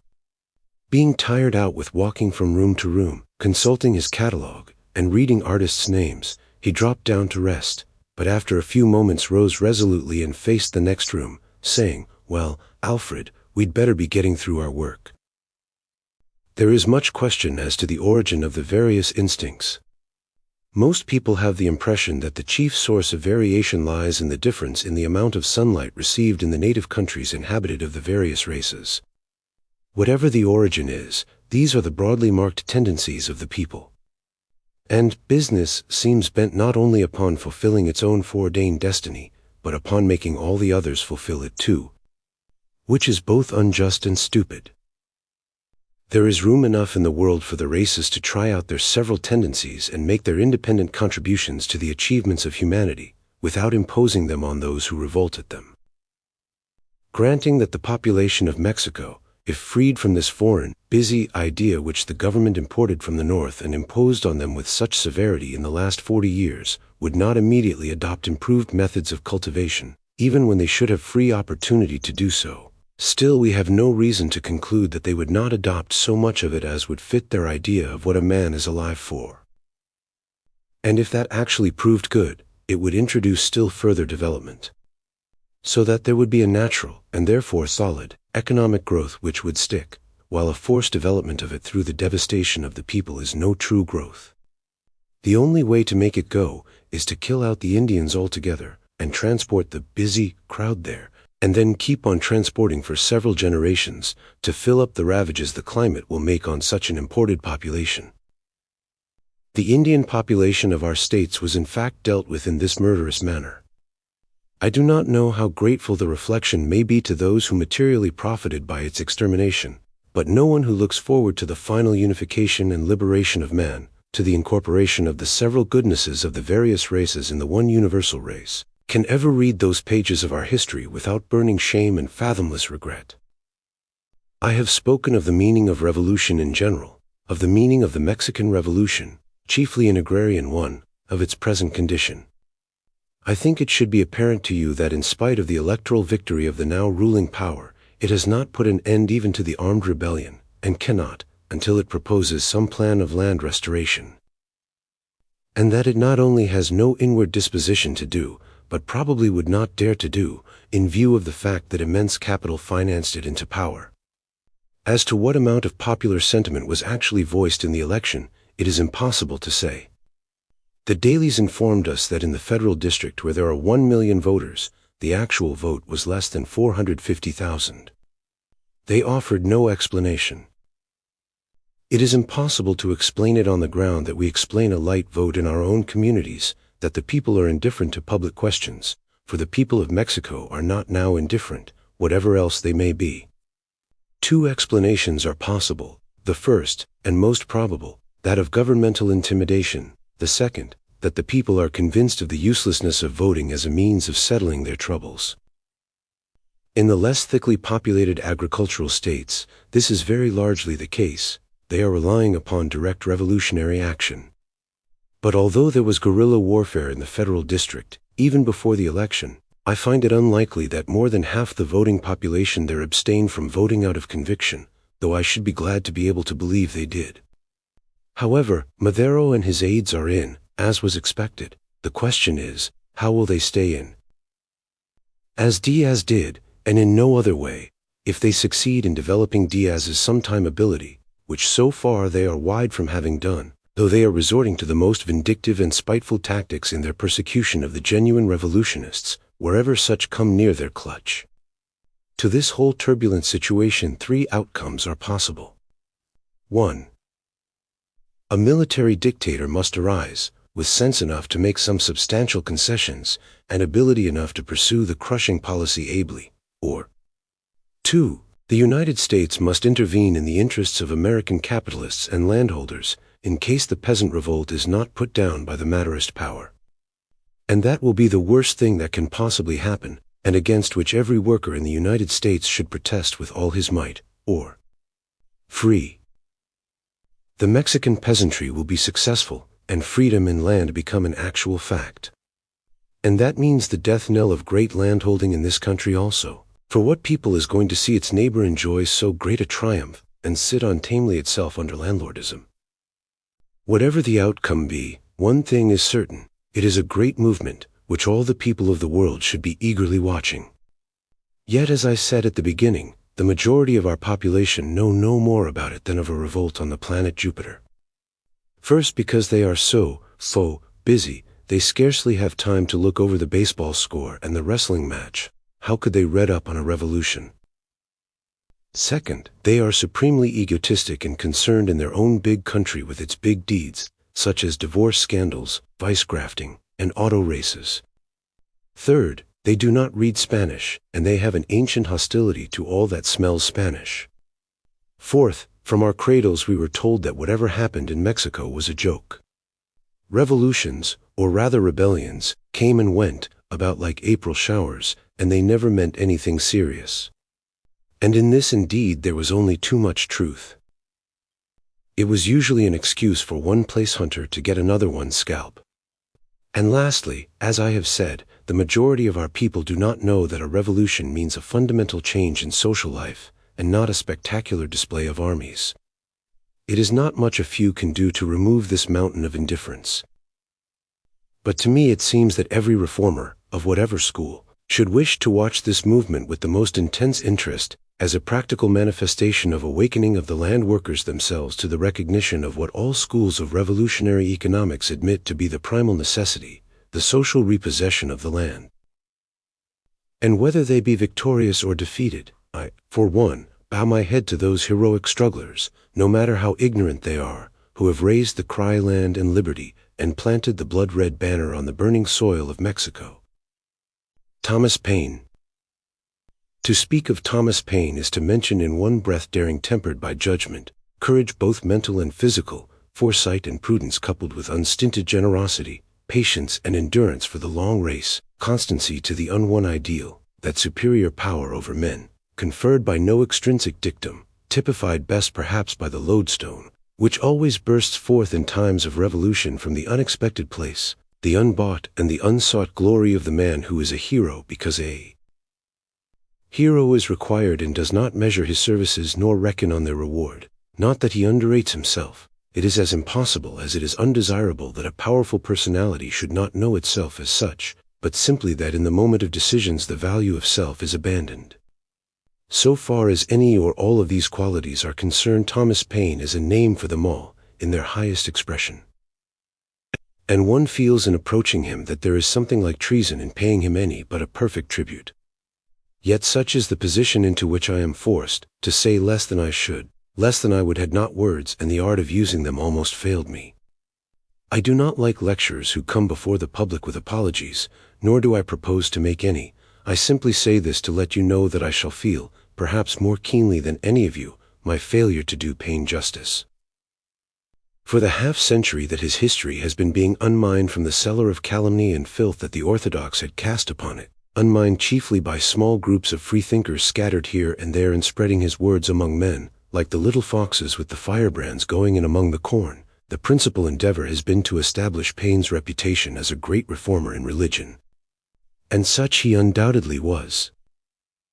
Whoever reads his Age of Reason in anything but a spirit of predisposition against it, must feel this, however much he may disagree with Paine's criticism, or consider that he has come short in his constructive philosophy.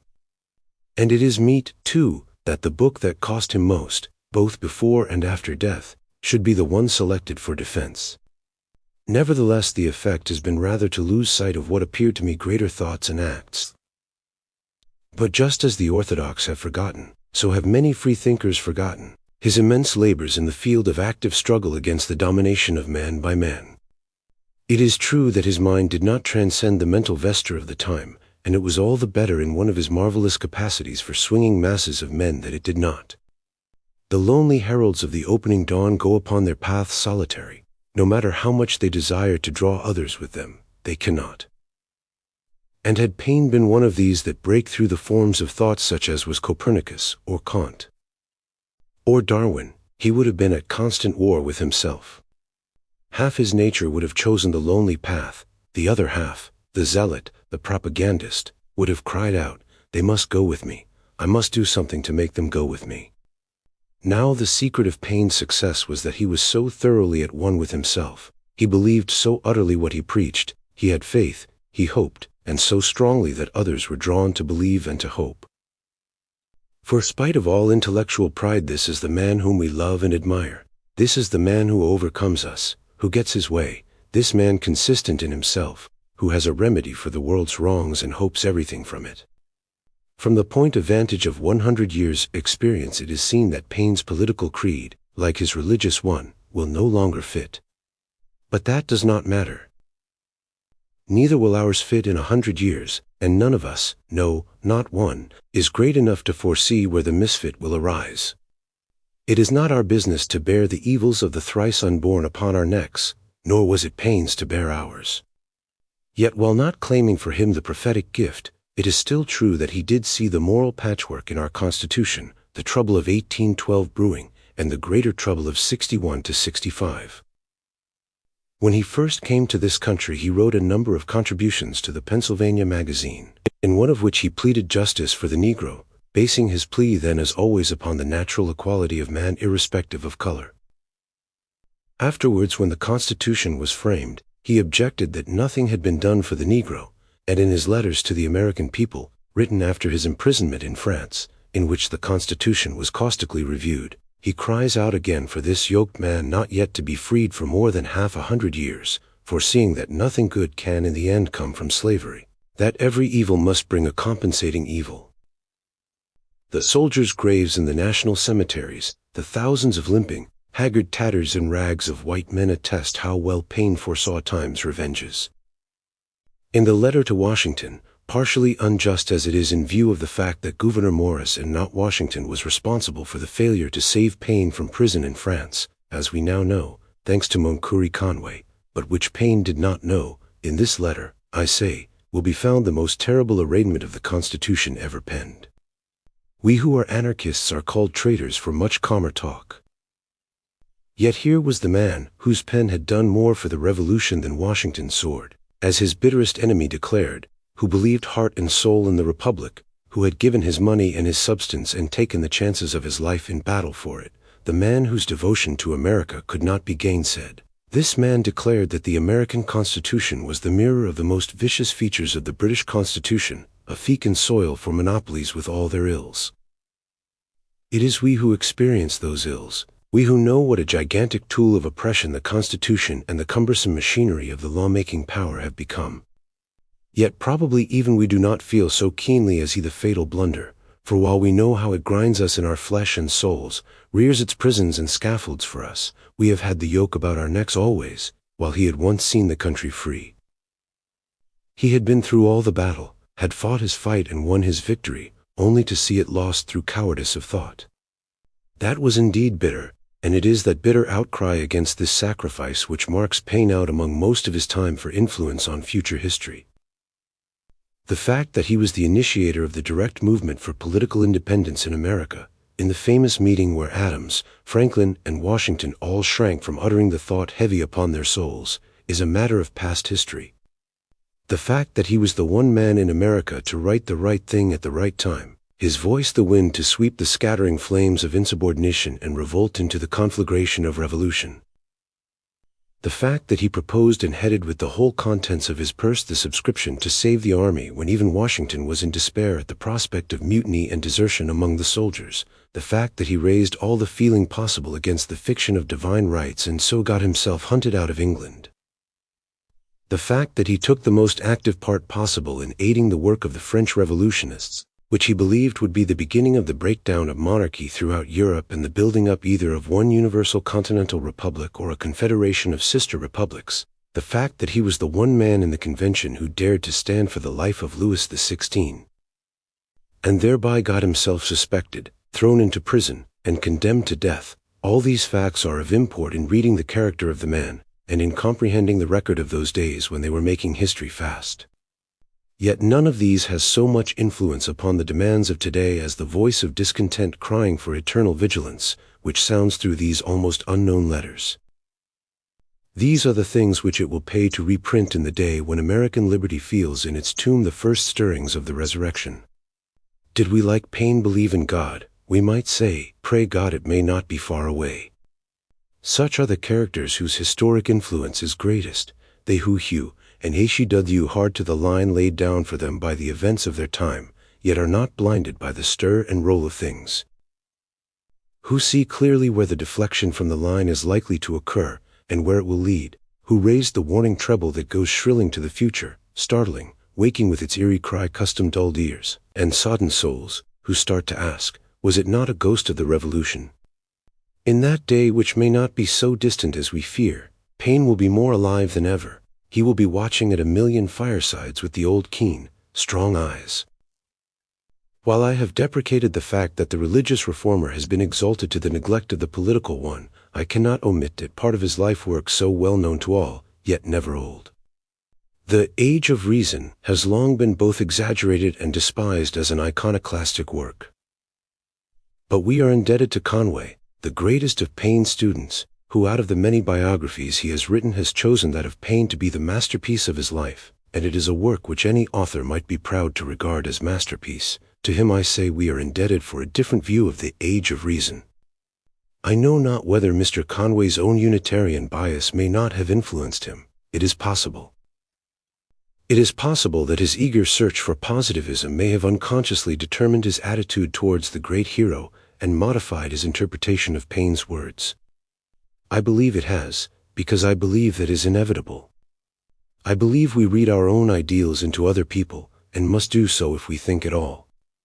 But making all allowance for the biographer's prejudgment, Conway has still a magnificent argument for putting Paine in the defendant's position.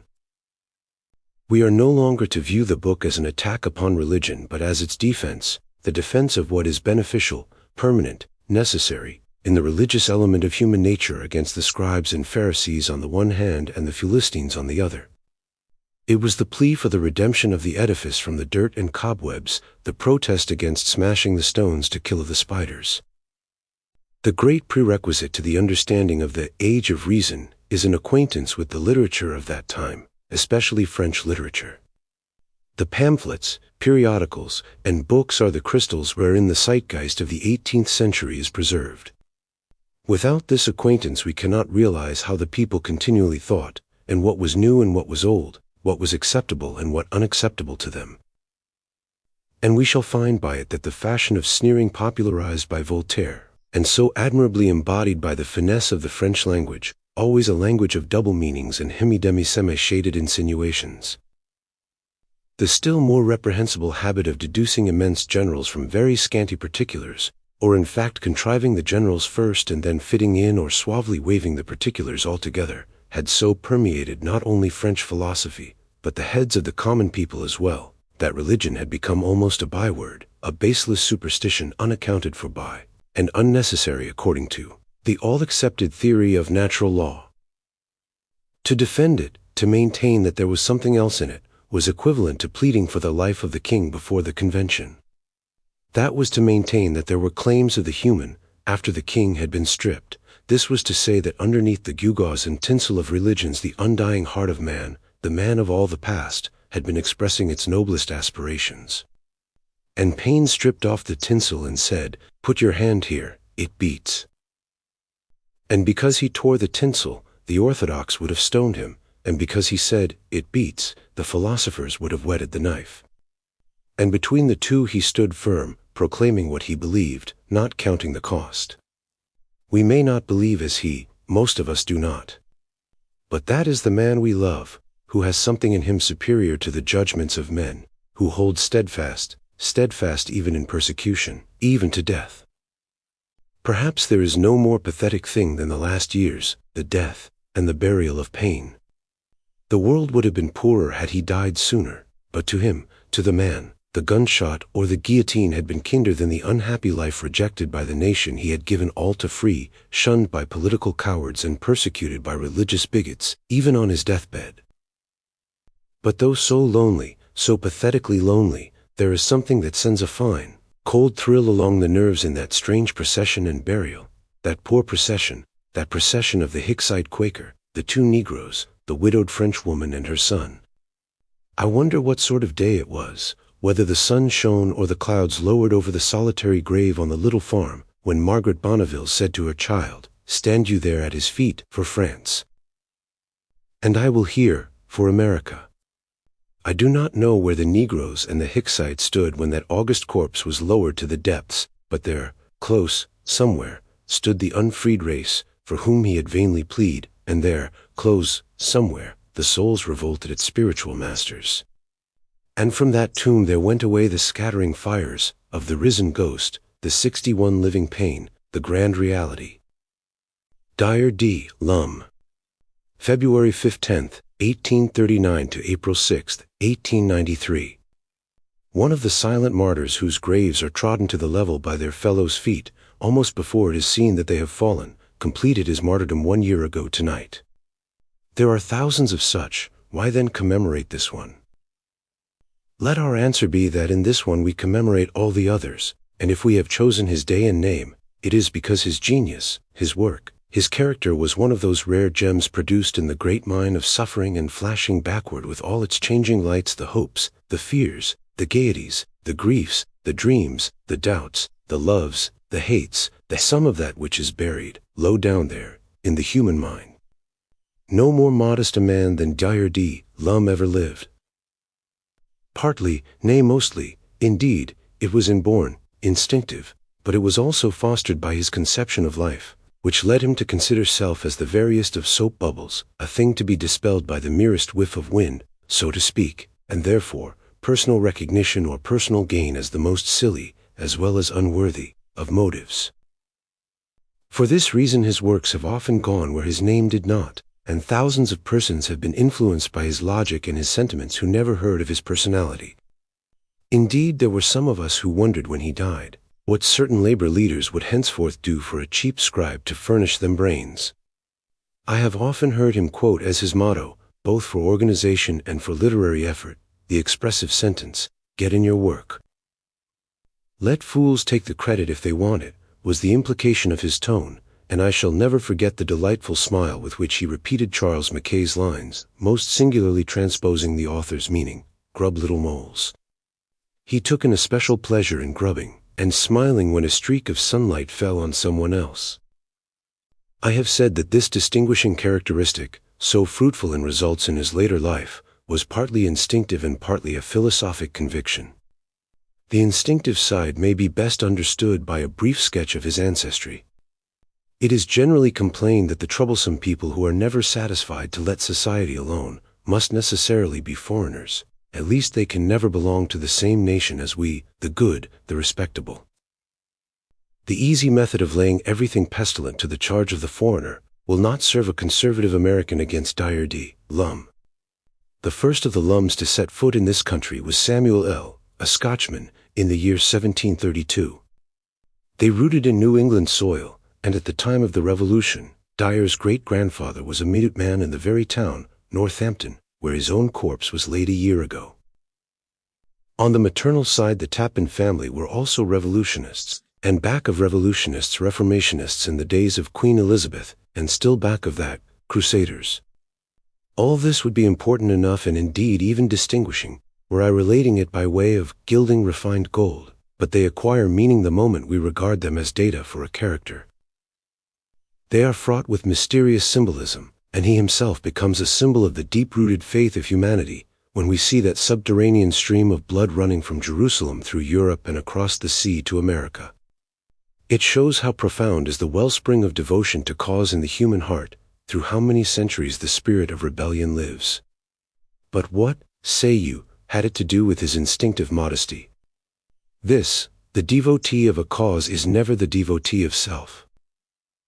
Now as to his philosophic convictions, it would be easy to deliver a whole lecture upon them, and unfortunately his profoundest work on that subject has not yet been printed. Of course, I can present them but briefly. I must preface that, as you will no doubt observe later on, his beliefs were in his own case a plain testimony to their own correctness. It sounds ridiculous to say that a thing can prove itself. But you will understand me when I explain that he regarded the conscious life of man, which includes, of course, his processes of reasoning and therefore his philosophy, as the merest fragment of him, that this process itself, which we are wont so fondly to consider as setting us higher than the brute, is but an upgrowth of our instincts. Man, the race man, psychologically as well as bodily, might be likened to a tree, which every year adds small new growths whose bright green verdure opens to the sunlight, while below and supporting them quivers the great dark green mass of the tree, which year after year repeats itself, whispering in its shadows the old whispers of the centuries. The new verdure would represent the conscious life and growth of individuals, budding upward in response to the conditions surrounding them and adding what tiny might they may to the experience of the race. But beneath and through and all about them rustle the traditions of the dead, dead as individuals, but living, more potently living than ever, in the great trunk and branches of unconscious or instinctive life. And as the shape of the newly budding leaf, the shade of its green, the length of its stem, its size, are determined more by the nature of the tree than by surrounding circumstances, so the philosophy of the individual is determined by the instinctive life of the race.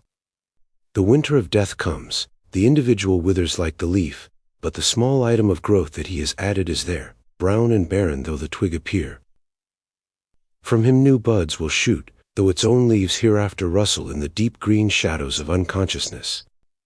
As time passes away, useless boughs wither and die, and are stricken utterly from the life of the race. Such are the worthless lives, the abnormal growths, which no longer add anything either to the beauty or the service of the whole. Or, to adopt one of Comrade Lum's own figures, the useless or brutish elements in man slowly sink down like sediment deposited by the moving current. Now, in a case where we are able to trace a strain of blood as far back as this of his, and further are able to look at the conscious work of the man, and see that the one was the offspring of the other, modified of course by circumstances, we are able to make the seemingly absurd statement that the belief proves its own correctness. Let me particularize concerning this belief. First, he was in all his writings the advocate of resistance, the champion of rebellion. But long before he had reduced the matter to a syllogism, he was a resistant in fact. What else could you expect from the crusader, the reformationist, the revolutionist? It might be said by the people who believe in the supreme influence of circumstances that it was his social environment which made him such, that given the ideal social order and he would have been as mild a pacificator as Jesus. Which is equivalent to saying that given the outward circumstances an ear of wheat will grow from a seed corn. Lum was the resistant, the man of action, the man who, while scarcely more than a boy, enlisted as a volunteer in the 125th New York Infantry to fight a cause he then deemed just, who being taken prisoner, twice effected his escape. Who, sick of the inaction of superiors, while a third time prisoner waiting to be exchanged, took his exchange in his own hands, at the risk of death for desertion, and within a month re-enlisted in the cavalry, where by sheer force of daring he rose from private to captain. The man who smashed the idol of the greenback movement, sooner than let him betray its voters, reckless himself of the rebound of hate from the politicians. The man who cast all business prospects and journalistic hopes aside as so much chaff, when he picked up the fallen banner of the fight in Chicago, by editing the paper of Albert Parsons, then in prison and doomed to die. The man who could say to his well-beloved friend, when that friend asked him whether he should petition Governor Oglesby for his life, knowing that that petition would be granted. The man who, under these circumstances, could say, "Die, Parsons." The man who, poor, defeated, dirty, ragged, hungry, could proudly refuse the proffered hand of the then king of the labor movement, that king who had kept his kingdom by repudiating the martyrs of Chicago from the limitless height of one soul over another. Answer: there's blood on it, Powderly. The man who faced a public audience to defend the shooting of Frick by Alexander Berkman, a few days after the occurrence, because he felt that when another has done a thing which you approve as leading in the direction of your own aspirations, it is your duty to share the effects of the counterblast his action may have provoked. The man who sees the unknown monster, death, with a smile on his lips. All of this man was germinating in the child of the pious home who, even when a mere boy, had dared Jehovah. Having weighed him, tried him, found him not, he threw the Jewish God and cosmogony overboard with as much equanimity as he would have eaten his dinner, and set about finding a more reasonable explanation of phenomena.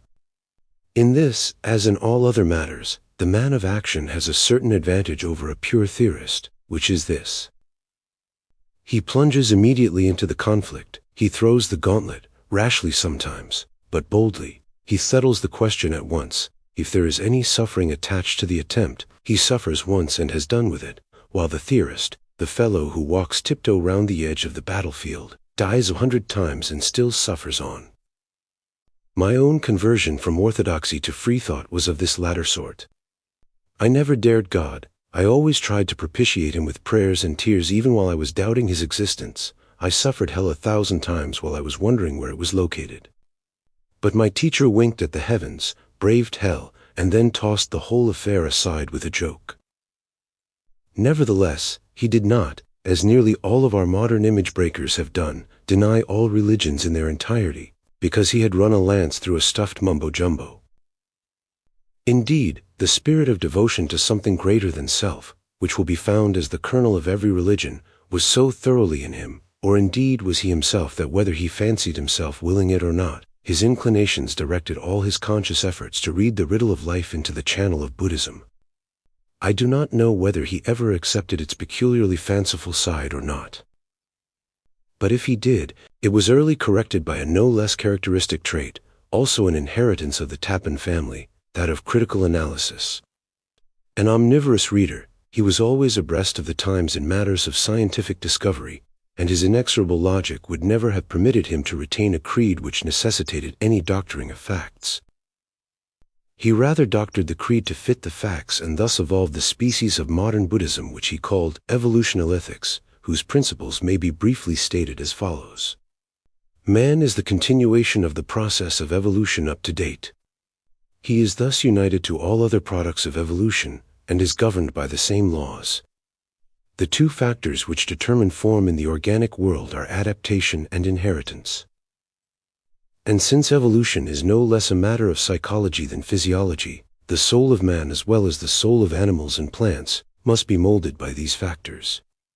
That inheritance tends to crystallize existing forms, while adaptation, or the influence of environment, ever tends to modification of forms, whether physical or intellectual. That mind as much as body is unconscious, so far as there is perfect adaptation to surroundings. And that only when inharmony of the organism with the environment as the result of change in the latter arises, can there be consciousness. That this consciousness is a state of pain, more or less sharply defined, and will continue to increase in intensity until the necessary adaptation is accomplished, when as a result a feeling of satisfaction or pleasure will ensue, gradually sinking into the blissful unconsciousness of perfect harmony. That progress thus demands this stepping constantly up the rough stairway of pain, and that not even one step is passed until moistened by the blood of many generations. that the path up the mountainside is not laid out by us, but for us, and that we must travel there whether it pleases us or not. That the chances are it will not please us, that our whole lives, in so far as they are conscious, will probably be one record of never achieved struggle, and that rest will come only when we descend to the unconsciousness of death. Thus he was a pessimist of the darkest hue, and yet he never wasted a moment's regret on the facts. He watched this passing spectre man, gliding among the whirling dance of atoms, contemplated his final extinction with composure, sneered at metaphysicians while he himself was buried in metaphysics, and cracked jokes either at his own expense or somebody else's. The result of all this speculation was the conclusion that man, being a social animal, must adapt himself to social ends, not determined by him but for him, unconsciously. That therefore the one who sets himself in his egotistic desires against the social ideal is the supreme traitor. He had a peculiar power of expressing volumes in an epithet, and the epithet he gave to the egotist was dung-beetle. For the sake of those who may not be familiar with the insect referred to, I may explain that a dung-beetle is a sort of bug that exhibits its instincts by rolling a ball of dung, and who sometimes appears to meditate when he rolls over the ball that the universe has turned bottom up, because he has. Now, it is well known but the greater part of the reform camp, particularly the anarchistic camp, is made up of dung-beetles, I mean of egoists. People who declare that the desire for pleasure is the motive of action, who think a great deal of their egos and don't care a rap for society. The result was they sharpened their pencils and wrote scathing editorials denouncing him. To which he answered never a word. First, because he didn't consider himself worth fighting about, and second, if he had, he was altogether too good a general to do it. His opponents were a disputatious sort, who liked nothing better than argument. He knew what his enemy wanted and didn't do it. But when a question worth discussing arose, then woe to those who had courted the rapier of his wit, or challenged to duel with the diamond-tipped dagger of his sarcasm. He could answer columns with a paragraph. I do not know whether this philosophy of his had crystallized in his own mind before he became an anarchist or not. I believe, however, it had not. I think it grew along with his other conceptions, being broadened and corrected, and in turn broadening and correcting his thought in other channels. But at any rate, fully developed or not, it certainly influenced his conclusions on economic subjects greatly. True to his instincts, he was always at the front of battle, and when the war closed his first move was to attach himself to the Greenback Party, the first widespread expression of organized protest against monopoly of the means of production in America. He still had faith in the saving grace of politics, and was active enough in the agitation to be nominated for lieutenant governor of Massachusetts with Wendell Phillips for governor. The fight, which besides being a demand for fiat money, embodied a short-hour movement, took on a national character, and Dyer D. Lum with 5 others, including Albert Parsons, was appointed on a committee to push the matter before Congress. This was in 1880. 6 years later, time and the tide had driven both of them into the great current of socialism, and final repudiation of politics as a means of attaining socialistic ideals. And here came in the philosophy of the unconscious. The socialization of industry was the next step up the mountainside, not because men wished or planned it, but the pressure of surroundings made it the only possible move. But on the other hand, the reactionary, system-building socialism advocated by the great master Marx, and all his train of little repeaters, was seen to be at variance with a no less marked feature of the evolving social ideal, viz., elasticity, mobility, constantly increasing differentiation, which is only possible when units of society are left free to adapt themselves to the slightest changes, unforced by the opinions of other people who know nothing of the matters in question, but who, being in the majority, for where is ignorance not in the majority, could suppress the free movements of the minority by enacting their ignorance into laws. Thus it will be seen that he looked forward to free socialism as the industrial ideal. The requirements of that ideal are laid down in his Economics of Anarchy. A few of his caustic sentences may here be quoted. The statist assumes that rights increase in some metaphysical manner, and become incarnate in half the whole plus one. Politics discovers wisdom by taking a general poll of ignorance. Every appeal to legislation to do aught but undo is as futile as sending a flag of truce to the enemy for munitions of war. When Caesar conquered Greece, he subjugated Olympus, and the gods now measure tape behind counters with Christian decorum. Lum had faith in humankind. He always trusted the people that maligned him, the people that injured him, the people that killed him.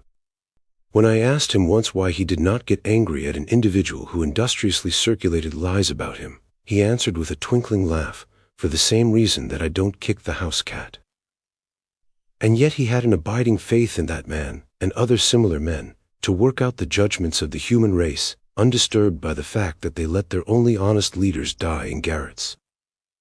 And underneath the speculative philosopher who confused you with long words, underneath the cold logician who mercilessly scouted at sentiment, underneath the pessimistic poet that sent the mournful cry of the whippoorwill echoing through the widowed chambers of the heart, that hung and sung over the festival walls of life the wreaths and dirges of death, underneath the gay joker who delighted to play tricks on politicians, police, and detectives, was the man who took the children on his knees and told them stories while the night was falling, the man who gave up a share of his own meager meals to save 5 blind kittens from drowning, the man who lent his arm to a drunken washerwoman whom he did not know, and carried her basket for her, that she might not be arrested and locked up, the man who gathered 4-leaved clovers and sent them to his friends, wishing them all the luck which superstition attached to them.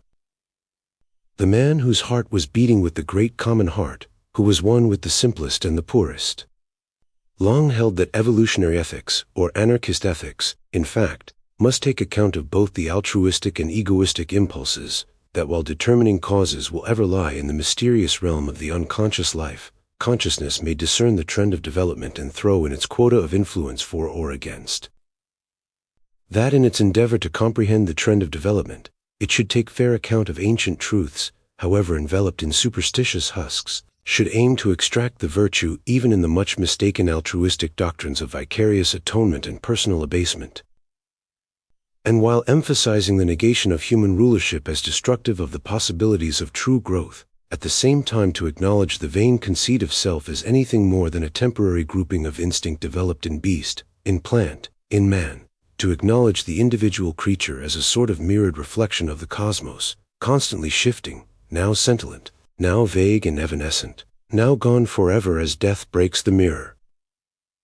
The notion of immortality which grows from such a conception of self is purged of the old vain conceit. It has been most beautifully voiced in George Eliot's Choir Invisible, Mr. Lum's favorite poem. And in the lines is expressed the last great limitless shadow which engulfs even this immortality, the blind, tremendous darkness which lies at the end of all, the sense of the invincibility of which must have lain upon our teacher's soul when after the last searching, inexplicable, farewell look into a friend's eyes he went out into the April night and took his last walk in the roar of the great city, he who should soon be so silent. Most of his comrades were surprised. They said, "I never thought Dyer D. Lum would go alone. But I who know how often and how wearily he said, 'What's the use?' am sure that mocking question lay at his heart, and paralyzed the will to do." Like Olive Schreiner's stars in the African farm, the soul about to depart sees the earth so coldly, all the ages are as one night, and like them he watches little helpless creatures of the earth come out and crawl a while upon its skin, then go back beneath it, and it does not matter, nothing matters. Francisco Ferrer. In all unsuccessful social upheavals there are 2 terrors, the red, that is, the people, the mob, the white, that is, the reprisal. When a year ago today the lightning of the white terror shot out of that nether's blackness of social depth, the Spanish torture house, and laid in the ditch of Montjuich a human being who but a moment before had been the personification of manhood, in the flower of life, in the strength and pride of a balanced intellect, full of the purpose of a great and growing undertaking, that of the modern schools, humanity at large received a blow in the face which it could not understand. Stunned, bewildered, shocked, it recoiled and stood gaping with astonishment. How to explain it? The average individual, certainly the average individual in America, could not believe it possible that any group of persons calling themselves a government, let it be of the worst and most despotic, could slay a man for being a teacher, a teacher of modern sciences, a builder of hygienic schools, a publisher of textbooks. No, they could not believe it. Their minds staggered back in shook refusal. It was not so. It could not be so. The man was shot, that was sure. He was dead, and there was no raising him out of the ditch to question him. The Spanish government had certainly proceeded in an unjustifiable manner in court-martialing him and sentencing him without giving him a chance at defense. But surely he had been guilty of something. Surely he must have rioted, or instigated riot, or done some desperate act of rebellion. For never could it be that in the 20th century a country of Europe could kill a peaceful man whose aim in life was to educate children in geography, arithmetic, geology, physics, chemistry, singing, and languages. No, it was not possible, and, for all that, it was possible. It was done, on a 13th of October, 1 year ago today, in the face of Europe, standing with tied hands to look on at the murder. And from that day on, controversy between the awakened who understood, the reactionists who likewise understood, and their followers on both sides who have half understood, has surged up and down and left confusion pretty badly confounded in the mind of him who did not understand, but thought to. The men who did him to death, and the institutions they represent have done all in their power to create the impression that Ferrer was a believer in violence, a teacher of the principles of violence, a doer of acts of violence, and an instigator of widespread violence perpetrated by a mass of people. In support of the first they have published reports purporting to be his own writings, have pretended to reproduce seditious pictures from the walls of his classrooms, have declared that he was seen mingling with the rebels during the Catalonian uprising of last year, and that upon trial he was found guilty of having conceived and launched the Spanish rebellion against the Moroccan War, and that his death was a just act of reprisal. On the other hand, we have had a storm of indignant voices clamoring in his defense, alternately admitting and denying him to be a revolutionist, alternately contending that his schools taught social rebellion and that they taught nothing but pure science. We have had workmen demonstrating and professors and litterateurs protesting on very opposite grounds, and almost none were able to give definite information for the faith that was in them. And indeed it has been very difficult to obtain exact information, and still is so. After a year's lapse, it is yet not easy to get the facts disentangled from the fancies, the truths from the lies, and above all from the half-lies. And even when we have the truths as to the facts, it is still difficult to evaluate them because of American ignorance of Spanish ignorance. Please understand the phrase.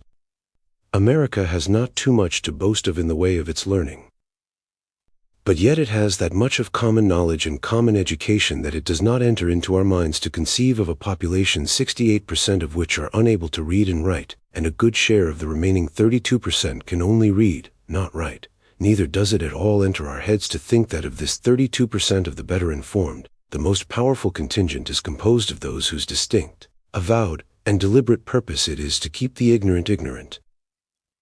Whatever may be the sins of government in this country, or of the churches, and there are plenty of such sins, at least they have not, save in the case of Negro slaves, constituted themselves a conspiratical force to keep out enlightenment, to prevent the people from learning to read and write, or to acquire whatever scientific knowledge their economic circumstances permitted them to. What the unconscious conspiracy of economic circumstance has done, and what conscious manipulations the government school is guilty of, to render higher education a privilege of the rich and a maintainer of injustice is another matter. But it cannot be charged that the rulers of America seek to render the people illiterate. People, therefore, who have grown up in a general atmosphere of thought which regards the government as a provider of education, even as a compeller of education, do not, unless their attention is drawn to the facts, conceive of a state of society in which government is a hostile force, opposed to the enlightenment of the people, its politicians exercising all their ingenuity to sidetrack the demand of the people for schools. How much less do they conceive the hostile force and power of a church, having behind it an unbroken descent from feudal ages, whose direct interest it is to maintain a closed monopoly of learning, and to keep out of general circulation all scientific information which would tend to destroy the superstitions whereby it thrives. I say that the American people in general are not informed as to these conditions, and therefore the phenomenon of a teacher killed for instituting and maintaining schools staggers their belief. And when they read the assertions of those who defend the murder, that it was because his schools were instigating the overthrow of social order in Spain, they naturally exclaim, that explains it. The man taught sedition, rebellion, riot, in his schools. That is the reason. Now the truth is that what Ferrer was teaching in his schools was really instigating the overthrow of the social order of Spain. Furthermore, it was not only instigating it, but it was making it as certain as the still coming of the daylight out of the night of the East. But not by the teaching of riot, of the use of dagger, bomb, or knife, but by the teaching of the same sciences which are taught in our public schools, through a generally diffused knowledge of which the power of Spain's despotic church must crumble away.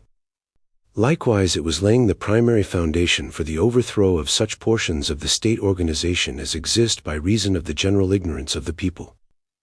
The social order of Spain ought to be overthrown, must be overthrown, will be overthrown, and Ferrer was doing a mighty work in that direction. The men who killed him knew and understood it well. And they consciously killed him for what he really did, but they have let the outside world suppose they did it for what he did not do.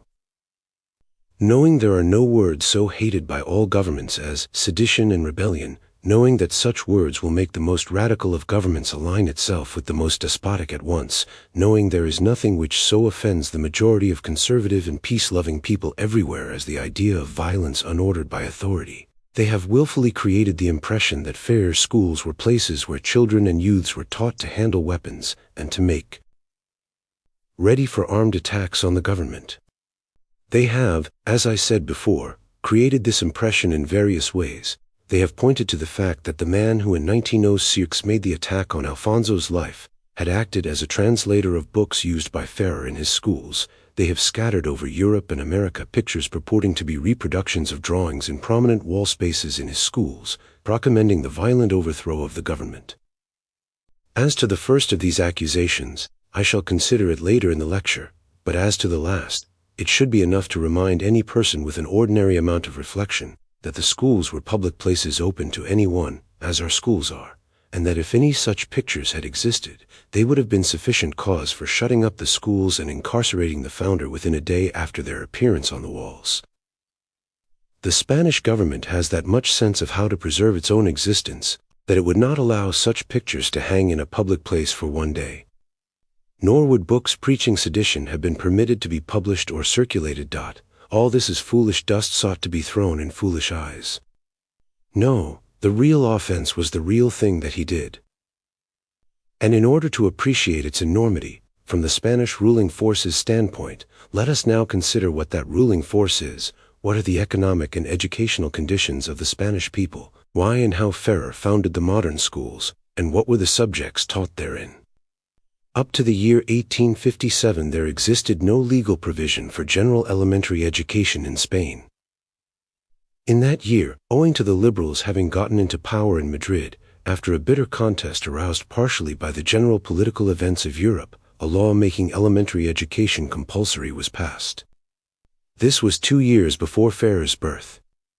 Now it is one thing for a political party, temporarily in possession of power, to pass a law.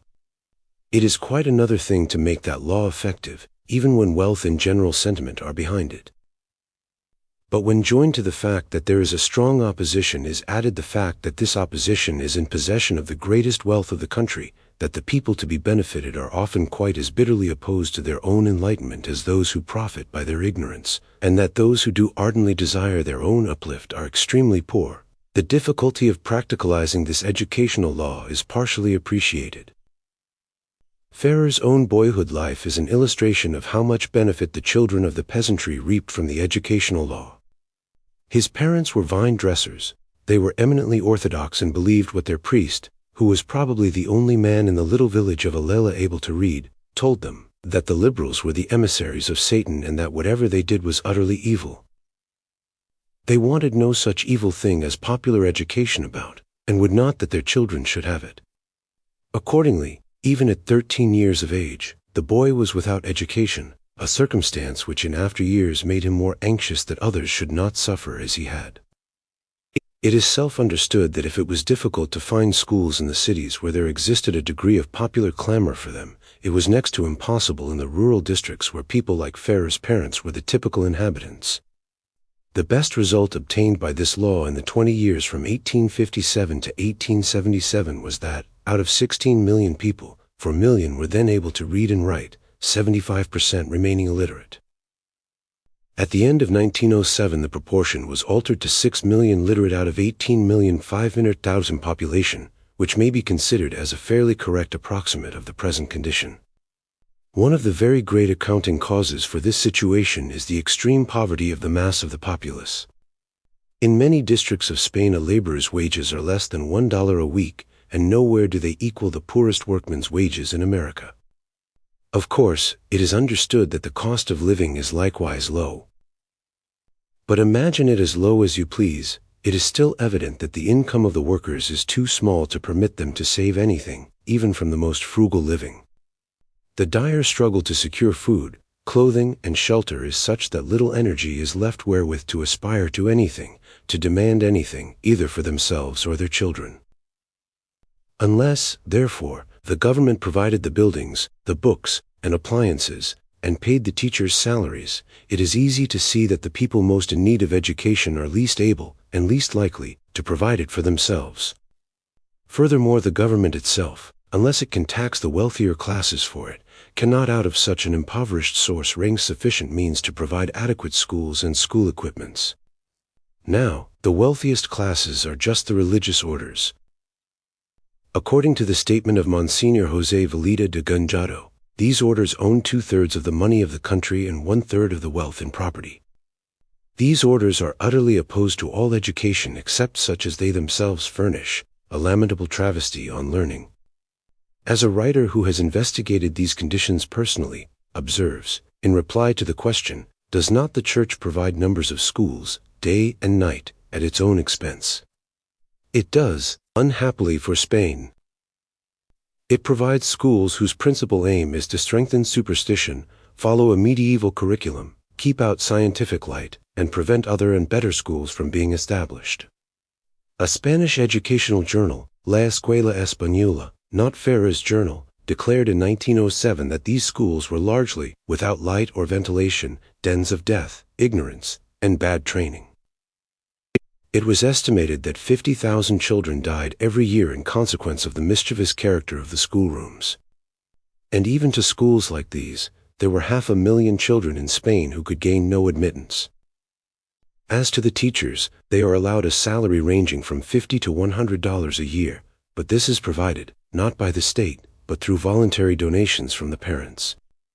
So that a teacher, in addition to his legitimate functions, must perform those of collector of his own salary. Now conceive that he is endeavoring to collect it from parents whose wages amount to $2 or $3 a week. And you will not be surprised at the case reported by a Madrid paper in 1903 of a master's having canvassed a district to find how many parents would contribute if he opened a school. Out of 100 families, 3 promised their support. Is it any wonder that the law of compulsory education is a mockery? How could it be anything else? Now let us look at the proex of this popular ignorance, and we shall presently understand why the Church fosters it, why it fights education.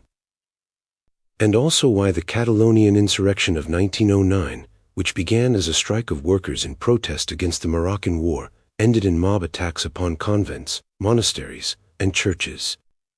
I have already quoted the statement of a high Spanish prelate that the religious orders of Spain own 2/3 of the money of Spain and 1/3 of the wealth and property. Whether this estimate is precisely correct or not, it is sufficiently near correctness to make us aware that at least a great portion of the wealth of the country has passed into their hands, a state not widely differing from that existing in France prior to the Great Revolution. Before the insurrection of last year, the city of Barcelona alone had 165 convents, many of which were exceedingly rich. The province of Catalonia maintained 2,300 of these institutions. Aside from these religious orders with their accumulations of wealth, the Church itself, the united body of priests not in orders, is immensely wealthy. Conceive that in the cathedral at Toledo there is an image of the Virgin whose wardrobe alone would be sufficient to build hundreds of schools.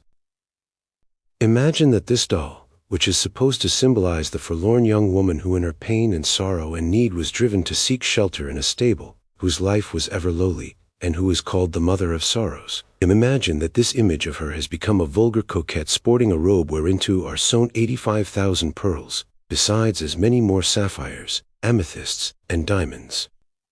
Oh, what a decoration for the mother of the carpenter of Nazareth! What a vision for the dying eyes on the cross to look forward to! What an outcome of the gospel of salvation free to the poor and lowly, taught by the poorest and the lowliest, that the humble keeper of the humble household of the despised little village of Judea should be imaged forth as a queen of gods, bedizened with a crown worth $25,000 and bracelets valued at $10,000 more. The Virgin Mary, the daughter of the stable, transformed into a diamond merchant's showcase. And this in the midst of men and women working for just enough to keep the skin upon the bone, in the midst of children who are denied the primary necessities of childhood. Now I ask you, when the fury of these people burst, as under the provocation they received it was inevitable that it should burst, was it any wonder that it manifested itself in mob violence against the institutions which mocked their suffering by this useless, senseless, criminal waste of wealth in the face of utter need? Will someone now whisper in our ears that there are women in America who decorate themselves with more jewels than the Virgin of Toledo, and throw away the price of a school on a useless decoration in a single night, while within a radius of 5 miles from them there are also uneducated children, for whom our school boards can provide no place? Yes, it is so. Let them remember the mobs of Barcelona. And let me remember I am talking about Spain. The question naturally intrudes, how does the Church, how do the religious orders manage to accumulate such wealth? Remember first that they are old, and of unbroken continuance for hundreds of years. That various forms of acquisition, in operation for centuries, would produce immense accumulations, even supposing nothing but legitimate purchases and gifts. But when we consider the actual means whereby money is daily absorbed from the people by these institutions, we receive a shock which sets all our notions of the triumph of modern science topsy-turvy. It is almost impossible to realize, and yet it is true, that the Spanish Church still deals in that infamous graft against which Martin Luther hurled the splendid force of his wrath 400 years ago. The Church of Spain still sells indulgences. Every Catholic bookstore and every priest has them for sale. They are called bulas. Their prices range from about 15 to 25 cents, and they constitute an elastic excuse for doing pretty much what the possessor pleases to do, providing it is not a capital crime, for a definitely named period. Probably there is no one in America so little able to believe this condition to exist as the ordinary well-informed Roman Catholic. I have myself listened to priests of the Roman faith giving the conditions on which pardon for venial offenses might be obtained, and they had nothing to do with money. They consisted in saying a certain number of prayers at stated periods, with specified intent. While that may be a very illogical way of putting things together that have no connection, there is nothing in it to offend one's ideas of honesty. The enlightened conscience of an entire mass of people has demanded that a spiritual offense be dealt with by spiritual means. It would revolt at the idea that such grace could be written out on paper and sold either to the highest bidder or for a fixed price. But now conceive what happens where a people are illiterate, regarding written documents with that superstitious awe which those who cannot read always have for the mysterious language of learning, regarding them besides with the combination of fear and reverence which the ignorant believer entertains for the visible sign of supernatural power, the power which holds over him the threat of eternal punishment, and you will have what goes on in Spain. Add to this that such a condition of fear and gullibility on the side of the people is the great opportunity of the religious grafter. Whatever number of honest, self-sacrificing, devoted people may be attracted to the service of the Church, there will certainly be found also the cheat, the impostor, the searcher for ease and power. These indulgences, which for 15 or 25 cents pardon the buyer for his past sins, but are good only till he sins again, constitute a species of permission to do what otherwise is forbidden. The most expensive one, the 25c1, is practically a license to hold stolen property up to a certain amount. Both rich and poor buy these things, the rich of course paying a good deal more than the stipulated sum. but it hardly requires the statement that an immense number of the very poor buy them also. And from this horrible traffic the Church of Spain annually draws millions. There are other sources of income such as the sale of scapulars, agnus Deis, charms, and other pieces of trumpery, which goes on all over the Catholic world also, but naturally to no such extent as in Spain, Portugal, and Italy, where popular ignorance may be again measured by the materialism of its religion. Now, is it reasonable to suppose that the individuals who are thriving upon these sales want a condition of popular enlightenment? Do they not know how all this traffic would crumble like the ash of a burnt-out fire once the blaze of science were to flame through Spain? They educate. Yes, they educate the people to believe in these barbaric relics of a dead time, for their own material interest. Spain and Portugal are the last resort of the medieval church. The monasticism and the Jesuitry, which have been expelled from other European countries and compelled to withdraw from Cuba and the Philippines, have concentrated there, and there they are making their last fight. There they will go down into their eternal grave, but not till science has invaded the dark corners of the popular intellect.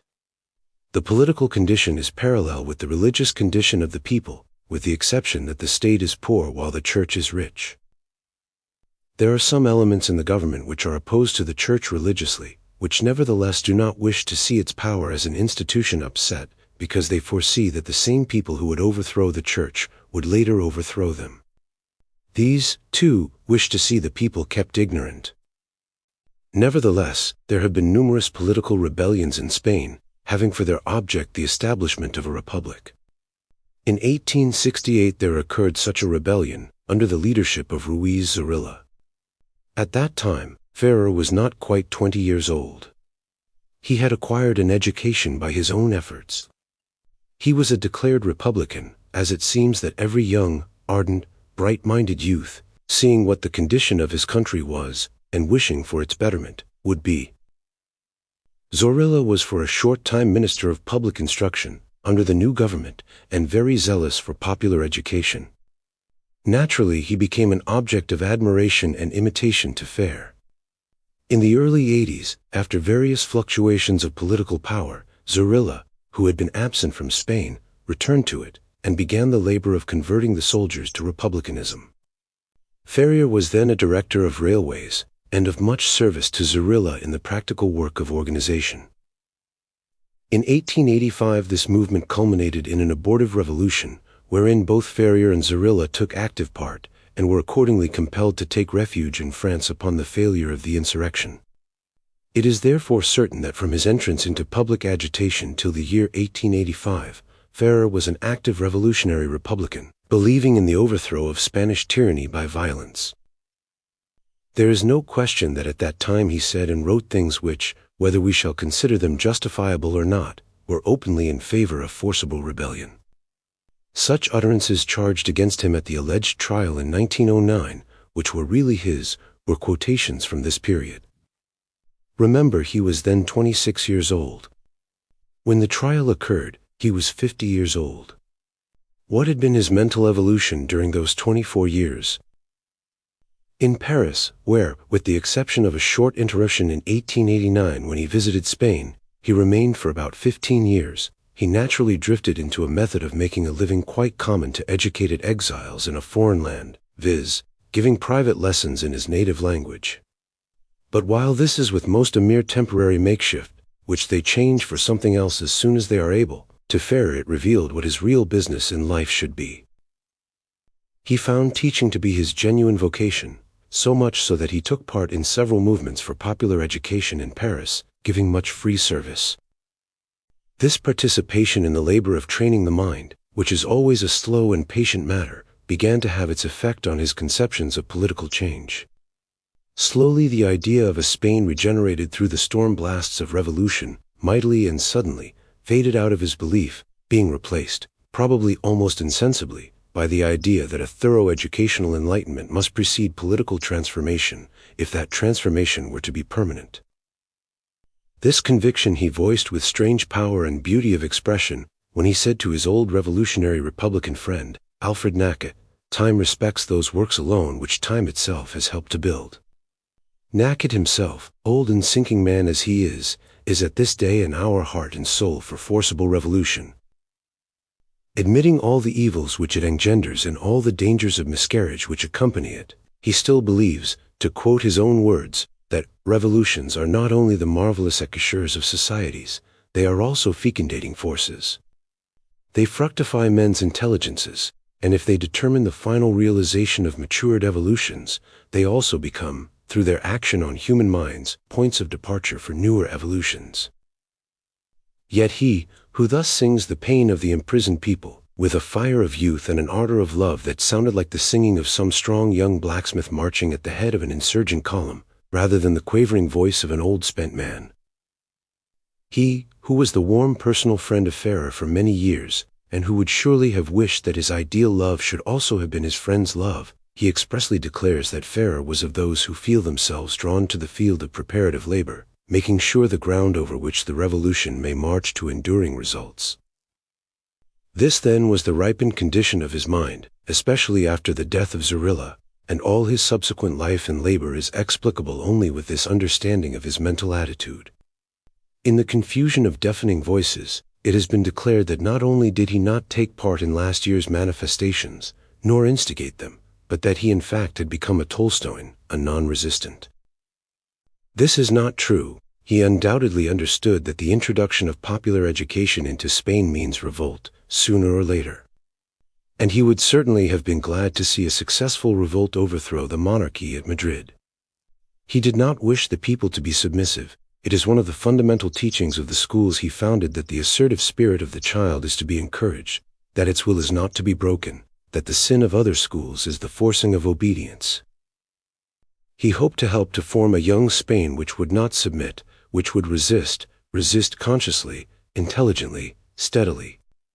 He did not wish to enlighten people merely to render them more sensitive to their pains and deprivations, but that they might so use their enlightenment as to rid themselves of the system of exploitation by church and state which is responsible for their miseries. By what means they would choose to free themselves, he did not make his affair. How and when were these schools founded? It was during his long sojourn in Paris that he had as a private pupil in Spanish a middle-aged, wealthy, unmarried, Catholic lady.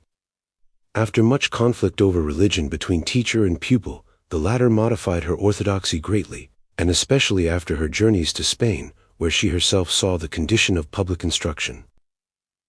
Eventually she became interested in Ferrer's conceptions of education, and his desire to establish schools in his own country. And when she died in 1900, she was then somewhat over 50 years old, she devised a certain part of her property to Ferrer, to be used as he saw fit, feeling assured no doubt that he would see fit to use it not for his personal advantage, but for the purpose so dear to his heart.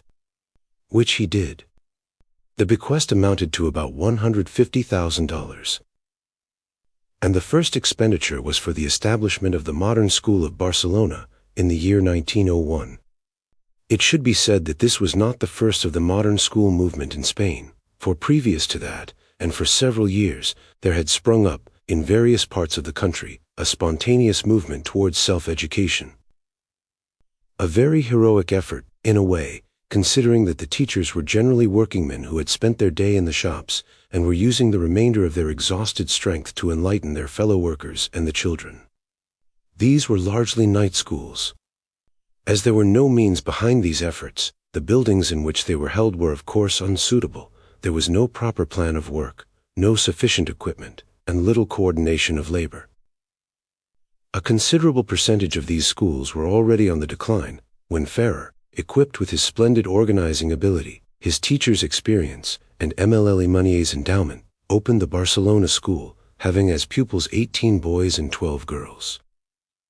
So proper to the demand was this effort, that at the end of 4 years' earnest activity, 50 schools had been established, 10 in Barcelona, and 40 in the provinces. In 1906, that is, after 5 years' work, a banquet was held on Good Friday, at which 1,700 pupils were present. From 30 to 1,700, that is something. And a banquet in Catholic Spain on Good Friday. A banquet of children who have bade goodbye to the salvation of the soul by the punishment of the stomach. We here may laugh. But in Spain it was a triumph and a menace, which both sides understood.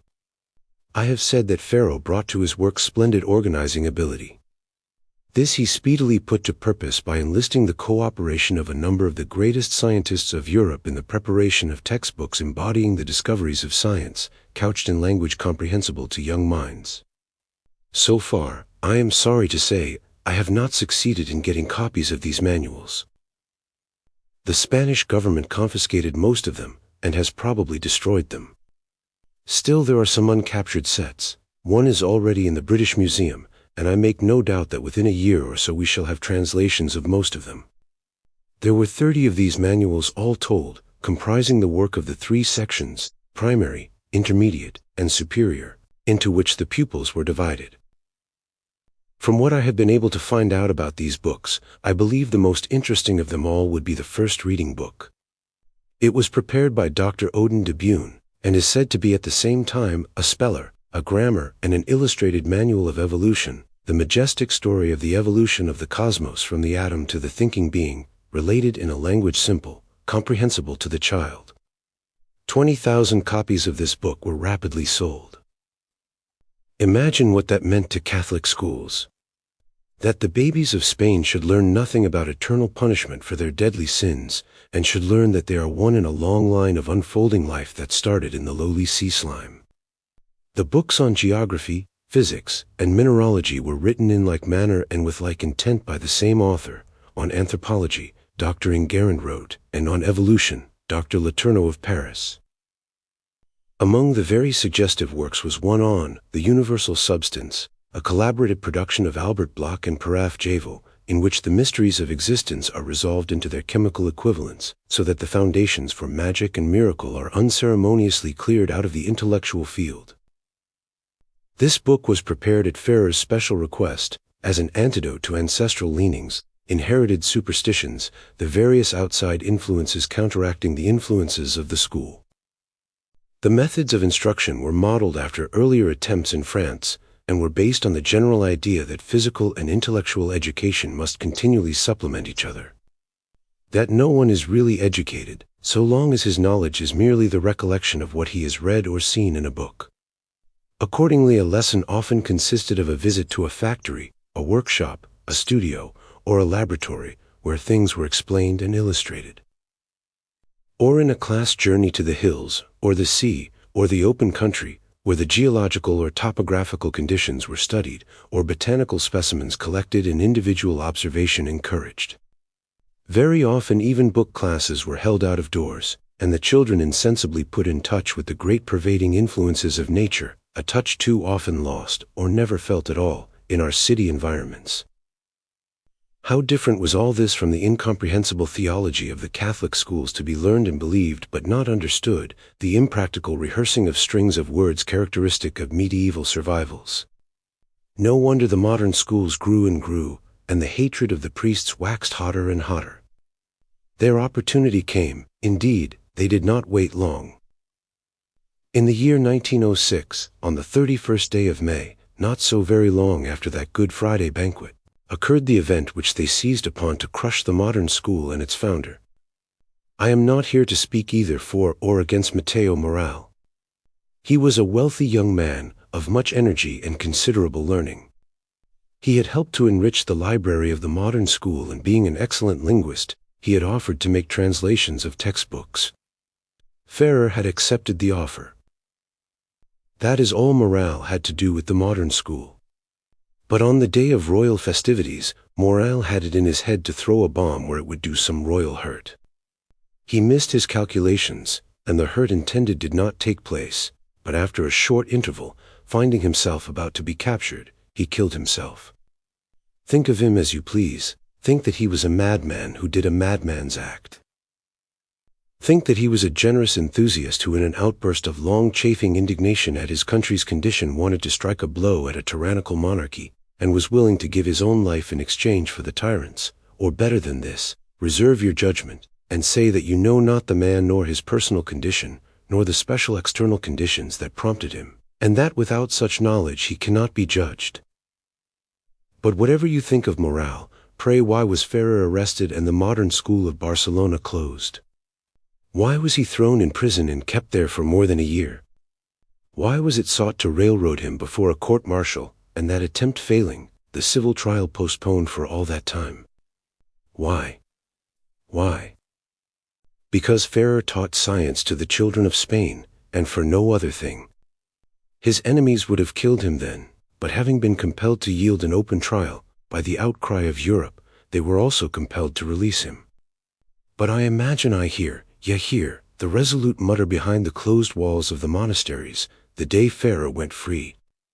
Go, then, we shall get you again. And then they would do what 3 years later they did, damn him to the ditch of Montjuich. Yeah, they shut their lips together like the thin lips of fate and waited. The hatred of an order has something superb in it. It hates so relentlessly, so constantly, so transcendently. Its personnel changes, its hate never alters. It wears one priest's face or another's. Itself is identical, inexorable. It pursues to the end. Did Ferrer know this? Undoubtedly, in a general way he did. And yet he was so far from conceiving its appalling remorselessness, that even when he found himself in prison again, and utterly in their power, he could not believe that he would not be freed. What was this opportunity for which the Jesuitry of Spain waited with such terrible security? The Catalonian uprising. How did they know it would come? As any sane man, not over-optimistic, knows that uprising must come in Spain. Ferrer hoped to sap away the foundations of tyranny through peaceful enlightenment. He was right. But they are also right who say that there are other forces hurling towards those foundations, the greatest of these, starvation. Now it was plain and simple starvation that rose to rend its starvers when the Catalonian women rose in mobs to cry against the command that was taking away their fathers and sons to their death in Morocco. The Spanish people did not want the Moroccan war.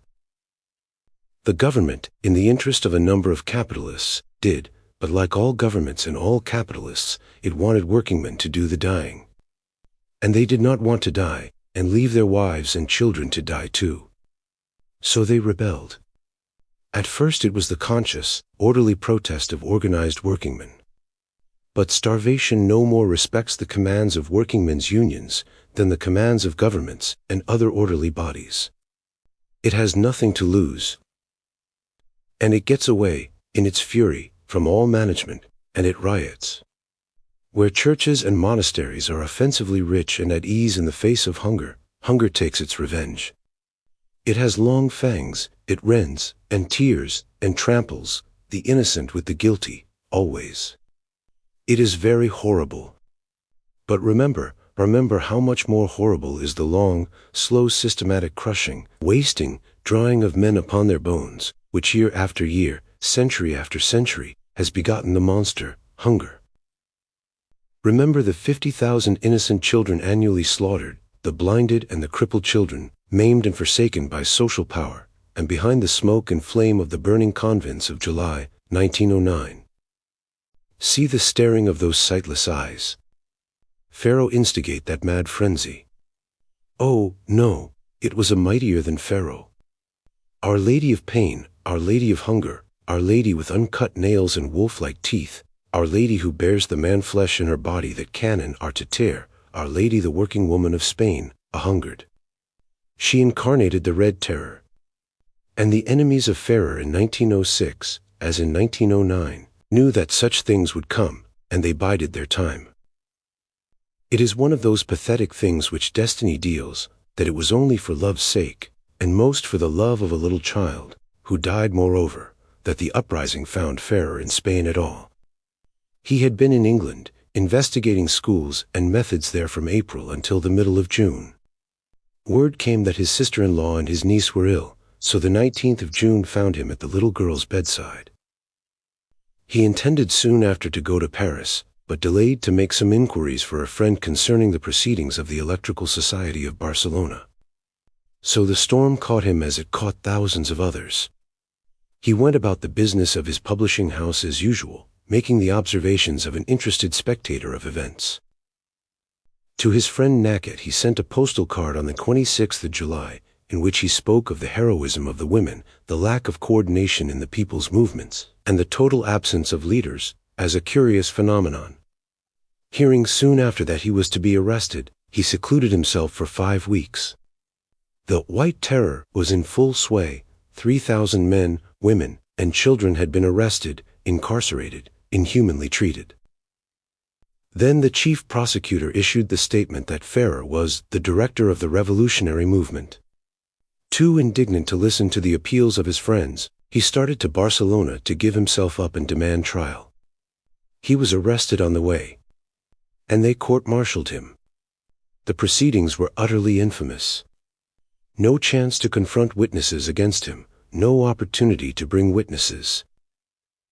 Not even the books accused of sedition allowed to offer their mute testimony in their own defense, no opportunity given to his defender to prepare. Letters sent from England and France to prove what had been the doomed man's purposes and occupations during his stay there, lost in transit, the old articles of 24 years before, made to appear as if recent utterances, forgeries imposed, and with all this, nothing but hearsay evidence even from his accusers, and yet he was sentenced to death.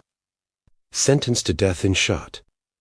And all modern schools closed, and his property sequestrated. And the Virgin of Toledo may wear her gorgeous robes in peace, since the shadow of the darkness has stolen back over the circle of light he lit. Only, somewhere, down in the obscurity, hovers the menacing figure of her rival, Our Lady of Paine. She is still now, but she is not dead. And if all things be taken from her, and the light not allowed to come to her, nor to her children, then, some day, she will set her own lights in the darkness. Ferrer is with the immortals. His work is spreading over the world. It will yet return, and rid Spain of its tyrants. Modern educational reform. Questions of genuine importance to large masses of people are not posed by a single questioner, nor even by a limited number. They are put with more or less precision, with more or less consciousness of their scope and demand by all classes involved. This is a fair test of its being a genuine question, rather than a temporary that. Such is the test we are to apply to the present inquiry. What is wrong with our present method of child education? What is to be done in the way of altering or abolishing it? The posing of the question acquired a sudden prominence through the world-shocking execution of a great educator for alleged complicity in the revolutionary events of Spain during the Moroccan War. People were not satisfied with the Spanish government's declarations as to this official murder. They were not convinced that they were being told the truth. They inquired why the government should be so anxious for that man's death. And they learned that as a teacher he had founded schools wherein ideas hostile to governmental programs for learning were put in practice. And they have gone on asking to know what these ideas were, how they were taught, and how can those same ideas be applied to the practical questions of education confronting them in the persons of their own children. But it would be a very great mistake to suppose that the question was raised out of nothingness, or out of the brilliancy of his own mind, by Francisco Ferrer. If he were the creator of the question instead of the response to it, his martyr's death could have given it but an ephemeral prominence which would speedily have subsided. On the contrary, the inquiry stimulated by that tragic death was but the first loud articulation of what has been asked in thousands of schoolrooms, millions of homes, all over the civilized world. It has been put, by each of the 3 classes concerned, each in its own peculiar way, from its own peculiar viewpoint, by the educator, by the parent, and by the child itself. There is a 4th personage who has had a great deal to say, and still has. But to my mind he is a pseudo-factor, to be eliminated as speedily as possible. I mean that statesman. He considers himself profoundly important, as representing the interests of society in general. He is anxious for the formation of good citizens to support the state, and directs education in such channels as he thinks will produce these. I prefer to leave the discussion of his peculiar functions for a later part of this address, here observing only that if he is a legitimate factor, if by chance he is a genuine educator strayed into statesmanship, as a statesman he is interested only from a secondary motive, i.e., he is not interested in the actual work of schools, in the children as persons, but in the producing of a certain type of character to serve certain subsequent ends. The criticism offered by the child itself upon the prevailing system of instruction is the most simple, direct, and at the same time, the critic is utterly unconscious of its force. Who has not heard a child say, in that fretted whine characteristic of a creature who knows its protest will be ineffective, "But what do I have to learn that for? Oh, I don't see what I have to know that for, I can't remember it anyway. I hate to go to school, I'd just as lief take a whipping. My teacher's a mean old thing, she expects you to sit quiet the whole morning, and if you just make the least little noise, she keeps you in at recess. Why do we have to keep still so long? What good does it do?" I remember well the remark made to me once by one of my teachers, and a very good teacher, too, who nevertheless did not see what her own observation ought to have suggested. "School children," she said, "regard teachers as their natural enemies." The thought which it would have been logical to suppose would have followed this observation is, that if children in general are possessed of that notion, it is because there is a great deal in the teacher's treatment of them which runs counter to the child's nature, that possibly this is so, not because of natural cussedness on the part of the child, but because of inapplicability of the knowledge taught, or the manner of teaching it, or both, to the mental and physical needs of the child. I am quite sure no such thought entered my teacher's mind, at least regarding the system of knowledge to be imposed. Being a sensible woman, she perhaps occasionally admitted to herself that she might make mistakes in applying the rules, but that the body of knowledge to be taught was indispensable, and must somehow be injected into children's heads, under threat of punishment, if necessary, I am sure she never questioned. It did not occur to her any more than to most teachers, that the first business of an educator should be to find out what are the needs, aptitudes, and tendencies of children, before he or she attempts to outline a body of knowledge to be taught, or rules for teaching. It does not occur to them that the child's question, "What do I have to learn that for?" is a perfectly legitimate question. And if the teacher cannot answer it to the child's satisfaction, something is wrong either with the thing taught, or with the teaching. Either the thing taught is out of rapport with the child's age, or his natural tendencies, or his condition of development, or the method by which it is taught repels him, disgusts him, or at best fails to interest him. When a child says, "I don't see why I have to know that, I can't remember it anyway," he is voicing a very reasonable protest.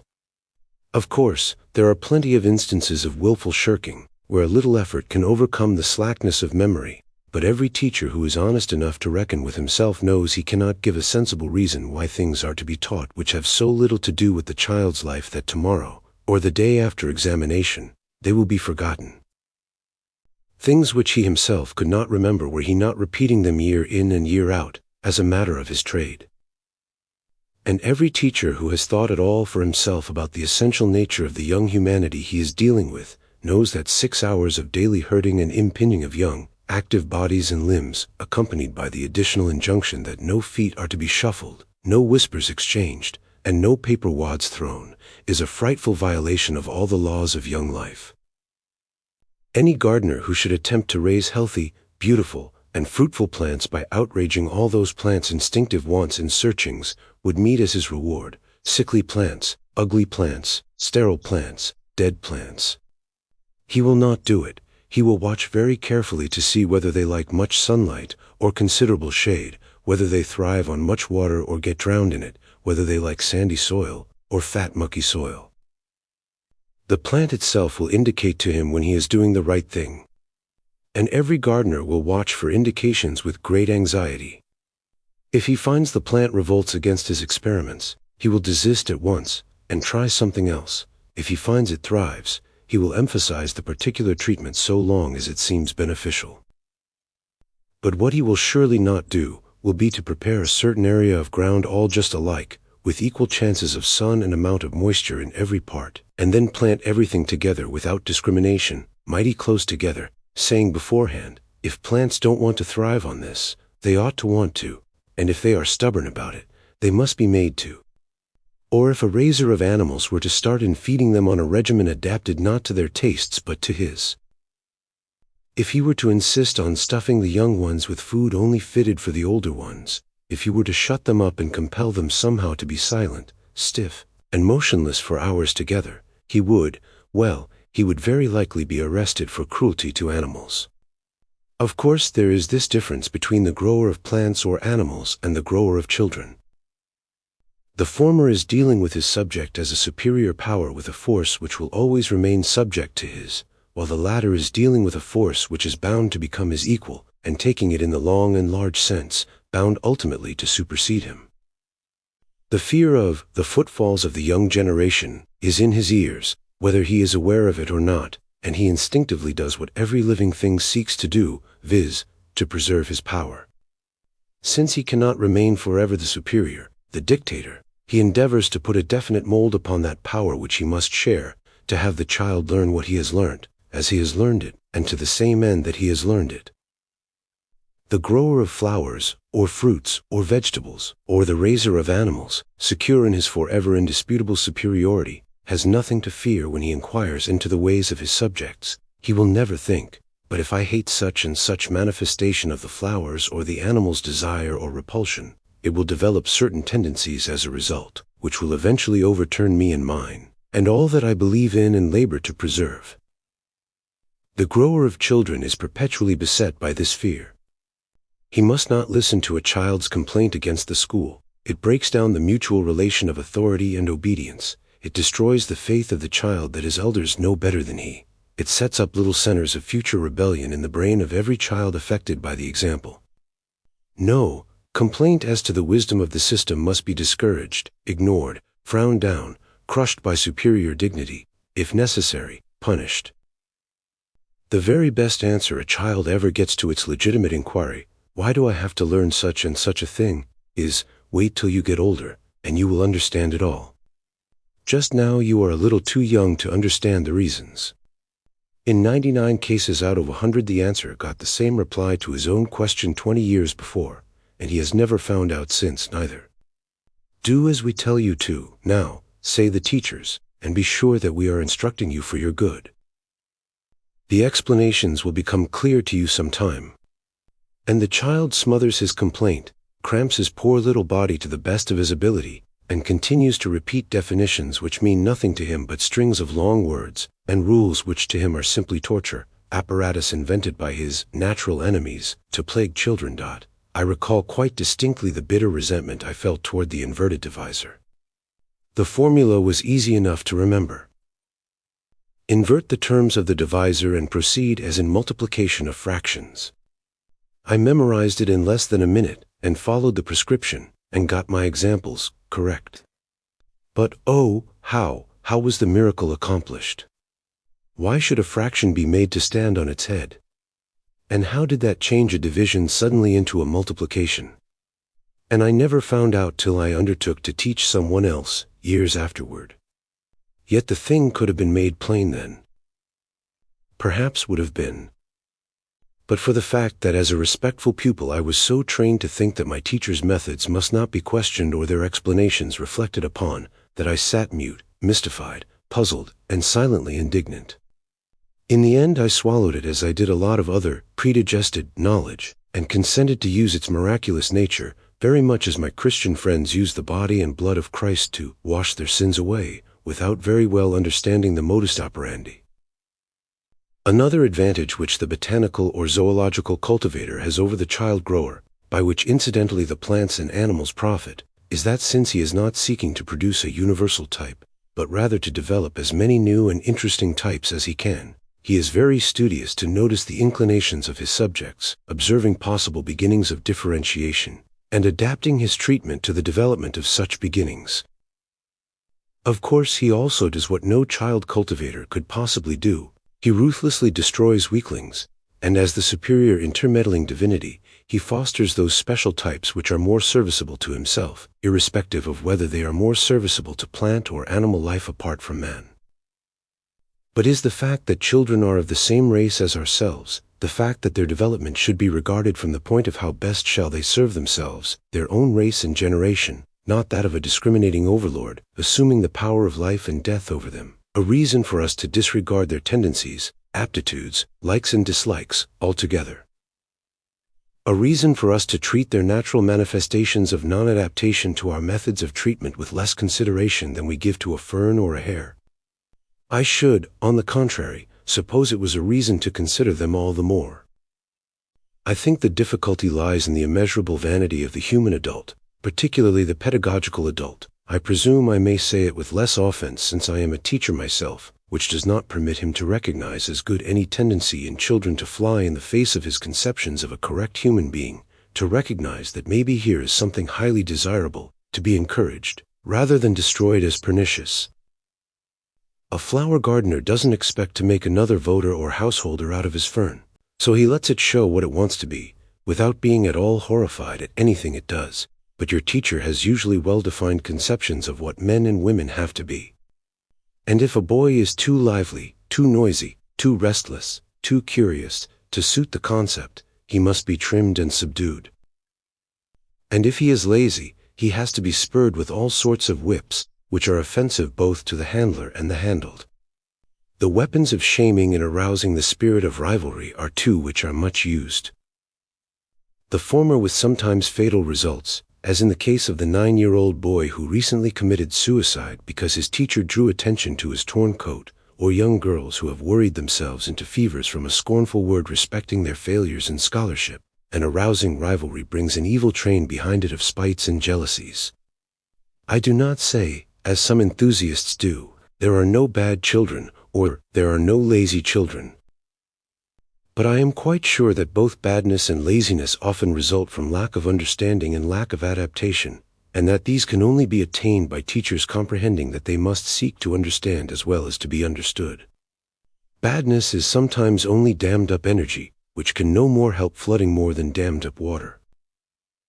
Laziness is often the result of forcing a child to a task for which it has no natural liking, while it would be energetic enough, given the thing it liked to do. At any rate, it is worthwhile to try to find out what is the matter, in the spirit of a searcher after truth. Which is the first point I want to establish, that the general complaints of children are true criticisms of the school system. And superintendents of public instruction, boards of education, and teachers have as their first duty to heed and consider these complaints. Let us now consider the complaints of parents. It must be admitted that the parents of young children, particularly their mothers, and especially these latter when they are the wives of workingmen with good-sized families, regard the school rather as a convenience for getting rid of the children during a certain period of the day than anything else. They are not to be blamed for this. They have obeyed the imperative mandate of nature in having families, with no very adequate conception of what they were doing. They find themselves burdened with responsibilities often greatly beyond their capacity. They have all they can do, sometimes more than they can do, to manage the financial end of things, to see to their children's material wants and to get through the work of a house. Very often they are themselves deficient in even the elementary knowledge of the schools. They feel that their children need to know a great deal that they have never known, but they are utterly without the ability to say whether what they learn is useful and important or not. With the helplessness of ignorance towards wisdom, they receive the system provided by the state on trust, presuming it is good. And with the pardonable relief of busy and overburdened people, they look at the clock as school hour approaches, and breathe a sigh of relief when the last child is out of the house. They would be shocked at the idea that they regard their children as nuisances. They would vigorously defend themselves by saying that they feel that the children are in better hands than their own, safe and well treated. But before long even these ignorant ones observe that their children have learned a number of things which are not good. They have mixed with a crowd of others, and somewhere among them they have learned bad language, bad ideas, and bad habits. These are complaints which may be heard from intelligent, educated, and conservative parents also, parents who may be presumed to be satisfied with the spirit and general purpose of the knowledge imparted in the classroom. Also the children suffer in health through their schools, and later on, when the cramming and crowding of their brains goes on in earnest, as it does in the higher grades, and particularly the high schools, then springs up a terrible crop of headache, nervous prostration, hysterics, overdelicacy, anemia, heart palpitation, especially among the girls, and a harvest of other physical disorders which were very probably planted back in the primary departments and fostered in the higher rooms. The students are so overtrained that they often become good for nothing in the house, the parents say, and too late the mothers discover that they themselves become servants to the whimsical little ladies and gentlemen they have raised up, who are more interested in textbooks than in practical household matters. Such are the ordinary complaints heard on every side, uttered by those who really have no fault to find with the substance of the instruction itself, some because they do not know, and some because it fairly represents their own ideas. The complaint becomes much more vital and definite when it proceeds from a parent who is an informed person, with a conception of life at variance with that commonly accepted. I will instance that of a Philadelphia physician who recently said to me, "In my opinion, many of the most horrid effects of malformations which I have to deal with are the results of the long hours of sitting imposed on children in the schools. It is impossible for a healthy, active creature to sit stiffly straight so many hours. No one can do it. They will inevitably twist and squirm themselves down into one position or another, which throws the internal organs out of position, and which by iteration and reiteration results in a continuously accentuating deformity. Motherhood often becomes extremely painful and dangerous through the narrowing of the pelvis produced in early years of so much uncomfortable sitting. I believe that the sort of schooling which necessitates it should not begin till a child is 14 years of age." He added also that the substance of our education should be such as would fit the person for the conditions and responsibilities he or she may reasonably be expected to encounter in life. Since the majority of boys and girls will most likely become fathers and mothers in the future, why does not our system of education take account of it, and instruct the children not in the Latin names of bones and muscles so much, as in the practical functioning and hygiene of the body? Every teacher knows, and most of our parents know, that no subject is more carefully ignored by our textbooks on physiology than the reproductive system. A like book on zoology has far more to say about the reproduction of animals than is thought fit to be said by human beings to human beings about themselves. And yet upon such ignorance often depends the ruin of lives. Such is the criticism of an intelligent physician, himself the father of 5 children. It is a typical complaint of those who have to deal with the physical results of our school system. A still more forcible complaint is rising up from a class of parents who object not only negatively, but positively, to the instruction of the schools. These are saying, "I do not want to have my children taught things which are positively untrue, nor truths which have been distorted to fit someone's political or religious conception. I do not want any sort of religion or politics to be put into his head. I want the accepted facts of natural science and discovery to be taught him, in so far as they are within the grasp of his intellect. I do not want them colored with the prejudice of any system. I want a school system which will be suited to his physical well-being. I want what he learns to become his, by virtue of its appealing to his taste, his aptitude for experiment and proof. I do not want it to be a foreign stream pouring over his lips like a brook over its bed, leaving nothing behind. I do not want him to be tortured with formal examinations, nor worried by credit marks with averages and percents and tenths of percents, which haunt him waking and sleeping, as if they were the object of his efforts. And more than that, and above all, I do not want him made an automaton. I do not want him to become abjectly obedient. I do not want his free initiative destroyed. I want him, by virtue of his education, to be well equipped bodily and mentally to face life and its problems." This is my second point, that parents, conservatives, and radicals criticize the school. First, as the producer of unhealthy bodies. 2d, as teaching matter inappropriate to life, or rather, perhaps, as not teaching what is appropriate to life. 3d, as perverting truth to serve a political and religious system, and as putting an iron mold upon the will of youth, destroying all spontaneity and freedom of expression. The third critic is the teacher. Owing to his peculiarly dependent position, it is very, very seldom that any really vital criticism comes out of the mouth of an ordinary employee in the public school service. First, if he has any subversive ideas, he dares not voice them for fear of his job. Second, it is extremely unlikely that anyone with subversive ideas either will apply for the job, or having applied, will get it. And third, if through some fortuitous combination of circumstances, a rebellious personage has smuggled himself into the camp, with the naive notion that he is going to work reforms in the system, he finds before long that the system is rather remolding him. He falls into the routine prescribed, and before long ceases to struggle against it. Still, however conservative and system-logged teachers may be, they will all agree upon one criticism, viz., that they have too much to do, that it is utterly impossible for them to do justice to every pupil, that with from 30 to 50 pupils all depending upon one teacher for instruction, it is out of the question to give any single one sufficient attention, to say nothing of any special attention which his peculiar backwardness might require. He could do so only at the expense of injustice to the rest. And, indeed, the best teacher in the world could not attend properly to the mental needs of 50 children, nor even of 30. Furthermore, this overcrowding makes necessary the stiff regulation, the formal discipline, in the maintenance of which so much of the teacher's energy is wasted. The everlasting roll call, the record of tardiness and absence, the eye forever on the watch to see who is whispering, the ear forever on the alert to catch the scraper of feet, the mischievous disturber, the irrepressible noisemaker.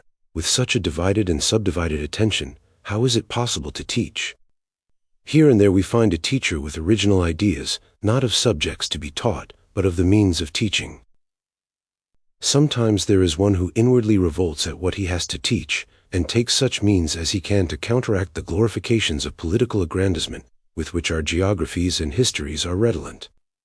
In general, however, public school teachers, like government clerks, believe very much in the system whereby they live. What they do find fault with, and what they have very much reason to find fault with, is not the school system, but the counteracting influences of bad homes. Teachers are often heard to say that they think they could do far better with the children if they had entire control of them, or, as they more commonly express themselves, if only their parents had some common sense. Lessons of order, neatness, cleanliness, and hygiene are often entirely thrown away because the children regard them as statements to be memorized, not things to be practiced. Those children whose mothers know nothing of ventilation, the necessity for exercise, the chemistry of food, and the functioning of the organs of the body, will forget instructions because they are never made part of their lives. Which criticism is a sort of confirmation of that sage observation: if you want to reform a man, begin with his grandmother. So much for criticism. What, now, can we offer in the way of suggestions for reform? Speaking abstractly, I should say that the purpose of education should be to furnish a child with such fundamental knowledge and habits as will preserve and strengthen his body, and make him a self-reliant social being, having an all-around acquaintance with the life which is to surround him and an adaptability to circumstances which will render him able to meet varying conditions. But we are immediately confronted by certain practical queries when we attempt to conceive such a school system. The fact is that the training of the body should be begun in very early childhood, and can never be rightly done in a city.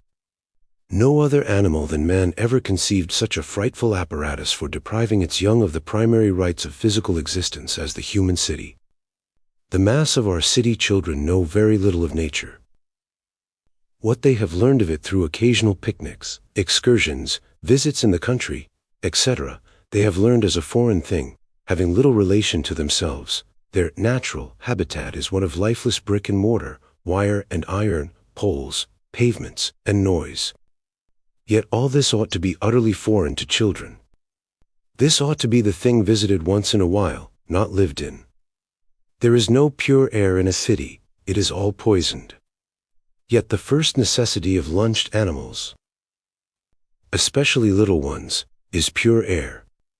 Moreover, every child ought to know the names and ways of life of the things it eats, how to grow them, etc. How are gardens possible in a city? Every child should know trees, not as things he has read about, but as familiar presences in his life, which he recognizes as quickly as his eyes greet them. He should know his oneness with nature, not through the medium of a theory, but through feeling it daily and hourly. He should know the birds by their songs, and by the quick glimpse of them among the foliage, the insect in its home, the wild flower on its stalk, the fruit where it hangs. Can this be done in a city? It is the city that is wrong, and its creations can never be right. They may be improved, they can never be what they should. Let me quote Luther Burbank. He expressed so well, and just in a tumultuous disorder and uncoordination dear to a child's soul, the early rights of children. Every child should have mud pies, grasshoppers, water bugs, tadpoles, frogs, mud turtles, elderberries, wild strawberries, acorns, chestnuts, trees to climb, brooks to wade in, water lilies, woodchucks, bats, bees, butterflies, various animals to pet, hayfields, pine cones, rocks to roll, sand, snakes, huckleberries, and hornets. And any child who has been deprived of these has been deprived of the best part of his education. He is of opinion that until 10 years of age, these things should be the real educators of children, not books. I agree with him. But neither city homes nor city schools can give children these things. Furthermore, I believe that education should be integral, that the true school must combine physical and intellectual education from the beginning to the end. But I am confronted by the fact that this is impossible to the mass of the people, because of the economic condition in which we are all floundering. What is possible can be only a compromise. Physical education will go on in the home principally, and intellectual education in the school. Something might be done to organize the teaching of parents. Lectures and demonstrations at the public schools might be given weekly, in the evenings, for parents, by competent nurses or hygienists. But they would remain largely ineffective. Until the whole atrocious system of herding working people in close-built cities, by way of making them serviceable cogwheels in the capitalist machine for grinding out rent and profit, comes to an end, the physical education of children will remain at best a pathetic compromise. We have left to consider what may be done in the way of improving intellectual education. What is really necessary for a child to know which he is not taught now? And what is taught that is unnecessary? As to reading and writing there is no dispute, though there is much dispute about the way of doing it. But beyond that, children should know things. From their earlier school days they should know the geography of their own locality, not rehearsing it from a book, but by going over the ground, having the relations of places explained to them, and by being shown how to model relief maps themselves. They should know the indications of the weather, being taught the use of instruments for measuring air pressures, temperatures, amount of sunshine, etc. They should know the special geology of their own locality, the nature of the soil and its products. Through practical exhibition, they should be allowed to construct, from clay, stone, or brick, such little buildings as they usually like to make, and from them the simple principles of geometry taught. You see, every school needs a big yard, and playrooms with tools in them, the use of which tools they should be taught. Arithmetic, to be sure, they need to know, but arithmetic connected with things. Let them learn fractions by cutting up things and putting them together, and not be bothered by abstractions running into the hundreds of thousands, the millions, which never in time will they use. And drop all that tiresome year's work in interest and percent. If decimals are understood, everyone who has need will be amply able to work out systems of interest when necessary. Children should know the industrial life through which they live, into which they are probably going. They should see how cloth is woven, thread is spun, shoes are made, iron forged and wrought, again not alone by written description, but by eyewitness. They should, as they grow older, learn the history of the arts of peace. What they do not need to know is so much of the details of the history of destruction. The general facts and results of wars are sufficient. They do not need to be impressed with the details of killings, which they sensibly forget, and inevitably also.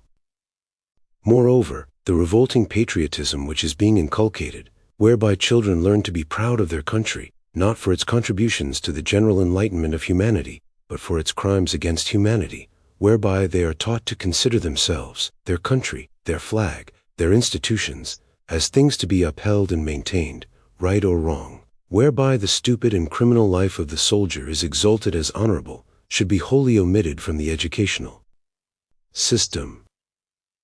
However, it is utterly impossible to expect that it will be, by anything short of general public sentiment against it, and at present such sentiment is for it. I have alluded before to the function of the statesman in directing education. So long as schools are maintained by governments, the statesman, not the true educator, will determine what sort of history is to be taught, and it will be what it is now, only continually growing worse. Political institutions must justify themselves to the young generation. They begin by training childish minds to believe that what they do is to be accepted, not criticized. A history becomes little better than a catechism of patriotic formulas in glorification of the state. Now there is no way of escaping this, for those who disapprove it, short of eliminating the statesman, establishing voluntarily supported schools, wherein wholly different notions shall be taught, in which the spirit of teaching history shall be one of honest statement and fearless criticism, wherein the true image of war and the army and all that it means shall be honestly given. The really ideal school, which would not be a compromise, would be a boarding school built in the country, having a farm attached, and workshops where useful crafts might be learned, in daily connection with intellectual training. It presupposes teachers able to train little children to habits of health, order, and neatness, in the utmost detail, and yet not tyrants or rigid disciplinarians. In free contact with nature, the children would learn to use their limbs as nature meant, feel their intimate relationship with the growing life of other sorts, form a profound respect for work and an estimate of the value of it, wish to become real doers in the world, and not mere gatherers in of other men's products. And with the respect for work, the appreciation of work, the desire to work, will come the pride of the true workman who will know how to maintain his dignity and the dignity of what he does. At present the major portion of our working people are sorry they are working people, as they have good reason to be. They take little joy or pride in what they do. They consider themselves as less gifted and less valuable persons in society than those who have amassed wealth and, by virtue of that amassment, live upon their employees, or those who by attaining book knowledge have gotten out of the field of manual production and lead an easier life. They educate their children in the hope that these, at least, may attain that easier existence, without work, which has been beyond them. Even when such parents themselves have dreams of a reorganization of society, wherein all shall labor and all have leisure do, they impress upon the children that no one should be a common working man if he can help it. Working men are slaves, and it is not well to be a slave. Our radicals fail to realize that to accomplish the reorganization of work, it is necessary to have workers, and workers with the free spirit, the rebellious spirit, which will consider its own worth and refuse to accept the slavish conditions of capitalism. These must be bred in schools where work is done, and done proudly, and in full consciousness of its value, where the dubious services of the capitalist will likewise be rated at their true worth. And no man reckoned as above another, unless he has done a greater social service. Where political institutions and the politicians who operate them, judges, lawmakers, or executives, will be candidly criticized and repudiated when justice dictates so, whether in the teaching of their past history or their present actions in current events. Whether the workers, upon whom so many drains are already made, will be able to establish and maintain such schools, is a question to be solved upon trial through their organizations. The question is, will you breed men for the service of the cannon, to be aimed at you in the hour of strikes and revolts, men to uphold the machine which is crushing you, or will you train them in the knowledge of the true worth of labor and a determination to reorganize it as it should be? Sex slavery. Night in a prison cell. A chair, a bed, a small washstand, for blank walls, ghastly in the dim light from the corridor without, a narrow window, barred and sunken in the stone, a grated door. Beyond its hideous iron latticework, within the ghastly walls, a man. An old man, gray-haired and wrinkled, lame and suffering. There he sits, in his great loneliness, shut in from all the earth. There he walks, to and fro, within his measured space, apart from all he loves. There, for every night in 5 long years to come, he will walk alone, while the white age flakes drop upon his head, while the last years of the winter of life gather and pass, and his body draws near the ashes. Every night, for 5 long years to come, he will sit alone, this chattel slave, whose hard toil is taken by the state, and without recompense save that the southern planter gave his Negroes. Every night he will sit there so within those 4 white walls. Every night, for 5 long years to come, a suffering woman will lie upon her bed, longing for the end of those 3,000 days, longing for the kind face, the patient hand, that in so many years had never failed her. Every night, for 5 long years to come, the proud spirit must rebel, the loving heart must bleed, the broken home must lie desecrated. As I am speaking now, as you are listening, there within the cell of that accursed penitentiary whose stones have soaked up the sufferings of so many victims, murdered, as truly as any outside their walls, by that slow rot which eats away existence inch meal, as I am speaking now, as you are listening, there sits Moses Harman. Why? Why, when murder now is stalking in your streets, when dens of infamy are so thick within your city that competition has forced down the price of prostitution to the level of the wages of your starving shirt makers, when robbers sit in state and national senate and house, when the boasted bulwark of our liberties, the elective franchise, has become a U.S. dicebox, wherewith great gamblers play away your liberties. When debauches of the worst type hold all your public offices and dine off the food of fools who support them, why, then, sits Moses Harman there within his prison cell? If he is so great a criminal, why is he not with the rest of the spawn of crime, dining at Delmonico's or enjoying a trip to Europe? If he is so bad a man, why in the name of wonder did he ever get in the penitentiary? No, no, it is not because he has done any evil thing, but because he, a pure enthusiast, searching always for the cause of misery of the kind which he loved with that broad love of which only the pure soul is capable, searched for the data of evil. And searching so he found the vestibule of life to be a prison cell. The holiest and purest part of the temple of the body, if indeed one part can be holier or purer than another, the altar where the most devotional love and truth should be laid, he found this altar ravished, despoiled, trampled upon. He found little babies, helpless, voiceless little things, generated in lust, cursed with impure moral natures, cursed, prenatally, with the germs of disease, forced into the world to struggle and to suffer, to hate themselves, to hate their mothers for bearing them, to hate society and to be hated by it in return, a bane upon self and race, draining the lees of crime. And he said, this felon with the stripes upon his body, let the mothers of the race go free. Let the little children be pure love children, born of the mutual desire for parentage. Let the manacles be broken from the shackled slave, that no more slaves be born, no more tyrants conceived. He looked, this obscenist, looked with clear eyes into this ill-got thing you call morality, sealed with the seal of marriage, and saw in it the consummation of immorality, impurity, and injustice. He beheld every married woman what she is, a bonded slave, who takes her master's name, her master's bread, her master's commands, and serves her master's passion, who passes through the ordeal of pregnancy and the throes of travail at his dictation, not at her desire, who can control no property, not even her own body, without his consent, and from whose straining arms the children she bears may be torn at his pleasure, or willed away while they are yet unborn.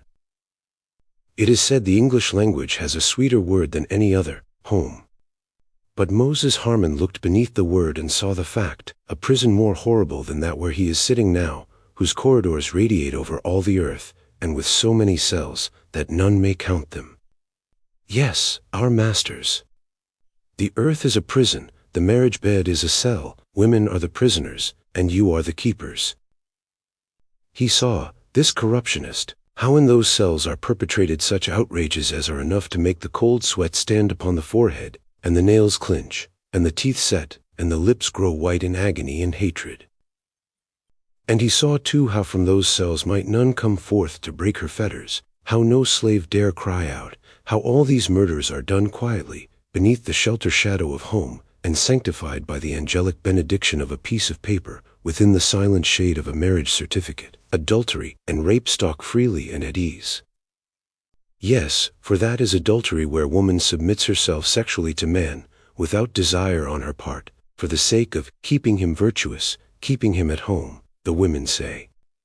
Well, if a man did not love me and respect himself enough to be virtuous without prostituting me, he might go, and welcome. He has no virtue to keep. And that is rape, where a man forces himself sexually upon a woman whether he is licensed by the marriage law to do it or not. And that is the vilest of all tyranny where a man compels the woman he says he loves to endure the agony of bearing children that she does not want, and for whom, as is the rule rather than the exception, they cannot properly provide. It is worse than any other human oppression. It is fairly godlike. To the sexual tyrant there is no parallel upon earth. One thus go to the skies to find the fiend who thrusts life upon his children only to starve and curse and outcast and damn them. And only through the marriage law is such tyranny possible. The man who deceives a woman outside of marriage, and mind you, such a man will deceive in marriage too, may deny his own child, if he is mean enough. He cannot tear it from her arms, he cannot touch it. The girl he wronged, thanks to your very pure and tender morality standard, may die in the street for want of food. He cannot force his hated presence upon her again. But his wife, gentlemen, his wife, the woman he respects so much that he consents to let her merge her individuality into his, lose her identity and become his chattel, his wife he may not only force unwelcome children upon, outrage at his own good pleasure, and keep as a general cheap and convenient piece of furniture, but if she does not get a divorce, and she cannot for such cause, he can follow her wherever she goes, come into her house, eat her food, force her into the cell, kill her by virtue of his sexual authority. And she has no redress unless he is indiscreet enough to abuse her in some less brutal but unlicensed manner. I know a case in your city where a woman was followed so for 10 years by her husband. I believe he finally developed grace enough to die. Please applaud him for the only decent thing he ever did. Oh, is it not rare, all this talk about the preservation of morality by marriage law? Oh, splendid carefulness to preserve that which you have not got. Oh, height and depth of purity, which fears so much that the children will not know who their fathers are, because, forsooth, they must rely upon their mother's word instead of the hired certification of some priest of the church, or the law. I wonder if the children would be improved to know what their fathers have done. I would rather, much rather, not know who my father was than know he had been a tyrant to my mother. I would rather, much rather, be illegitimate according to the statutes of men, than illegitimate according to the unchanging law of nature. For what is it to be legitimate, born according to law? It is to be, 9 cases out of 10, the child of a man who acknowledges his fatherhood simply because he is forced to do so, and whose conception of virtue is realized by the statement that a woman's duty is to keep her husband at home, to be the child of a woman who cares more for the benediction of Mrs. Grundy than the simple honor of her lover's word, and conceives prostitution to be purity and duty when exacted of her by her husband. It is to have tyranny as your progenitor, and slavery as your prenatal cradle. It is to run the risk of unwelcome birth, legal, constitutional weakness, morals corrupted before birth, possibly a murder instinct, the inheritance of excessive sexuality or no sexuality, either of which is disease. It is to have the value of a piece of paper, a rag from the tattered garments of that social contract, set above health, beauty, talent, or goodness. For I never yet had difficulty in obtaining the admission that illegitimate children are nearly always prettier and brighter than others, even from conservative women. And how supremely disgusting it is to see them look from their own puny, sickly, lust-born children, upon whom lie the chain traces of their own terrible servitude, look from these to some healthy, beautiful, natural child, and say, what a pity its mother wasn't virtuous. Never a word about their children's father's virtue, they know too much. Virtue. Disease, stupidity, criminality. What an insane thing virtue is. What is it to be illegitimate? To be despised, or pitied, by those whose spite or whose pity isn't worth the breath it takes to return it. To be, possibly, the child of some man contemptible enough to deceive a woman, the child of some woman whose chief crime was belief in the man she loved. To be free from the prenatal curse of a slave mother, to come into the world without the permission of any law-making set of tyrants who assume to corner the earth, and say what terms the unborn must make for the privilege of coming into existence. This is legitimacy and illegitimacy. Choose. The man who walks to and fro in his cell in Lansing Penitentiary tonight, this vicious man, said, the mothers of the race are lifting their dumb eyes to me, their sealed lips to me, their agonizing hearts to me. They are seeking for a voice. The unborn in their helplessness are pleading from their prisons, pleading for a voice. The criminals, with the unseen ban upon their souls that has pushed them to the vortex, out of their whirling hells, are looking, waiting for a voice. I will be their voice. I will unmask the outrages of the marriage bed. I will make known how criminals are born. I will make one outcry that shall be heard, and let what will be, be. He cried out through the letter of Dr. Markland, that a young mother lacerated by unskillful surgery in the birth of her babe, but recovering from a subsequent successful operation, had been stabbed, remorselessly, cruelly, brutally stabbed, not with a knife, but with the procreative organ of her husband, stabbed to the doors of death, and yet there was no redress. And because he called the spade a spade, because he named that organ by its own name, so given in Webster's dictionary and in every medical journal in the country, because of this Moses Harman walks to and fro in his Tell tonight. He gave a concrete example of the effect of sex slavery, and for it he is imprisoned. It remains for us now to carry on the battle, and lift the standard where they struck him down, to scatter broadcast the knowledge of this crime of society against a man and the reason for it, to inquire into this vast system of licensed crime, its cause and its effect, broadly upon the race. The cause. Let woman ask herself, why am I the slave of man? Why is my brain said not to be the equal of his brain? Why is my work not paid equally with his? Why must my body be controlled by my husband? Why may he take my labor in the household, giving me in exchange what he deems fit? Why may he take my children from me? Will them away while yet unborn? Let every woman ask. There are two reasons why, and these ultimately reducible to a single principle, the authoritarian, supreme power, God idea, and its two instruments, the church, that is, the priests, and the state, that is, the legislators. From the birth of the church, out of the womb of fear and the fatherhood of ignorance, it has taught the inferiority of woman. In one form or another through the various mythical legends of the various mythical creeds, runs the undercurrent of the belief in the fall of man through the persuasion of woman, her subjective condition as punishment, her natural vileness, total depravity, etc. And from the days of Adam until now the Christian Church, with which we have specially to deal, has made woman the excuse, the scapegoat for the evil deeds of man. So thoroughly has this idea permeated society that numbers of those who have utterly repudiated the Church are nevertheless soaked in this stupefying narcotic to true morality.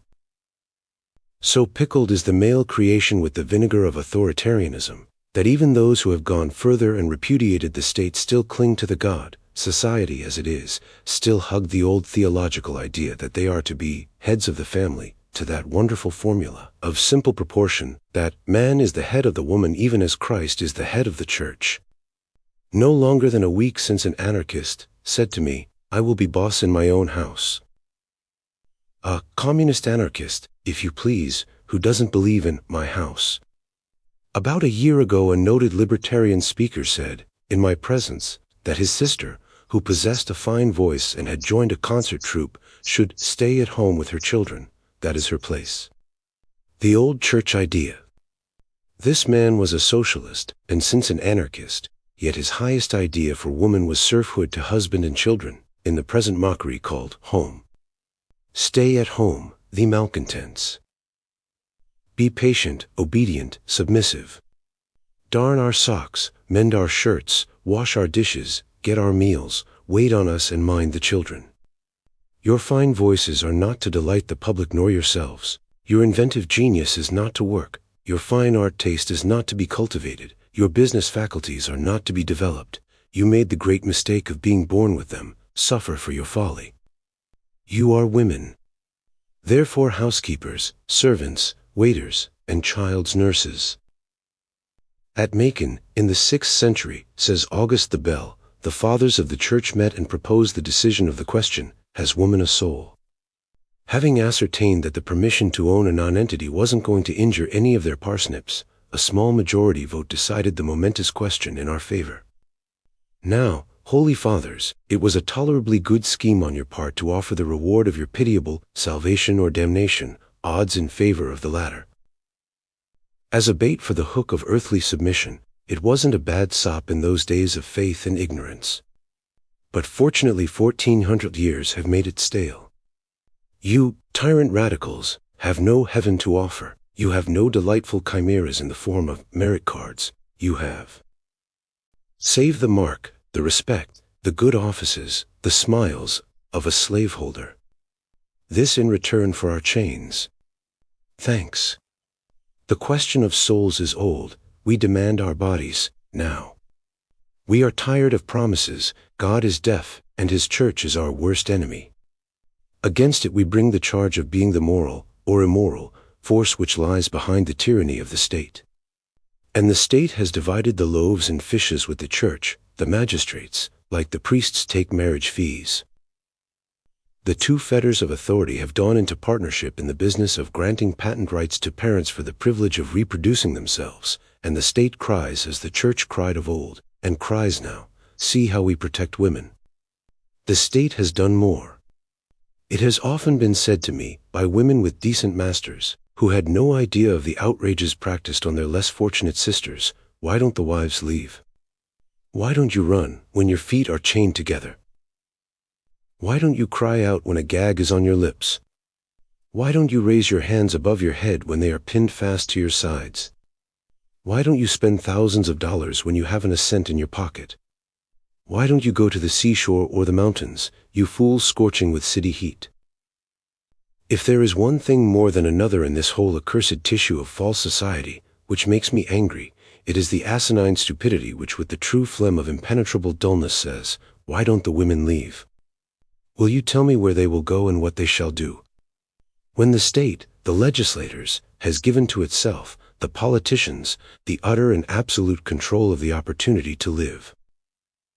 When, through this precious monopoly, already the market of labor is so overstocked that workmen and workwomen are cutting each other's throats for the dear privilege of serving their lords, when girls are shipped from Boston to the South and North, shipped in carloads, like cattle, to fill the dives of New Orleans or the lumber camp hells of my own state, Michigan. When seeing and hearing these things reported every day, the proper prudes exclaim, "Why don't the women leave?" They simply beggar the language of contempt. When America passed the fugitive slave law compelling men to catch their fellows more brutally than runaway dogs, Canada, aristocratic, unrepublican Canada, still stretched her arms to those who might reach her. But there is no refuge upon earth for the enslaved sex. Right where we are, there we must dig our trenches, and win or die. This, then, is the tyranny of the state. It denies, to both woman and man, the right to earn a living, and grants it as a privilege to a favored few who for that favor must pay 90% toll to the grantees of it. These two things, the mind domination of the church, and the body domination of the state, are the causes of sex slavery. First of all, it has introduced into the world the constructed crime of obscenity. It has set up such a peculiar standard of morals that to speak the names of the sexual organs is to commit the most brutal outrage. It reminds me that in your city you have a street called Callow Hill. Once it was called Gallows Hill, for the elevation to which it leads, now known as Cherry Hill, has been the last touching place on earth for the feet of many a victim murdered by the law. But the sound of the word became too harsh, so they softened it, though the murders are still done, and the black shadow of the gallows still hangs on the city of brotherly love. Obscenity has done the same. It has placed virtue in the shell of an idea, and labeled all good which dwells within the sanction of law and respectable custom, and all bad which contravenes the usage of the shell. It has lowered the dignity of the human body below the level of all other animals. Who thinks a dog is impure or obscene because its body is not covered with suffocating and annoying clothes? What would you think of the meanness of a man who would put a skirt upon his horse and compel it to walk or run with such a thing impeding its limbs? Why, the Society for the Prevention of Cruelty to Animals would arrest him, take the beast from him, and he would be sent to a lunatic asylum for treatment on the score of an impure mind. And yet, gentlemen, you expect your wives, the creatures you say you respect and love, to wear the longest skirts and the highest necked clothing in order to conceal the obscene human body. There is no society for the prevention of cruelty to women. And you, yourselves, though a little better, look at the heat you wear in this roasting weather. How you curse your poor body with the wool you steal from the sheep. How you punish yourselves to sit in a crowded house with coats and vests on, because dead Madame Grundy is shocked at the vulgarity of shirt sleeves or the naked arm. Look how the ideal of beauty has been marred by this obscenity notion. Divest yourselves of prejudice for once. Look at some fashion-slaved woman, her waist surrounded by a high board fence called the corset, her shoulders and hips angular from the pressure above and below, her feet narrowest where they should be widest, the body fettered by her everlasting prison skirt, her hair fastened tight enough to make her head ache and surmounted by a thing of neither sense nor beauty, called a hat, tend to want to hump upon her back like a dromedary. Look at her, and then imagine such a thing as that carved in marble. Fancy a statue in Fairmount Park with a corset and bustle on. Picture to yourselves the image of the equestrian. We are permitted to ride, providing we sit in a position ruinous to the horse. Providing we wear a riding habit long enough to hide the obscene human foot, weighed down by 10 pounds of gravel to cheat the wind in its free blowing, so running the risk of disabling ourselves completely should accident throw us from the saddle. Think how we swim. We must even wear clothing in the water, and run the gauntlet of derision, if we dare battle in the surf minus stockings. Imagine a fish trying to make headway with a water-soaked flannel garment upon it. Nor are you yet content. The vile standard of obscenity even kills the little babies with clothes. The human race is murdered, horribly, in the name of dress. And in the name of purity what lies are told. What queer morality it has engendered. For fear of it you dare not tell your own children the truth about their birth. The most sacred of all functions, the creation of a human being, is a subject for the most miserable falsehood. When they come to you with a simple, straightforward question, which they have a right to ask, you say, "Don't ask such questions," or tell some silly hololog story, or you explain the incomprehensibility by another, God. You say, God made you. You know you are lying when you say it. You know, or you ought to know, that the source of inquiry will not be dammed up so. You know that what you could explain purely, reverently, rightly, if you have any purity in you, will be learned through many blind gropings, and that around it will be cast the shadow thought of wrong, embryoed by your denial and nurtured by this social opinion everywhere prevalent. If you do not know this, then you are blind to facts and deaf to experience. Think of the double social standard the enslavement of our sex has evolved. Women considering themselves very pure and very moral, will sneer at the streetwalker, yet admit to their homes the very men who victimize the streetwalker. Men, at their best, will pity the prostitute, while they themselves are the worst kind of prostitutes. Pity yourselves, gentlemen, you need it. How many times do you see where a man or woman has shot another through jealousy? The standard of purity has decided that it is right, it shows spirit, it is justifiable, to murder a human being for doing exactly what you did yourself, love the same woman or same man. Morality. Honor. Virtue. Passing from the moral to the physical phase, take the statistics of any insane asylum, and you will find that, out of the different classes, unmarried women furnish the largest one. To preserve your cruel, vicious, indecent standard of purity, you drive your daughters insane, while your wives are killed with excess. Such is marriage. Don't take my word for it, go through the report of any asylum or the annals of any graveyard. Look how your children grow up. Taught from their earliest infancy to curb their love natures, restrained at every turn. Your blasting lies would even blacken a child's kiss.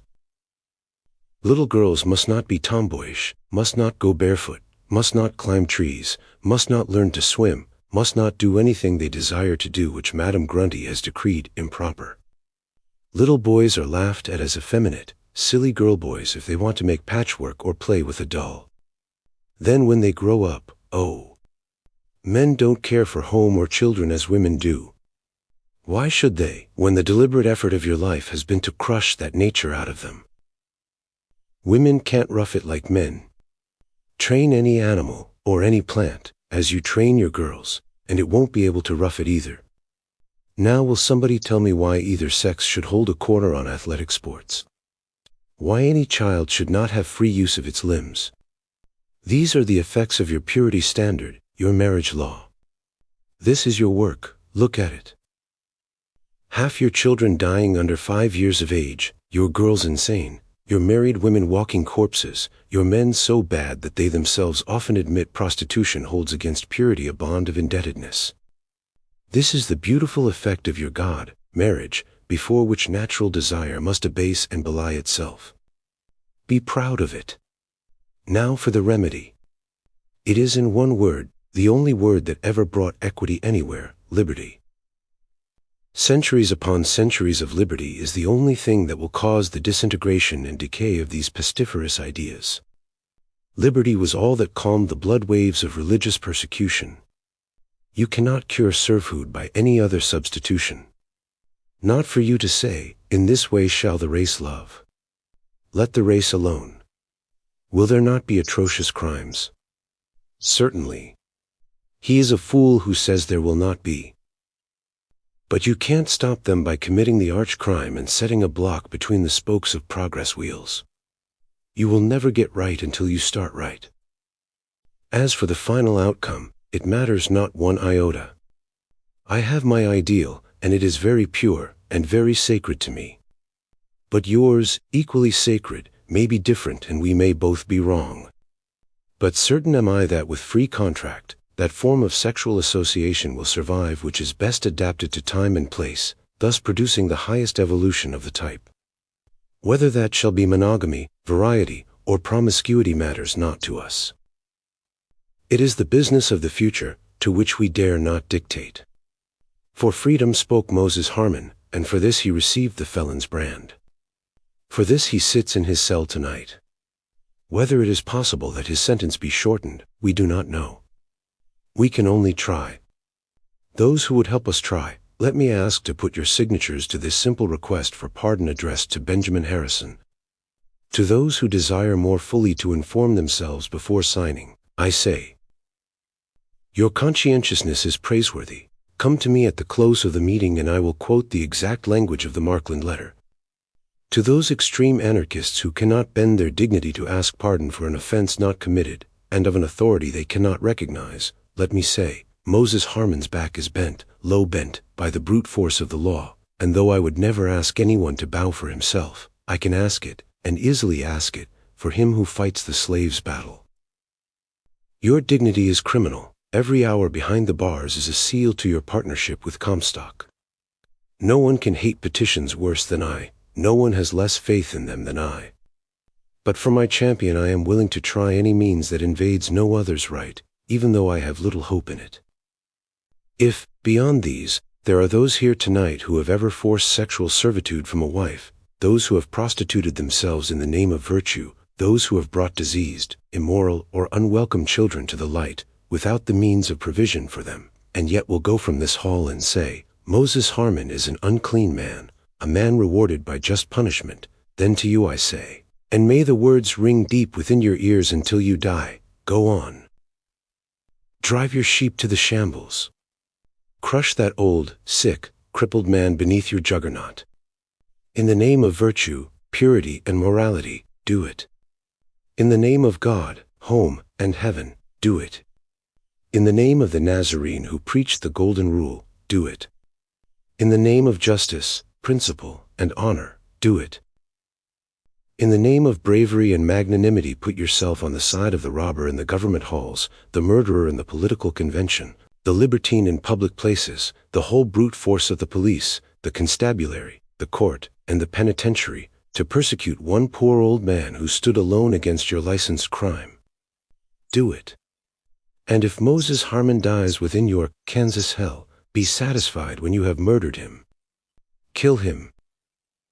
And you hasten the day when the future shall bury you 10,000 fathoms deep beneath its curses. Kill him.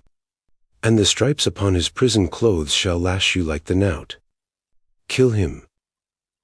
And the insane shall glitter hate at you with their wild eyes, the unborn babes shall cry their blood upon you, and the graves that you have filled in the name of marriage shall yield food for a race that will pillory you, until the memory of your atrocity has become a nameless ghost, flitting with the shades of Torquemada, Calvin, and Jehovah over the horizon of the world. Would you smile to see him dead? Would you say, we are rid of this obscenist? Fools! The corpse would laugh at you from its cold eyelids. The motionless lips would mock, and the solemn hands, the pulseless, folded hands, in their quietness would write the last indictment, which neither time nor you can efface. Kill him. And you write his glory and your shame. Moses Harman in his felon stripe stands far above you now, and Moses Harman dead will live on, immortal in the race he died to free. Kill him. Literature, the mirror of man. Perhaps I had better say the mirror reflection, the reflection of all that he has been and is, the hinting foreflashing of something of what he may become. In so considering it, let it be understood that I speak of no particular form of literature, but the entire body of a people's expressed thought, preserved either traditionally, in writing, or in print. The majority of lightly thinking, fairly read people, who make use of the word literature rather easily, do so with a very indistinct idea of its content. To them it usually means a certain limited form of human expression, chiefly works of the imagination, poetry, drama, the various forms of the novel. History, philosophy, science are rather frowning names, stern second cousins, as it were, to the beguiling companions of their pleasant leisure hours, not legitimately literature. Biography. Well, it depends on who writes it. If it can be made so much like a work of fiction that the subject sketched serves the purposes of a fictive hero, why then, maybe. To such talkers about literature, evidence of familiarity with it, entitled to have one's opinions thereon asked and respected, are witnessed by the ability to run glibly off the names of the personages in the dramas of Ibsen, Björnson, Maeterlinck, Hauptmann or Shaw. Or in the novels of Gorky, Andreev, Tolstoy, Zola, Maupassant, Hardy, and the dozen or so of lesser lights who revolve with these through the cycle of the magazine issues. Not only do these same people thus limit the field of literature, at least in their ordinary conversation, if you press them they will dubiously admit that the field may be extended, but they are also possessed of the notion that only one particular mode, even of fiction, is in fact the genuine thing. That this mode has not always been in vogue they are aware, and they allow other modes to have been literature in the past, as a sort of kindly concession to the past, a blanket indulgence to its unevolved state. At present, however, no indulgences are allowed. Whatever is not the mode is anathema. It is not literature at all. When confronted by the very great names of the past, which they can neither consign to oblivion, nor patronize by toleration for their undeveloped condition, names which are names for all ages, which they need to use as conjuration words in their comparisons and criticisms, names such as Shakespeare or Hugo, they complacently close their eyes to contradictions and swear that fundamentally these men's works are in the modern mode, the accepted mode, the one and only enduring mode, the mode that they approve. Which is, I hear you ask, which is what they are pleased to call realism. If you wish to know how far they are obsessed by this notion, go pick yourself a quiet corner in some cafe where light literature readers meet to make comparisons, and listen to the comments. Before very long, voices will be getting loud about some character at present stalking across the pages of the magazines, or bestirring itself among the latest ton of novel, and the dispute will be, does such a type exist? Of course he exists. He does not exist. He must exist. He cannot exist. Under such conditions, there are no such conditions, but be reasonable. You have not been in all places, and you cannot say there may not be such conditions. Supposing, all right, I will give you the conditions. All the same, no man would act so under any conditions. I swear I'll have seen such men. Impossible. What is there impossible about it? And the voices get louder and louder, as the disputants proceed to pick the character to pieces, speech by speech, and action by action, till, nothing being left, each finally subsides somehow, each confirmed in his own opinion, each convinced that the main purpose of literature, realism, has either been served or not served by the author under discussion. To such disputants, literature, the mirror of man, means that only such literature as gives so-called absolutely faithful representations of life as it is demonstrably lived, is a genuine mirror. No author is to be considered worthy of a place, unless his works can be at least twisted to fit this conception. With some slight refinement of idea, in so far as it recognizes the obscure recesses of the mind as entitled to representation as well as the externals, it corresponds to the one-time development of portrait painting, which esteemed it necessary to paint the exact number of hairs in the wart on Oliver Cromwell's nose, in order to have a true likeness of him. As before suggested, I do not, when I speak of literature as the mirror of man, have any such 12 by 18 mirror in view. Nor the limitation of literature to any one form of it, to any one age of it, to any set of standard names, nor the limitation of man to any preconceived notion of just what he may logically be allowed to be. The composite image we are seeking to find is an image wrought as much of his dreams of what he would like to be, as of his actual being. That is no true picture of man, which does not include his cravings for the impossible, as well as his daily performance of the possible. Indeed, the logical, calculable man, the man who under certain circumstances may be figured out to turn murderer and under others saint, is hardly so interesting as the illogical being who upsets the calculation by becoming neither, but something not at all predictable. The objects of my lecture then are these. 1. To insist on a wider view of literature itself than that generally accepted. 2.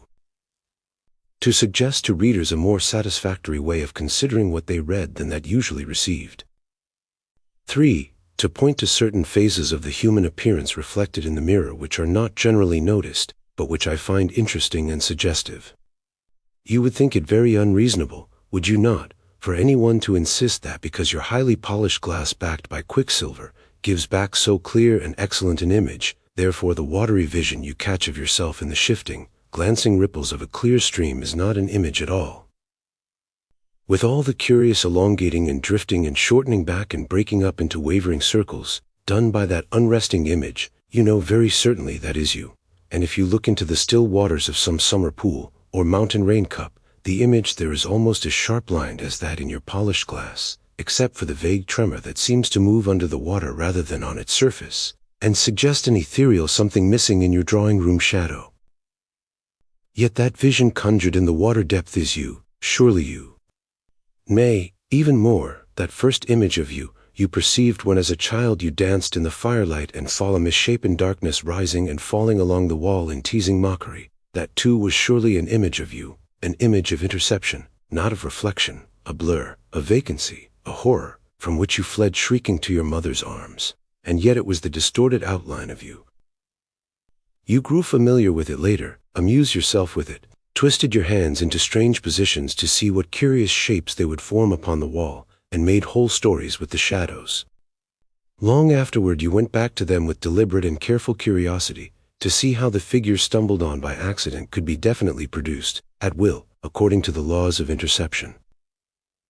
Even so the first man images, cast back from the blank wall of language, are uncouth, ungraspable, vague, vacant, menacing, to the men who saw them, frightful.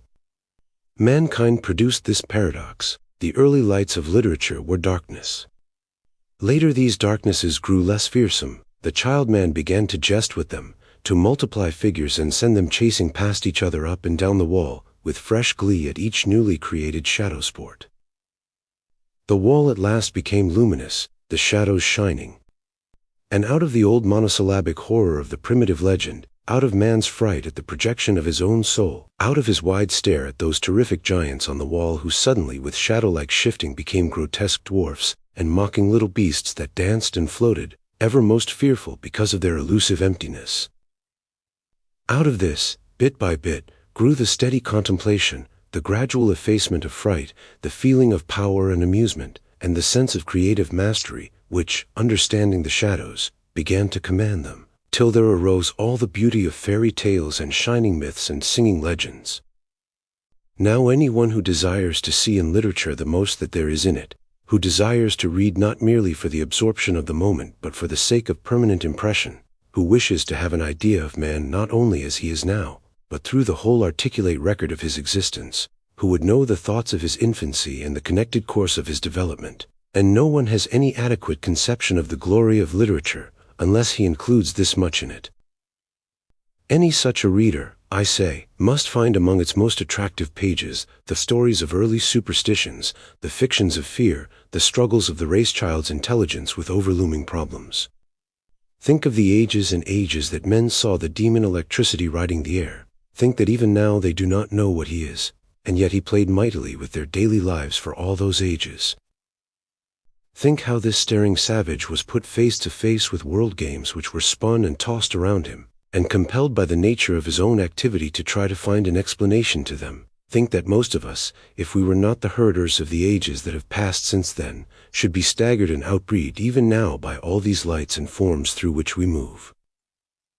And then turn to the record of those pathetic strivings of the frightened child with some little tenderness and sympathy, some solemn curiosity to know what men were able to think and feel when they led their lives as in a threatening wonder-house, where everything was an unknown, invested with crouching hostility. And never be too sure you know just how men will act, or try to act, under any conditions, if you have not read the record of what they have thought and fancied and done. And after you have read it, oh, then you will never be sure you know. For then you will realize that every man is a burial house, full of dead men's ghosts, and the ghosts of very, very ancient days are there, forever whispering in an ancient, ancient tongue of ancient passions and desires, and prompting many actions which the doer thereof can give himself no accounting for. There are two ways of reading these old stories. And as one who has gotten pleasure and profit, too, from both, I would recommend them both to be used. The first way is to read yourself backward into it as much as possible. Do not be a critic. On first reading, put the critic asleep. Let yourself seem to believe it, as did he who wrote it. Read it aloud. If you are where you will not annoy anybody, let the words sing themselves over your lips, as they sung themselves over the lips of the people who were dead so long ago. In their strange faraway homes with their vanished surroundings, sung themselves, just as the wind sung through the echoing forests, and murmured back from the rocks, just as the song slipped out of the birds' throats. You will find that half the beauty and the farce of old-time legend lies in the bare sound of it. Far, far more is it dependent on the voice than any modern writings are. And surely, the reason is simple enough, for it was not writing in its creation. Ancient literature addressed itself to the ear, always, while modern literature speaks to the eye. If once you can get your ears washing with the sounds of the old language, as with the washing of the seas when you sit on the beach, or the lapping of the rivers when the bankgrass caresses you some idle summer afternoon, it will be much easier for you to forget that you are the child of another age and thought. You will begin to luxuriate in fancies and prefigure impossibilities, then you will know how it feels to be fancy-free, loosed from the chain of the possible. And once having felt, you will also understand better, when you reread with other intent. When you are ready for such rereading, then be as critical as you please, which does not necessarily mean be condemnatory. It means rather take notice of all generals and particulars, and question them. You will naturally pose yourself the question, why is it that the bare sounds of these old stories are so much more vibrating, drum-like, shrilling, at times, than any modern song or poem? You will find that the mitigating influence of civilization, knowledge, moderation, creeping into expression, produces flat, neutral, diluted sounds, watery words, so to speak, long drawn out and glidingly inoffensive. In any modern writing remarkable for strength, will be found a preponderance of barbaric yap, as Whitman called it. Fear creates sharp cries. The rebound of fear, which is bravado, produces drum tones, roars, and growls. Unrestrained passions howl in wind notes, irregular, breaking short off. God carries a hammer, and love a spear. The hymn clangs, and the love song clashes. Through those fierce sounds one feels again hot hearts. Those who perceive colors accompanying sounds, sense clean-cut light streaking the night ground of these early word pictures, sharp, hard, reds and yellows. It is our later world which has produced green tintings not to be told from gray, nor gray from blue, nor anything from anything. In our fondness for smoothness and gradation we have attained practical colorlessness. If it appears to you that I am talking nonsense, permit me to tell you it is because you have dulled your own powers of perception. In seeking to become too intellectually appreciative, you have lost the power to feel primitive things. Try to recover it. Another source of interesting observation, especially in English literature of early writing, this time the eye. It is admitted by everybody that as a serviceable instrument for expressing definite sounds in an expeditious and comprehensible manner, English written language is a woeful failure. If any inventor of a theory of symbols should, would, or could have devised such a ridiculous conception of spelling, such a hodgepodge of contradictory jumbles, he would properly have been adjudged to an insane asylum. And that every man who ever contrived an English spelling book, and every teacher who is obliged to worry this incongruous mess through the steadily revolving reason and memory process of children, is ably convinced. But man, English-speaking man, has actually executed such conception. He probably executed it first and conceived it afterward, as most of our poor victims do when they start on that terrible blind road through the spelling book. Whether or no, the thing is here, and we've all to accept it, and deal with it as best we may, sadly hoping that possibly the 10th generation from now may at least be rid of a few unnecessary geese. And since the thing is here, and is a mighty creation, and very indicative of how the human brain in large sections works, since we've got to put up with it anyway, we may as well, in revenge for its many inconveniences, get what little satisfaction we can out of it. And I find it one of the most delightful little side amusements of wandering through the field of old literature, while in the critical vein, to stray around among the old stumps and crooked cowpaths of English spelling. Much pleasure is to be derived from seeing what old words grew together and made new ones, what syllables or letters got lopped off or twisted, how silent letters became silent and why, from what older language planted, and what its relatives are. It is much the same pleasure that one gets from trailing around through the narrow crooked streets and senseless meanderings of London City. Everybody knows it's a foolish way to build a city, that all streets should be straight and wide and well distributed. But since they are not, and London is too big for one's individual exertion to reform, one consents to take interest in explaining the crookedness. In mentally dissolving the great city into the 100 little villages which coalesce to make it, in marking this point is the place where Saint somebody or other knelt and prayed once, and therefore there had to be a cross street here, and this other point is the place where the road swept round because martyrs were wont to be burnt there, etc., etc. The trouble is that after a while one gets to love all that quaint illogical tangle, seeing always the 1,000 years of history in it. And so one's senses actually become vitiated enough to permit him to love the outrages of English spelling, because of the features of men's souls that are imaged therein. When I look at the word laugh, I fancy I hear the joyous deep guttural ga-ga-ga of the old Saxon who died long before the foreign graft on the English stock softened the GH to an F.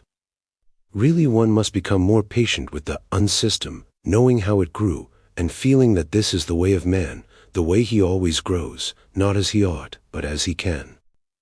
I have spoken of forms, word sounds, word symbols. As to the spirit of those early writings, full of inarticulate religious sentiment, emotions so strong they burst from the utterer's throat, one might almost say in barks, gloomy and foreboding, these gradually changing to more lightsome fancies, beauty, delicacy, berryness taking their place, as in the fairy tales and folk songs of the people, wherein the deeds of supernaturals are sported with, and it becomes evident that love and winsomeness are usurping the kingdom of power and fear. Through all we are compelled to observe one constant tendency of the human mind, the desire to free itself from its own conditions, to be what it is not, to represent itself as something beyond its powers of accomplishment. In their minds, men had wings, and breathed in water, and swam on land, and ate air, and thrived in deserts, and walked through seas, and gathered roses off icebergs, and collected frozen dew off the tails of sunbeams, dispersed mountains with mustard seeds of faith, and climbed into solid caves under the rainbow, did everything which it was impossible for them to do. It is in fact this imaginative faculty which has forerun the accomplishments of science, and while, under the influence of practical experiment and the extension of knowledge, such dreams have passed away, this much remains and will long, long remain in humankind, covered over and shamefacedly concealed as much as may be, that men perpetually conceive themselves as chrysolite heroes and wonder-workers. And, under strain of occasion, this element crops out in their actions, making them do all manner of curious things which the standard-setters of realism will declare utterly illogical and impossible. Often it is the commonest men who do them. I have a fondness for realism myself, at least I have a very wicked feeling towards what is called symbolism, and various other things which I don't understand. But as the unrealists, the exaggeratists, though whatever you call them, express what I believe to be a very permanent characteristic of humankind, as evidenced in all the traces of its work, I think they probably give quite as true reflections of man's soul as the present favorites. These early literatures, most of which have of course been lost, were the embryos of our more imposing creations, and it is a pleasant and an instructive thing to follow the unfolding of monster tales into great religious literatures, to compare them and see how the same few simple figures, either transplanted or spontaneously produced at different points, evolved into all manner of creators, redeemers, and miracles in their various altered habitats.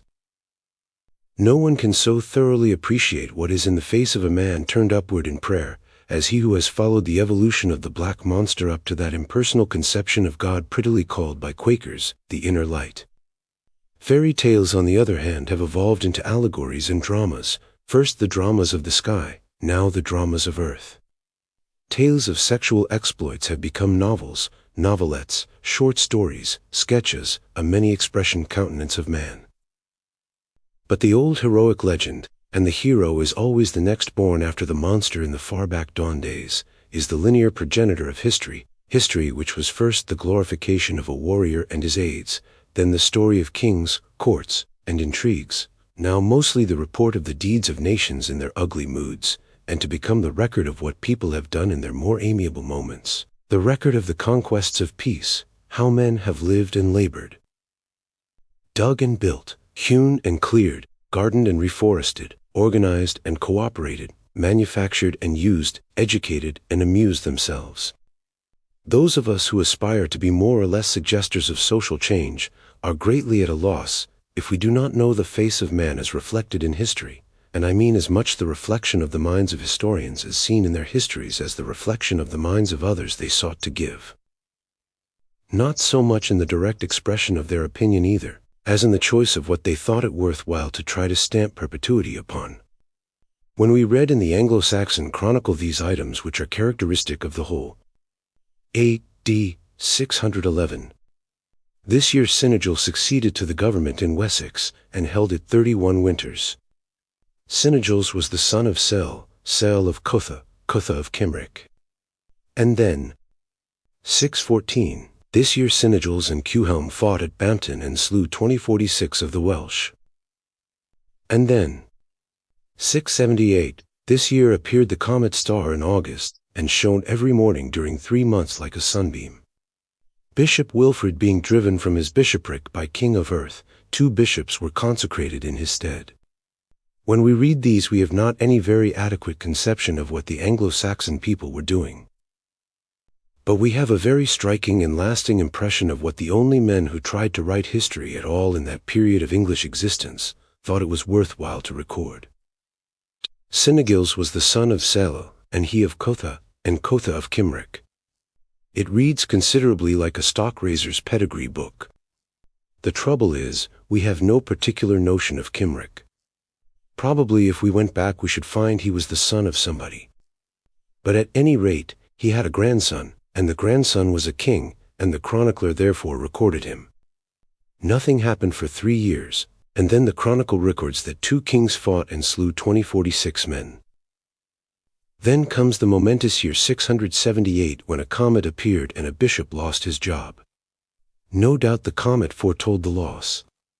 There are no records of when shoemakers lost their jobs that I know of, nor how many shoemakers were put in their places, and I imagine it would have been at least as interesting for us to know as the little matter of Bishop Wilfrid. But the chronicler did not think so. He preserved the bishop's troubles. No doubt he did just what the shoemakers of the time would also have done, providing they had been also chroniclers. It is a fair sample of what was in men's minds as important.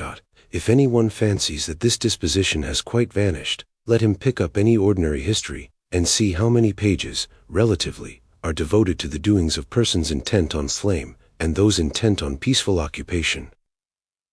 And how many times we are told that certain politicians lost their jobs, and how we are not told anything about the ordinary people losing their jobs, and then reflect whether the old face of man the historian is quite another face yet. Biography, as a sort of second offspring of the hero legend, is another revelation, when we read it, not only to know its subject, but to know its writer, the standpoint from which he values another man's life.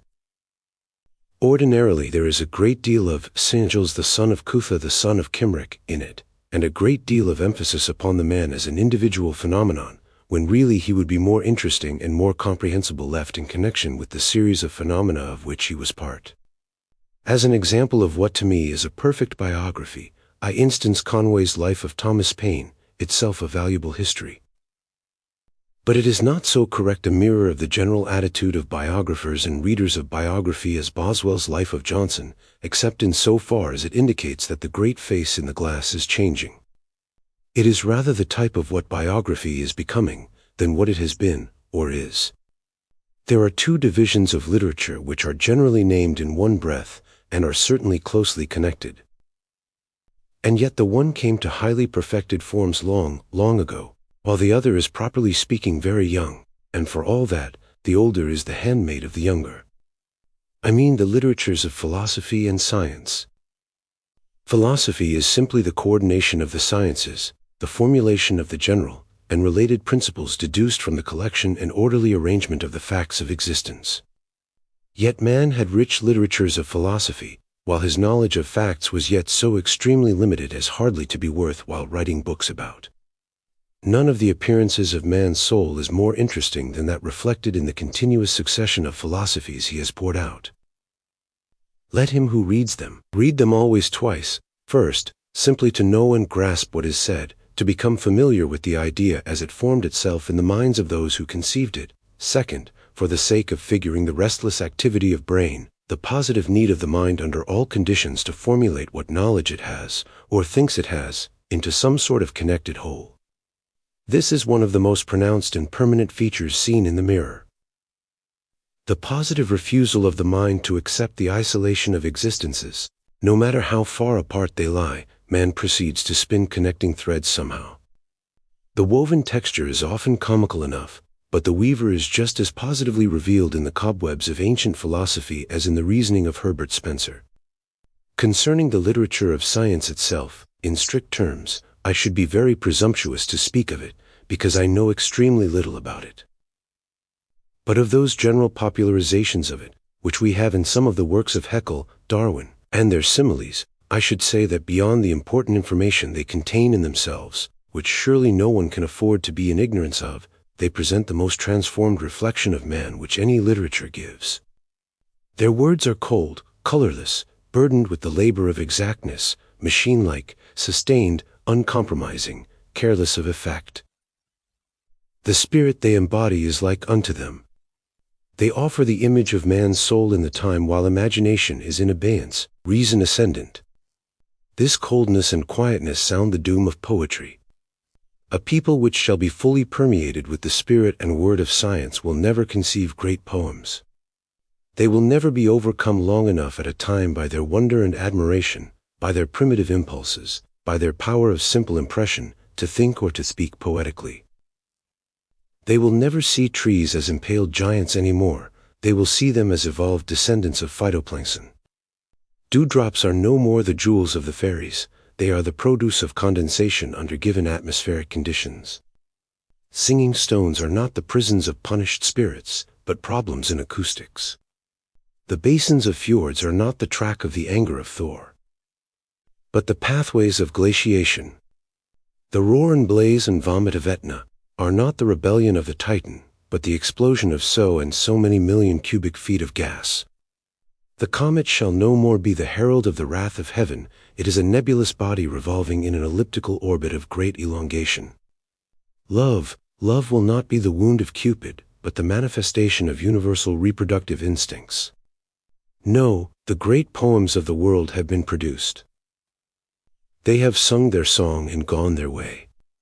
Imagination remains to us, but weakened, mixed, tamed, calmed. Verses we shall have, and many fragments of beauty and power, but never again the thunder roll of the mighty early song. We have the benefits of science, we must have its derogatements also. The powerful fragments will be such as deal with the still unexplored regions of man's own eternity, if I may coin the word. Science is still balking here. But not for long. We shall soon have madmen turned inside out, and their madness painstakingly reduced to so and so many excessive or deficient nerve vibrations per second. Then no more of Poe's, Raven, and Ibsen's Brand. I have said that I intended to indicate a wider concept of literature than that generally allowed. So far I have not done it. At least all that I have dealt with is usually mentioned in works on literature. But I wish now to maintain that some very lowly forms of written expression must be included in literature, always remembering that I am seeking the complete composite of man's soul. Here then, I include in literature, beside what I have spoken on, not only standard novels, stories, sketches, travels, and magazine essays of all sorts, but the poorest, paltriest dime novel, detective story, daily newspaper report, baseball game account, and splash advertisement. Oh, what a charming picture of ourselves we see therein. And a faithful one, mind you. Think what a speaking likeness of ourselves was the report of national, international, racial importance, the Jeffreys-Johnson fight. Nay, I am not laughing. The people of the future are going to look back at the record 1,000 years from now, and say, this is what interested men in the year 1910. I wonder which will appear most ludicrous then, Bishop Wilfred in juxtaposition with the comet star, or the destiny of the white race put in jeopardy by a pugilistic contest between one white and one black man. Oh, the bated breath, the expectant eyes, the unbitten lip, the taut muscles, the riveted attention of hundreds of thousands of people watching the great scientific combat. I wonder whether the year 3000 will admire it more or less than the Song of Beowulf and the Battle of Brunanburh. Consider the soul reflected on the sporting page. Oh, how mercilessly correct it is. Consider the soul reflected on the advertising page. Oh, the consummate liar that strides across it. Oh, the gull, the simpleton, the would-be getter of something for nothing whose existence it argues. Yeah, commercial man has set his image therein, let him regard himself when he gets time. And the body of our reform literature, which really reflects the very best social aspirations of men, how prodigal in words it is, how indefinite in ideas. How generous of brotherhood and sisterhood, in the large, how cheery in the practice. Do we not appear therein as curious little dwarfs who have somehow gotten big heads? Mites gesticulating at the stars and imagining they are afraid because they twinkle. I would not discourage any comrade of mine in the social struggle, but sometimes it is a wholesome thing to reconsider our size. A word in defense of the silly story. Let us not forget that lowly minds have lowly needs. And the mass of minds are lowly, and have a right to such gratification as is not beyond their comprehension. So long as I do not have to read those stories, I feel quite glad for the sake of those who are not able to want better that such gratification is not denied them. I would not wish to frown the silly story out of existence so long as it is a veritable expression of many people's need. There are those who have only learned the art of reading at all because of the foolish story. And quite in a side way, I learned the other day through the grave assertion of a physician that the ability to read even these, whereby some little refinement of conception is introduced into the idea of love, is one of the restraining influences upon sexual degradation common among poor and ignorant young women. The face of man revealed in them is therefore not altogether without charm, though it may look foolish to us. I said there were some appearances in the mirror not generally remarked, but which to me are suggestive. One of these is the evident delight of the human soul in smut. In the older literature these things are either badly set down, as law and cursing, as occasionally in the Bible, or they are clothed and mixed with sprightly imaginations as in the tales of Boccaccio and Chaucer, or they are thinly veiled with a possible modest meaning as in the puns of the Shakespearean period. But in our day, they compose a subterranean literature of themselves, like segregated harlots among books. Should I say that I blush for this face of man? I ought to, perhaps, but I do not. All I say is, the thing is there, a very real, a very persistent image in the glass. No one who looks straight into it can avoid seeing it. Mixed with the humorous, as it often, rather usually, is, it seems to be one of the normal expressions of normal men. We deceive ourselves greatly if we fancy that man has become purified of such imaginations because they are not used openly in modern dramas and stories, as they were in the older ones. It may be dangerous to say it, but I believe from the evidence of literature as a whole that a moderate amount of amusement in smut is a saving balance in the psychology of nearly every man and woman, a sign of anchorage in a robust sanity, which takes things as they are, and laughs at them. I believe it is a much more wholesome appearance than that betrayed in our fever-bred stories and sketches which deal with the abnormalities of men, and which are growing more and more in vogue in spite of our cry about realism. Personally, I am more interested in the abnormalities, which I find very fascinating. And I am very eager to know whether they will prove to be the result of the abnormal conditions of life which modern man has created for himself in his tampering with the forces of nature, his strenuous industrial existence, his turning of night into day, his whirling himself over the world at a pace not at all in conformity with his native powers of locomotion, and other matters in accordance. Or will they prove to be the revenge of the dammed up, cribbed, cabined, and confined imagination, which can no longer exert itself upon externals, since the investigating man has explained and mastered these or is doing so, and now turns in to wreak frightful wreck upon the mind itself? At any rate, the fact is that we have some very curious appearances in the mirror just now. Madmen explaining their own madness, diseased men picking apart their own diseases, perverted men analyzing their own perversions, anything, everything but sane and normal men. Does it mean that in our day there is nothing interesting in good health, in well-ordered lives?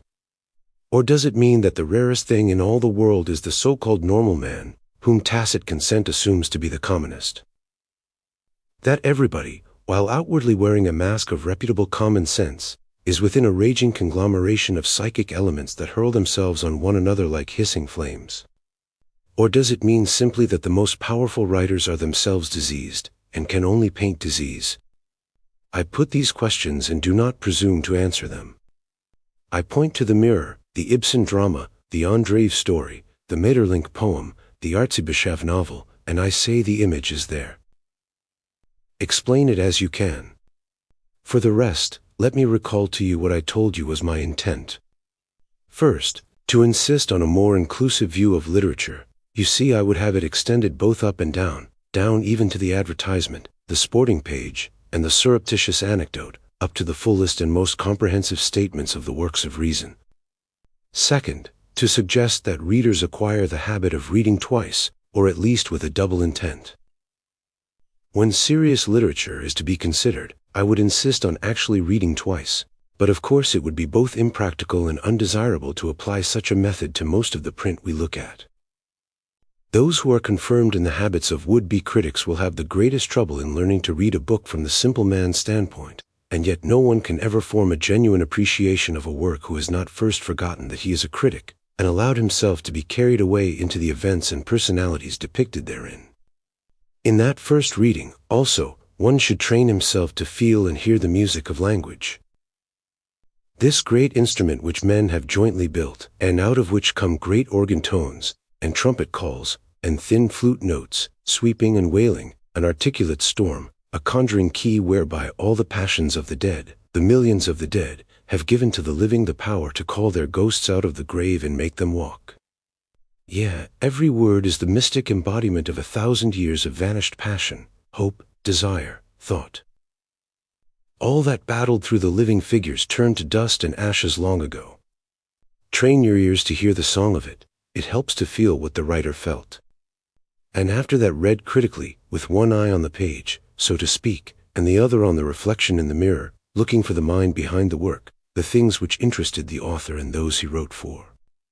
Third, to suggest inquiry into the curious paradox of the people of the most highly evolved scientific and mechanical age taking a special delight in psychic abnormalities and morbidities, whereby the most utterly unreasonable fictive creation becomes the greatest center of curiosity and attraction to the children of reason. A mere maze is literature, wherein man sees all faces of himself, lengthened here, widened there, distorted in another place, restored again to due proportion, with every possible expression on his face, from abjectness to heroic daring, from starting terror to icy courage, from love to hate and back again to worship, from the almost sublime down to the altogether grotesque, now giant, now dwarf, but always with one persistent character, his superb curiosity to see himself. The drama of the 19th century. The passions of men are actors, events are their motions, all history is their speech. In the long play of the ages a human being sometimes becomes an event, a nation's passion takes a personnel. Such beings are the expression of the gathered mind force of millions. He only who keeps himself aloof from all feeling can remain the spectator of the hour. All that humanity which is held within the beating, coiling, surging tides of passion has no individuality. It sinks its personality to become a vein in the limb of this giant, a pulse in the heart of that Titan. Only when out of the spirit of the times the event is born, only when the act is complete, the curtain rung down, only then does the intellectuality of the vein, the pulse, rise to the level of the dispassionate. Only then can it survey a tragedy and say, this was necessary, a reaction, and say, this was inevitable. Yet as a drop of blood is a quivering, living, flashing ruby beside the dead, pale pearl of a stagnant pool, so is one drop of feeling a shining thing, a living thing, beside the deadness of the intellect which judges while the heart is stone, beside those quiet bayous of brain which reflect back the images before them very purely, very stilly, giving no heed to the great rushing river of heart that rolls on, hurries on so close beside them. By and by, the river reaches the grand, great sea, and the waters spread out calm and deep, so deep that the stars of the upper sea, the lights of the higher life, shine far up from them as a babe smiles up into its mother's eyes, and up still to the distant source of the light within the eyes. It is to men and women of feeling that I speak, men and women of the millions, men and women in the hurrying current. Not to the shallow egotist who holds himself apart and with the Phariseeism of intellectuality exclaims, I am more just than thou, but to those whose every fiber of being is vibrating with emotion as aspen leaves quiver in the breath of storm. To those whose hearts swell with a great pity at the pitiful toil of women, the weariness of young children, the handcuffed helplessness of strong men. To those whose blood runs quick along the veins like wildfire on the dry grass of prairies when the wind whirls aside the smokings of the Holocaust, and, courting the teeth of the flame, the black priestess, injustice, beckons it on while her feet stamp on the cinders of the sacrifice. To those whose heartstrings thrill at the touch of love like the sweet, low, musical laugh of childhood, or thrum with hate like the singing vibration of the bowstring speeding the arrow of death. I speak to those whose eyes behold all things through a haze of gray, or rose, or gold, born of their surroundings, and which mist slips away only when the gaze is leveled on that dead past whose passions and whose deeds are ended. To whom the present is always a morning with the dimness of morning around it, the past clear and still, no veil on its face, for the veil has been shredded asunder. For he only who intensely perceives the nature of his surroundings, he, and he only, who has felt, and keenly felt, all the throbs and throes of life, can judge with any degree of truth of the action of that which is past. You who have loved, you who have joyed, you who have suffered, it belongs to you to people the silent streets of the silent cities with forms now vanished, to comprehend something of the passions which animated their action. It belongs to you to understand how the fury of a great energy, striking terrible aimless blows in the dark, may yet, across the chasm of awful mistake, touch the hand of a greater justice. If from a panoramic survey of the past some wisdom may be gathered, then let the dramas of old ages tell us what have been the mainsprings of their motions, so we shall understand what action ushered in the drama of the 19th century. Westward the star of empire holds its way, following the course of those majestic spheres of fire which whirl each in its vast ellipse, trending away in a long, southwesterly path athwart the heavens, obedient to that superior attraction which through all the universe holds good, the attraction of greater for lesser things. The tide of life upon our world has risen and swelled and rolled away to the south and west. Away in the orient source of the sunlight, away where the glitter of ice shines up to meet the morning, nations have risen and plunged down impetuously over the sleeping regions of darkness and of heat, bearing with them the breeze-stirring life of the north and the on-trending light of the east. And out of this conquered earth have arisen the mixed passions of another life and another race. Still the governing stars will on, and the tide of life which paused only to gather strength rolls up again, and once more a nation is born, and new passions dictate the action of the peoples. Down it sweeps over the Altian hills, over the Himalayan ranges, over the land of the Euphrates and Tigris, over the deserts of Arabia the barren, the fields of Arabia the stony, and the grasses and waters of Arabia the happy, to those low shores, the home of dark mausoleums and darker pyramids, onto the now classic land of Greece and golden Italy, and the home of the dark-eyed Moors. Sleeps till it touches the frothing sea, and brightly borne upon its upper crest shines the glory, the splendor, the magnificence of the warring powers which dictated the action of Greece and Rome. For centuries their hoisted spears send back the burnished glitter of the sun, and then, the light dies out, down rushing from the northland again the tide of vigor pours, and the health and strength of barbarism conquers the weakness of a tottering civilization. Far away, away over the miles of sparkling sea, in the darkness and the silence a continent lies waiting, waiting for the coming of the light, waiting for the swelling of the tide. Slowly at last a ripple creeps up over the strange beach, and the flood rolls on, and again a continent becomes a cradle, and the empire star sends on its rays to kiss the forehead of the rising world.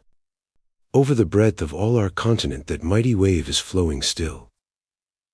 Standing today almost upon the threshold of another world, and looking back down this long-visted past, gradually there dawns upon reflection's vision, gradually there grows out of the confusion of forms and the babble of sounds, a clearer perception of the motor powers which have dictated the action of this past, a better idea of the grand plot which, driven by these motor powers, the passions are working out.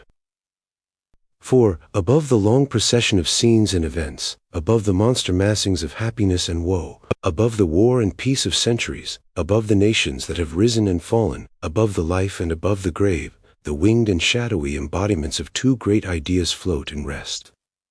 And those two principles are called authority and liberty, or, if it please you better, God and liberty. The one is all clad in the purple and scarlet of pomp and of power, while the other stands a glorious shining center in the white radiance of freedom. Yet not always. Far back in time authority stood on thrones and altars, with the plumed sables of despotism waving on his brow, while in his hands he held two iron jibes, the one to fetter thought, the other to fetter action, and these two jibes were called the church and state. Liberty. Ah, liberty was then a name scarcely to pass the lips. Dreamed of only in solitude, spoken of only in dungeons. Yet out of the blackest mire the whitest lily blooms. Out of the dungeon, out of the sorrow, out of the sacrifice, out of the pain, grew this child of the heart, and pure and strong she grew until the sable plumes have tottered on the despot's brow, and a great palsy shakes the hands that once so firmly held the jibes of church and state. For, ever seeking to overthrow each other, the one for the aggrandizement of self, the other for the love of all mankind, these two powers have contended, and every energy, every passion, every desire, good or evil, has been ranged on this side or on that, blunderingly or wisely, and nations have swung to and fro in their breath as upon a hinge. And one by one the powers of authority have been crippled, and step by step liberty has advanced, until today mankind is beginning to measure the forces that, struggling blindly together, are yet evolving light, to drink in the sublime ideal of freedom. Yet, oh, how long the struggle with vested ignorance, with greed and power. When upon the drama of the 19th century the curtain rose, liberty, triumphant on the younger shores, lay prone and hurled in Europe. Against 15 centuries of crown and throne entitled curse and woe unutterable, she had risen with such a fearful convulsive strength that when she had mown down king, priest, and throne, and gorged the guillotine with blood, she sank back, exhausted from the struggle, and the hated tyrant rose again. The wild desire to conquer, to possess, to control, to hold in subjection, seemed to dominate with an unconquerable strength, and the gathered mind force of millions of people wrought itself into the single brain of Napoleon Bonaparte. This human being became an event, this nation's passion took a personnel. The spirit of the times produced this man, and authority smiled as one after another the despots of Europe plotted and planned, only to be overthrown by this incarnation of ambition, while the scenes were shifted from the Vineland to the Rhineland, from the Sunland to the Snowland, and through them all the great event glowed out, lit high by the rust-red light. How well the plot was working! The empire triumphant, nations subjected, the fetter of action closing its terrible teeth. Liberty manacled on the left. The armies of God massing their forces, advancing, preparing to close down the iron jaw of the iron jive upon the right, to imprison thought, to re-establish the union of fetters, to link up the broken chains, to burden human hope and human will and human life once more with the awful oppression of church and state. But liberty will not, cannot die.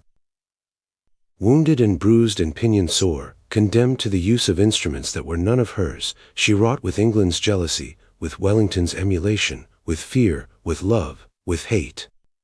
Impelled by one motive or another, the nations of the coalition moved in concert. Napoleon had been Marengo, he had been Ostrogoths. He became Waterloo. And when across that awful field rolled the last long cannon boom, when the silence settled, when the quick and the dead lay sleeping and the wounded died, justice and suffering touched hands across the gulf of blood, and liberty heard them whisper, Sic semper tyrannis. In the tableau that followed, she, the ideal of our dreams, still stood pale and fettered. But a smile lit up her face and a light gleamed in her eyes as she saw authority reel and stagger from the blow which, though it did not sever, yet shattered half the strength of both its fetters. For the strength of God lies in a vast unity, an ownership of ideas backed up by the brute force under the command of the individual in whom that ownership of ideas is vested, while the strength of liberty lies in the very essence of things themselves, the fact that no law or force ever can destroy the individualities of existence. And of necessity the natural tendency to break all bonds which seek to control thought, and all force which locks up those bonds, entailing liberty of action as the outcome of liberty of thought. And just in proportion as churches have been dismembered and states have been broken up, no matter that each new church and each new state were but another form of despotism, just in that proportion has the principle of liberty been served. For each new religious establishment has been an assertion of the right to think differently from the fashionable creed, each change has been a movement away from the centralization of power. So with Waterloo in the background, with authority lashed to impotent rage before it, and liberty pinioned, yet with the lit smile still upon her countenance, the tableau light flames up and dies, and the curtain falls upon the first great act. Those who think, those who feel, those who hope, know why that smile was there. For looking away over the long blue roll of water that swelled like an interlude between, she beheld the sublime opening scene of the act that followed. Far up the wonderful stage the distant mountains lift their circling crests, at their feet the waters sweep like a march of music, vast acres of untrodden grassland shower their emerald wealth, nearer the front the lower hills rise up, and then the short Atlantic slope, all rife with busy life, bends down to meet the sea. On the right the hoarfrost sheens and shines on the majestic northern forests, while the glittering earth, dipped in its bath of frozen crystal, spreads like a field of diamonds. On the left the white flakes of the orange bloom fall like a shimmering bridal veil, the wind floats up like a perfume, and the hazy, lazy languor of warmth creeps all about. Behind it all, behind the hills and the prairies and the lifted summits, the mystical golden light of the west drops down, filling the dim-lit distance with the glory of promise. The silver light of the Empire Star glides over the Atlantic slope, and its rays, like guiding fingers, point onward to the gathering shadows. Now the passions of men begin to move upon this vast platform with an energy never before witnessed. Diverted from their old-time channels of struggle against the oppression of gods and kings and the bitterness of birth hatred, with a freedom of opportunity denied in the old world, and with such unstinted natural resources waiting for the magic transformer, the genius of humanity, ambition of power, avarice, pride, jealousy, all those motives born out of the old regime of a state-prop god, bred and multiplied through generations till they have come to be looked upon as natural laws of human existence, begin to work together to plant this untrodden earth, to sow in its furrows the seed of a newer race, and, paradoxical as it may sound, to work for their own destruction, their final elimination from the human brain. Or perhaps it were more correct to say that, with the barriers of old institutions taken away, they naturally begin their retransformation into those beautiful sentiments from which they were originally warped, distorted, misshapen by that warped, distorted, misshapen idea called God.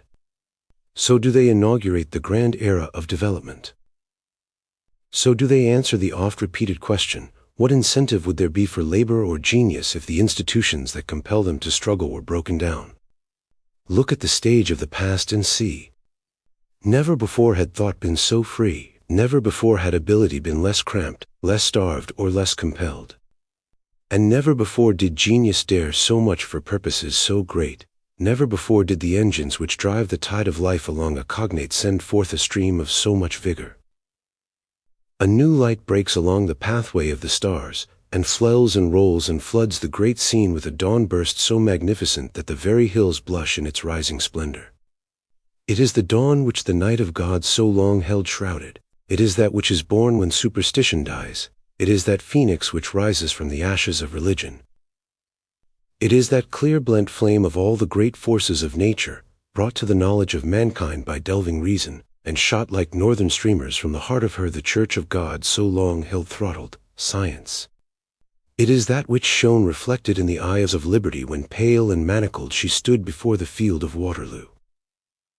The ray of the under-earth came up to join the ray of the clouds shot down. The energies of sky and mind and sea were clasped to bring down the wealth of the mountains to the shore, and to transport the life of the now populous strip of slope to the unclaimed regions of the west.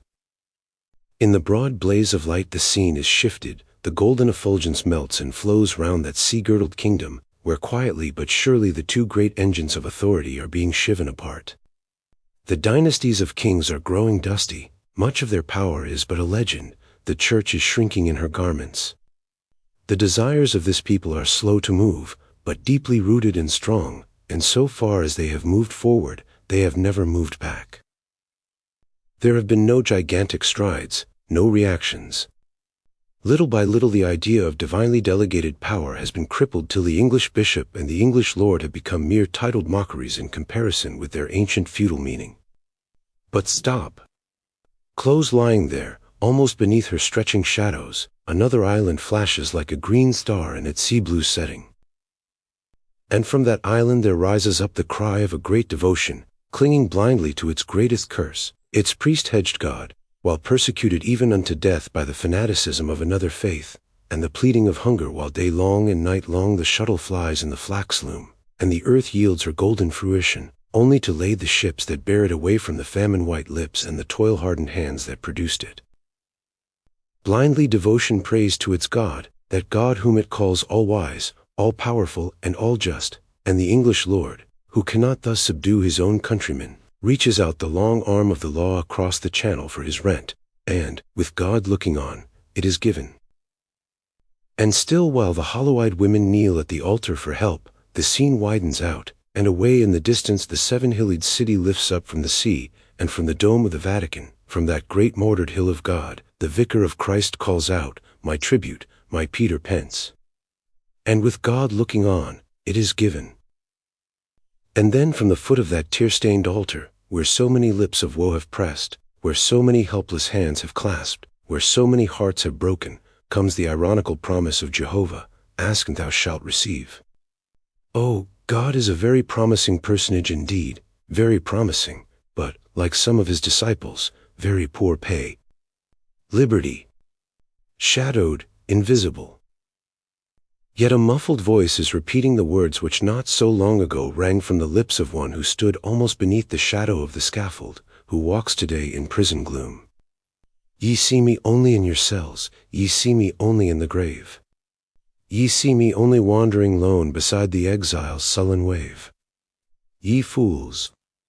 Do I not also live where you have sought to pierce in vain? Rests not a nook for me to dwell in every heart, in every brain? Not every brow that boldly thinks erect with manhood's honest pride? Does not each bosom shelter me that beats with honor's generous tide? Not every workshop brooding woe, not every hut that harbors grief? Huh! Am I not the breath of life that pants and struggles for relief? Poor, panting, struggling, misery-laden Ireland! How God laughs with glee to see his shackles weight your misery! The scene is shifting, the stage is darkening, a strange eclipse obscures the shafted light. Darker, darker. Now a low, red fire gleams like a winking eye along the foreground. It runs, it hisses like a snake. There another leaps up, there another. France, Germany, Italy. The continent blazes with the fires of the Commune.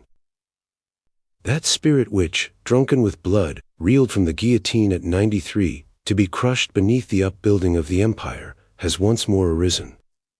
And out of the hot hells of fury, and jealousy, and hate, out of the pitiless struggle between vested rights and wrongs with high ancestral lineage, and the great outcrying of a piteous ignorance against an oppression whose injustice it feels but cannot analyze, grows the sublime idea which priests have anathematized and states have outlawed.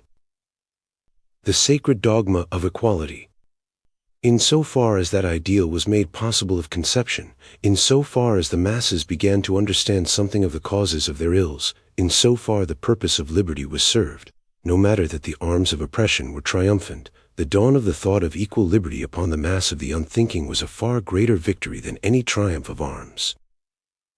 So when the fires died down, and the low reflection gleamed for an instant over those quiescent Indian valleys and Altian ranges, where the main plot of old centuries had been laid, and then paled out before the white flare lighting the tableau of the second act, Liberty stood with chained hands lifted toward her enemy, while a proud look, playing like an iridescent flame in her eyes, said, plain as lips could speak it, I have unbound their thoughts, they will one day unbind my hands. Slowly the curtain falls on the fair prisoner and the glowering god. The solemn ocean interlude rolls in again, again the rising curtain shows the curving slope, the rock romance of hills, the wide, green valley with its threading silver, the sweeping mountains with the mirage of the blue Pacific lifted high in the sky behind them, the frosted pines, the orange groves. Moving upon the nearer stage, two great masses of humanity are seen facing each other. The fires of ambition, of stubborn pride, of determination for the mastery flash like flint sparks in the eyes of both. Rage is gathering as the stage light darkens. Yet these two opposing forces are not all. From under the groves of bridal bloom comes a mournful, chant-like requiem. Under the bloom 4,000,000 voices cry in pain. Upon the darkened faces, upturned to that darkening day, fall the white petals helplessly, as hope falls on the faces of the dead, to die beside them. In the beautiful land of the sun, 4,000,000 human beings clank the chains of the chattel slave. Wah! What music! Liberty! Liberty was a wraith, fleeting ghost-like through the lonely rice swamps, terrible ignis fatuus of the quagmire, strange, mystical, vanishing moonshimmer on the darkly ominous waters lying so silent, so level, beneath the droop of Spanish moss and cypress. There it was they drove thee, there. Where the quaking earth shivered with its branded burden, where the fever and the miasm were thy breathing, and thy sacred eyes were dimmed with winding sheets of mist that floated, oh so dankly, oh so coldly, a steam of tears that rose as fast as their dews might fall, there wast thou exiled, thou, the God-hunted, thou, the law-driven, thou, the immortal. Yet, oh, so dear men love thee, liberty, that even here in thy last terrible citadel of woe, humanity linked arms with death, and would thee still. Would thee, with the ringing bay of bloodhounds in its ears, would thee, with the wolf of hunger gnawing at its throat, would thee with the clinging miasm winding its anacondine folds around its fever-thin body, would thee with the dark pathos of a dying eye, while the diseased and hungered limbs lay stiffening in their agony. And thou wast true, O Liberty. Out of thy bitter exile thou didst call to them, and point them on to hope, and thou didst call, too, to those strange-eyed dreamers, whose faces shone amidst the rank and file of those dominated by local hate alone, as shines a clear star among driving clouds. Against them authority has hurled his curses. Spit upon by the godly, despised by the law-abiding, they yet have dared to say to church and law, think what you please of me, but free the slave. I, the church persecuted, and the law hunted down, and for the love of God, men set traps to catch their fellow men, even the wise men at Washington, against whose mandates it is treason to speak, aye, a matter for the scaffold in these days. Even the wise men built a trap to uphold the divine institution and send it forth to the people labeled, the fugitive slave law. And as in other days, human beings died for their opinions, but the opinions did not die. Has not one of our latter-day martyrs said, men die, but principles live? C. The light which has been slowly fading from the right and left shines with a frightful brilliancy upon one point. North and south lie darkened, but Harper's Ferry glows. There is a wild, mad charge, a shifting of the light, a scaffold, a doomed old man bending his grand, white head, to mount the fatal steps with a child slave's kiss yet warm upon his lips, and then, only a dull, lifeless pendulum in human form, swinging to and fro. And the church and the law were satisfied, when those dumb lips were cold, and the dead limbs were stiff, and God and Harper's Ferry had no more to fear from old John Brown. But the church and the law have not always been wise. They have not always understood that the martyrs to creed and code have done as much by their death for the propagation of their principles as the martyrs of creed and code, and God and the state sowed a wind whose reaping was a terrible whirlwind, when they hung John Brown. Across the dim platform the passions of hate and pride moved toward each other. It is the old combat of the forces of authority, each contending not for the vindication of right, but for the maintenance of power over the other. It is a terrific struggle of brute strength and strategy and cunning and ferocity, and well might those who conceive the ideal beautiful of freedom shrink horror-struck from the blood-soaked path their feet must tread to reach it. Not strange if some should pause and shudder and cry out, "Is it worth the sacrifice?" But up from the dust where hope lay trodden, and out of the trenches where the sacrifice lay hid, and over the plains all scarred with bullets and plowed with shells, breathed the whisper, "It is not vain." It was not in vain. For as at Waterloo the struggle of ambition against ambition defeated the first purpose of authority, the centralization of power, and gave a partial victory to her whom both hated, so Antietam, Fredericksburg, Vicksburg, Gettysburg, while in themselves representing only the brutish struggle of opposition, based on the desire to domineer, really wrought out the victory of that ideal which dwelt in the minds of those anathematized by God and outlawed by the state. For when the hot lips of the iron mouths grew cold, liberty forsook her lonely fastness, came forth upon the desolated plain, and mounting still to the summits of the blue-hazed hills looked away over the ruined homes, the depopulated cities, the gloom-clouded faces, and though her tears fell fast, an ineffable tenderness shone upon her features as the torrent of pale light flowed round her form, defining its snow-whiteness in relief against the sable of 4,000,000 freedmen smiling o'er their stricken chains. Swiftly following the tableau fire comes the eastern scene, where, in the very center of its power the church is shaken by an invader, and Garibaldi becomes the personnel of the event. Then follows the conclave of the Vatican, whereby that singular logic known to the Roman Church, the vote of fallible beings renders the Pope infallible. Upon the heels of this, the breaking of that strong tooth of the Church in the expulsion of the Order of the Society of Jesus by the German Reichstag, and the overthrow of kingcraft in France. The curtain falls. Behind, the scene is being prepared for the last great act.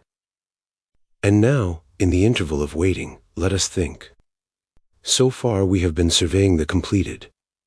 While we can understand something of the passions which animated this past, can feel something of the pulsations which throbbed in its arteries, flowed in its veins, we yet can speak of it without overriding emotion either upon one side or the other. The river of heart has reached the sea. The troubled waters have spread out deep, and up from their depths shine the still reflections of those great lights which gild the stages of the past. Calmly now we can look at the reaction from the French Revolution to the Empire, and say, this was inevitable, of Napoleon's fall, this was necessary, of the awakening of science, this was a natural result, of the uprising of '48, this was the premature birth of an idea forced upon the people by the oppression of authority. We can forget the choking agony of John Brown, and declare his death a victory. We can look upon the awful waste of blood in the Civil War and say, it was pitiful, but the goblet of woe must needs have been spilled full of red life wine, ere the hoarse and hollow throat of tyranny were satisfied. We can see where each of the contending principles has lost and gained, and measuring the sum totals against each other, must decide that the old despotism is losing ground. That instead of the supreme authority of God, the supreme sovereignty of the individual is the growing idea. But now we have come to a stage where we can no longer be cool spectators. In what happens now we too must be part and parcel of the action, we too must hope, and toil, and struggle and suffer. We are no longer looking through the clear still atmosphere of the dead, round our forms the wheeling mists are circled, and before our eyes the haze lies thick. The haze of gold or the haze of gray. The dimness of the yet-to-be befogs our sight, and the rush of hope and fear blinds all our faculties. You who stand well upon the heights of love, of comfort, of happiness, heeding not the darkness and the sorrow beneath you, behold, with upcast eyes, the great figures of God and freedom wound about, showered with light. To you there is no menace in their darting eyes, there is no purpose in their full-drawn statures, there is no jarring in their clarion voices. No. For your senses are stupid in your luxury, your brains are dulled, too dull to think, your ears are glutted with the ring of gold. In your vain and foolish hearts you dream that what you see there is a shadowy bridal, that there, at last, religion and science, statecraft and freedom, are meeting to embrace each other. Ah, go on, bookmakers, press writers, doctors and lawyers and preachers and teachers. Go on talking your incompatibilities, go on teaching your absurdities. Dream out your short-lived dream. At your feet, beneath the shadow of your capitals and domes, under the tuition of your few facts, much fiction literature, from out your chaos of truth-flavored lies, from before your pulpits, your rostrums, and your seats of learning, something is growing. Something that is looking you in the eyes, that is analyzing your statements, that is revolving your institutions in its brain, that is crushing your sophistries in its merciless machinery as fine as grain is ground between the whitened mill rollers. Free thought is looking at you, gentlemen. More than that, it questions you, it puts you on the witness stand, it cross-examines you. It says, do you believe in God? And you answer, yes. Do you believe him to be omnipotent, omniscient, and all-just? Certainly, less than this would not be God. Then you believe he has the power to order all things as he wills, and being all-just he wills all things according to justice. Yes.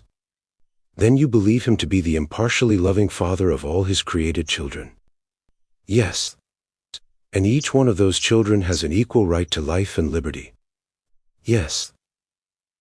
Then look upon this earth beneath you, this earth of beings whose lives are of so poor account to you, and tell us, where is God and what is he doing? Everyone has a right to life. What mockery! When the control of the necessaries of life is given to the few by the state, and above the seal of the law the priest has set the seal of the church. Verily, you do take my life. When you take that whereby I live. Is this your divine justice? What irony to tell me I am free if at that same time you have it in your power to withhold the means of my existence. Free. Will you look down here at these whose sight is shadowed with the ebon shadow of despair, these, the homeless, the disinherited, the product of whose toil you take and leave them barely enough to live upon, live to toil on and keep you in your luxury. You, the moneyed idlers, you, the bookmakers and the journalists, who do more to cry down truth, to laud our social lies, our economic despots and our pious frauds, than any other propaganda can. You, the doctors, whose drugs have cursed the world with poison-eaten bodies, corroded the health of unborn generations with your medicated slime, and when the sources of life have yielded to the hungry body so poor a stream that for lack of air, and earth, and fun, and food, and clothing, and recreation, it drooped and sickened, have bottled up some nauseating stuff, and with oracular wisdom have taught them to imagine it could undo what years of misery had done. You, the lawmakers, who have twisted nature's code till to be natural is to be a criminal, you, who have lied away the earth that was not yours to give, you, who even seek to charter the sea and make the commandment, across the middle of this river thou shalt not go unless thou render tribute unto Caesar, you, who never inquire, what is justice, but what is law? And you, the teachers, you who prate of the glory of knowledge as the remedy for the evils of the world, and boast your compulsory law of education, while a stronger law than all the wordy sentences ever graven upon statute books, is driving the children out of the school ground into the factory, into the sawmill, into the shaft, into the furrow, into the myriad camps of toil, to the dust of the wheel, to the heat of the furnace, till their pallid cheeks and bloodless lips are bleached like bones beneath the desert sun, and their clogged lungs rattle in their breathing pain. Will you look at these, the understratum of your social earth, and tell them they are free? Will you tell them ignorance is their greatest curse and education their only remedy? Will you say to these children, we have provided free schools for you, and now we compel you to attend them whether you have anything to eat and wear or not?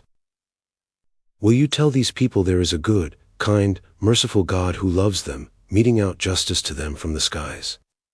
No, you will not. you cannot. The words will die upon your lips ere you utter them. Do you know what it is they see up there above you, they whose eyes look through the mist of gray and the shroud of darkness? They see your God of justice a pitiless slave driver, his church more brutal than the lash, his state more merciless than the bloodhound. They see themselves 1,000,000,000 serfs more hopelessly enthralled, more helplessly chained down than e'en the lashed and tortured body of the chattel slave. For them there is no refuge, no escape. In every land the master rules. No fugitive slave law need now be passed. There is no place to flee. The whole horizon is iron-bound. White and black alike are yoked together, and the master yields no distinction, shows no mercy. The bare pittance of existence is the meed for him who toils, and for him who cannot, starvation. With a preacher to help him die. That is the justice that they see there, in the shadow lines above your golden haze. And they see, too, a conflict preparing between those two antagonistic forces such as never before the world has witnessed. They see you God concentrating his strength to fight so bitter a battle with liberty as shall crush the spirit of individuality forever from the race. They see him ranging his forces, those forces blood-imbrued through all the anguished past, the blacklist, the club, the sword, the rifle, the prison, aye, the scaffold. They see them all, and know that ere your God will yield his vested rights, the noblest of the race will have been stricken, the most unselfish will have been tortured in his dungeons, the white robes of innocence will have been reddened in her own martyr's blood, and death will have shadowed many and many a home, unless you shall hearken to the voice of liberty and save yourselves while there is yet time. They see the wide stage spreading out, they see the passions moving over it. They see there, in the center, beneath the rolling brilliance of the Empire State, the tragic inauguration of the act. They see a grim and blackened thing, a silent thing, the demoniac effigy of Torquemada's spirit, the frozen laugh of the dark ages at our boasted civilization. They see 12 stolid fools before this 19th century gallows. They see the hiding place of that thing masquerading under the sacred name of justice, which shrinks even from the gaze of the lauding press and the imbecile jurymen, and does unknown its deed of murder. They see 4 shrouded forms, they hear 4 muffled voices, a broken sentence, and an awful hush. And then, oh crowning irony of all, they see advancing to speak to them over the bodies of the murdered, and mouthed back from 100 pulpits comes the echo, Jehovah masked as Jesus. Ah, the divine cowardice of it! Mild as the light in the Nazarene eyes, tender the tone of the Nazarene voice. Ah, people whom I love, for whom my life was given long ago on Calvary. What rashness is it that you meditate? Is it that you are weary of the yoke of love I lay on you? Is this your faith? Have I not promised you a sweet release when your dark pilgrimage on earth is over?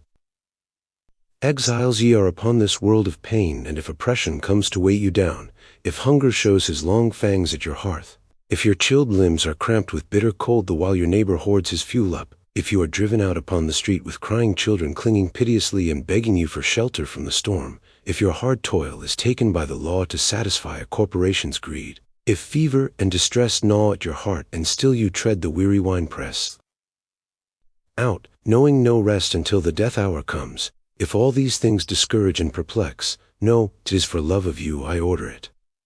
For thus would I point you to paradise, win you from all the pleasure of the world, and fix your hopes on heaven's eternity. Whom the Lord loveth, him he chasteneth, so then it is for love that these things are.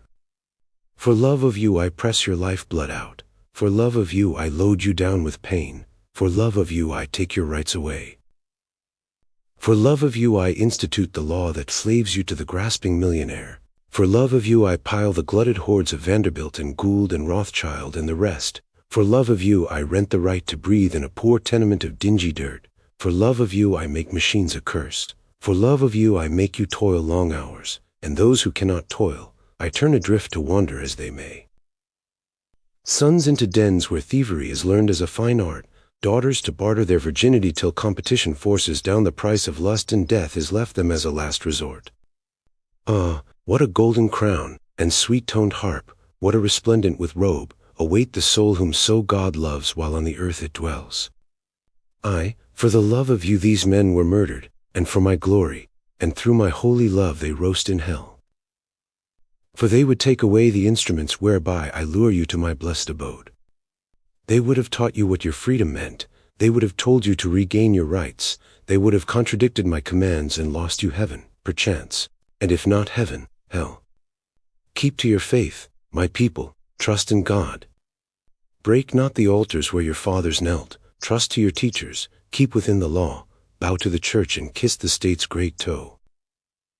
So shall good order be observed, obeyed, and as peace reigned in Warsaw, so anon shall peace, goodwill to men reign on the earth.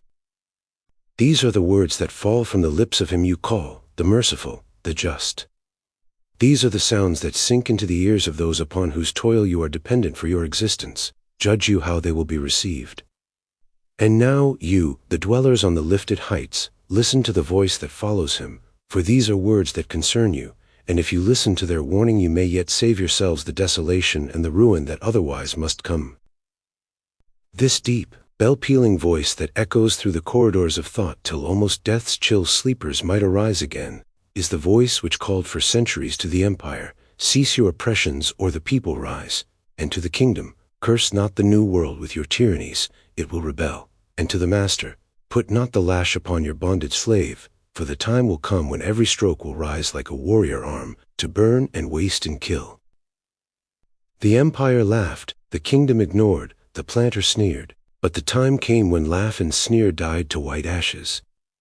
The time came when France got drunk with blood, to vomit crime, when England lost the brightest jewel in her coronal, when the South waded in blood and tears and knelt her pride before a conqueror. And now, she, the liberator, the destined conqueror of God, calls out to you, yield up your scepters ere they be torn from you. Give back the stolen earth, the mine, the sea. Give back the source of life, give back the light. For a black, bitter hour is waiting you, an awful gulf unfathomed in its depth, if now you do not pause and render justice. Thou, whatever be thy awful name, which like a serpent's trail hath marked the earth, whether Jehovah, Buddha, Jos, or Christ. Thou who hast done for love what others do for most envenomed hate, how hast thou hated these the happy ones? Is this impartial justice then to these, to pour the golden treasures of the earth into their laps, that these may feast and toast and so forget thee and thy promised heaven? Truly thou hast been most unkind to them, since kindness means with thee a tearing out of thee in the heart and entrails of existence. Wow! How thou least! To what most pitiable trick of speech hast thou been forced? Think'st thou the dwellers in the darkness longer take thy creed of crystalline deception? No. They laugh at thee, they spew thee out, they spit at thee. Love. Say. Look, this long procession coming here. Here are the murderers, with their red-hued eyes, here are the adulterers, with their lecherous glance, here are the prostitutes, with their mark of shame, here are the gamblers, with their itching hands, here are the thieves, with furtive lips and eyes, here are the liars with their dastard tongues, here all the train that crime can muster up reviews before thee. And after them, a ghastly, fearful sight, follow the victims of their blackened hearts, slain, ruined, desolated by thy love. And now, behold, another train comes on, a train whose name is Legion. Here the dark, brute faces from the mines, here the hard, sun-browned cheeks from out the furrow, here the dull visage from the lumber camp, here the one eyes from whirling factory, here the gaunt giants from the furnace fire, here the tarred hands from off the stream and sea, here all the aching limbs that stand behind the fashionable counter, here, O pitiful sight of all, those whose home is in the street, whose table is the garbage pile, the vast, helpless body of the unemployed. And ever as they march, they drop and drop into the earth that swallows them, and over their graves the march goes on. These are thy victims, God. These are the creatures of thy church and law. Speak no more of the breaking of altars, thou who hast broken every altar that the human heart holds dear. Take thy position at the head of the murderer's column. And when thou hast marched away into the past, thou and thy preachers and thy praters of justice, then will the world return to justice and the great law of nature reign upon the earth. Then will her broad, Green acres yield their wealth to him who toils, and him alone. Then will the storehouses of nature yield her fuel and her light, not to the corporation whose high-priced lobbying can buy it, for in that time no wealth nor intrigue can purchase the heritage of all, but to all the sons and daughters of labor. And then upon this earth there shall be no hungry mouths, no freezing limbs, no children spending the hours of youth in gaining a miserable livelihood, no women crying, "It's to be a slave," along with the barbarous Turk, where woman has never a soul to save. If this is Christian work, no men wandering aimlessly in search of a master for their slavery. But careless dwellers upon the heights, awaken now, do not wait till reason, persuasion, judgment, coolness are swept down before the rising whirlwind. Bend your energies now to the eradication of the authority idea, to righting the wrongs of your fellow men. Do it for your own interest, for if you slumber on, me, ye will awaken one day when an ominous rumble prefaces the waking of a terrific underground thunder, when the earth shakes in a frightful ague fit, when from out the parched throats of the people a burning cry will come like lava from a crater, bread, bread, bread.